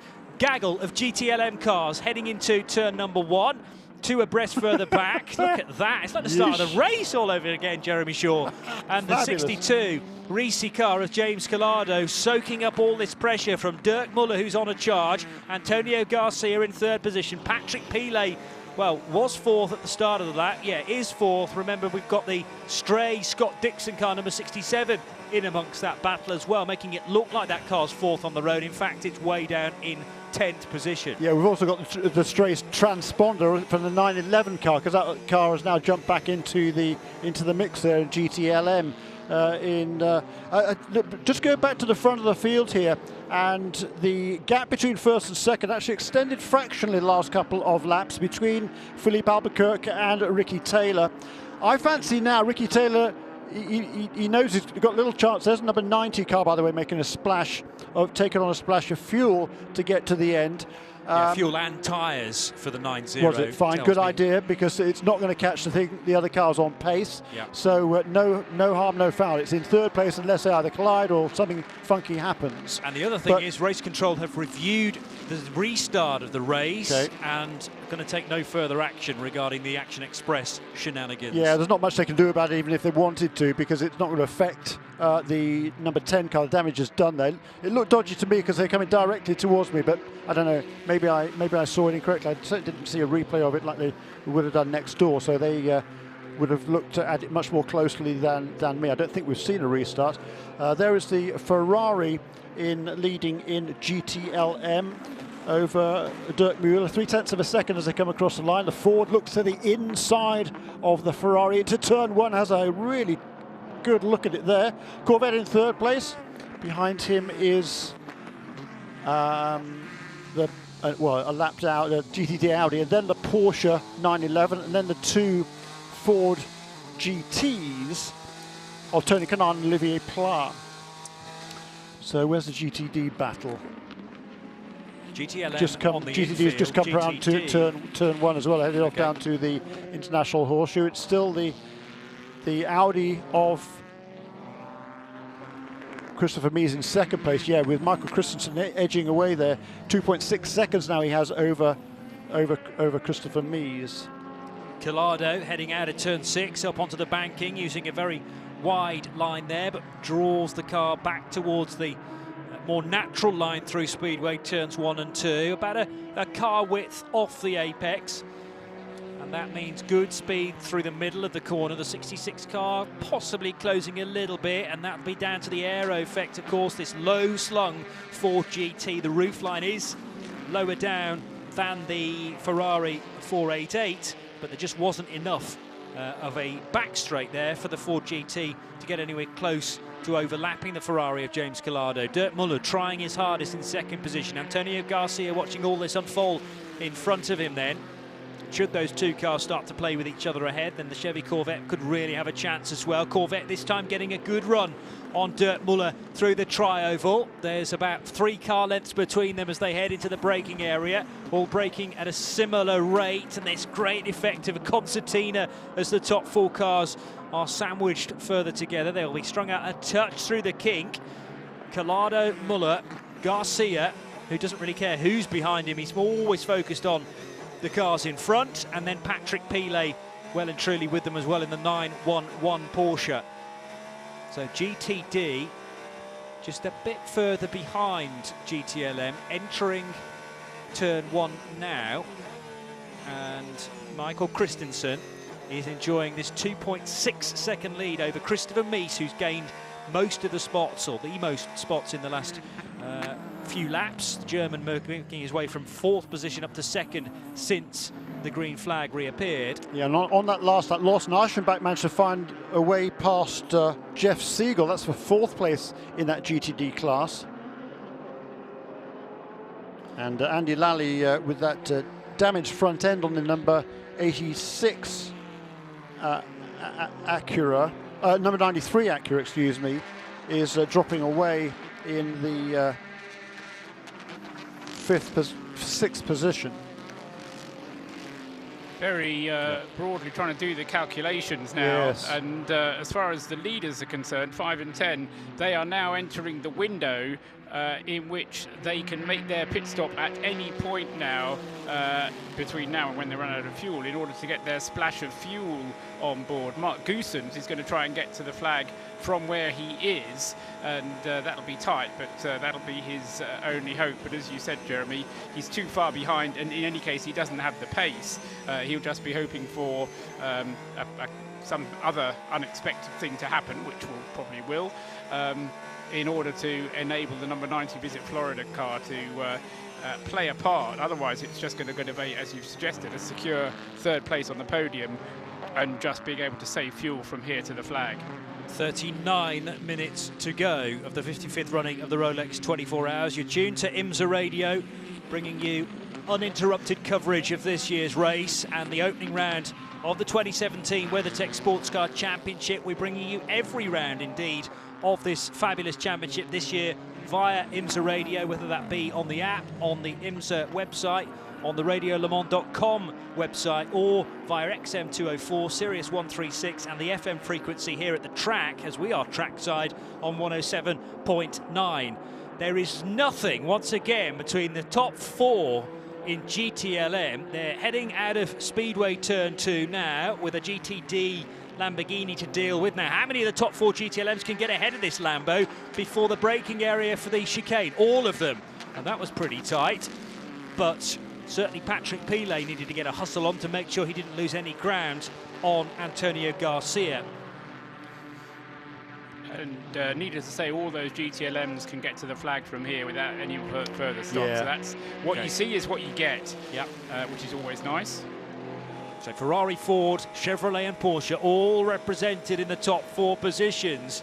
We couldn't have scripted this much better. It would have been nice to have had BMW involved as well, as Patrick Pilet feels like he's on a march here, and round the outside goes Antonio Garcia maybe to make the move, but Pilet's got the gap there, and the door was left open as Antonio Garcia attacked the second place car of Dirk Muller. What he didn't count on was Patrick Pilet overlapping in the white Porsche. He grabbed the inside line, did Pilet, wasn't going to be asked twice, and the inside line at the International Horseshoe is held there by the 911 pilot. Up to 3rd position goes Pilet.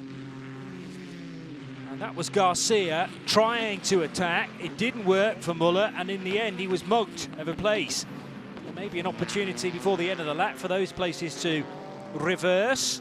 And 1st and 2nd still really close as well. The 5 car of Philippe Albuquerque, Shea Adam, decides to pit on this lap for Action Express. This time it will be fuel only, and just enough fuel, or so they think, to make it to the end of the race. They have a mechanic standing in the front of the car waiting to signal Philippe, and the fuel is still going in. They are putting a lot in. Now he leaves. A big squeal of the tires, and Philippe is now officially good to go. Okay. Probably 8/10 of a tank of fuel, isn't it, Paul? It's quite a lot of fuel the car needed. Absolutely, yes. I mean, he'd done 14 laps on that stint, so yeah, 2/3 of a tank it would have needed to have taken on board. And of course, now the question is for Wayne Taylor Racing, do you do your stop, and then at least you're both on equal terms with each other? It doesn't really make a whole heap of difference. You just need to make sure you don't get caught out by bad timing with safety cars. Ricky Taylor now leading the race, 640 laps about to be completed, 27.5 seconds the gap at the moment between the top 2 overall, and the GTLM battle once again becoming alive. Some overlapping here, I reckon, possibly between the Collado-driven Ferrari and the Dirk Muller-driven Ford GT. Here comes Pilet around the outside. Now, what can he do? If Garcia plays his cards right, he might be able to find the inside line. Not going to be close enough, I don't think. No, Pilet's exit out of the International Horseshoe is good. He did get a little bit of an overlap on the Ford GT of Dirk Muller, but didn't manage it. The 10 car's going to pit, by the way, on this lap, and indeed here comes Ricky Taylor in the 10 car from the lead of the race. Shea Adams with the 10. The pit board ready to receive him as Ricky stops on his mark. Could not have done that any better. There is one crew guy with a little bit of 100-mile-an-hour tape for the front left portion of the car that was previously damaged early on. Ricky looking again already in his mirror, concentrating on that fueler because the leash is still not tight. Now it's good to go. Ricky can't get it in gear. There we go. Precious few seconds lost there, but Ricky is a man on a mission. Looks to be a little bit of bodywork, maybe a dive plane from the front left either fell off or was yanked off by one of the mechanics. Actually, it was some of the tape they tried to put on and then maybe gave up on that. So the 10 car is just leaving now. Meanwhile, there goes the number 5 car into turn 1. So big advantage now to number 5 car, because that hesitation getting going again for Ricky Taylor cost him a good second or 2. Plus the fact that it was, I think, it was a pretty good outlap there from Philippe Albuquerque. The pit stop itself was 5 seconds longer for Ricky Taylor as well. Despite the fact he needed a bit less fuel, huh? Dive down the inside for the lead of GTLM, and a shoulder barge there from Dirk Muller on the Ferrari of James Collado, and because of the contact, Collado on the back foot. We now have Patrick Pilet up to 2nd position as well, but it's Ford GT leading Porsche now from the Ferrari of James Collado, who lost a couple of spots, and it might be 3 if he's not careful. Not quite. Antonio Garcia was trying to get the Corvette ahead of the 488 as well. He couldn't manage it before the left-hand kink on the infield. Well, that's right, because it was still the Ferrari that led into turn 1 here. Let's have a look at it here. Dives to the inside. Number 66 car, great move, absolutely alongside by the time that James Collado was ready to turn the corner. James Collado caught napping. Yeah, absolutely, and despite there being contact, Dirk Muller perfectly within his rights. It was his corner. Collado tried virtually to turn in on him there and was punished. He's lost one of the door mirrors as a result of that, punished further because Patrick Pilet Ever the opportunist has now picked off 2 of those spots, really from mistakes from the guys ahead. The 5 car coming through a couple of prototypes here, threading the eye of the needle on the tri-oval. That's the 5 driven by Philippe Albuquerque. The gap is 9 seconds back to Ricky Taylor, and it is now, these 2 cars, good to the finish. So we'll have to watch the lap times from both Philippe and Ricky to see whether Ricky can start to eat away at that 8.8 second lead that Portuguese Albuquerque has. I don't see there's any way that he can close down that sort of a margin before the end of this race. They've been very closely matched, these 2. Ricky Taylor, or the Konica Minolta Cadillac team, had the advantage several occasions in the last few hours, but it's slipped away now, and it's slipped away to the point of 8.8 seconds. As closely matched as these 2 cars are, I don't see any way that he can make up that deficit without some extraneous assistance. The IMSA stewards agree with us that GT move for the GTLM lead was perfectly fair, and no further action regarding the Muller versus Collado contact. It meant that Pilet was able to gain an advantage as well, and Patrick Pilet needing to get by, is it still Jack Hawksworth in the number 15 car? Yes, it is. Despite that car being repaired and being in pit road for a little while, they kept the man from Bradford on board, and Jack sensibly staying out of the way of this GTLM battle. He will have been warned by his spotters that this freight train of GTE cars effectively wanting to work their way through. So Ford lead from Patrick Pilet in second, and James Collado in the Ferrari is third, Antonio Garcia fourth. Still 4 different manufacturers represented in the top 4 positions. Olivier Pla is fifth in GTLM ahead of Tony Kanaan. So 3 of the 4 GTs running in the top 6. Porsche of Patrick Pilet hammering the curbs at the bus stop chicane. We still have 30 minutes and 50 seconds of this 55th running of the Rolex 24 to enjoy. Johnny Palmer, Jeremy Shaw and Paul Truswell trying to work out who's going to win it and trying to count back those laps. But I think the simplest way is just for us to enjoy it here on IMSA Radio and find out exactly what happens as things unfold in front of us. 9 seconds is now the advantage between Philippe Albuquerque and Ricky Taylor. So the gap grew very slightly on the last lap, but it's going to go up and down depending on what sort of traffic these drivers encounter. The 5 now caught up behind Mark Goosens, which will offer similar sort of pace to the number 5 car, but Philippe Albuquerque's going to waste absolutely no time at all. Round the outside of the number 90 car goes the Action Express machine and actually makes quick work of that lappery past Mark Goosens around the outside. Albuquerque well and truly in the groove here. 30 minutes to go. I want to take a moment to look back at the IHG Rewards Club keys to the race that John Hindhaugh reeled off before we got going many hours ago, and the first of those being patience. You've really had to have patience, particularly through the night spell, in order to be close to the mixture for the crucial spots coming into this portion of the race. And hard work at hours 10 p.m, 11 o'clock, and particularly through that rain spell, which was something like 10 hours of rain on and off. And really you needed to be thinking about being in the equation for the last half an hour. Reliability, that was always a question mark regarding the prototype cars. Well, these brand new Cadillacs are currently first and second, and the 6.2 litre engine in the back of these prototypes has proved pretty reliable. We're going to go caution here though, with 29 minutes to go. Caution period one more time, and we'd hoped, as I said a bit earlier on, that this race was going to stay green until the finish. Now, why are the yellow flags out? It is a full course caution, and there's a car off the 93 machine, which is the heavily stripped Acura. That's the car with the black front, or it used to have a black hood. Andy Lally in the 93 car, missing front right wing, missing front right hood as well, and looking a shadow of its former self, the Acura NSX. It's gone off the track. Turn 5, is it? On the entrance to turn 5, yes, it may well be. As you head into the braking area for the Western Horseshoe, that car on the grass. Marshals are with it, and no doubt in conversation with Andy Lally, but it doesn't look like it's going to go anywhere under its own steam, so needing a tow rope. And this will eat into obviously the clock that continued to tick down, maybe for another, well, I would hope not 15 minutes. No.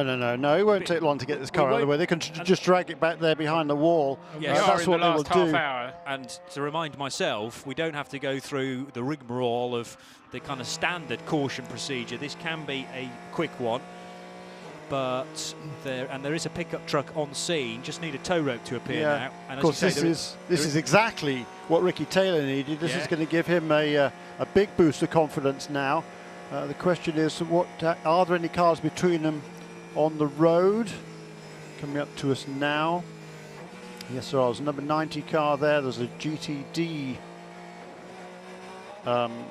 Grasser Racing, a Lamborghini. There's a number 85 car, and then is Ricky Taylor, so he's got 3 cars between himself, Ricky Taylor, and the race leader Philippe Albuquerque, and he's going to have to make short work of those 2 in order to get on terms with the other Cadillac, the Action Express Mustang sampling car number 5. Here's Shea Adam in the pit lane. And already diplomats from Wayne Taylor Racing, the Konica Minolta 10 machine, have been dispatched to those teams to go and say, please, please, please, when we get ready to come back to green, pack up and please don't make it hard on us. We want to race fair. The 93 car's back on the move, by the way. This is the Andy Lally car, which is trying to get back to the pit lane as quickly as possible. So the engine has restarted. We haven't needed to tow that car out of the way, and the safety car is already down to where that Acura was parked up. So at the West Horseshoe, it'll be this lap that we're currently turning, 645, and I reckon we can go racing at the end of this. So Philippe Albuquerque and Ricky Taylor will be much closer than they were prior to the caution. It's also as if the GTLM battle needed more spicing up. It compresses those 4 cars a little more, and all of a sudden the restart's going to be key here, Jeremy, between Dirk Muller, Patrick Pilet, James Collado and Antonio Garcia. Oh, absolutely right. And if anybody's raced in either of those 2 GT classes, that's for sure. I still think Ricky Taylor's going to have a hard time overcoming this deficit he's going to have, unless he can somehow persuade a couple of those lapped cars to get out of the way, because they're not really, I don't think either of them is in any sort of battle with anybody else. The number 90 car is a lap down, Mark Goossens.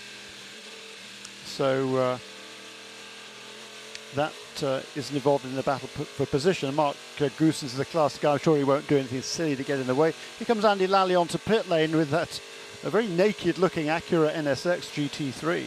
Yeah, doesn't really look like an Acura anymore, sadly. Very dog-eared indeed. Joe Bradley's right next to it as it pulls onto pit road. It kind of looks like one of those short oval dirt track cars with the exposed wheels. It's certainly been in the wars. I'm not quite sure what brought about that, but we're devoid of bodywork completely. The front of the car has got half a bumper and no bonnet whatsoever, no hood. And Andy Lally sits forlornly. There's no reason to bring him out of the car. We're getting a change of tyres. The tyres are full of dirt and stones and heaven knows what from being off the track. But I think it may be a problem, maybe a gearshift problem. They're looking towards the back of the car, which is where the mid-engine gearbox on this car is. So maybe it was, we're not sure, cause or effect. May not have been anybody's fault, but mechanical. Dare I say, the sun is out here at Daytona International Speedway. How long has it been since we could say that? The safety car lights are still on, by the way, so we're not going to have a restart at the end of lap 6, 4, 5. Jeremy. And congratulations to BMW Team RLL. Finally, they've managed to get that lap back. I don't know how they managed to sneak in about 23 hours, probably not quite, but a long time. But the car now is driven by Augusto Farfus. He is back on lead lap. He's going to be able to cycle on around. He's going to be well behind the rest of the pack. But it's come just a little bit too late for that team to have any realistic chance of anything better than 8th position. But at least the car is on the lead lap. So well done to those guys. They've persevered hard all the way through. Yeah, Alexander Sims was very honest with Nick Damon a little earlier on, saying we just do not have the pace this weekend, unfortunately, with the BMW M6. And it's close. It's only a matter of a few tenths of a second, certainly, but it's a significant few tenths. And they're not quite. They haven't been quite there this weekend, but still, it's been a good perseverance by that number 19 team. Paul, in terms of a total distance, this is going to be record-breaking, but the wrong way than we were expecting. Well, yes. I mean, I think once it started raining, it was never going to break any long-distance records. But 668 laps were achieved in 2007. That's the lowest of the modern era. And we're looking at it being either 661, 662 at this rate, with the field still circulating behind the safety car. They will be released for the last 20 minutes. And then it's just going to be a flat-out blind. There'll be no question of anybody just stroking it home at that point, of course. It'll be just go as fast as you can. But, yeah, 661, 662 is all we're going to get to, and that's, say, even lower than we went in 2007. Philippe Albuquerque leading the way from Ricky Taylor, and it's Ricky's Cadillac that you can hear in the background there briefly. Mark Goossens in third position, and Ryan DL in fourth in the number 2 Tequila Patrón ESM car. Going back to the IHG Rewards Club keys of the race, mention patience, mention reliability that we have had for some of the prototype cars, though clearly not all. Staying clean was always going to be crucial, and making sure that teamwork in the pits counted towards you getting in and out as quickly as possible. Very often a car that wins one of these 24-hour races is the one that's spent the least amount of time in the pits. The weather was always going to be pivotal. In the end, we had something like 10 hours of showery rain, sometimes incredibly heavy, sometimes just the drizzle. And also, after you've made it through the rain to the daylight, just be there in the morning. And these cars running first, second, third and fourth, the 5, the 10, the 90 and the 2, still there with 21 minutes to go. The IHG Rewards Club keys to the race, and we still have 4 GTLM cars really in the mix. Paul? Just to follow up on that quickly before we go green again, lowest amount of time spent in the pits by any of the GTLM cars is that number 66 Ford GT, some 5 minutes less than any of the major competitors. In the prototype class, the least time spent in the pits is the number 90, the Multimatic Riley, the Team Florida car, which has spent least time in the pits. Action Express car, the number 5, backing the field up. The green flag is indeed out. And then we've got the number 90 car, which isn't, remember, second on the road. It's third. And very quickly, Ricky Taylor is able to sweep around the outside of Mark Goossens. To be fair to Mark, he stayed way out of the way there. And Ricky Taylor lost 0 time. For GTLM, they are working their way out of turns 1 and 2. It's Ford GT from Porsche, from Ferrari, from Chevrolet Corvette. No changes there, although James Collado is going to overlap Patrick Pilet into the braking area for the International Horseshoe. So he's on the wide line for that tight right-hander. Exit speed looks pretty good, though. And again, he's going to get close to within a half a car length of Patrick Pilet's Porsche, but there's no way through at the kink. And Mark Goossens did exactly what one would have expected of somebody of his caliber and experience. Got right out of the way, as you said, Johnny Palmer, and that has just allowed Ricky Taylor to see what he can do. It was 1.1 seconds the gap between those first 2 cars as they crossed the stripe to take this restart, and it's about the same, maybe a little bit less as they go around banking NASCAR turns 1 and 2 and onto the back straightaway. And there's now a great straight up battle to the finish between these two. There's nobody to get in the way, no teammates to get in the way, and there's no traffic either. There's going to be several laps before they catch their traffic. Can they go to the end without reaching the traffic? No, probably not, but whatever there is will be well sorted out by then. Just under a second between the 2 leading cars, 19 minutes to go. Remember, get involved at the end of the race, because that's just the start of our conversation, our debrief, our post-mortem on a fabulous and fascinating 24 hours.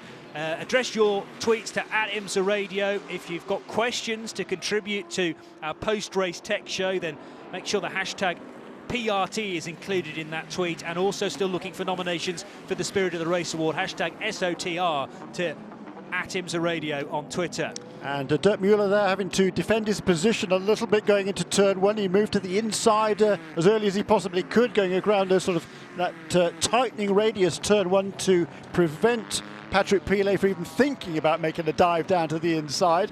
And those two now clear of the Action Express car that's in the other Action Express car, number 31 car, that's many laps down. And that has made sure there's a little bit of a gap back to the third place car in GTLM, which is the Ferrari just ahead of the Corvette. 6:47 laps completed. Philippe Albuquerque is at turn 6. No, a bit further around, beg your pardon. He's on Speedway turn 2 now, with more prototypes pouring out of turn 6 and up onto the banking. Two Fords, so Tony Kanaan and Olivier Pla, I think, exchanged positions as they came across the stripe.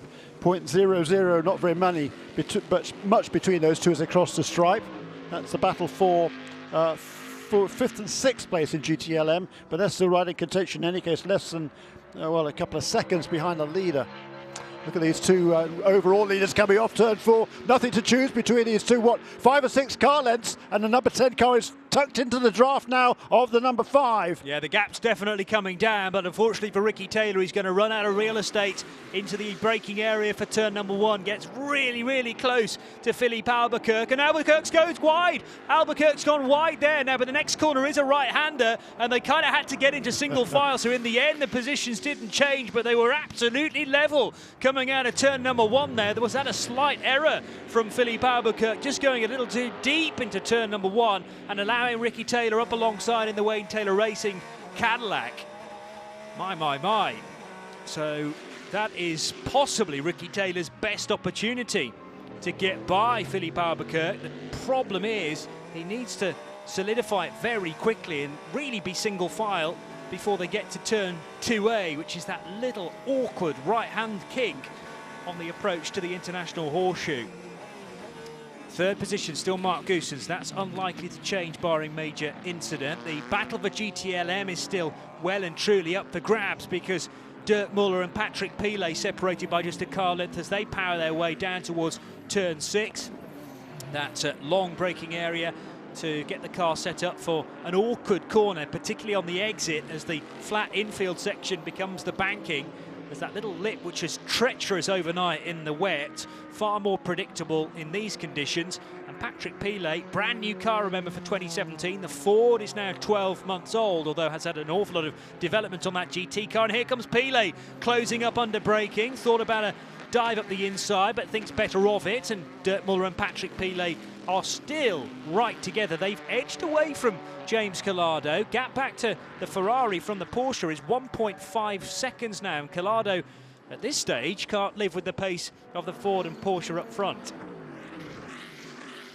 Leaders are on the infield section. A lock up there for Ricky Taylor going into the International Horseshoe. Cost him a couple of car lengths, certainly. And here comes Pilet, going to try around the outside of Dirk Muller, right beneath us through the tri-oval. And we're looking now for the Porsche to make a move. Not quite close enough for Pilet then. And taking loads of curb here, up through the gears. 4th gear and then down into 2nd gear for the right-hander at the International Horseshoe. A little bit of opposite look required there. The Porsche touch loose into that right-hander as the leaders head up into Speedway turn number 1. Once again, this is lap 650. Yeah, and it was on lap 614 that Ricky Taylor surprised. I think it was still Philippe Albuquerque, wasn't it, on that occasion, going into the bus stop. He's not close enough this time. It was a great pass on that occasion to regain the lead one more time for the number 10 car, but he's not close enough this time as they head into the bus stop on lap 600, as you say, lap 650. We've had 40 changes of lead so far in this race, Johnny. We've got 14 minutes left. What's the betting on there's going to be one more change of lead? I have not got a clue. But nor have I. That's what's so enticing and mouth-watering about this fight. Up front, 14 minutes to go. And both cars deliberately a little bit wide that time into the tri-oval. Philippe Albuquerque almost stops on his marks. Again, he was about a car width away from the apex at turn 1. That has given the advantage, a little bit of the advantage, back to Ricky Taylor. And Taylor's right with Albuquerque in the braking area. More brake smoke, though, or tyre smoke coming from the Ricky Taylor Cadillac versus the Action Express. 6.2 litre powered car.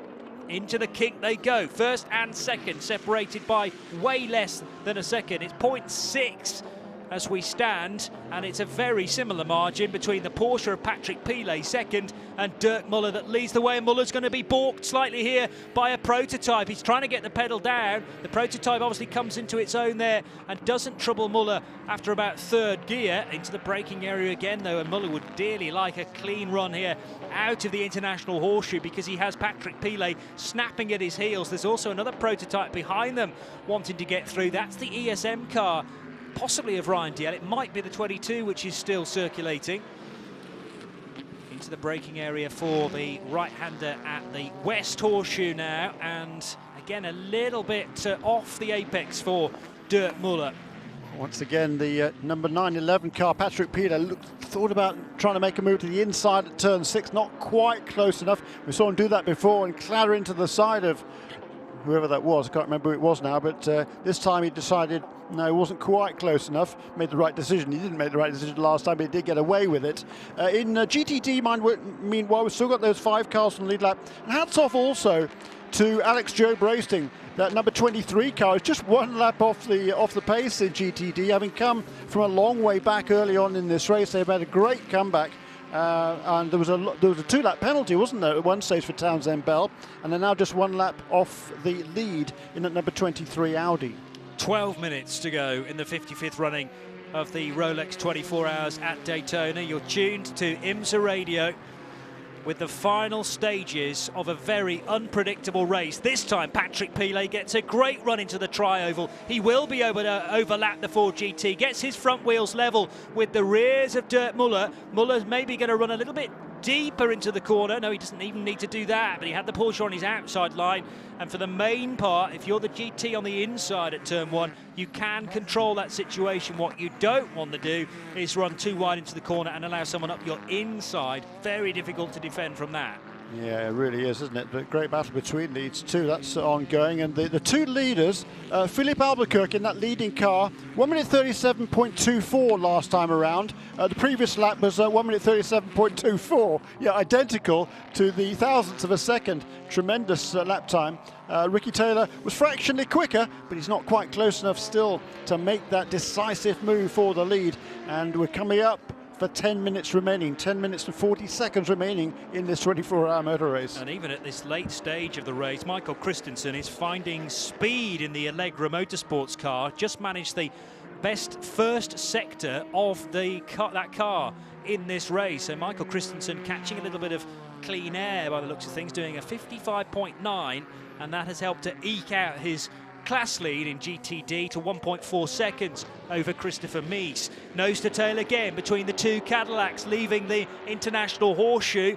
At the start of the lap, they were 0.351 of a second separating those 2 cars, and into the West Horseshoe. Taylor getting tight again, under braking. Albuquerque, though, much more on his marks, I'd say, than I have seen him, needing to keep this neat and tidy. It's a wide car, the Cadillac, and as long as he's sticking to his marks, his clipping points, Ricky Taylor really can't find a way through. And that was a critical corner for Philippe Albuquerque. He needs to get off that turn 6 and onto the chute that leads into the banking to maintain his advantage when they get to the bus stop.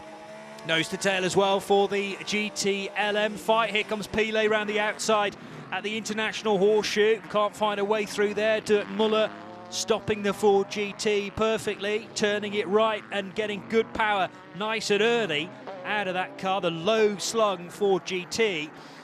And the roofline on a Porsche is not exactly high, but it looks like a big car compared to that svelte GT out front. Porsche trying to find its way through, but no joy so far. Yeah, Ford versus Porsche, and that's the same a little bit, just a few carlets further back, basically. Number 912 car just forced its way past number 68, so split the 69 and the 68. That is a battle for 5th, 6th and 7th in GTLM. 9 minutes to go, and the overall race leaders are working their way through the kink on the infield into the right-hander at the International Horseshoe. The white car ahead of the blue car and blue and black car of Wayne Taylor Racing. Gap opens up to about 7 car lengths as they head for the kink. There is traffic to deal with, though, in a moment or two for Philippe Albuquerque. Quite a lot of GT traffic out of this corner, the second tight right-hander of the lap. Now, if the two prototypes encounter this slower GTD traffic on the banking, that should be fine. There's plenty of space to get through. What they don't want to do is encounter back markers on the narrow infield sections. Again, Pilet in the Porsche can draw alongside the Ford GT, being forced on that inside, the outside line though. Dirk Muller's doing a tremendous job here to make sure the Ford is stopped late, but sufficiently to get the car turned in. We haven't seen anything like a moment that, for instance, James Collado, he made a slight error earlier on that allowed just enough of a car width for Muller to get through at the time. And Muller wasn't going to be asked twice, but so far nothing like that kind of error from Dirk. Indeed, massively experienced Dirk Müller, and he's been winning. He won championships in over here, way back. When was the one for Dick Barber Racing, wasn't it? In a Porsche on that occasion. That was back in 2000. On the GT Championship. Contact out front, that's between the two leaders, is it not? Because the Cadillacs have, well, I didn't see the incident myself. I saw the number 5 car going wide and there was contact maybe with the 10. Need to see that again, but it means that Philippe Albuquerque goes wide at turn number 1 and Ricky Taylor is now out front. So the number 10 machine leading the way. And this was perhaps down to the traffic again that I was mentioning. So heading off the tri-oval, here comes the 10 car, braking but not sufficiently. And there was no gap there for me. No. Ricky Taylor went for a closing door and it was a spin in the end for Philippe Albuquerque, wincing on the Pratt perch there. Oh man, we really didn't want it to come to a head like that. And 7 minutes to go. Yeah, that's Wayne Taylor there, and you could see what he thought of that. It was written all over his face, wasn't it? Oh no, is what he meant, what he was thinking, even if he wasn't saying it. Pilet. I think he's going to be asked to give that position. I'd be surprised if he wasn't by race control. I think there was a little bit of a gap, but not a Cadillac width. No, quite right. And Collado is slowly gathering pace here and trying to reel in, or certainly being able to reel in Patrick Pilet and Dirk Muller. The top two in GTLM haven't changed positions. Meanwhile, it's side by side between the Monoplast by Land Motorsport car, not for position though, because it's side by side with the number 19 BMW. But what I was, okay, it's the BMW going by there. It looked like for a moment the Audi had so much pace it was actually able to draw level with a GTLM car. Not the case. The 29 machine of Christopher Mies though is trying to get a hustle on here. 1.2 seconds is the gap to Michael Christensen, so that's bubbling nicely as well in GTD. I need 3 eyes at this point in the race, because that's the frustrating thing about this. You can see too much of the track. It's all going on in front of me. It's just a question of working out where to look next. 6:55 laps completed. 4.6 is the gap between Ricky Taylor and Philippe Albuquerque, and that incident involving Albuquerque and Taylor will be being reviewed as we speak. 5 minutes to go, and from Taylor's perspective there was a gap, but he was never going to get far enough alongside Albuquerque before the door was slammed shut in his face. And Albuquerque actually did a tremendous job to get the car moving as quickly as he did. Spun it round through a full 360 degrees, worked out where he was on the track, which way the track was going, and has rejoined just 3.9 seconds back, but that may well be decided out of Ricky Taylor's hands. And I reckon Johnny Collado now closer to Pilet than Pilet is to Muller in the GTLM first, second and third positions. Yes, 7/10 of a second the gap Muller to Pilet, half a second back to James Collado in the Ferrari, the 488. And the Ricky Taylor car struggling. Oh, there was hesitation there as well for the 10 car. He went for a gap that wasn't there. Sandwiched between the wall and the Monoplast Audi. Desperate to try and thread his way through both a GTD and a GTLM car there. Had to check up big style. And that will have drawn Philippe Albuquerque a touch closer. 2 seconds now is the advantage. Yeah, and inside 4 minutes to go in this race, and I'd be really surprised if he gets away with this, Ricky Taylor. I'd have been inclined, if I was on the pit box, they say, look, let it go back past and then try and make another move. Well, now the longer he leaves that decision, the less opportunity he's going to have to make any pass. But then, because they're not going to get the white flag. Are they going to get the right flag next time around? It's going to be awfully close. The thing is, if he is given a penalty, is he likely to be put behind Mark Goossens, or are they guaranteed a top 2 finish? No, I think they're guaranteed a top two finish, even if it's a drive-through, which it probably wouldn't be. I know it goes against the kind of fair play of motor racing, but is it almost worth the risk for Ricky Taylor to stay where he is and just risk being put back to second place post-race? 2.2 seconds is the gap at the moment. Taylor back to Philippe Albuquerque. We kind of know, well, the decision is being made in the next door office. Sadly, we're not privy to what's going on in there, but as soon as we get information, of course, we will tell you about that. 2 minutes and 45 seconds, 2 minutes and 40 seconds, and I'm hearing that there will be no further action on that incident. No action on the incident involving the two Cadillacs out front. Ricky Taylor legitimately leads this race. There is a 2-second gap between Ricky Taylor and Philippe Albuquerque, and Action Express Racing will be being informed of that. Well, 2 minutes and 15 seconds to go. You know, what comes around goes around, and I reckon that restart, the number 31 car impeded the number 10 car. It looked like it for me. I mean, I didn't get a chance to look at any replays of it, but certainly that was my impression from looking out of the window as the cars came across the line. There was no call in that situation, and there was no call in this situation either. But look at this battle for GTLM. Porsche versus Ferrari, 488, and all of a sudden, Dirk Muller isn't in the sight, is he? Because he's pulled out a couple of seconds all of a sudden. Yeah, 2.1 is the gap now. 0.2 of a second between the Porsche of Pilet and the Ferrari of James Collado. Let's see whether Collado can get an overlap into the braking area. I don't think he can find an inside line. Paul Truswell. Yeah, this lap and one more to go. And of course, once these two go through, then we have the GTLM battle to finish their race. So it'll be the prototypes that finish their race first, no matter what, and then the GTLM cars. Tweet from Alex Capadia, who is a contributor often to Radio Le Mans and IMSA radio coverage. He, in his opinion, was ambitious from Ricky Taylor, but he was overlapping the 5 when the 5 started to close the door. Albuquerque's fault for him. At worst, 50-50, says Alex Capadia. A minute to go on the clock. The white flag is being prepared now and about to be displayed to Ricky Taylor. So Ricky, 6, 5, 7 laps completed. He's coming out of Speedway Turn 4 now, and here is the white flag displayed to Wayne Taylor Racing and the brand new Cadillac. Over the line it goes, the DPI VR, and into the turn number 1 for the final time. We have 35 seconds on the clock. The lead margin has come down again. 1.5 seconds between Ricky Taylor and Philippe Albuquerque. Meanwhile, James Collado trying to find a way by the Porsche of Patrick Pilet. Can't do it there at the West Horseshoe, and Pilet almost deliberately running out a touch wider than he would do ordinarily, so that the Ferrari can't find a way up the inside at turn 6 either. What's the exit speed like for the 911 car? Pretty good. Up onto the banking. There are cars to negotiate here, and quickly the 911 swoops back down to the double yellow line there with the clock now reading 0. We are on the final lap. That is confirmed, but the leaders are so close here. 1.5 seconds has become maybe a second as they head into Speedway Turn 1. And in GTD a couple of laps ago, it looked like the Porsche of Michael Christensen had a pretty comfortable 2-second advantage. They're going down into Turn 5, and there's less than a car length between those two in the battle for GTD.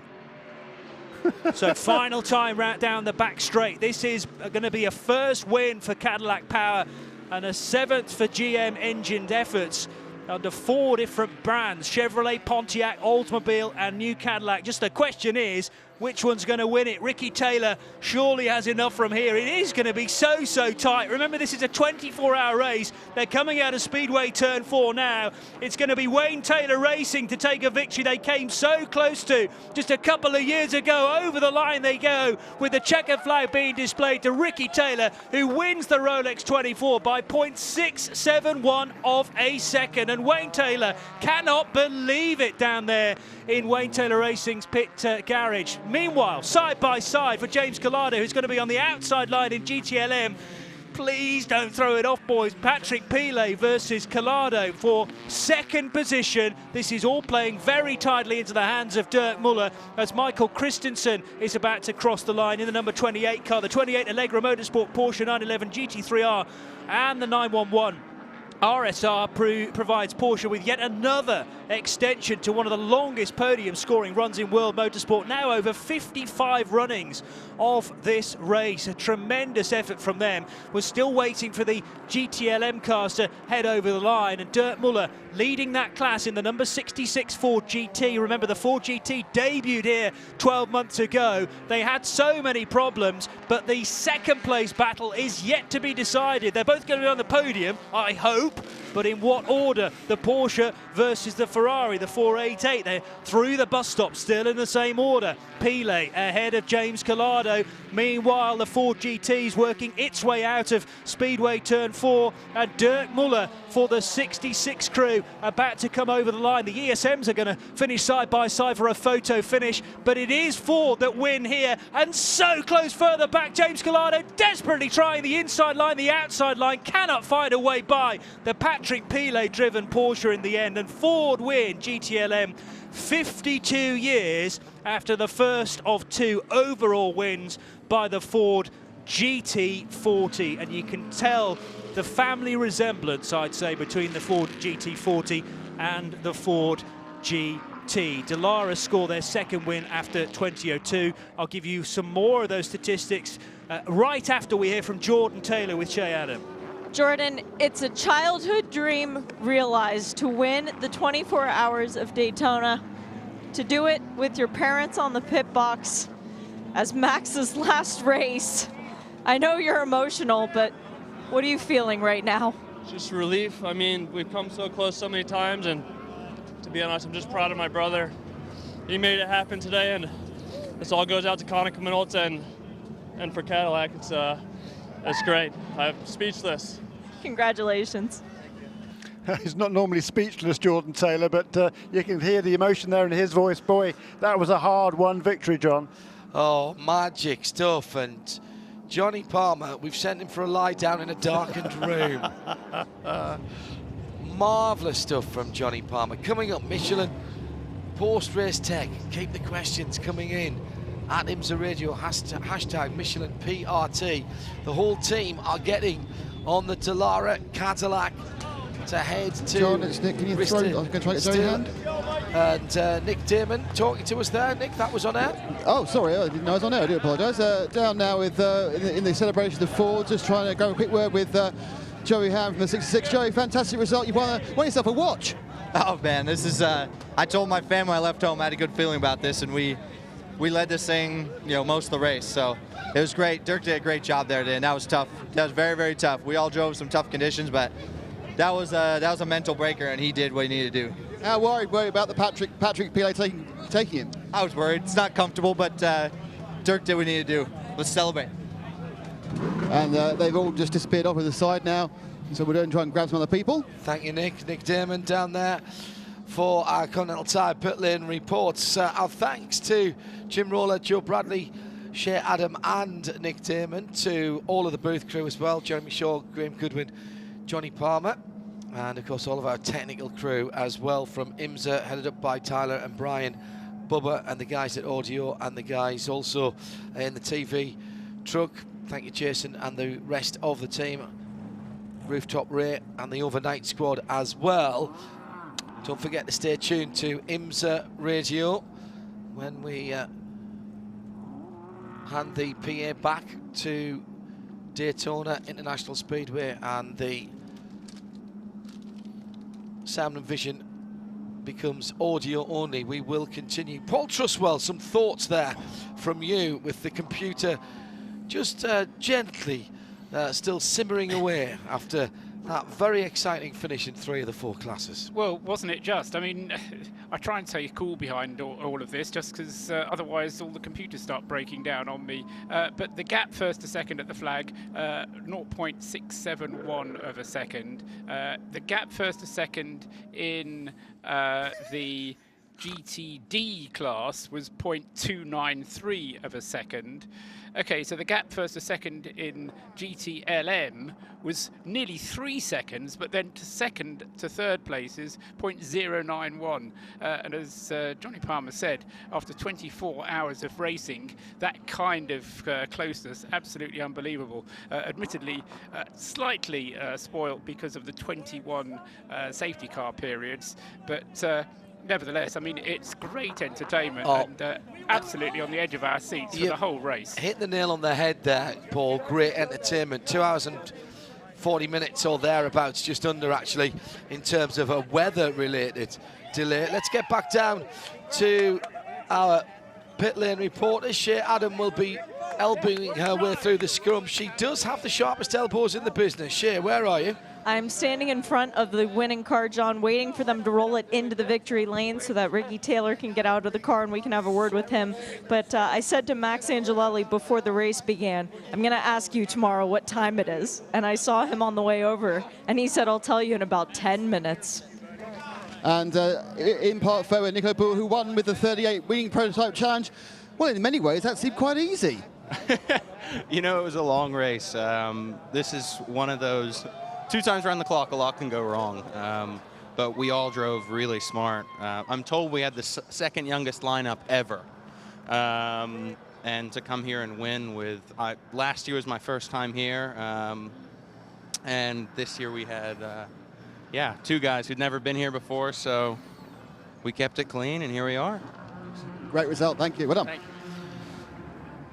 We've got the GTD team with Michael Christensen. Oh, sorry, yeah, Michael Christensen, John. Congratulations. That was a stealth attack there. You were nowhere a few hours ago. Yeah, I know. We all planned this out from the start, that we always wanted to come to the finish with a perfect car, and the crew did an amazing job, just doing no mistakes in the pit lane, and all the drivers did an amazing job to keep the car in one piece.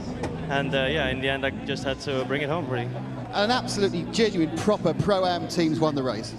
I would say so. You know, I'm so proud of them. They just got the car 2 tests ago, and we obviously had to catch up a lot in the tests coming up to this race, but they've done a phenomenal job, and all of them just trust each other, and well done. Michael, enjoy it. Thank you. Wayne Taylor, your face at the end of that race was so emotional, and your celebration with Shelley. Talk about when you thought that pass wasn't going to stick.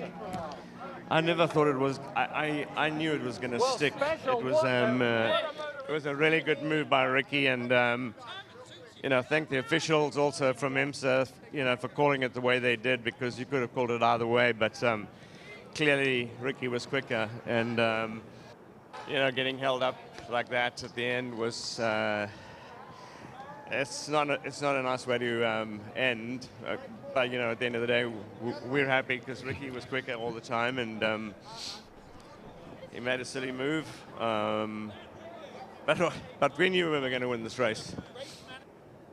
And now at the other end of the story, Felipe, you've been taking seeing your daughter and your wife, but explain to me your feelings about how you lost that race.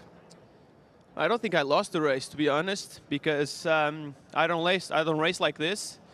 He hit me in the back, we can see in the car, so I spun, and then he didn't even wait for me, so he just took off. So it's, if the officials don't agree that it's a penalty, okay, but it can be a fair play by waiting for the fight, but it didn't happen, so it's what it is. Action Express did a great job, and I'm happy with what I did. I came back still, but not enough.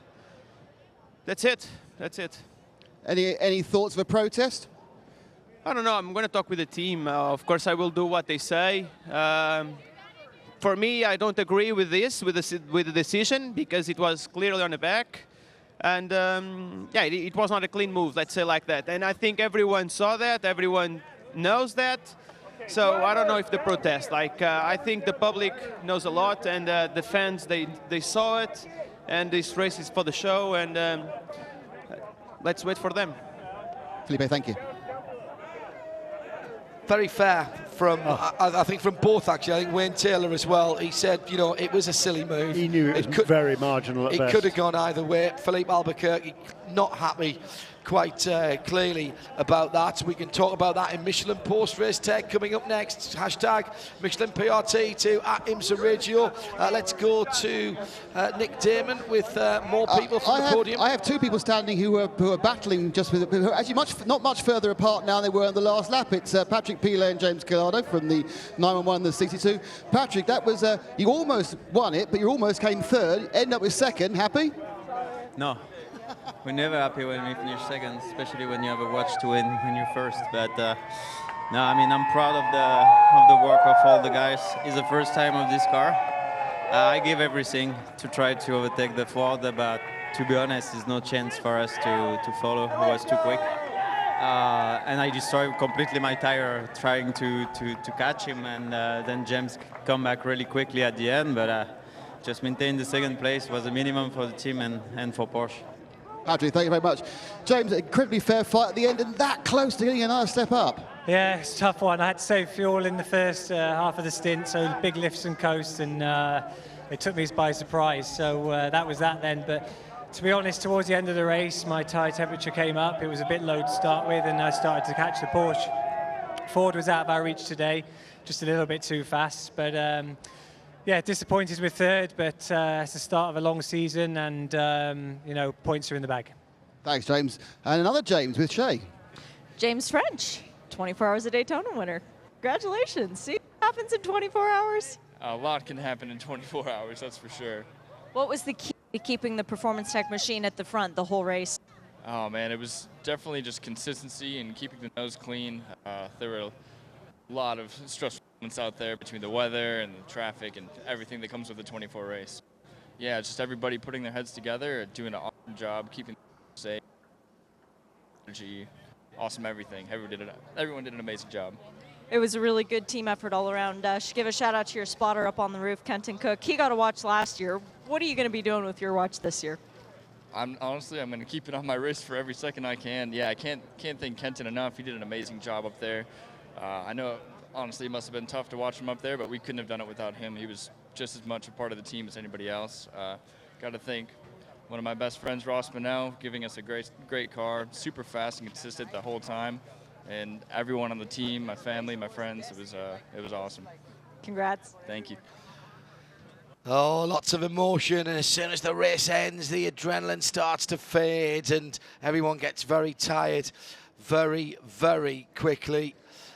Jeremy Shaw staying with us for the moment. We'll give our pit lane team the chance to perhaps to get a couple more interviews before we wind things up. We're starting to get the formalities about to start in the victory lane, so we'll hand the PA system here at Daytona and 107.9 back to our colleagues at Daytona International Speedway, with great thanks for allowing us to take over their airwaves and the superb PA system here, and we'll continue on 454 even and around the world at IMSA.com. Thanks to XM Sirius 204 on XM and Sirius 136 for taking our broadcast flag to flag. And of course, IMSA WeatherTech Series continues flag to flag, no interruptions from trackside for the rest of the 2017 season. Coming up next, it's the Michelin Post-Race Tech Show. Hashtag Michelin PRT to at IMSA Radio. We'll start the conversation in just a couple of minutes' time over on IMSA Radio. Please stay with us as we'll continue to bring you interviews and reaction to the 55th running of the Rolex 24 Hours at Daytona, live here on IMSA Radio.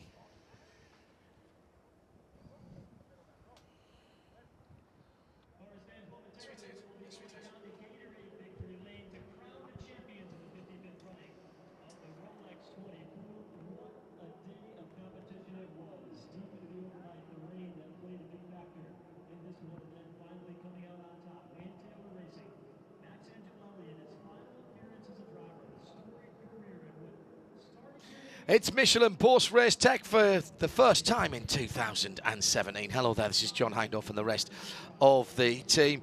Already the formalities have started with our colleagues on the PA, and They have done a cracking job in keeping everything running over the last 3 or 4 days. Jeremy Shaw is still with us. We've got Paul Truswell up on the mezzanine level. Johnny Palmer, I think, has just about got his heart rate down to somewhere near 200 from where it was in the last 10 or 15 minutes. 3 cracking battles that somehow he managed to cover all at the same time. The cross-eyed looks really suits you, Johnny, quite frankly. Jeremy, we'll just grab a word with Chris Meese before we go very much further, who did a fantastic job. 2nd position for the number 29 Audi, coming up a tiny bit short here, but that was still a very good drive, particularly by Chris Meese, who was pretty much every time in the car the fastest man on the track. Chris, it was your first time to Daytona, and guess what? You found your way to the podium. You like racing in America, I'm going to assume, and you said in an Audi event that we did last night over at the Audi Hospitality, you're coming back for Sebring as well. Bodes well for your future here. Well, America is great, you know, it's good racing, and especially tracks like Daytona, Sebring, and so on. They're pure race tracks, you know, they're not modern Formula 1 tracks, so they're a lot of fun to drive. I'm not gonna lie, I don't know if I should be happy or cry, because it's the first time for the team, obviously. You know, finish 2nd straight away, just a couple of 10th behind P1 is pretty good, but if you come here, you want to win the watch, that's for sure. Next year. Yeah, I hope so, but it's never easy. So I think this year we were close. 2/10 in the end is nothing after 24 hours, but that's how the game works. And just a few yards behind Chris Meese, but in a completely different class and parked up in their virulent blue Multimatic car. Mark, 3rd place. Now, 24 hours ago, you'd have taken that, but do you actually feel disappointed? Well, it's one with mixed emotions, I think. I think the team did a great job. I mean, nobody expected us to last for 24 hours, I don't think, after all the issues we've had. But that shows how strong this little team is. You know, they know how to prepare for a 24-hour race, and they did well again.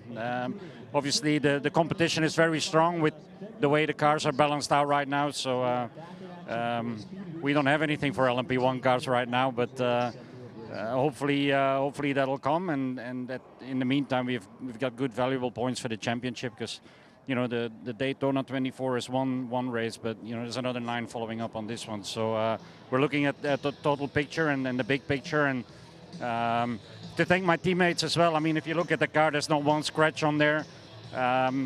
Pit stops were I mean, as good as they can be. So so pretty happy with 3rd place. You know, if you look at what pace we could make or could bring. A couple of months till Sebring. Do you expect to make the car faster, or do you expect the organisers to make the Cadillac slower?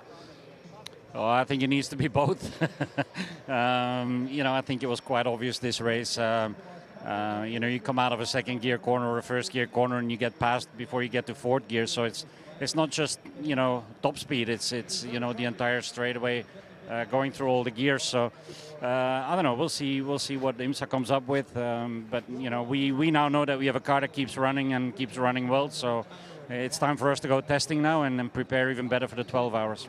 Great, Mark, thank you.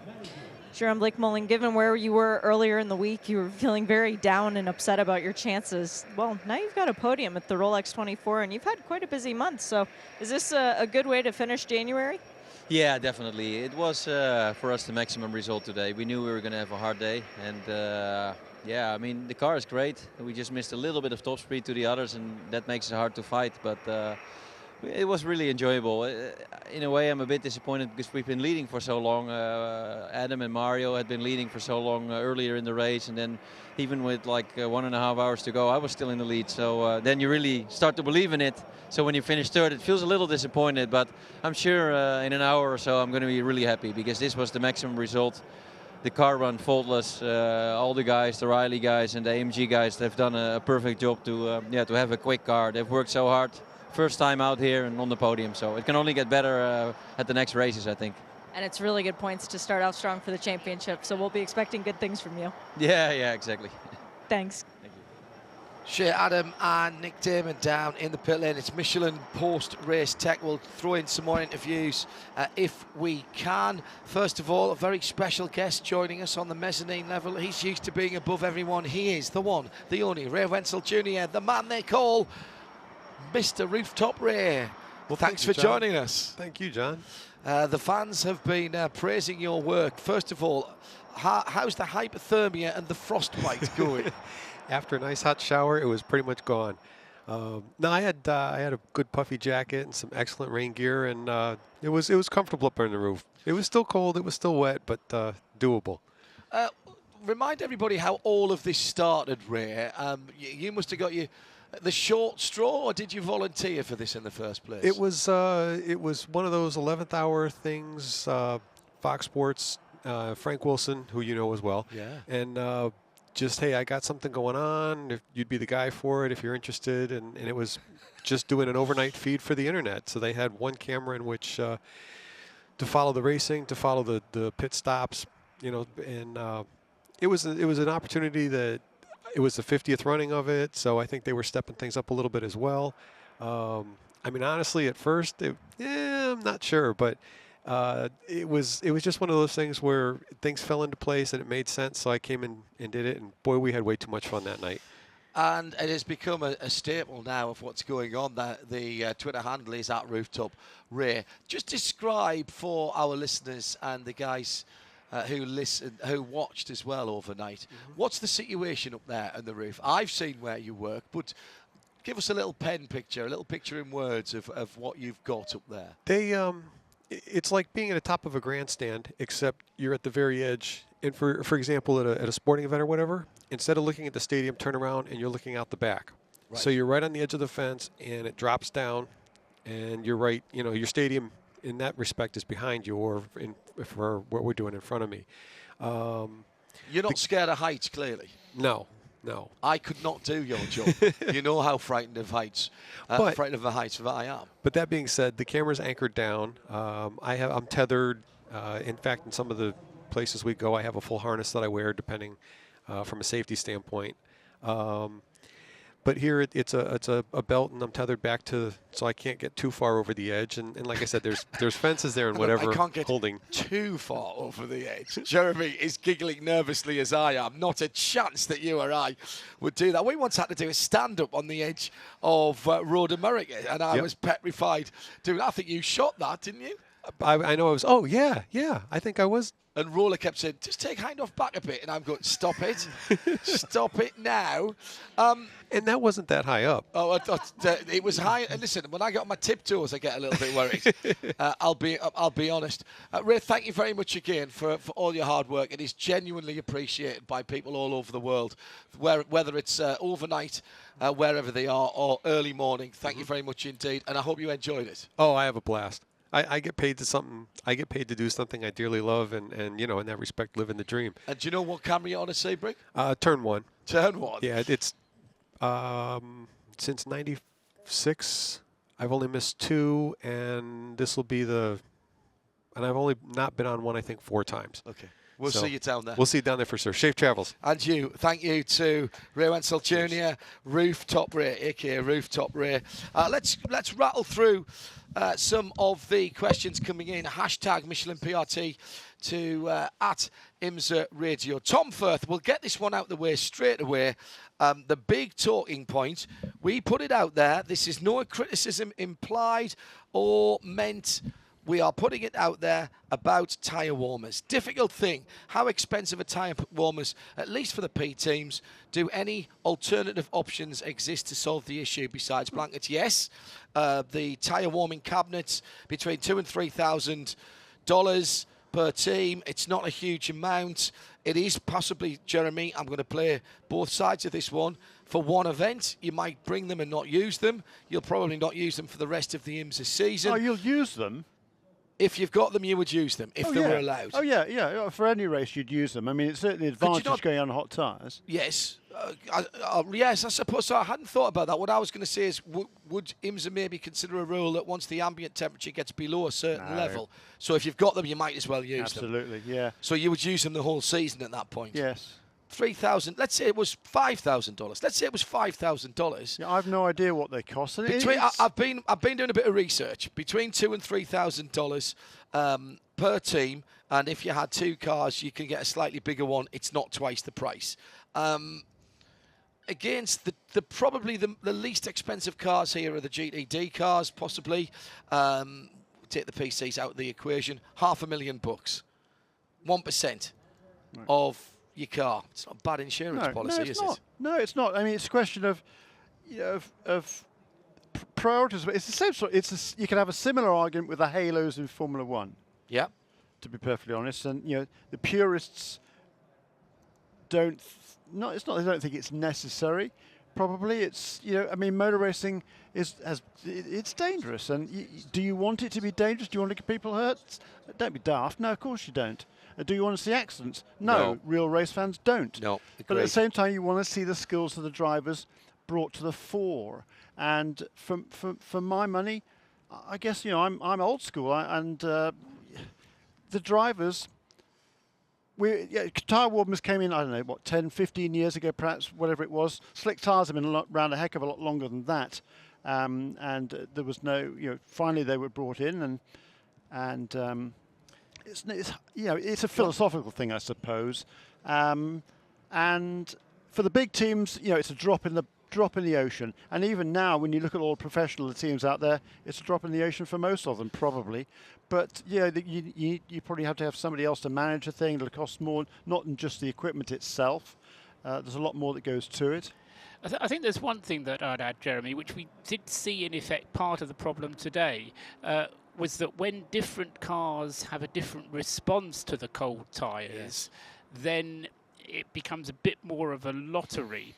I mean, I take your point because I'm almost as old as you, but similarly old school. And yes, you have to drive to the track, you have to drive to the conditions. And and as long as it's the same rules for everybody, that's fine. It's just that I think if the rules on certain cars are more dependent on tyre temperature, then it becomes like more of a disadvantage for certain teams than it does for others. But apart from that, I agree with you 100%. Yeah, I mean, there's all sorts of different ways of looking at it. Nick Damon? Hello, Nick. I heard you for a moment.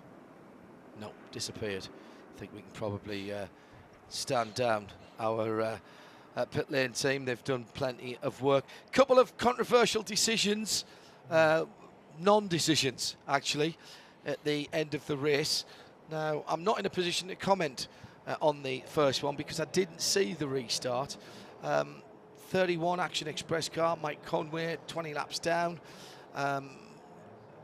Looking like he impeded Jeremy, the guys who were fighting for the victory with the team car. We've seen it before at Le Mans in the Peugeot days. Anthony Davidson was the bad boy in those times. It's not sporting. IMSA had a look at it, and we didn't get the benefit of a replay. They felt no further action was required. You said what goes around comes around. Sometimes it takes a long time, sometimes it doesn't. An ambitious manoeuvre by the number 10 car with Ricky Taylor. Got desperate might be the word. Yeah, ill-advised, low percentage lunge, all of these things being talked about. I thought Wayne Taylor was incredibly fair about that. He said it was a bit of a silly move. In fact, he didn't say a bit of, he said it was a silly move by Ricky. It could have gone either way. I was hoping they weren't going to take it from us, effectively. I thought that was very fair from him. The odd couple of times. Either of those could have gone either way. Is that it kind of balances itself out so it's okay, or not? No, I would prefer to see decisions being made that are appropriate. I'm not saying that they weren't in that instance. I'm not saying that either decision was inappropriate.